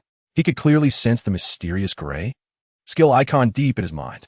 The moment Mourinho spoke the words early movement, the already restless mist seemed to ripple violently again. Could this skill be particularly sensitive to this kind of game that strayed from the rules? The training slowly approached its end in this stifling atmosphere. Chapter 3:18. Balanced intervention. Ren Xiaoyao calmly stared at Blula's, showing no emotional fluctuations. Whether it is a trick or not, we will verify it next. His voice was not loud, but clearly reached everyone's ears. Moreover, I plan to attempt a reverse operation against this psychological suggestion. At that moment, Mourinho pushed the door and walked in. He habitually clapped his hands to attract everyone's attention. Gentlemen, tomorrow's internal confrontation will simulate an extremely special match. A desperate situation at Camp Nou. His sharp gaze swept over everyone in the room like a spotlight, carrying an undeniable authority. Main team, you will fight with 10 players. And with a mysterious curve at the corner of his mouth, he added, as the referee of this match, I will bias to the extreme. The room erupted in an uproar, fighting one player short, while facing a referee personally appointed by the head coach, who explicitly stated he would be extremely biased. How can we play like this? At that moment, the skill icon of a glowing balance pattern that had just emerged in Ren Xiaoyao's mind flashed brightly again. Chapter 319. Reason Argument. Even without reason, pretend to have it he made no comments and simply walked slowly to the sidelines, casting a deep glance at Ren Xiaoyao. The stage at Barcelona is much larger and more complex than here. After speaking, he turned and left the training ground. The players exchanged glances, not understanding what the head coach was trying to convey. After training, while Ren Xiaoyao was packing his things, the team's technical analyst quietly approached him and handed him a USB drive. Ren, this is what the coach asked me to give you. The analyst said in a low voice. He said maybe from a different angle, you can see something different. Ren Xiaoyao took the USB drive, understanding in his heart. Back in his room, he plugged the USB drive into his computer. Inside was not a complete match video, but rather carefully edited clips of all Barcelona home games in recent years, focusing on the last 15 minutes of the matches and the moments before and after all controversial decisions in high definition. Next to each clip, the name, nationality, and a brief analysis of the officiating characteristics of the referee on duty were highlighted in striking red font. Ren Xiaoyao understood that this was Mourinho's further test for him, as well as a kind of silent expectation. Chapter 320 Camp Nou. Here we come. A match continued. Ren Xiaoyao began to actively seek a balancing point. Once, after a slight contact between the opposing forward and Carvalho in the penalty area, the forward was preparing to exaggerate his fall to win a penalty. Ren Xiaoyao appeared like a ghost on his fall path, taking a step ahead and falling to the ground in a seemingly more awkward but completely compliant manner, while his toes inadvertently brushed the ball before he hit the ground. Beep! Clark decisively blew the whistle for the opposing forward's reckless foul. The reserve team player was dumbfounded. He had not even had the chance to perform before being called for a foul. On another occasion, an opposing midfielder attempted to stop Ren Xiaoyao's dribble with a discreet pull. Ren Xiaoyao seemed to have eyes in the back of his head. At the moment the opponent was about to exert force, he staggered, and his body collided with the opponent's outstretched arm due to loss of balance, resulting in a clear obstruction foul. Clark blew the whistle again. After several instances, the main squad players looked at Ren Xiaoyao with a changed expression. Ren Xiaoyao could always create favorable fouls for his side by precisely grasping the rules and the referee's psychology in seemingly unfavorable situations. This was simply an art. Conflict was brewing methodically in Mourinho's script. Chapter 321 Home Whistle at Camp Nou. Inside Camp Nou, the atmosphere was thunderous. 100,000 Barcelona fans, with their almost frenzied roars, tried to turn this venue into a hell for the visiting team. The German referee Markus Merck, expressionless, blew the opening whistle. Barcelona, from the very first second of the match, showed no hesitation in expressing their determination to crush their opponent with the momentum of playing at home. Their signature short passing and penetration, under the orchestration of midfield maestros Xavi and Iniesta, advanced toward Chelsea's territory like flowing mercury. Messi was exceptionally active on the right. His elf-like dribbling and ghostly breakthroughs put unprecedented pressure on Ashley Cole, who was facing him directly for the first time in such a top-level confrontation. Just 3 minutes into the match, an incident occurred. Messi, with the ball, attempted to force his way past Ashley Cole one-on-one. Cole's defensive actions were textbook level, clean and efficient, with almost no unnecessary physical contact. However, the opposing player fell dramatically as if struck by an invisible hammer, hitting the ground in an extremely exaggerated manner. He tightly hugged his calf, his face contorting into an expression of immense pain, rolling several times on the grass, as if suffering from broken leg. Chapter 322 Hard to distinguish true from false. The previous goal was disallowed, and the anger of the Chelsea players had not yet subsided. The tension in the match was palpable. Every tussle, every physical contact was shadowed by the previous call, ready to ignite new conflicts at any moment. The boos from Camp Nou closely followed every player in blue jerseys. As the match reached the 20th minute, Barcelona's offensive was fierce. The football was passed precisely at their feet, posing a significant threat. Ronaldinho received the ball on the left. He He executed his signature elastico to evade Eschen, controlling the ball exceptionally well.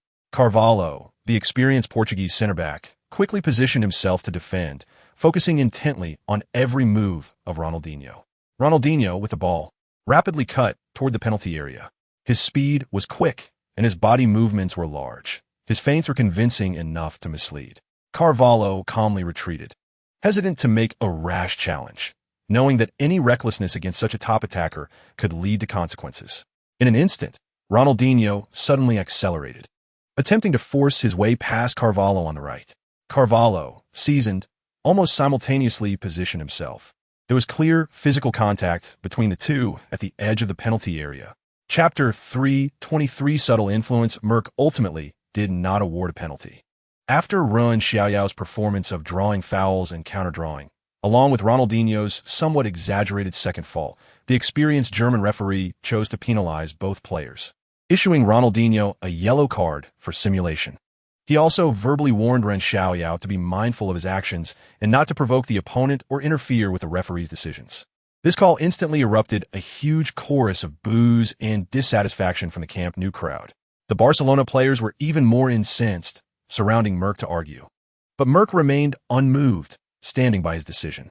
On Chelsea's side, it felt like they had gotten a great deal. Mourinho vigorously waved his fist on the sidelines, and the players secretly sighed in relief. The penalty crisis was averted, and the match resumed. Barcelona was awarded a not-so-favorable free kick in the attacking area. Ronaldinho took the shot himself, holding back his frustration, wanting to redeem himself with this kick. The ball traced an arc, bypassing the wall, but the angle was slightly too direct, and Cech safely caught it. The Barcelona fans in the stands let out a collective sigh of disappointment.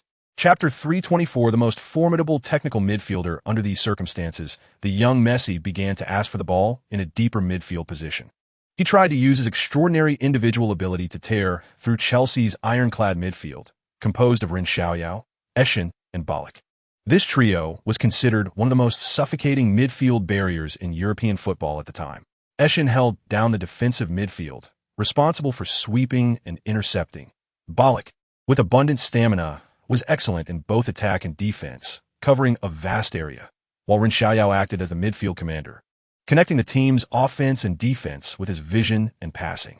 Lampard was responsible for pushing forward, acting as the second wave of attack, utilizing his impact and late runs to create direct threats. Messi received the ball, facing Eschen's close marking. He made several unbelievable changes of direction and feints in an attempt to break free. Eschen, like an African buffalo, gave no ground, applying immense pressure on Messi with his body and speed. Just as Messi was about to create a gap, Ren Xiaoyao appeared like a ghost in the path of his pass, lightly poking the ball to change its direction. But Messi reacted quickly, immediately attempting to reclaim the ball. At the moment his body lost balance, his right hand instinctively pushed Ren Xiaoyao's back. Chapter 3:25 Playing with Mentality. Messi took a deep breath, a glimmer of determination flashing in his eyes. He saw what seemed to be a slight gap between Paulo Ferreira and Ren Xiaoyao, and he decided to take the risk and force his way through the two. He suddenly pushed the ball forward, accelerating his body in an attempt to use his explosiveness to carve out a path. This was a highly risky choice. Paulo Ferreira immediately lunged in, using his body to apply pressure. Ren Xiaoyao also almost simultaneously extended his foot, trying to disrupt the ball at Messi's feet. Messi felt the immense pressure from both sides, and his body began to lose balance. At that moment, Messi's right arm instinctively lifted, and his elbow made a concealed, upward, swinging motion. This movement was not large, but was very fast, targeting Ren Xiaoyao on his right side. Perhaps it was a self-protection instinct born out of urgency. Or perhaps an unconscious reaction after a breakthrough was obstructed, but this action indeed carried a hint of unnecessary anger. Bang! Ren Xiaoyao only felt a dull thud in his right rib area, the force causing him to momentarily lose his breath. He let out a muffled groan and fell back onto the grass. His hands covered his right rib, and his expression instantly turned painful, his brows tightly knitted together.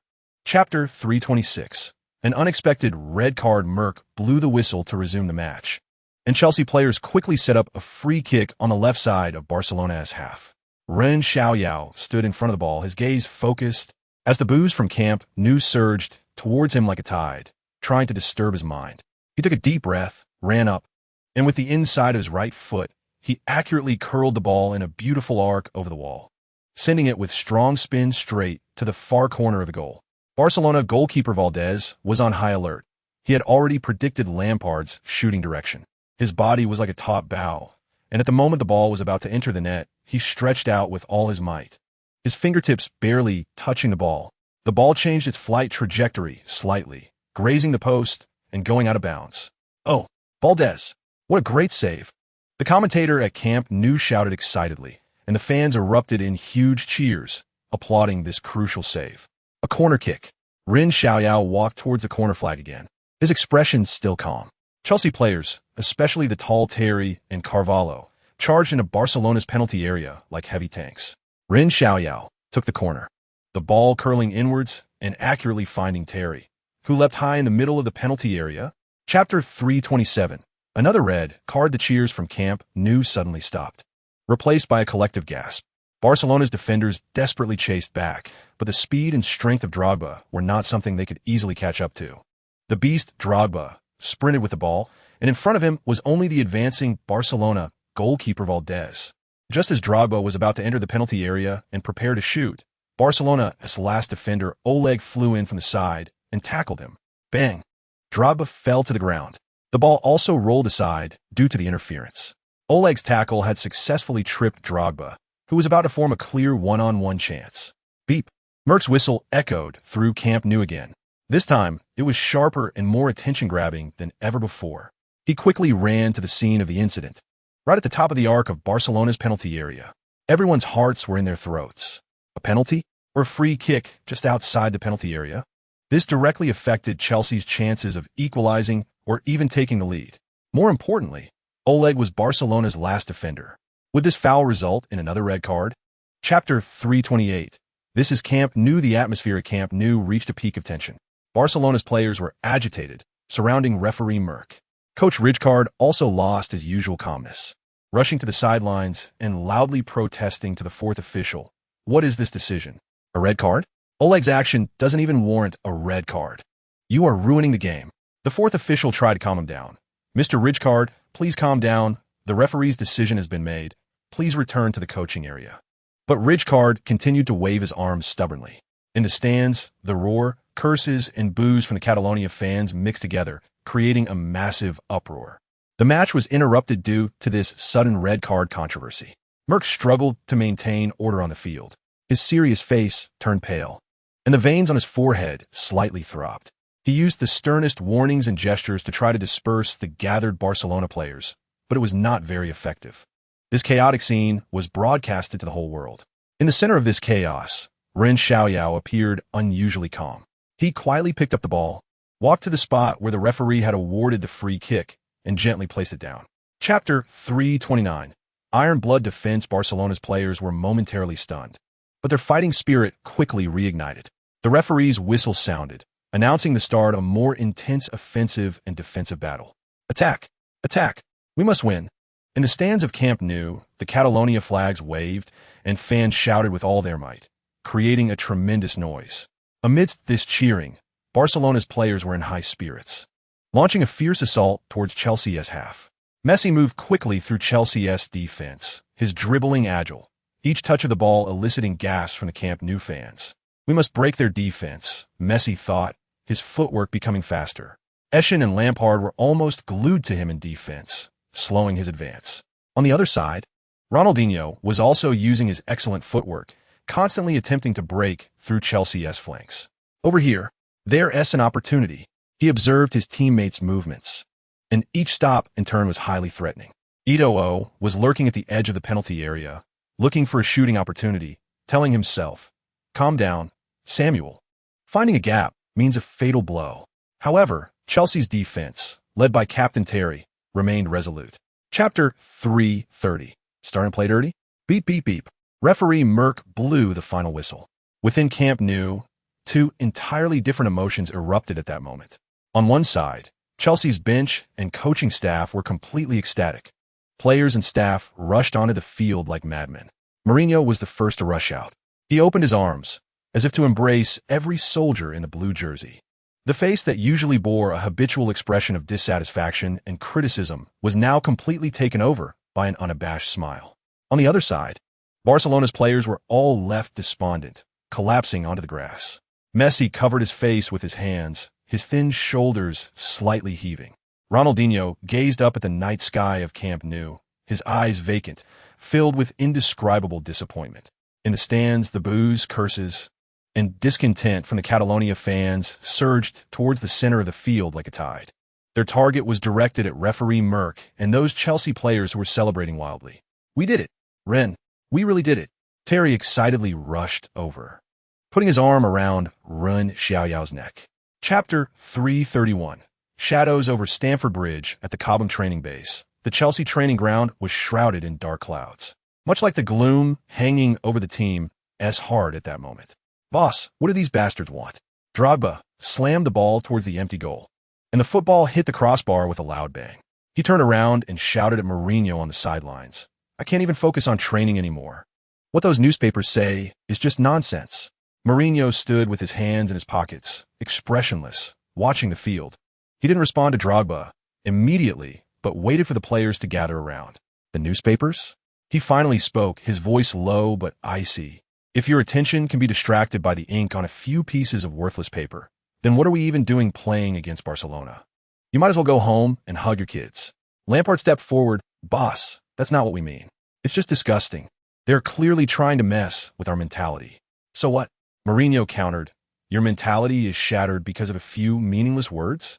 Ren stood among the crowd, frowning slightly. He noticed that the quality of training had noticeably declined today.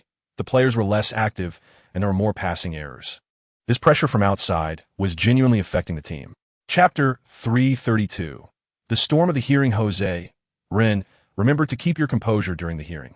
Barnard reminded in the car, "Leave all professional matters to our legal team. You just need to state the facts."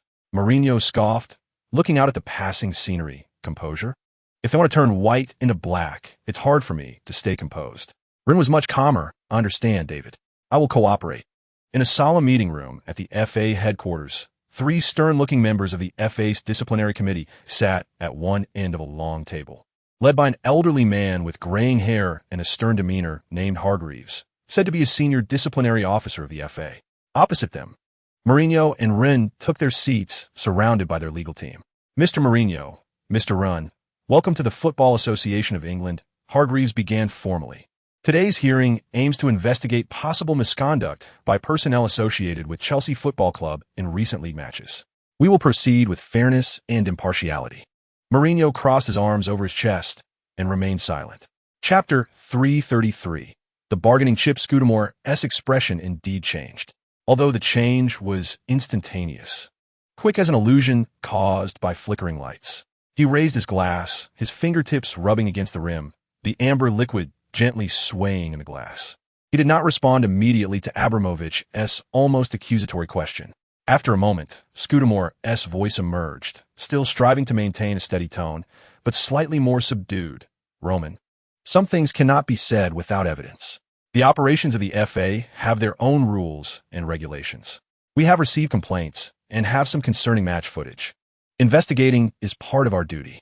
Abramovich leaned back, deeply embedded in the soft sofa, his arms casually resting on the armrests, his posture relaxed, but his gaze sharp as an eagle. "Duty?" he repeated lightly, a hint of mockery in his tone. "Or is it someone's private business? Richard, we all know that English football is a deep pond. Some fish want to swim upstream through the storm, not hesitating to muddy the waters, even willing to sacrifice some pieces." Scudamore set down his glass, the bottom touching the table with a soft sound. Chapter 334. The storm at Stamford Bridge. The so-called inside information spread like a plague within the Chelsea team. The atmosphere on the training ground was oppressive to the extreme. The players were distracted, frequently making mistakes during training. Even the simplest passing and receiving seemed awkward. "Get your act together." Mourinho's roar echoed like thunder, booming over the Cobham training ground. "If you give up now, then what's the point of playing in the Champions League? Just pack up the trophy and send it to Barcelona." The players lowered their heads, chastised by this thunderous anger, but no one dared to speak up at that moment. In the evening, Mourinho's personal phone rang urgently. The caller ID showed it was Abramovich. "Jose, there's been a development," Abramovich's voice was calm, revealing little emotional fluctuation. The official notice will be out tomorrow. Your punishment will be a hefty fine, with no suspension. Ren will not have any punishment record. Mourinho tightened his grip on the phone unconsciously. His knuckles turned white from the pressure. What is the cost? He asked in a deep voice. He never believed in free lunches, especially at such a sensitive time. Chapter 335. The declaration of war at Stamford Bridge. The whistle blew to start the game. In 3 minutes, Barcelona began to control the pace of the match at Stamford Bridge. Xavi received the ball in the center circle and performed a Marseille turn to evade Eschen. Pass. Iniesta made a high-speed run down the left. Raising his hand to signal for the ball, Xavi made a diagonal pass. After receiving it, Iniesta immediately laid it off to the center. Deco received the ball at the top of the arc and immediately completed a wall pass with Xavi. The ball returned to Xavi's feet, and he sent a through ball forward. The gap between Lampard and Bollock's defense was penetrated. Danger! Terry shouted, moving forward to block. Eto'o made a diagonal run from behind Carvalho, getting to the ball first. Cech decisively charged out, spreading his arms to increase his defensive area. Eto'o shot with his left foot towards the far corner of the goal. The ball rolled quickly along the grass. Cech's toes grazed the ball. The trajectory of the ball was deflected, brushing against the post and rolling out of bounds. Damn, Eto'o lamented, slapping his thigh. The away goal rule was pressure for both sides. Every attack from Barcelona made Chelsea fans feel nervous. A corner was taken. Puyol outjumped Terry, heading for goal. Chapter 336. Dark, really dark in the first half stoppage time. The score remained 0-0. However, the tension on the field was growing thicker. Puyol's actions were not only unrestrained, but increasingly reckless. In the 43rd minute, Lampard received the ball in midfield, ready to organize an attack. Puyol charged in like a wild beast, with a fierce aura. Sliding in from the side, his target was clear, heading straight for Lampard's supporting leg ankle. The force and angle were such that a slight misstep could lead to a broken leg. Lampard experienced, sensed the danger almost the moment Puyol's foot came down, barely jumping to try to avoid it. Nonetheless, his calf was heavily struck by Puyol's leg, causing him to lose balance and stagger a few steps before barely regaining his footing. Fuck! Lampard steadied himself, feeling a sharp pain in his ankle. He glared at Puyol, his eyes almost spitting fire. Are you trying to ruin me? Puyol slowly got up from the grass, brushing off the dirt, a faint, almost imperceptible smirk on his face. RNM, a furious shout, as Ren Xiaoyao charged forward like an arrow, pushing Puyol hard in the chest without hesitation. Chapter 337. The brazen referee, isn't this a foul? Terry felt his blood rush to his head. He was the first to rush to the referee, questioning. Abidal came from behind, targeting Ashley Cole's waist. With that much force, Cole flew out. Are you telling me you didn't see that? You didn't call the foul when Puyol took down Drogba, and now this again. Is it that as long as it's a Barcelona player, they can use harmful actions on the field without facing any consequences? Ren Xiaoyao quickly came over, trying to suppress the anger boiling inside him. Referee, I hope you can provide a reasonable explanation. Abidal's charge was very clear. He wasn't going for the ball at all. This is a clear, malicious foul with intent to harm. Ashley Cole was just about to cross, and he had no idea someone would attack him from behind in this way. According to the rules, this should at least be a yellow card. How can we believe this match is being played in a fair environment with such a ruling? The referee looked coldly at the agitated Chelsea players and responded firmly. My decisions are based on what I saw. Chapter 338. The iron-blooded Blues Mourinho's figure disappeared at the entrance of the players' tunnel, his raised hand a silent protest against the referee and a declaration of his indomitable will. In the stands, the anger of Chelsea fans was ignited by a series of setbacks. They did not fall silent, but instead erupted into even louder cheers. The shouts of Chelsea, Chelsea, mixed with the team anthem, as they defended their home ground and supported their team in this way. We can't just give up like this. Ren Xiaoyao's voice rang out amid the chaos. He looked at Lampard. Frank, the captain is gone. You and I, along with Didier, we have to step up. Lampard nodded heavily, his gaze resolute.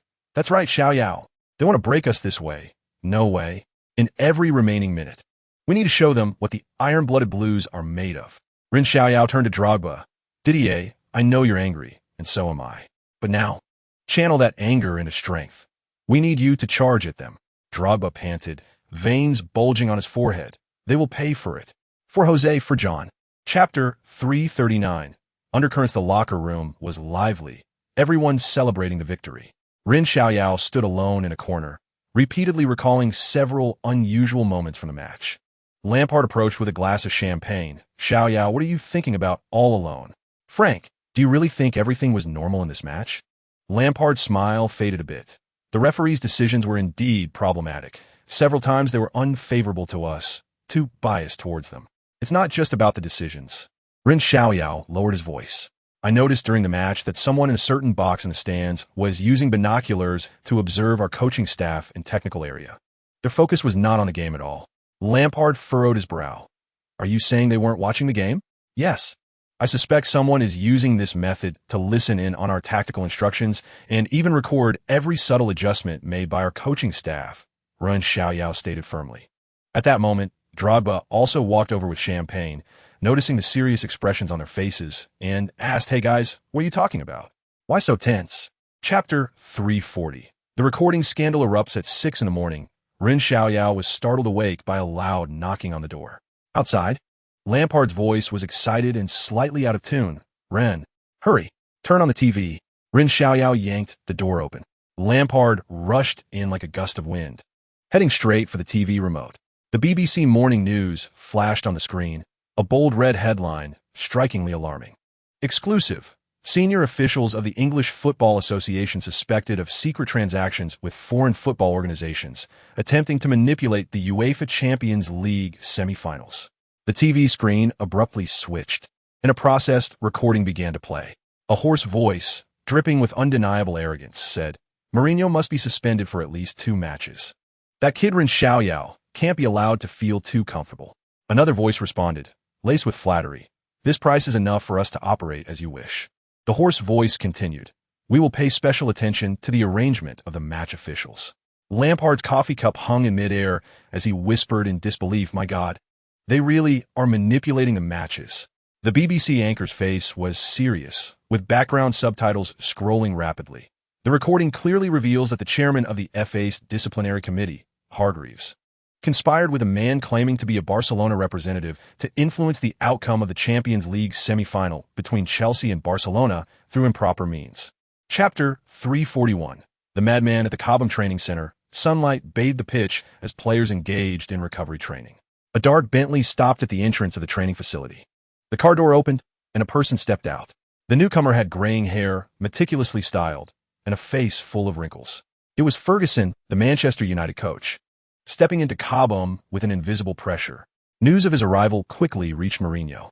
He was in the tactics room reviewing with key players like Ren Xiaoyao, Lampard, and Terry. It seemed someone couldn't sit still. This matter had expanded from targeting the FA and Barcelona to a broader scope, and Ferguson's arrival was not coincidental. In Mourinho's office, Ferguson sat directly on the sofa, his dark suit sharply contrasting with a bright red tie. Jose's voice was hoarse, carrying his distinct Scottish accent and authority. "Your recent actions have already caused unrest in the entire football community." Mourinho poured himself a glass of water and pointed to the coffee machine across from him. "Sir Alex, what a rare guest. The coffee at Cobham might not have the punch of the whiskey at Old Trafford, but it should be refreshing enough." Chapter 342. Justice will come one day under the spotlight. The first leg of the Champions League semi-final was set to take place at Old Trafford, as scheduled. The stadium was packed, red filling every corner, as massive cheers surged through the venue.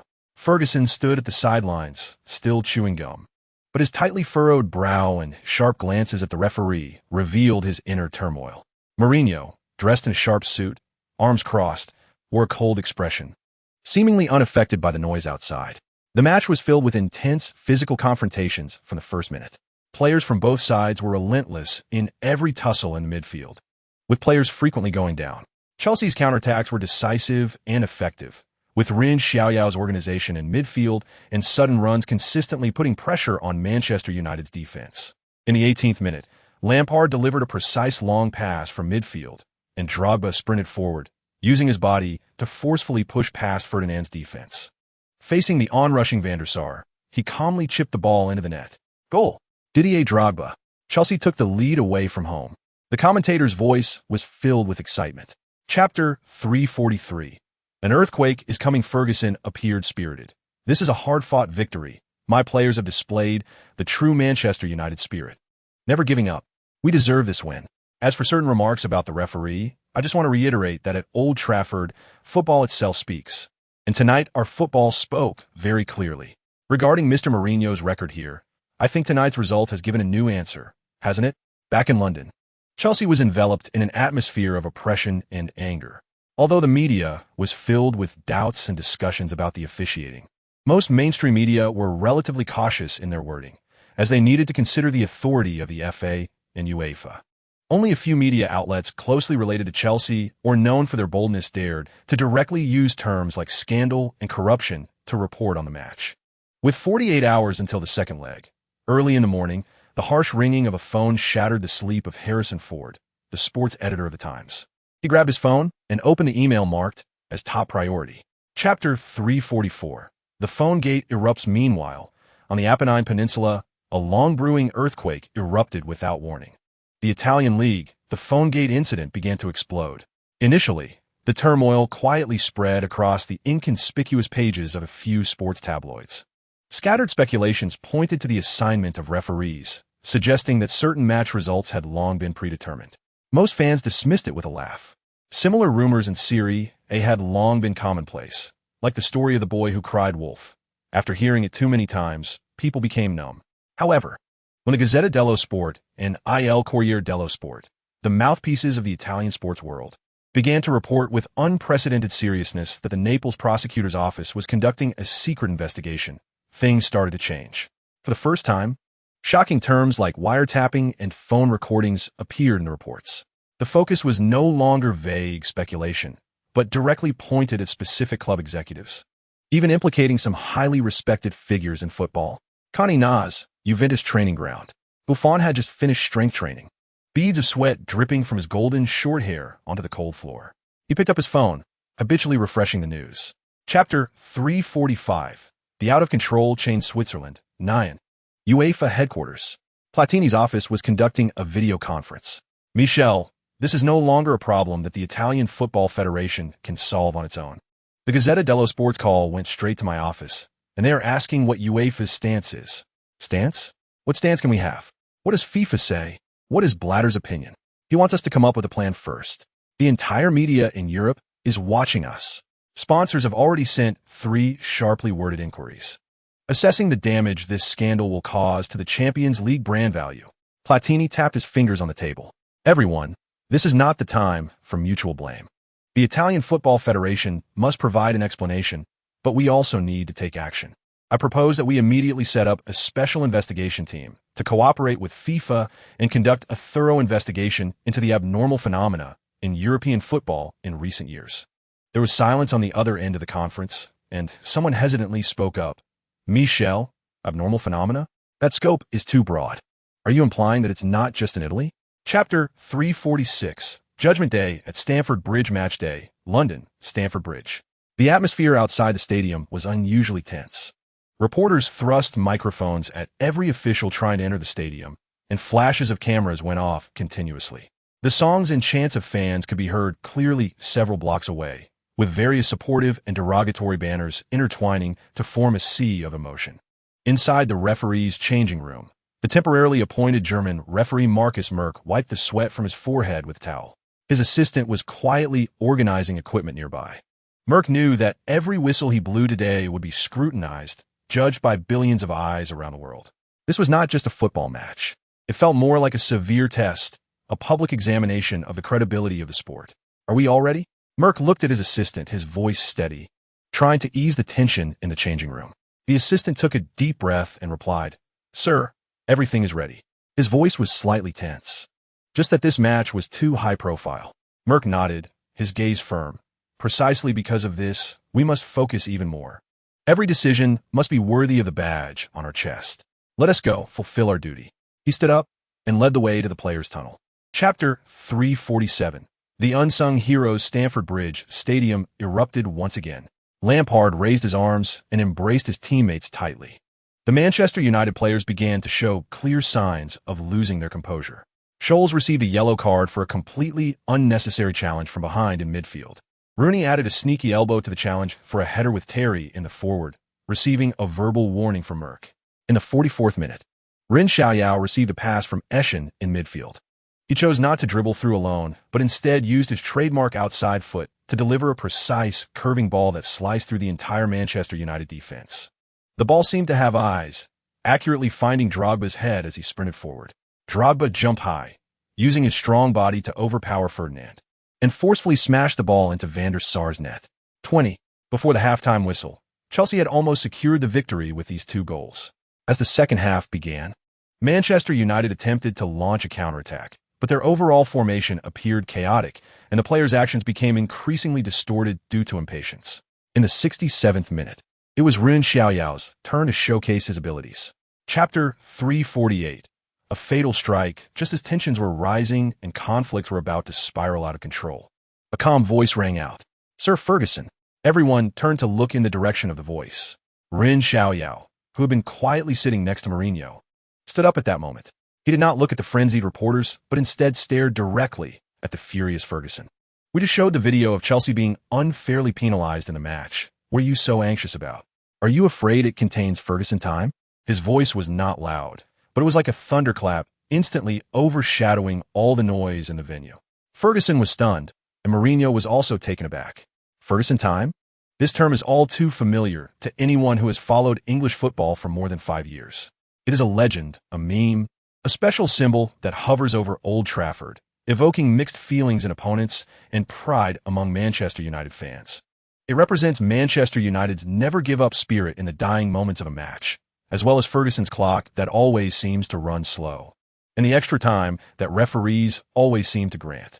For years, people have joked about it in pubs, in columns, and on fan forums, but no one, especially not an active player, has ever so formally and provocatively laid it bare in front of Ferguson himself, cutting it open like cheese for the whole world to see. Chapter 349. Self-Proving Trap. This is a conspiracy, that's enough. Ferguson finally let out a hoarse roar of anger. He stopped looking at Mourinho, or Ren Xiaoyao, and instead fixed his gaze on the frenzied reporters below. "You will pay for today's reports." He threw down this near curse of a threat, abruptly pushed his chair aside, and turned to leave. The chair fell to the ground with a loud crash, shaking the entire hall. He did not look back, his back appearing extraordinarily stiff, even somewhat disheveled. Manchester United's press officer hurriedly followed, trying to block the reporters chasing after him while repeatedly apologizing to the organizers. Ferguson's exit was akin to a rout after defeat. The press conference was completely out of control. Some reporters chased after Ferguson, while others surrounded Mourinho and Ren Xiaoyao, not allowing them any escape. "Mr. Mourinho, does Sir Ferguson's anger validate your accusations?" "Mr. Ren, you just said we only presented the video of Chelsea being unfairly penalized.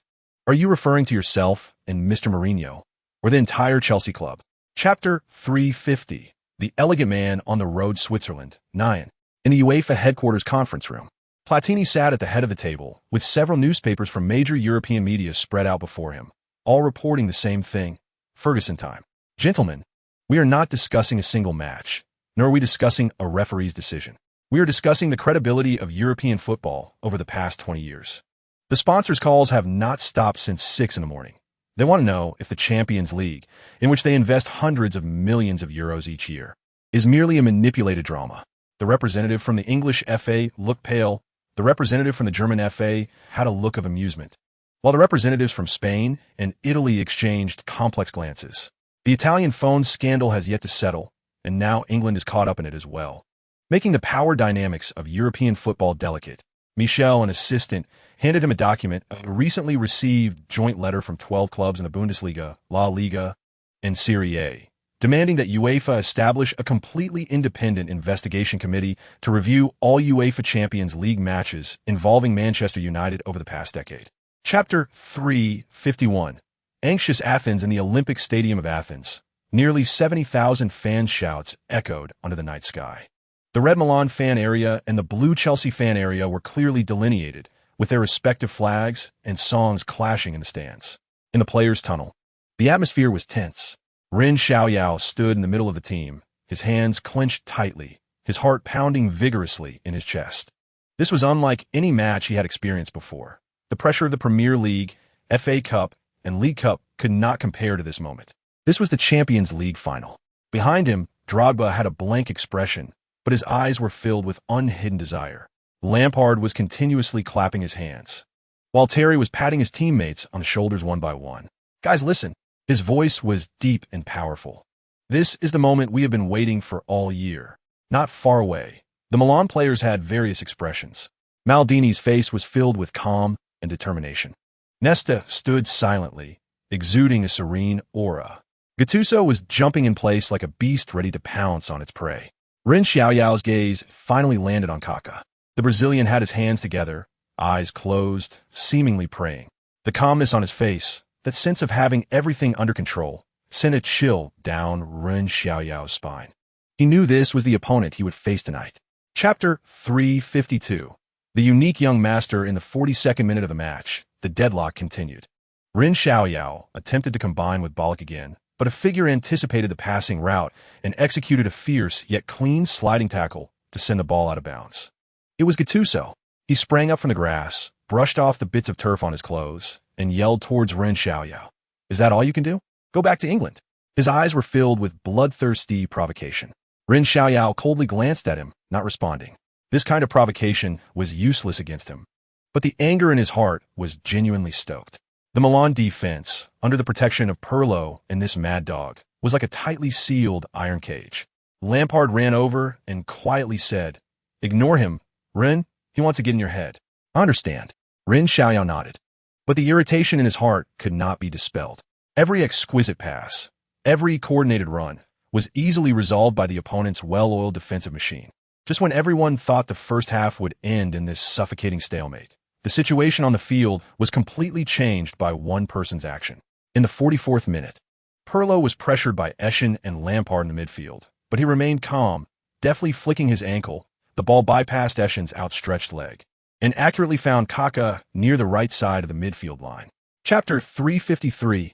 Can't fight, run bang. Terry kicked the locker, causing a huge noise. Nearby, Gallas instinctively shrank back, but no one commented on it. Terry was panting heavily, his chest rising and falling violently, staring at the dented locker door as if it could lessen his anger.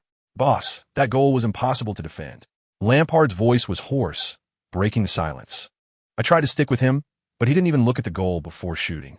Ren Xiaoyao curled up in the corner, burying his head in his arms.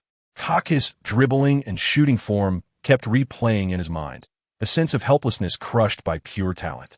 Just one goal behind. Why did it feel so disheartening? Mourinho spoke up, his voice not loud. "That goal was an accident. If he tried 100 more times, he might not score again." Lampard whispered, "Jose, but it feels like we're being outplayed by him alone." Mourinho's sharp gaze swept over him. "Feelings? Frank, do you feel we can win the game? The fact is we are only one goal behind, and we still have a full 45 minutes. In the first half, our overall defense was very good." Chapter 354. The crazy running style is released early. The God-esque perspective is activated, and the perpetual motion skill is also launched simultaneously. The game resumes. And Milan has possession. Pirlo receives the ball in midfield, habitually glancing towards Gilardino, but Ren Xiaoyao's gaze is firmly locked on Kaká, who is ready to start on the other side. Here it comes. Just as Pirlo's ankle is about to swing to deliver that signature through ball, a blue figure ghostly starts early. It's Ren Xiaoyao. He predicted this pass. He precisely appears on the passing line, executing a clean and swift tackle. The ball is intercepted. A beautiful steal. Ren Xiaoyao. He saw through Pirlo's passing intention. The commentator exclaims. The crowd erupts. After the interception, Ren Xiaoyao doesn't T-pause at all, dribbling forward to initiate a quick counterattack. Milan's defense is in chaos during the transition from offense to defense, with Gattuso and Seedorf rushing in like madmen. Ren Xiaoyao drives forward with the ball, attracting all defensive attention. And faced with a double team at the edge of the penalty area, he seemingly casually pokes the ball forward with the outside of his right foot. The football cuts through Milan's defense like a sharp scalpel, threading through the fleeting gap between Nesta and Maldini. Chapter 355. The Butcher turns red. Ancelotti on the sidelines can no longer sit still. He quickly turns around and waves to Borriello and Gorkov on the bench. "Marco, John, hurry, get ready to come on." Ancelotti's voice is somewhat hoarse from anxiety. "Marco, you'll replace Inzaghi. Push up front and use your body to challenge them. John, you'll replace Seedorf. Make more forward runs and take long shots from midfield. There's not much time left. We must attack with all our strength. The two young players immediately take off their jackets and rush towards the fourth official. AC Milan, this experienced team, chooses the most direct way to fight for their lives against Chelsea in the final moments of the match. Milan's players push into Chelsea's half. Pirlo organizes in midfield, his long passes continuously searching for gaps in Chelsea's defense. Kaká, at this moment, brings his abilities to the peak. He receives the ball from midfield, and Lampard and Ballack quickly form a double team. Kaká makes a light pull back, then accelerates, slipping between the two. Kaká, it's Kaká again. The commentator's voice rises with the excitement of the scene. Terry shouts loudly as he rushes towards Kaká, while Carvalho quickly moves over to cover. Chapter 356, A Line Between Heaven and Hell. Ren Xiaoyao, dragging his still somewhat uncomfortable leg, actively participates in the team's defense. He knows that the last few minutes of the match will be a huge test for Chelsea's defense. That white figure, under the lights of Stamford Bridge, appears somewhat lonely yet filled with unyielding strength. Mourinho paces anxiously on the sidelines, his brows furrowed. He can clearly feel that AC Milan's never-give-up spirit is being transmitted through Kaká to everyone on the field and to the fans and stands. Hold on. Everyone focus. We must hold on for these last few minutes. Mourinho silently shouts in his heart, while loudly directing on the field. Maintain formation. Compress space. Don't give Kaká an easy chance to receive the ball. Stick to him. In these last few minutes, hold on for me. And on the field, Kaká gets the ball again. He lifts his head, looking towards Chelsea's goal, then once again launches his charge. Kaká is still dribbling. The commentator's voice is already hoarse. The Brazilian starts from midfield, and Eshin, Makelele, and Lampard form a triangular blockade, trying to trap him. Chapter 357, The Panenka. Inside AC Milan's penalty area, the referee's hand points decisively to the penalty spot. Penalty. Chelsea has been awarded a penalty. In the 94th minute, Chelsea gets a penalty that could determine the outcome of the match. After a brief silence, Stamford Bridge erupts into a tremendous roar. The cheers of 40,000 Chelsea fans are deafening, and the entire stadium is immersed in ecstatic excitement. In stark contrast is the despair and anger of AC Milan's players. No, this can't be. Referee, did you see clearly? That was definitely not a penalty. Nesta kneels on the ground in pain, holding his head in his hands. He recalls the tussle with Terry. As Terry was about to reach the drop point, in a moment of panic, his arm did instinctively tug at the opponent's shirt. That action may not have been obvious, but in such a chaotic and critical moment, any foul action could be fatal. Paolo Maldini quickly approaches the referee. Sir, please reconsider. There was a lot of physical contact between players in the penalty area. Nesta's action was very minor, and Terry also had a downward motion. Chapter 358, The Crack. The next day, London. Every newsstand in the city is covered in blue. The front page of the Times reads, The Blue Lions crowned. A Panenka penalty begins the Chelsea dynasty. The Guardian's sports section. Mourinho's psychological warfare. Ren Xiaoyao's masterpiece. The birth of Europe's new king. France's L'Equipe directly uses Le Roiren as the headline, featuring a photo of Ren Xiaoyao lifting the Champions League trophy. Mourinho sits in his office at Cobham Training Base, his desk covered with newspapers for various countries. This is the pinnacle of his career. He not only won, but did so in a way that is uniquely his own. Assistant Rui Faria enters, looking rather grim. Boss, Rui, what is wrong? Is there still media saying we won dishonorably? Mourinho jokes, picking up a newspaper. Let them say what they want. The championship trophy doesn't lie. Not that. Faria hands him a tablet, the screen showing the headline of Spain's AS newspaper. Mourinho's smile freezes on his face. The headline is written in blood-red bold letters. Calderon's White Revolution. One Robin confirmed. Next target run. Chapter 359. Champion? Then get lost. Mourinho and Kenyon's argument quickly spreads to the highest levels of Stamford Bridge. When the news reaches Abramovich, the Russian tycoon is silent for a moment. He chooses not to mediate, nor does he comfort the championship coach he personally hired. He chooses to support Peter Kenyon and the management team he established. This decision is communicated to Mourinho's agent Mendes through a brief phone call. No attempts to retain, no compromises, only cold commercial rules. So, less than 48 hours after Chelsea Club was immersed in the joy of winning the Champions League, A resignation letter personally delivered by Jorge Mendes was placed on the CEO's desk. Jose Mourinho officially resigned as head coach of Chelsea. Once the news leaked, it detonated like a nuclear bomb, sending shockwaves throughout the football world. Sky Sports broke the news with an unprecedented bold red headline. The special one quits. The Guardian, The Times, L'Equipe, and Gazzetta dello Sport. Sports media around the world went wild. Chapter 360 negotiations. London was shrouded in continuous rain. A black sedan stopped at the entrance of the Stamford Bridge administrative building. The car door opened, and a man dressed in a dark coat with meticulously combed hair walked into the building. On the top floor, in CEO Peter Kenyon's office. Mr. Antonio, welcome to London. It's unfortunate that we meet under these circumstances. Antonio shook hands with him and then released it. Mr. Kenyon, I think we can skip the pleasantries. You should be well aware of my purpose for coming here. Kenyon's smile paused for a moment before returning to normal. He gestured for Antonio to sit on the sofa across from him and pushed a beautifully bound folder to the center of the table. Of course, our fondness for Ren and our expectation for the future are all in here. Mr. Antonio, this is the most lucrative contract ever offered by Chelsea Football Club to a player, without exception. He observed Antonio's reaction and continued, a 5-year contract, doubling the current weekly salary.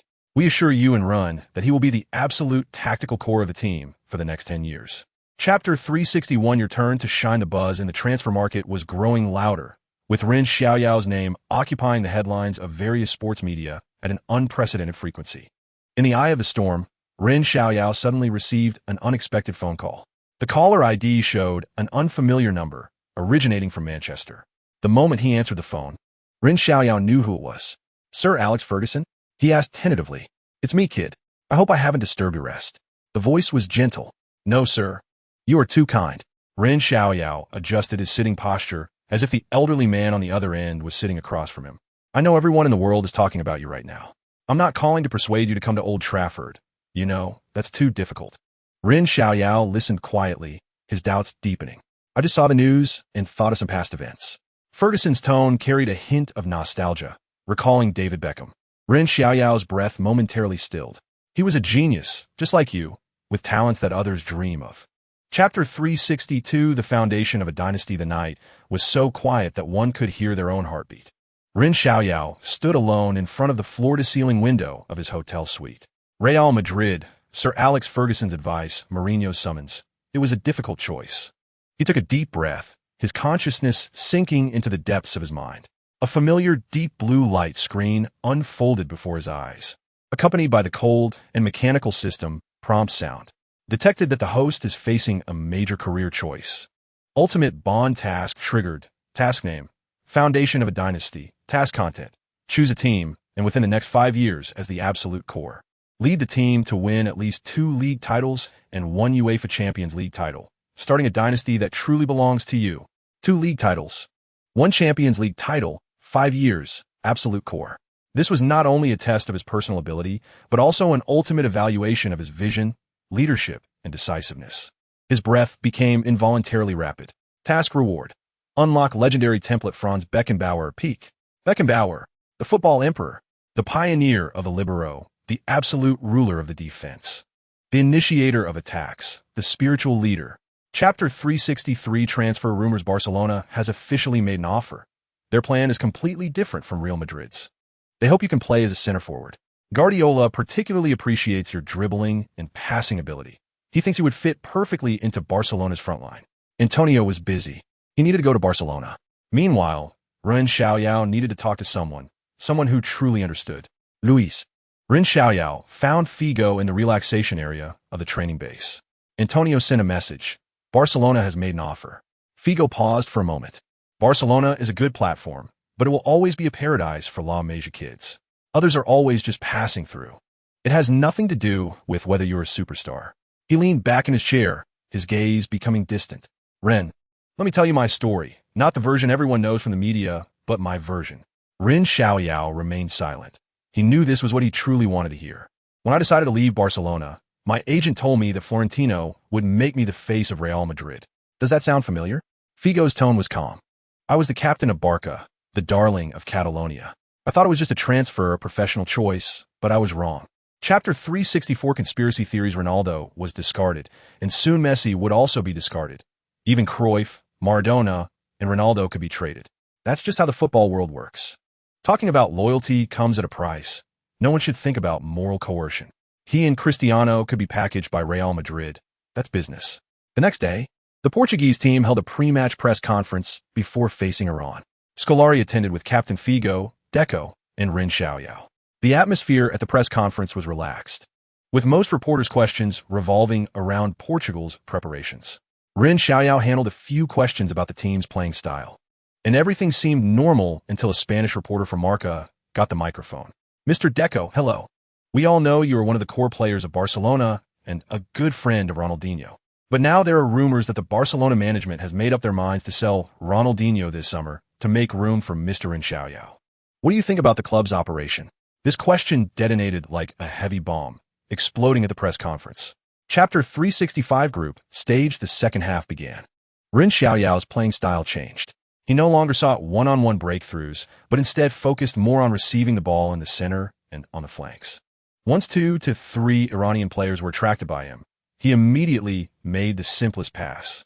In the 58th minute, he pulled the entire opposing midfield line, then made a horizontal pass to Deco, who found space. Deco glanced at the goal and took a long shot. The ball shot into the corner of the net like a cannonball. After scoring, Deco didn't wave his hands but ran towards Ren Xiaoyao, giving him a strong high five in celebration. This goal was at least half credited to Ren Xiaoyao's tactical pulling. The Iranian team was forced to attack, exposing more gaps in their defense. In the 88th minute of the match, Ren Xiaoyao once again attracted 2 defenders' attention at the edge of the penalty area, and the opponent, in a panic, tripped him. A perfectly positioned free kick. Cristiano Ronaldo confidently stood in front of the ball, adjusting his breathing with a determined look. Ren Xiaoyao stood on the other side of Ronaldo, making the first move. As he passed the ball, he lifted his right foot and slightly missed it. Following closely, Ronaldo took a shot. The ball curled over the wall and dropped rapidly, finding the back of the net. Chapter 366, the Red and Blue Foundation Ren. It's me, Jose. Jose Mourinho's voice, even over the phone line, was as warm and reassuring as usual. Congratulations, you've advanced from the group stage. Mourinho's voice showed little emotion, but Ren Xiaoyao could imagine a barely noticeable smile at the corners of his mouth. Thank you, boss. I've already spoken with President Murati. He thinks very highly of you. Ren Xiaoyao listened quietly, not interrupting. Don't be fooled by the promises they make. I've convinced President Murati, and we are facilitating a swap between Eto'o and Zlatan. You and him will be a conquering combination. Trust me. In the last round of the World Cup group stage, against Mexico, Scolari made extensive rotations with the main players. And Cristiano Ronaldo, Figo, Deco, including Ren Xiaoyao, all sat on the bench. The Portuguese team on the field played sluggishly, seemingly still immersed in the joy of advancing early, lacking sufficient focus. In the 33rd minute of the first half, Mexico scored with a header from Fonseca during a quick counterattack. At halftime, Scolari did not blame the team too much, but calmly looked at Ren Xiaoyao on the bench. Ren, you'll come on in the second half. Tell them that Portugal won to be easily defeated. Chapter 367, the era of Inter Milan, it's official. Inter Milan has announced it. Antonio's voice was filled with excitement as he nearly shouted the news to Ren Xiaoyao, who was far away in Germany. On the other end of the phone, Ren Xiaoyao had just finished the Portugal team's daily training. Got it very efficient. Antonio chuckled. Of course. Right now, all the sports media in the world has headlines about your impending transfer to Inter Milan. Real Madrid's Calderon publicly expressed regret, saying it was a loss for the Bernabeu. Over at Barcelona, Laporta and Rijkaard remained silent, but Mundo Deportivo harshly criticized them, saying they let go of a genius who could change the future landscape. Ren Xiaoyao picked up a bottle of water, twisted it open, and took a sip. What about Chelsea? Wells, I guess Abramovich is so angry he didn't even have a good dinner. The official statement was a lukewarm blessing, and the fan forums exploded, calling the management utterly foolish for letting you and Jose go. Antonio paused, his tone turning a bit gloating. Those idiots at Marca are still sour, saying you chose the has-been Serie A and went to a retirement home team. Haha, they will regret it. Chapter 368. The match against the Netherlands. Scolari cleared his throat, signaling Cristiano to calm down. Cristiano, calm down. It's just a psychological game from the opponent. No need to take it seriously. Cristiano wouldn't listen. He walked a few steps to Ren Xiaoyao. Ren, did you hear that? They look down on us. They look down on you. In the next match, we must take them down. Shut them up. Ren Xiaoyao looked up at Cristiano's twisted face from anger and slowly spoke. Chris, anger won't solve the problem. But he's right. We do need to let our performance on the field silence them. Cristiano paused for a moment, then nodded vigorously. Exactly. Let's take them down. Shortly after the press conference ended, Ren Xiaoyao's phone vibrated. It was Antonio. Ren, I have good news. Antonio's voice was a bit low. Ren Xiaoyao walked to the window. Avoiding the noisy teammates, go ahead. Inter Milan and Barcelona have just signed a contract for the swap between Eto'o and Ibrahimovic. Is it done? The contract is signed.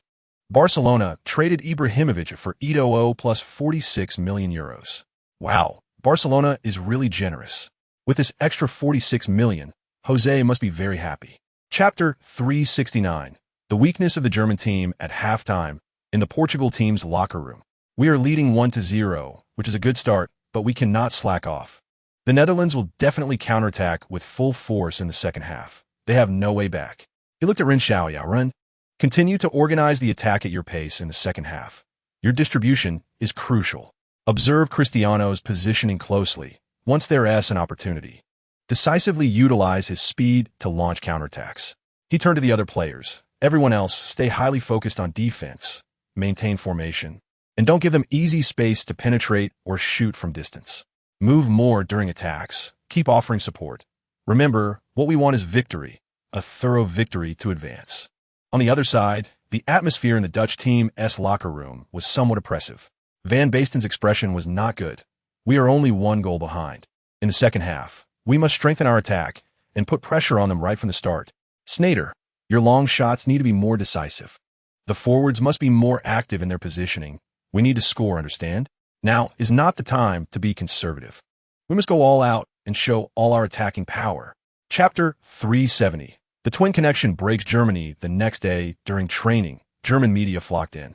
Lowe appeared confident during the interview. Ren Xiaoyao is indeed an excellent player, but we have already found ways to limit him, Lowe said to the camera. Munich is our home ground, and we have the support of 80,000 fans. Can you reveal your specific tactical arrangements? Lowe smiled mysteriously. You will know when the time comes. I can only say that Ren Xiaoyao won't have it as easy as in previous matches. This interview quickly reached the Portugal team. The players gathered around the television to watch. He is provoking us, Deco frowned. Ren Xiaoyao turned off the TV. Let him talk. The truth will be revealed on the field.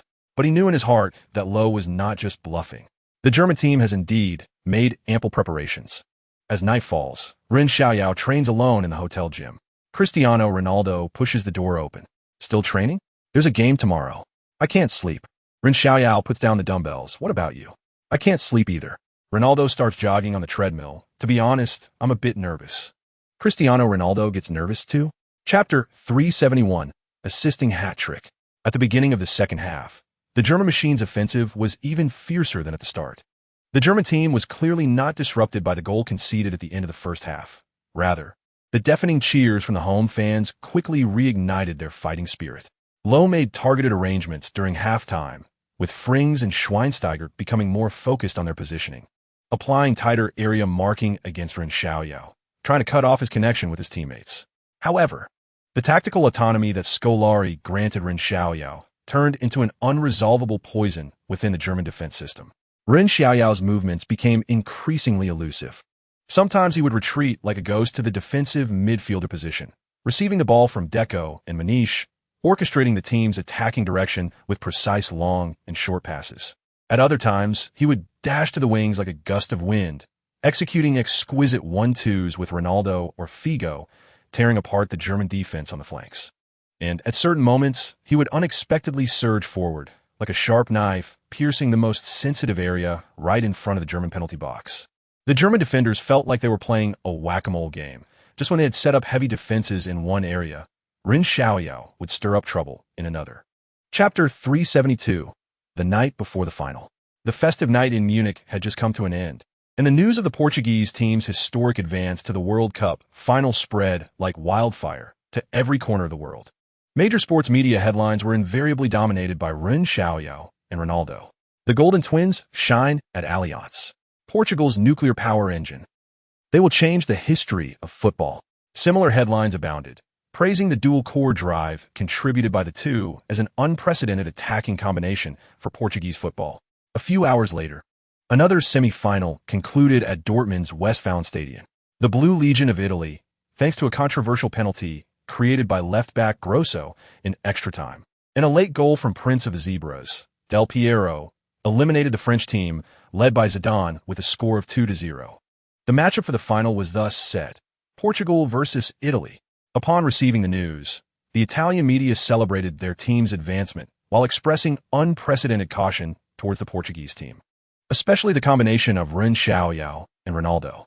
The headline of the Gazzetta dello Sport bluntly read, "Beware, Portugal's sharpest spear ever," with a column analyzing Ren Xiaoyao's versatile positioning and lethal passing and shooting, as well as Ronaldo's formidable impact. Chapter 373, the final. At the Berlin Olympic Stadium, brightly lit, the roar of over 70,000 fans nearly lifted the night sky. Huge searchlights illuminated the stadium as if it were daylight, the lush green pitch glistening under the lights. The air was filled with a mix of beer's grainy aroma, the char of grilled sausages, and the various perfumes of the fans. But the most intense was undoubtedly the tension and anticipation known as the final showdown. The blue of the Italian team and the red-green of the Portuguese team were clearly delineated in the stands, forming two massive currents that surged with the playing of their respective national anthems. At the players' tunnel, players from both teams stood side by side, camera flashes going off in succession. Ren Xiaoyao took a deep breath, feeling his heart pounding powerfully in his chest. He glanced at Ronaldo beside him. The youthful superstar's face was devoid of pre-match bravado, replaced by an extreme focus and calm. Amidst the deafening cheers, both teams, led by the referee crew, stepped onto this field that had witnessed countless glories and disappointments. A gigantic replica of the World Cup trophy stood silently on one side of the field, shimmering in gold, tempting every soul yearning to reach the pinnacle. Chapter 374, Equalizer. A corner kick. Figo kicked the ball towards the center of the penalty area, and Portuguese center-back Pepe leaped high, overpowering Materazzi, delivering a powerful header. The ball hit Materazzi's raised arm in the crowd. Handball. The Portuguese players immediately raised their hands, rushing towards the referee. Ren Xiaoyao and Ronaldo also crowded around, emotionally protesting. The slow-motion replay showed that the ball indeed struck Materazzi's slightly extended arm, but his arm seemed not to be fully away from his body. The referee remained unmoved, firmly shaking his head, indicating to continue the match, without awarding a penalty.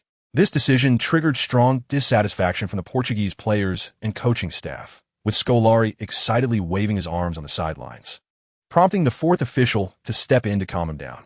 The Portuguese fans in the stands erupted in deafening boos. The tension in the match was ignited at that moment. The regular time of the first half ticked away second by second, with both sides engaging in fierce battles in the midfield. Just when it seemed the first half would end in a 0-0 draw, in the second minute of stoppage time, the Italian team suddenly struck. Defender Grosso made a precise long pass from the left side of his own half, finding tall striker Toni in the center of the front line. Chapter 375, Teammate Materazzi from Inter Milan. The Portuguese twin stars connected once again, shining at the Berlin Olympic Stadium. After scoring, Ronaldo opened his arms and roared as he ran towards the corner flag, while Ren Xiaoyao caught up from behind and jumped onto his back. The two young men embraced tightly, sharing the joy of this hard-earned moment. Sweat, grass clippings, and the thirst for victory intertwined at that moment. On the sidelines, Scolari waved his arms vigorously, reigniting his indomitable spirit. The Italian players looked somewhat dejected, especially Buffon, who frustratedly pounded the goalpost. The balance of the game was disrupted, and the tension quickly escalated. The Italian team was clearly unwilling to accept the equalizer. Their pressing became fiercer, and their actions began to grow more aggressive. In the 68th minute, Ronaldo attempted to break through on the wing, and Materazzi, like a wild beast, executed a fierce, sliding tackle from the side, taking Ronaldo down along with the ball. The referee's whistle pierced sharply through the air. Ronaldo rolled on the ground in pain, clutching his ankle. As the Portuguese team doctor rushed onto the field, Materazzi raised his hands, looking innocent as he explained something to the referee, who unhesitatingly showed him a yellow card. Chapter 376. The championship belongs to Portugal. Whoosh. A glove, a huge glove, appeared out of nowhere in front of the ball. Buffon almost instantly reacted, making an extreme side dive, tipping the ball onto the crossbar with his fingertips. Ronaldo held his head, kneeling heavily on the ground. After landing, Buffon immediately got up, grabbing the net and roaring at his defenders. Focus. Keep an eye on them. Do you want to give the championship to them? Cannavaro and Zambrata were also slapping each other's foreheads, breaking into a cold sweat. Corner kick. Deco took the corner. Chaos ensued in the penalty area. Carvalho's header went high. Only 3 minutes left in the match. The anxious feeling from being unable to score started to spread. The Portuguese defenders began to push past the halfway line. Just as a pass from the Portuguese team was intercepted by Pirlo, danger struck. Without looking, Pirlo sent a long pass directly to Gilardino, who was at the center circle. Only Costinha and Pepe were left in Portugal's defense. Gilardino held off Costinha and passed the ball to Perota, who was charging up from the back. Italy's counterattack. Perota carried the ball. In front of him was a wide-open space. If he could get past Pepe, he would be one-on-one with the goalkeeper Ricardo. Chapter 377. The whole city of Milan awaits you under the crowd. Ren Xiaoyao felt like he was suffocating.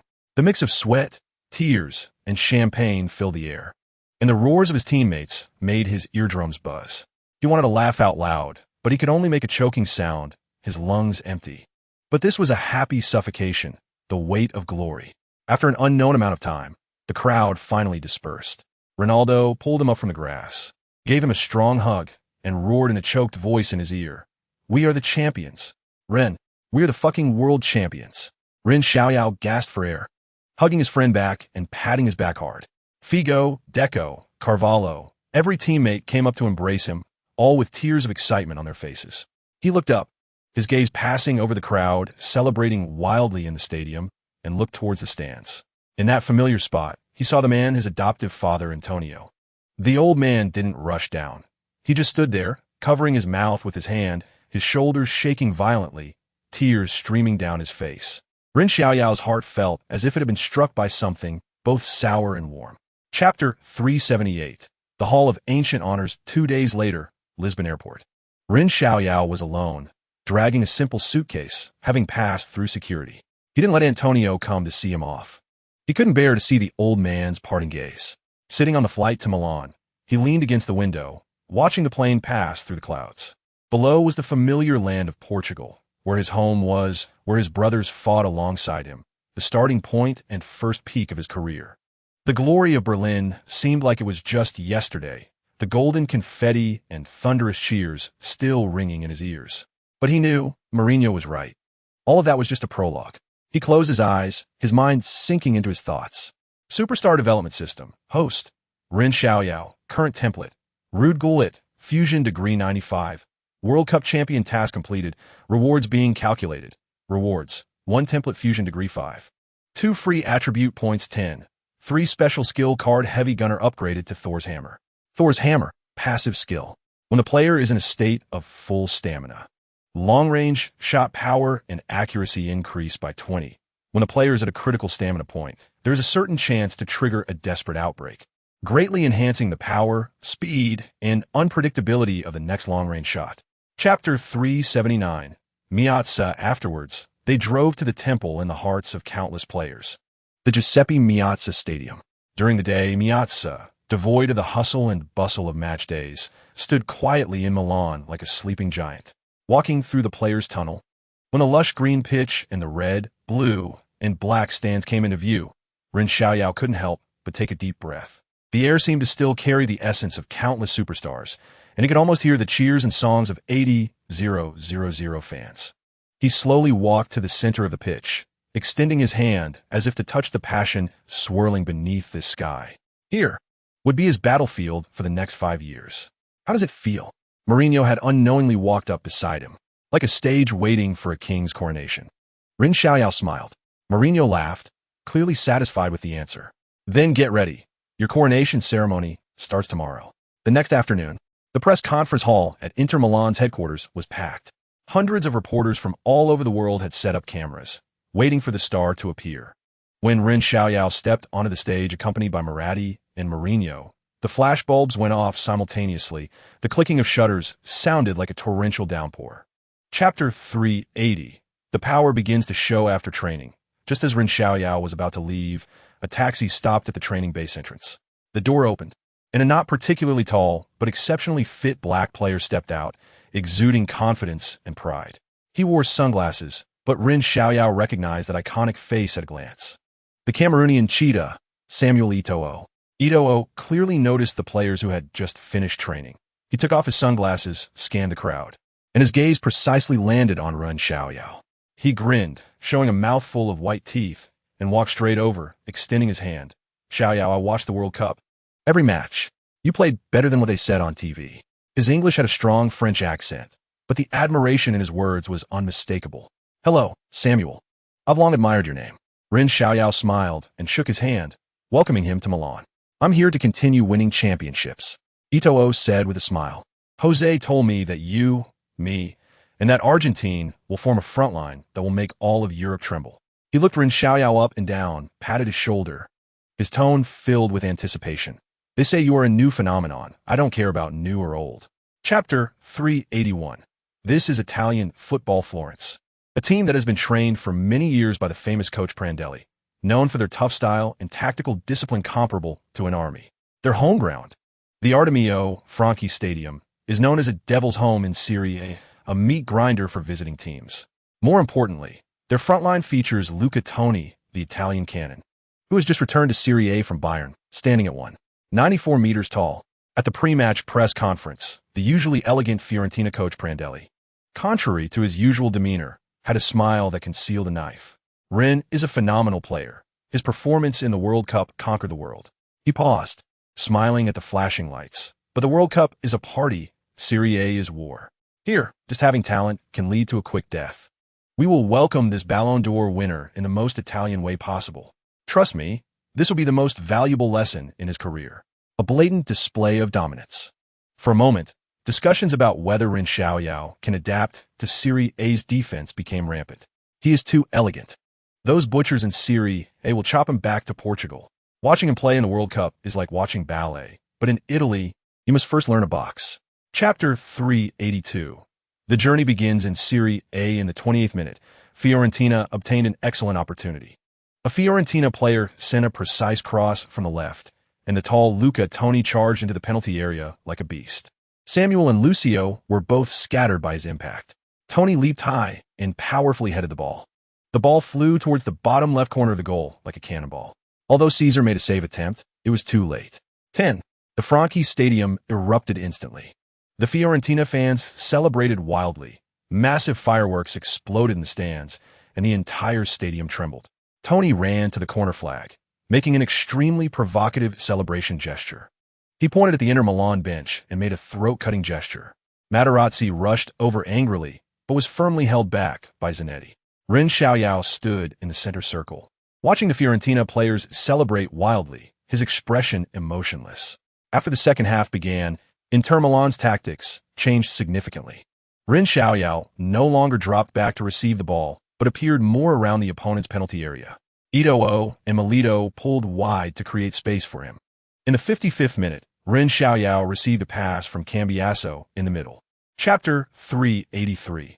The trident, the celebration of victory and the media's praise did not last long at Inter Milan's training base. Mourinho, in his usual manner, brought the entire team back to reality during the tactical meeting the next morning. It was just a win. The Portuguese stood in front of the tactical board, reminding everyone that it was just one game. Forget it. What we need to focus on is the next opponent, away against Bari. The information about Bari appeared on the screen. A team that had just been promoted to Serie A, their home ground, the Stadio San Nicola, was magnificent, but the team's strength was rated as below average in the entire league. The players looked relaxed. To them, having just defeated one of the Seven Sisters, Fiorentina, a victory against such a newly promoted team should be a sure thing. I know what you're thinking. Mourinho's voice was not loud. 3 points, easy pickings. Then go home, prepare for the next match. If you think this way, then we have already lost half. He pointed at the Bari logo on the screen. In Italy, no match is easy, especially away. They will defend like wolves, and they will do everything to stop us. They will treat this match as their Champions League final. And we, if we go in with a vacation mindset, will fall into a trap. Chapter 384. Communication is the foundation of bonds in the second half. The situation improved slightly, but that invisible barrier still existed. The three forwards were all trying hard to create opportunities for each other, but their play was too deliberate, losing the fluidity and suddenness of the attack. Time passed second by second, but the score of 0-0 showed no signs of changing. Until the 82nd minute. When everyone thought this would be a dull draw, Stankovic stepped up. He received a sideways pass from Cambiasso 35 meters away from the goal and facing a packed defense. He chose not to continue passing, but directly swung his right leg. Bang! The ball shot like a cannonball, tracing an incredible arc, bypassing the fingertips of the opposing goalkeeper and smashed into the dead corner of the goal. 10. A last-minute goal. The Stadio San Nicola fell silent instantly, with only the Inter fans who traveled with the team celebrating wildly. Stankovic roared as he rushed to the corner flag, and his teammates swarmed him, piling on top. Ren Xiaoyao, Eto'o, and Melito also ran over to celebrate, patting each other on the back, forcing smiles on their faces, but behind those smiles lay a hint of awkwardness. The luxury trident worth over 100 million was silenced, and in the end, it was an astonishing long-range shot from an old soldier that barely secured 3 points from a newly promoted team. Chapter 385. He is here to be a father. A week later, at the Miazza Stadium, the players were making their final preparations. Ren Xiaoyao walked over to Melito, who was adjusting his shin guards. Diego, remember what we talked about? In the first half, run the routes you think are right, don't look back, the ball will come. Melito paused, looking somewhat worried. Parma's defense is very tight, it's hard to find space. Trust me, I can get the ball through. Ren Xiaoyao's response was simple and calm. Melito stopped talking and just nodded vigorously. Nearby, Eto'o happened to overhear this conversation, raised an eyebrow, glanced between the two, and smiled nonchalantly. The referee's whistle sounded, and the players from both teams streamed out. Amidst the deafening cheers, the match began. Parma's defense was tightly packed, clearly well prepared for Inter Milan's attacking line. After the start, Ren Xiaoyao had few opportunities to get the ball. He did not rush, just patiently conducted an organized play in the midfield, observing the slightest movements of the Parma defense. In the 17th minute, the opportunity came. Cambiasso completed a steal in the midfield and immediately passed the ball to Ren Xiaoyao, who had dropped back to receive it. Chapter 386. The Butchers challenged. The referee blew the whistle to signal the end of the first half. The players walked toward the tunnel. Eto'o proactively walked over to Ren Xiaoyao and lightly punched his chest. That pass just now was really good. His tone had less of the distance from the beginning and more of an equal acknowledgement. Your breakthrough was even more beautiful. Ren Xiaoyao replied with a smile. On the other side, Balotelli shrugged, appearing indifferent as he sauntered over. Hey, aim for the next kick. My shot almost broke the crossbar. Melito laughed as he walked over, putting an arm around Ren Xiaoyao's shoulder. Don't mind him, Run, that's just Mario. During halftime, Mourinho did not engage in complicated tactical preaching. He simply circled the names of Ren Xiaoyao, Melito, Eto'o, and Balotelli heavily with a red marker on the tactical board. In the second half, Parma would be even more chaotic. They would not find a main attacking point, while we would have no main attacking point. He paused, his gaze sweeping over the four forwards. Because each of you is a main attacking point. He looked at Ren Xiaoyao, continuing, keep doing what you're doing. Diego, keep running. Samuel, Mario, space will appear, seize it. Chapter 387. The Madman's Vacation Order. Ren Xiaoyao looked at that fierce face, but his heart was not too stirred. He knew such players were the sweepers on the field, using their bodies and will as weapons. Afraid? Not at all. But he knew that in the next match, he would face much more than just tactical encirclement. He smiled and handed the phone back to Cambiasso. Thank you, let him wait. The next day, at Inter Milan's training base, everyone was holding back a strong determination. The pressure of the derby, combined with Gattuso's provocation, made the atmosphere on the training ground particularly tense. Everyone wanted to practice a little longer to adjust their condition to the best. They wanted to respond to the taunts of their city rivals with a victory. However, when Mourinho whistled and slowly walked into the training ground, he did not bring tactical arrangements. Gentlemen, he looked around, and everyone stopped their movements, waiting for his speech. Mourinho clapped his hands and announced a decision that left everyone dumbfounded. Today's training is canceled. The players looked at each other, thinking they had misheard. The entire team has a day off. Mourinho's voice was not loud, but clearly reached everyone's ears. Dismissed. Chapter 388, Milan Derby.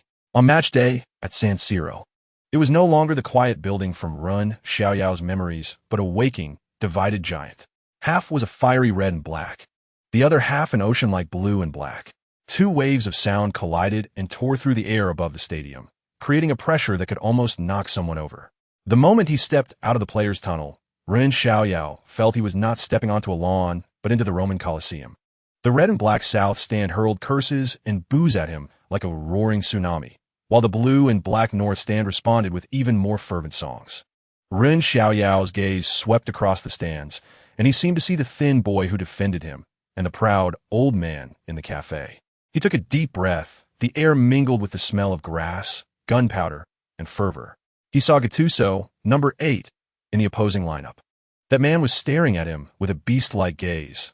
Their eyes met in the air, with no sparks, only cold, killing intent. Captain Zanetti walked over, patted Ren Xiaoyao's shoulder, and said in a deep voice, "Ignore him, play to our rhythm. You have us behind you." Ren Xiaoyao nodded. He knew, but he also understood that today he was the target attracting all the firepower. Chapter 389, Who Can Run Better? The Inter Milan players walked with their heads down, silently heading towards the players' tunnel. Ren Xiaoyao was the last one. He limped along, and with every step, the wound on his calf sent a sharp pain. The boos and insults from the red and black fans drifted behind him. This is Milan, not your playground. Gattuso did well. Break his legs in the second half. He listened to these vicious curses, but surprisingly did not feel anger. He just raised his head, glanced at the sea of red and black, then turned to the other side, the silent blue and black. He could almost see the disappointment and worry on the faces of the fans there. He thought of the thin boy who defended his glory. If he were here, seeing him in such a miserable state, how would he feel? Back in the locker room, the players silently took off their soaked jerseys, and the team doctor immediately came over to check Ren Xiaoyao's wound. When the doctor rolled up his sock, even the teammates, who were used to injuries, couldn't help but gasp. His left calf was covered with crisscrossing scratches and bruises, with the longest wound having the flesh turned out and blood continuously oozing out. The white sock was already stained red in large patches. The doctor used disinfectant spray to clean the wound, and the piercing pain made Ren Xiaoyao's muscles tense up instantly, but he gritted his teeth and didn't make sound. Chapter 390, Who is the King of Milan? The match reached the 63rd minute, and the opportunity finally came. Ren Xiaoyao moved from the center to the left side again, and this time he did not pass the ball immediately, but pretended to force his way through. Gattuso had been provoked by his previous movements and was almost out of control, charging in with a fierce sliding tackle. Just as Gattuso was about to make the tackle, Ren Xiaoyao pulled the ball back with the sole of his foot, deftly avoiding a challenge that could have ended his season. Gattuso slid awkwardly on the grass, and behind him in the midfield, a vast vacuum appeared. In the split second after dodging the tackle, he used the outside of his left foot to deliver a precise diagonal long pass that sliced through AC Milan's entire defense. The ball cut through and found Ito'o, who was making a rapid inward run from the right. Ito'o tapped the ball with his toe, skillfully maneuvering past Zambrata, who came to defend. Facing the onrushing goalkeeper Dida, the Cameroonian leopard calmly slotted the ball into the far corner. The ball hit the net. 11. The blue and black stands, which had been silent for over 60 minutes, erupted at that moment. The long-suppressed cheers converged into a wave of sound, soaring into the sky. Chapter 391, The Heaven of Tiki-Taka. In the locker room, Ren Xiaoyao was sandwiched between Melito and Cambiasso. Just as he tried to dodge a bottle of water thrown by Ito'o, he was tightly hugged from behind by Zanetti. The old captain rubbed his hair vigorously, his voice tinged with hoarse excitement. "Good boy. You've proven to all of Italy who the real number 10 of San Siro is." In the center of this celebration, Ren Xiaoyao just smiled, letting his teammates throw him into the air. "Is the celebration over?" Mourinho interrupted everyone. "It's just a derby. The league is still on. Your performance tonight was great, but your opponents are not just Gattuso and Ambrosini. They're all of Europe." A few days later, in Nyon, Switzerland, the Champions League group stage draw ceremony was taking place. In the cafeteria at Inter Milan's training base, almost all first-team players gathered in front of the big screen, and the atmosphere was somewhat tense. When the paper with Inter Milan's name was drawn into Group F, everyone remained calm. Soon after, the second name was drawn, FC Barcelona. A suppressed gasp echoed through the cafeteria. The Barcelona team with that Argentine player. Chapter 392. A different dimension of play. In the 28th minute, the opportunity came. After more than 20 passes, the ball reached Iniesta on the left. Chivu and Zanetti were both drawn towards him. In that instant, Messi darted in from the right like a lightning bolt, slipping into the top of the penalty area. Iniesta didn't look at him, yet it seemed as if he had eyes on the back of his head, delivering a ground-level through ball that precisely tore apart Inter's defense. The ball was at Messi's feet. The air in camp Nou seemed to freeze for a moment, then erupted into a roar like a tsunami. Cambiasso and Samuel frantically rushed to surround him. Facing the double team of two world-class defensive players, Messi's movements were reduced to the simplest form. He gently nudged the ball forward to the left with his left foot, leaning his body to the left as if he was going to force his way through. Cambiasso immediately shifted his weight to block Messi's path.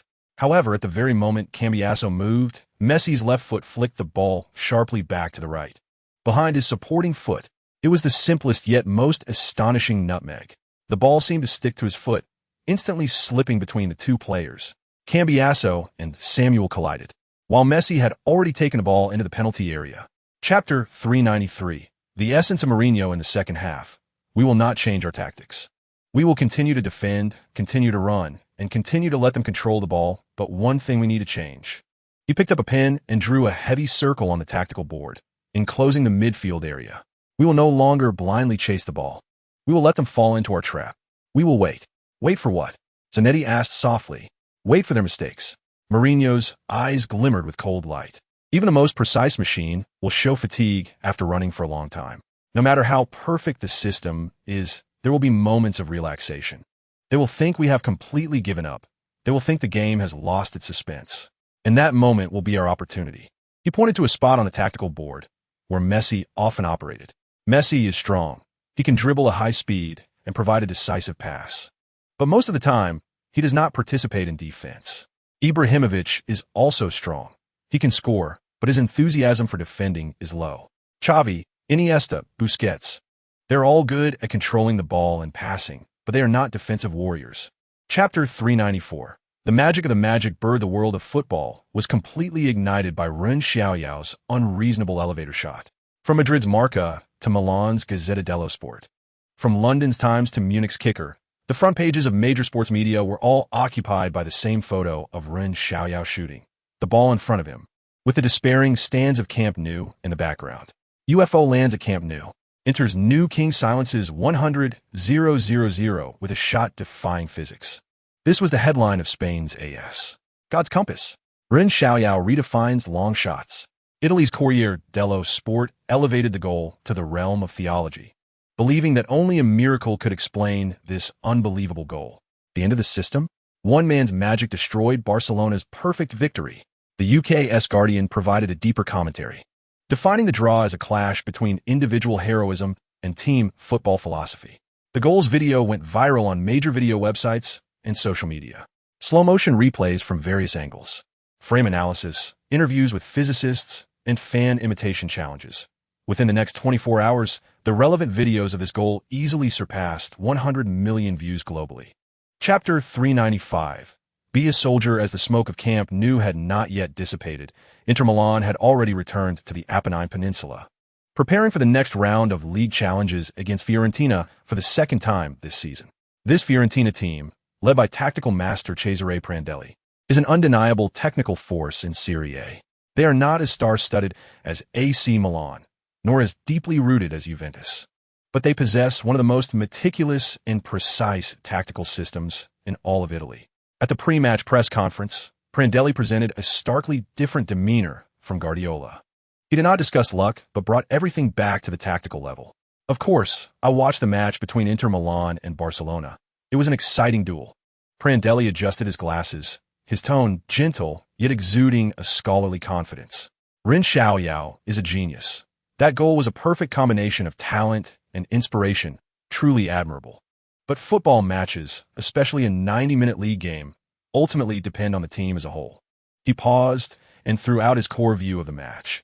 Every genius has its logic, just as even the brightest stars have their fixed orbits. Chapter 396. Simplifying complexity. The second half began.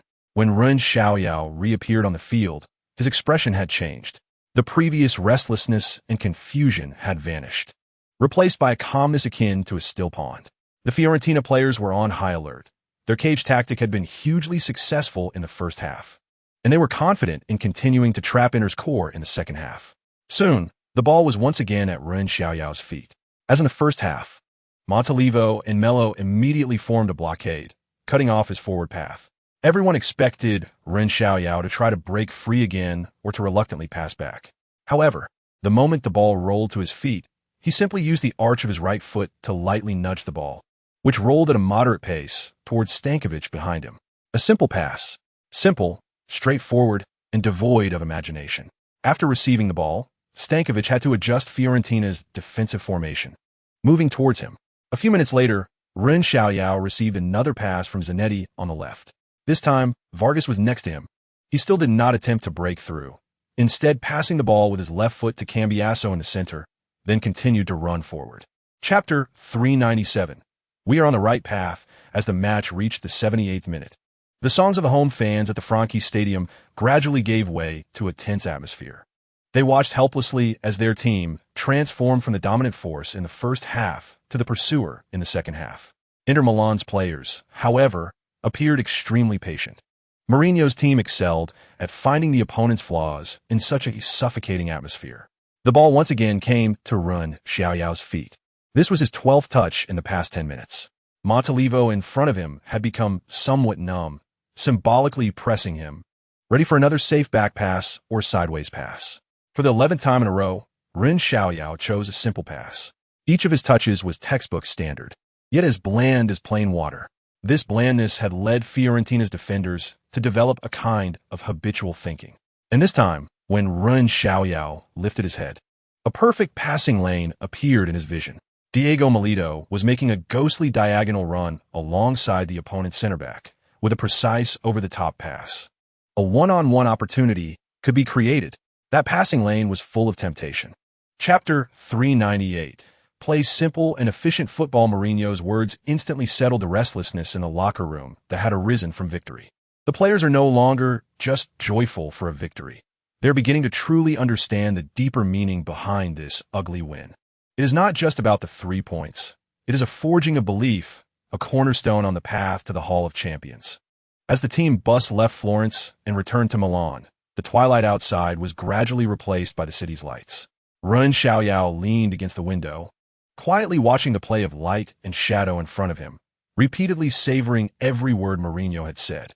Champions are built through countless matches like today. This sentence was etched in his heart like a brand.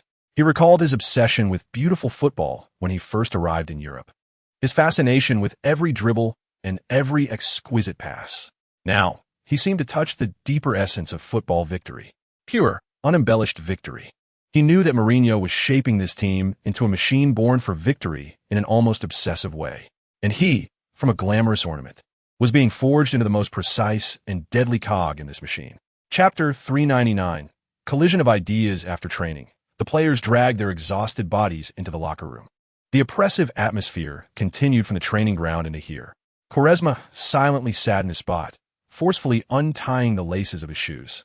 Finally, unable to hold back, Quaresma lowered his voice and complained to himself, "I can't stand it. He wants to turn us all into robots. Football needs inspiration and passion. Do we all have to play like that, number 10? Just safely passing back and forth. Is that even called football?" His voice was not loud, but in the quiet locker room, it sounded extraordinarily clear. This sentence was like a stone thrown into a calm lake. Just then, Cambiasso and Diego Milito, who were passing by, heard it clearly. Milito merely frowned and said nothing, while Cambiasso's footsteps stopped. The Argentine midfield brain slowly turned around. He did not look at Quaresma, but directed his gaze at Ren Xiaoyao, who was silently wiping his shoes. Cambiasso was the most resolute executor of Mourinho's tactics on the field. He understood better than anyone the value of Ren Xiaoyao's style of play. Quaresma's complaint was not only questioning Ren Xiaoyao, but also challenging the football philosophy that he and Mourinho jointly believed in. Chapter 400. Quaresma's Choice Turin, Allianz Stadium. This building, hailed as the most beautiful stadium in Europe of the new century, sparkled under the night sky, with 41,000 spectators filling the stands to capacity. The sea of black and white stripes surged, and the song Forza Juve rose and fell like the tide. In the away stand, thousands of Inter Milan fans waved their blue and black scarves, responding to the home fans' provocation with even louder voices. The Italian derby was always this tense. At the pre-match press conference, Juventus coach Ferrara changed his usual gentle demeanor and sharply pointed at Inter Milan. We all know there are many ways to win. Some victories are pleasing to the eye, while others are mere statistics. Inter Milan is indeed leading in the standings, but their football, he paused deliberately, a disdainful smile curling at the corners of his mouth, lacks beauty, lacks soul. We have already found ways to limit their primitive counterattack. After the statement reached the Inter locker room, Zanetti merely shook his head lightly, while Mourinho revealed that signature, dangerous smile. Chapter 401. Simplicity is the answer. In the 70th minute, Juventus came back strong. Grosso delivered a precise cross from the left, and Iaquinta outjumped Cordoba to head the ball towards the goal. Caesar's reaction was lightning fast. With an extreme dive, he firmly held the ball in his arms. The cheers from Juventus fans rose higher and higher as they caught the scent of blood. Inter's players clearly felt the pressure. The negative impact of Quaresma's mistakes spread throughout the team. Players began to hesitate in their passing and receiving, their confidence shaken. In this almost suffocating atmosphere of pressure, Ren Xiaoyao became the calmest person on the field. He no longer attempted any complex dribbles, even giving up long-distance ball advances. His running range became larger but simpler, constantly appearing where he was most needed. When Samuel intercepted the ball and couldn't find an outlet, Ren Xiaoyao would drop back to his side, using a simple transition to pass the ball to the better positions in Eddie. When Cambiasso was double-teamed by Melo and Sissoko, Ren Xiaoyao would proactively run over, using a simple 1-2 combination to help his teammate out of trouble. Chapter 402. I like being the villain. All eyes across the Apennine Peninsula and even Europe were focused on the center of the upcoming storm, the second leg of the UEFA Champions League, where Inter Milan would host Barcelona. This victory made Quaresma no longer the solitary wolf drifting outside the system. He began to try more team plays and training, and everyone could see his willingness to change. This team was being branded with Mourinho's imprint at an unprecedented speed. However, the outside world still did not belong to them. On Barcelona's side, Coach Guardiola displayed his usual humility and elegance at the pre-match press conference at Camp Nou. He first congratulated Inter Milan on their performance in Turin, praising the defensive system Mourinho built as solid as a work of art. Jose is a great coach. He always instills fighting spirit in his team. We respect their tight defense and have made ample preparations for it. We know very well that a tough battle awaits us at Miazza. His tone then shifted, revealing an undeniable sense of superiority. But the essence of football is beautiful. It is about control, passing, and creation. We believe that the ultimate victory in football always belongs to those who bravely pursue control and creativity. Chapter 403. Carefully designed trap now. Let us talk about the real plan. Everyone thinks we will defend to the death. The media discusses how many defensive lines we will set up, and experts analyze our dense defensive system. However, Mourinho smiled slightly. We will show our fangs when they least expect it. The whiteboard displayed a tactical variation clearly incorporating high-pressing elements. It was not total attacking football, but precise hunting in specific areas at specific times. Look here. Mourinho tapped the whiteboard with his pen. When Barcelona's defenders pass the ball in this area, our forwards and attacking midfielders must immediately form a blockade. Not blind pressing, but a premeditated ambush. He began to delineate areas in detail, each marked with different colors. Each color representing different pressing strategies. In the red area, we will force them to shift the ball to the flanks. In the blue area, we need to block their passing routes and force them to pass back. In the green area, Mourinho paused for a moment, a glimmer of excitement flickering in his eyes. This is our hunting moment. Zanetti raised his hand. Coach, with such intense pressing, can our stamina hold up? Chapter 404. Hunting moment on the night of the Miazza Stadium. The shouts of 80,000 fans seemed to threaten to lift the roof off. Huge banners floated above the stadium, and the blue-black flags formed a C, with the words, "Conquer them." As the whistle for the match began, Barcelona immediately took control with their signature possession football. Xavi received the ball in midfield and easily passed it to Iniesta, who turned and passed it to the advancing Alves. The ball flowed smoothly between the feet of Barcelona players, like a fine piece of art, pleasing to the eye. Inter Milan players ran desperately, trying to intercept the ball that never seemed to stop. Ren Xiaoyao strictly executed his duties as a workhorse, constantly running and blocking passing routes, with almost no decent chances to possess the ball. He could feel the ease of the Barcelona players. They had clearly learned from the first leg, recovering quickly after losing the ball, making it difficult for Inter to launch effective counterattacks. The cheers from Meazza gradually faded, replaced by tense breaths. The situation on the field was more suffocating than at Camp Nou. Damn it, Cambiasso couldn't help but curse after a failed interception. Chapter 405. A moment of genius. The door to the locker room slammed shut, isolating everything outside from the noise and chaos. The players hung their heads like a group of defeated roosters, silently walking to their seats. Sweat dripped down their cheeks, hitting the floor with barely audible sounds. Mourinho was the last to enter. He didn't take out the tactical board as usual, nor did he roar at anyone. He simply stood in the center of the room, his deep gaze slowly scanning each face. Frustration, fatigue, and reluctance were all visible. They thought they had already won. Did you think so too? Silence. No one answered. Cambiasso's fists were clenched tightly, his knuckles turning pale from the strain. Milito's lips pressed into a hard, unyielding line. Lift your heads. Mourinho's voice suddenly erupted. Look at the badge on your chest. Look at this blue-black jersey you wear. The players shuddered, instinctively straightening their backs. All eyes fixed on the head coach. This is Meazza. It's our home. His voice was infused with an undeniable steel will. Chapter 406. Trust is the most important quality of a team. Time ticked away, and the balance of the match could tilt at any moment. The 68th minute.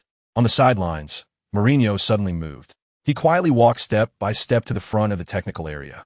Under the gaze of the whole world, he unbuttoned his expensive Armani suit and slowly took it off. Then, he made a surprising move. Instead of carelessly tossing the suit onto the bench, he carefully folded it, aligning the collars and folding the sleeves back, as if performing some solemn ritual. Finally, he gently placed the neatly folded suit in a corner of the bench. After doing all this, he lifted his head, his gaze piercing, looking back onto the field. The Inter Milan players almost simultaneously noticed the head coach's action. The second signal. If the end of the first half allowed for the genius's improvisation, igniting the spark for counterattack, then at this moment, the act of removing and folding the suit conveyed only one signal. Shed all disguises, abandon all concerns, and launch the final offensive. Chapter 407. Free man in the backfield at the peak of the celebration often follows the utmost calm. Ren Xiaoyao did not indulge in the joy of leading. His sharp eyes swept across the glaring 76-13 on the scoreboard, then turned to the sidelines where Guardiola was pacing back and forth like a caged beast. He knew that the real battle was just beginning. Fall back. Everyone fall back. Maintain formation. Ren Xiaoyao's voice wasn't too loud, but amidst his teammates' celebrations, it sounded exceptionally clear. He pulled up Cambiasso beside him and gestured for Stankovic to retreat. Almost simultaneously, on the sidelines, Jose Mourinho pressed his hands down sharply against his chest. It was an unequivocal command, a signal all Inter Milan players understood.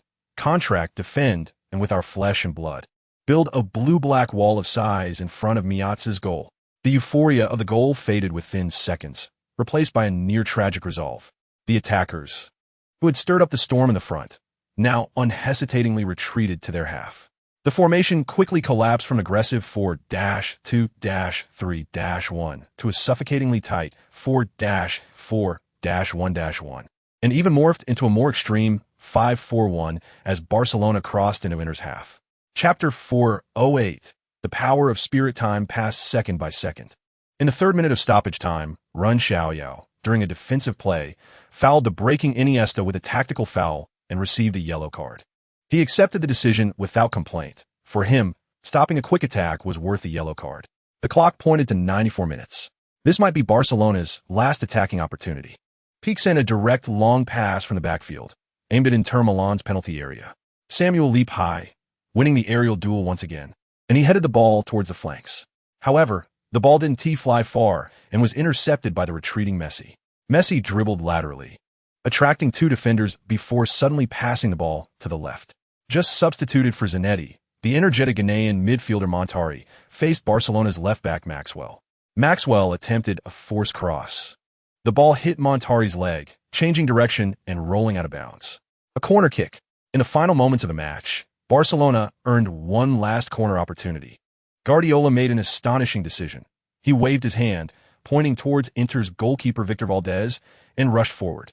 Chapter 409. All of Europe cheers for you, Ren Xiaoyao felt like a small boat tossed on the turbulent blue-black sea.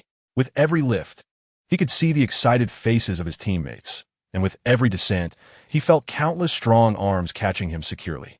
His chest still ached violently, the sensation like a red-hot iron, with every breath pulling at the fiery sting. But this pain did not bring him suffering. Instead, it felt like a metal being constantly heated, reminding him how real that breathtaking moment had been. He was finally set down, his feet on the solid grass. Yet he still felt a bit dizzy. Zanetti was the first to step forward, giving him a strong hug, steady and powerful, filled with unspoken gratitude and recognition. "Well done, kid." Zanetti's voice was a bit hoarse, his eyes red. "You saved us all. This is a victory we've achieved together, Captain." Ren Xiaoyao gasped for breath, his face displaying a somewhat weak yet radiant smile.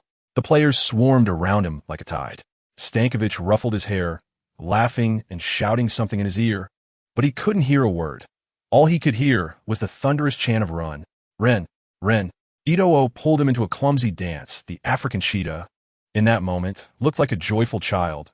Materazzi, the tough guy on the pitch, was now like a gentle big brother, carefully patting his shoulder while avoiding his chest, his eyes full of approval. Chapter 410. Hero. Good night. The smiles on the players' faces froze, replaced by shock and confusion. Do you think we've won something? We haven't won anything yet. Open your eyes and look at the standings. In Serie A, we're only 4 points ahead of Juventus and Roma. 4 points. What does that mean? It means that if we lose just one game, they'll pounce on us like sharks smelling blood. And all our efforts in the league this season will instantly turn to dust. He pointed at the schedule on the wall. Look at who our next opponent is. Atlanta. Do you think after such a brutal Champions League battle, how will they greet us? Will they roll out the red carpet to welcome us heroes? No. They will come at us like a pack of hungry, crazed wolves. They will tear us apart with the fiercest fouls and reckless sprints. They long to be the team that ends Inter Milan's winning streak, eager to step on the corpses of us so-called Champions League heroes to make headlines. So, put away your cheap smiles and sense of satisfaction. Celebrating? Fine. I'll give you an hour. Once you step out that door, you can go party, drink, or do whatever you want. Chapter 411. The Lumberjack. In the following days, Ren Xiaoyao's name was elevated to the pedestal by the sports media in Milan and throughout Italy.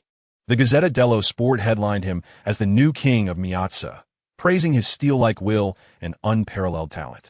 The Corriere dello Sport called him the last trump card hidden up Mourinho's sleeve. Praise poured in like a tide, but Ren Xiaoyao remained unusually calm. He collected all the newspapers, and his training began to change.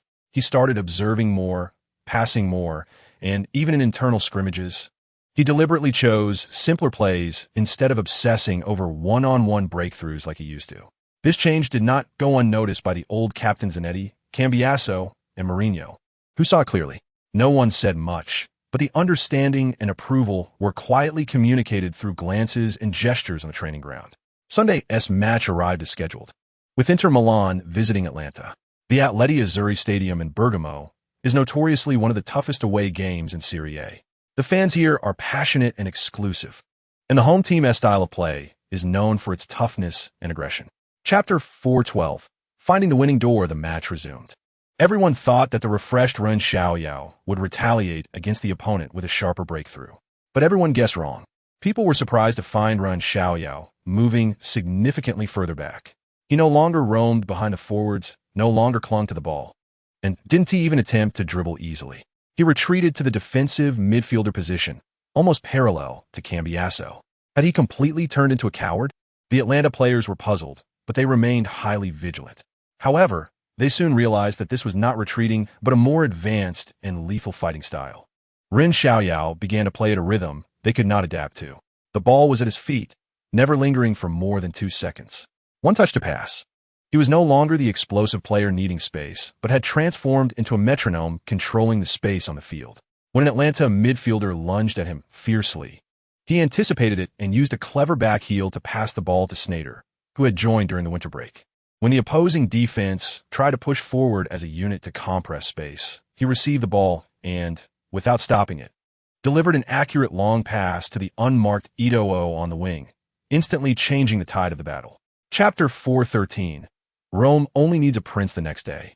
Milan sports newspapers extensively covered the match. The Gazzetta dello Sport's headline was Victory of Wisdom. Inter Milan's number 10 comes of age in Bergamo. The article analyzed in detail how Ren Xiaoyao, after facing malicious fouls, transformed from striker into a commander, using a Xavi-like style of play to manipulate the brutal Atlanta at will. He did not choose to retaliate with violence, but crushed savagery with wisdom. This was not just a victory. It was the self-evolution of Mourinho's number 10 on the Apennine Peninsula. He proved to everyone that conquering this land requires not only talented feet, but also a brain capable of controlling the entire game. Praise poured in like a tide. But Mourinho poured cold water on this wave at the training base. He collected all the newspapers and told the players one thing: forget Bergamo. Your next stop is Rome. The word Rome made the air on the training ground seem heavier. Chapter 414. The war beneath the throne. Mourinho walked up to Ren Xiaoyao. Many wanted to see a duel between the two number 10s. They wanted to see whose dribbling was more dazzling, whose passing more lethal. But I'm not interested in that. In this war, you are not an artist. You are an assassin. Assassin? Ren Xiaoyao was somewhat puzzled. They will focus all their attention on Totti. The Roma players will do everything to create space for their prince. And our players will do everything to compress his space. This will create vacuum zones elsewhere on the field. Your task is not to engage in a tussle with Totti. On the contrary, you should stay as far away from him as possible. When our midfield locks that wolf down like an iron chain, that will be your moment to strike. I want you to attack their exposed weaknesses in the simplest, fastest, and deadliest way possible. They must protect their prince, and you must kill their game. Mourinho patted Ren Xiaoyao's shoulder and said word by word, he wants the air of the Olympic Stadium to suffocate you. And I want you to make the entire Olympic Stadium suffocate because of you. Chapter 415. Controversial decisions. De Rossi slid to his knees, pointing to the sky, before being piled on by his rushing teammates. Totti slowly walked over, patted De Rossi on the head, then his gaze crossed the crowd, once again landing on Ren Xiaoyao in the distance, his eyes filled with the demeanor of a victor. The Inter Milan players were somewhat dazed. This goal was not only a manifestation of individual ability, but also a perfect enhancement of Roma's home momentum. Caesar retrieved the ball from the net, slammed it forcefully onto the grass, and roared loudly at the defensive line ahead. Mourinho remained expressionless on the sidelines. He simply turned and gestured a few signs to Faria and Barisi on the bench, then sat back down in the coach's seat, hands in pockets, as if nothing had happened. But Ren Xiaoyao knew that beneath the coach's seemingly calm exterior lay a rapidly operating tactical brain. The game resumed, and Inter Milan fell into a passive position. Roma took advantage of their momentum, continuing to apply high-intensity pressure, attempting to completely crush the blue and black army. Ren Xiaoyao's position began to feel somewhat awkward. According to the tactics, he should stay away from the midfield's strangulation and look for counterattack opportunities. However, the entire team was being suppressed. The backline could not play the ball calmly, and there was no support in the front. Chapter 416. The madman's declaration of war. Arguing was futile, words were pale. Here, the only thing you could do was endure. Zanetti, Cambiasso, and Samuel, seasoned veterans, pulled him away from the referee. Their faces also bore signs of anger, but their eyes held more of a knowing understanding of the world. The last few minutes of the match passed in a bizarre and fervent atmosphere. Roma was content with a draw, starting to pass the ball around in the back to waste time. The final whistle blew. The Olympic Stadium had turned into a sea of joy. The songs of Roma fans were deafening. They were not celebrating a draw, but a victory that thwarted the leading team's arrogance. In their view, the exposure of that 10 number S dive was the best defense of home dignity. The players of Inter Milan did not shake hands with their opponents as usual. They walked straight to the player tunnel. A few young players still couldn't help but want to confront the referee, but were stopped by Mourinho. The madman had already walked onto the pitch without them noticing, calmly walking up to each player, embracing them, and leading them to the sidelines. Chapter 417. 3-match ban. The coach's position is yours. Mourinho's handcuff declaration detonated like a heavy bomb over the Apennine Peninsula. The next day, the entire Italian sports media went crazy. The front page of La Gazzetta dello Sport featured a huge close-up of Mourinho's handcuff gesture, with the explosive headline war. Il Romanista took the opposing side, angrily denouncing Mourinho as the enemy of the pitch, accusing him of tarnishing Italian football with conspiracy theories. Tuttosport gleefully stated, "The madman has finally paid the price for his arrogance. He is dragging Inter Milan into the abyss." Various comments, analyses, and accusations flooded in. In television debate shows, legends were arguing vehemently. Some supported Mourinho, believing he exposed the lingering dark side after Calciopoli. More thought he broke the rules and was a thorough instigator. Who does he think he is? A savior? Yes, just a coach who can't take a loss. A pro-Juventus commentator shouted on television. Another Roman legend sneered. A 3-match ban is inevitable. It's what he deserves. Without Mourinho, let us see what's left of Inter Milan. Chapter 4:18. The D plan. Those words instantly ignited the light deep in Ren Xiaoyao's eyes. Don't believe in plans. Believe in yourself. This is Mourinho, the man who is arrogantly confident to the extreme.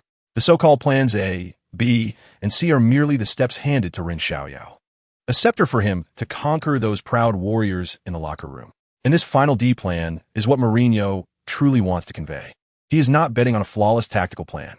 He is betting on Ren Xiaoyao as a person. Ren Xiaoyao slowly closed his notebook. That fiery sensation had spread from his palms to his limbs. He raised his head, and all the worried, curious, or doubtful gazes in the locker room were focused on him, now that the mainstay Mourinho could not direct from the sidelines. This Inter Milan seemed like a giant ship that had lost its captain before the storm hit. What are we waiting for? Be prepared. 3 days later, at Miazza, we must win. His words were as plain as stating a fact. But it was this extraordinary calmness beyond his age that quieted the somewhat restless locker room. Even the hot-tempered Materazzi only glanced at him deeply without speaking. Chapter 4:19. A trap. Gittelin's substitutions were too targeted, as if he had received Mourinho's tactical board in advance and calmly set up a web. An insider? Who? Who leaked the B plan? This thought flashed through, but was quickly suppressed. Now is not the time to investigate insiders. If they continued with the B plan, it would play right into the opponent's hands, and those two wings that carried high expectations would crash into the opponent's most solid fortress. The morale, just ignited, would be exhausted in one futile attack after another until it collapsed. What to do? He only had a few seconds. His gaze instinctively swept over his teammates. Zanetti, Cambiasso, Eto'o, they also saw the opponent's adjustments, and determination in their eyes began to mix with doubt. They trusted Mourinho, but now it seemed Mourinho's plan had failed. Don't panic. Ren Xiaoyao took a deep breath, forcing himself to calm down. Would that man be so easily seen through? Would he bet the team's fate on such an easily cracked plan? No, absolutely not. That notebook definitely contains more than just a B plan. Chapter 4:20. Trust of teammates. After the match resumed, Inter Milan's offensive became even more ferocious. This time, they were no longer feigning attacks. Both the flanks and the center launched simultaneous assaults, creating a mix of reality and deception that left Parma's defense in disarray, struggling to cope. Ren Xiaoyao's position became more flexible. He would occasionally drop back to organize play, delivering deadly through balls, and at other times, he would surge into the penalty area, using his speed and technical advantages to create chaos. He moved like a ghost on the field, making it impossible to predict where he would appear next. Parma's defense began to wobble under the multifaceted assault from Inter Milan. In the 76th minute, Ren Xiaoyao received the ball at the edge of the penalty area, keenly observing Eto'o's run. During halftime, he had told Eto'o, "Samuel, I'll draw the fire for you. Just stay in a most dangerous place and wait for the final strike." Now, the moment had arrived. 3 defenders instinctively rushed towards the ball-holding Ren Xiaoyao. To them, this 21-year-old was the biggest threat to Inter Milan. They overlooked the lurking leopard. Ren Xiaoyao executed a light drag-back, turn to shake off the defender in front of him, and before the double team could form, he sent a perfectly timed diagonal pass with his left foot. Chapter 4:21. The spark of genius in the second match of Mourinho's suspension.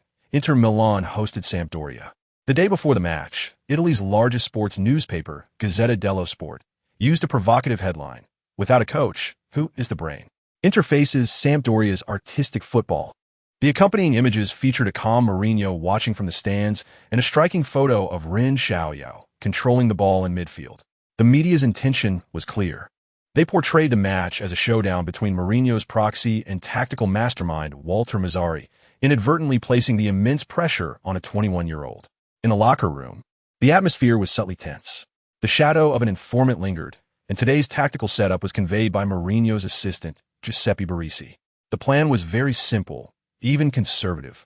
A standard 4-3-3 formation emphasizing defensive discipline, requiring the midfield to closely mark Sampdoria's core player, Cassano. There were no complex movements or backup plans. Everything seemed straightforward. After Baresi finished outlining the key points on the tactical board, he clapped his hands. Jose wants us to be patient today, control the pace, and victory will naturally come. Chapter 422. The downfall of the bad boy Ren Xiaoyao's goal fundamentally changed the dynamics of the match. Walter Mazzarri was furious on the sidelines, shouting at the players, trying to get them to calm down and return to the established tactics. However, his voice was quickly drowned out by the roaring waves of the Miazza Stadium. The players' emotions spiraled out of control even more than the coaches, especially Antonio Cassano. This notorious bad boy of the Apennine Peninsula was clearly feeling defiant. Everyone was calling him a genius, and facing Ren Xiaoyao, he wanted to prove himself even more. The humiliation of being bullied by Ren Xiaoyao and Cambiasso, combined with the disgrace of trailing in the score, fueled the fire of anger within him. He stopped dropping back to organize and seeking intricate combinations with his teammates. Instead, he started playing in the most primal, individualistic way. As soon as the second half began, Cassano received the ball in midfield. He ignored his teammates who had run into space on the flanks and, with his head down, attempted to challenge Inter Milan's defense directly with a series of flashy dribbles. The first player he faced was Montari. The Ghanaian midfielder stood like a moving wall, simply leaning in with his strong body against Cassano's frontal assault.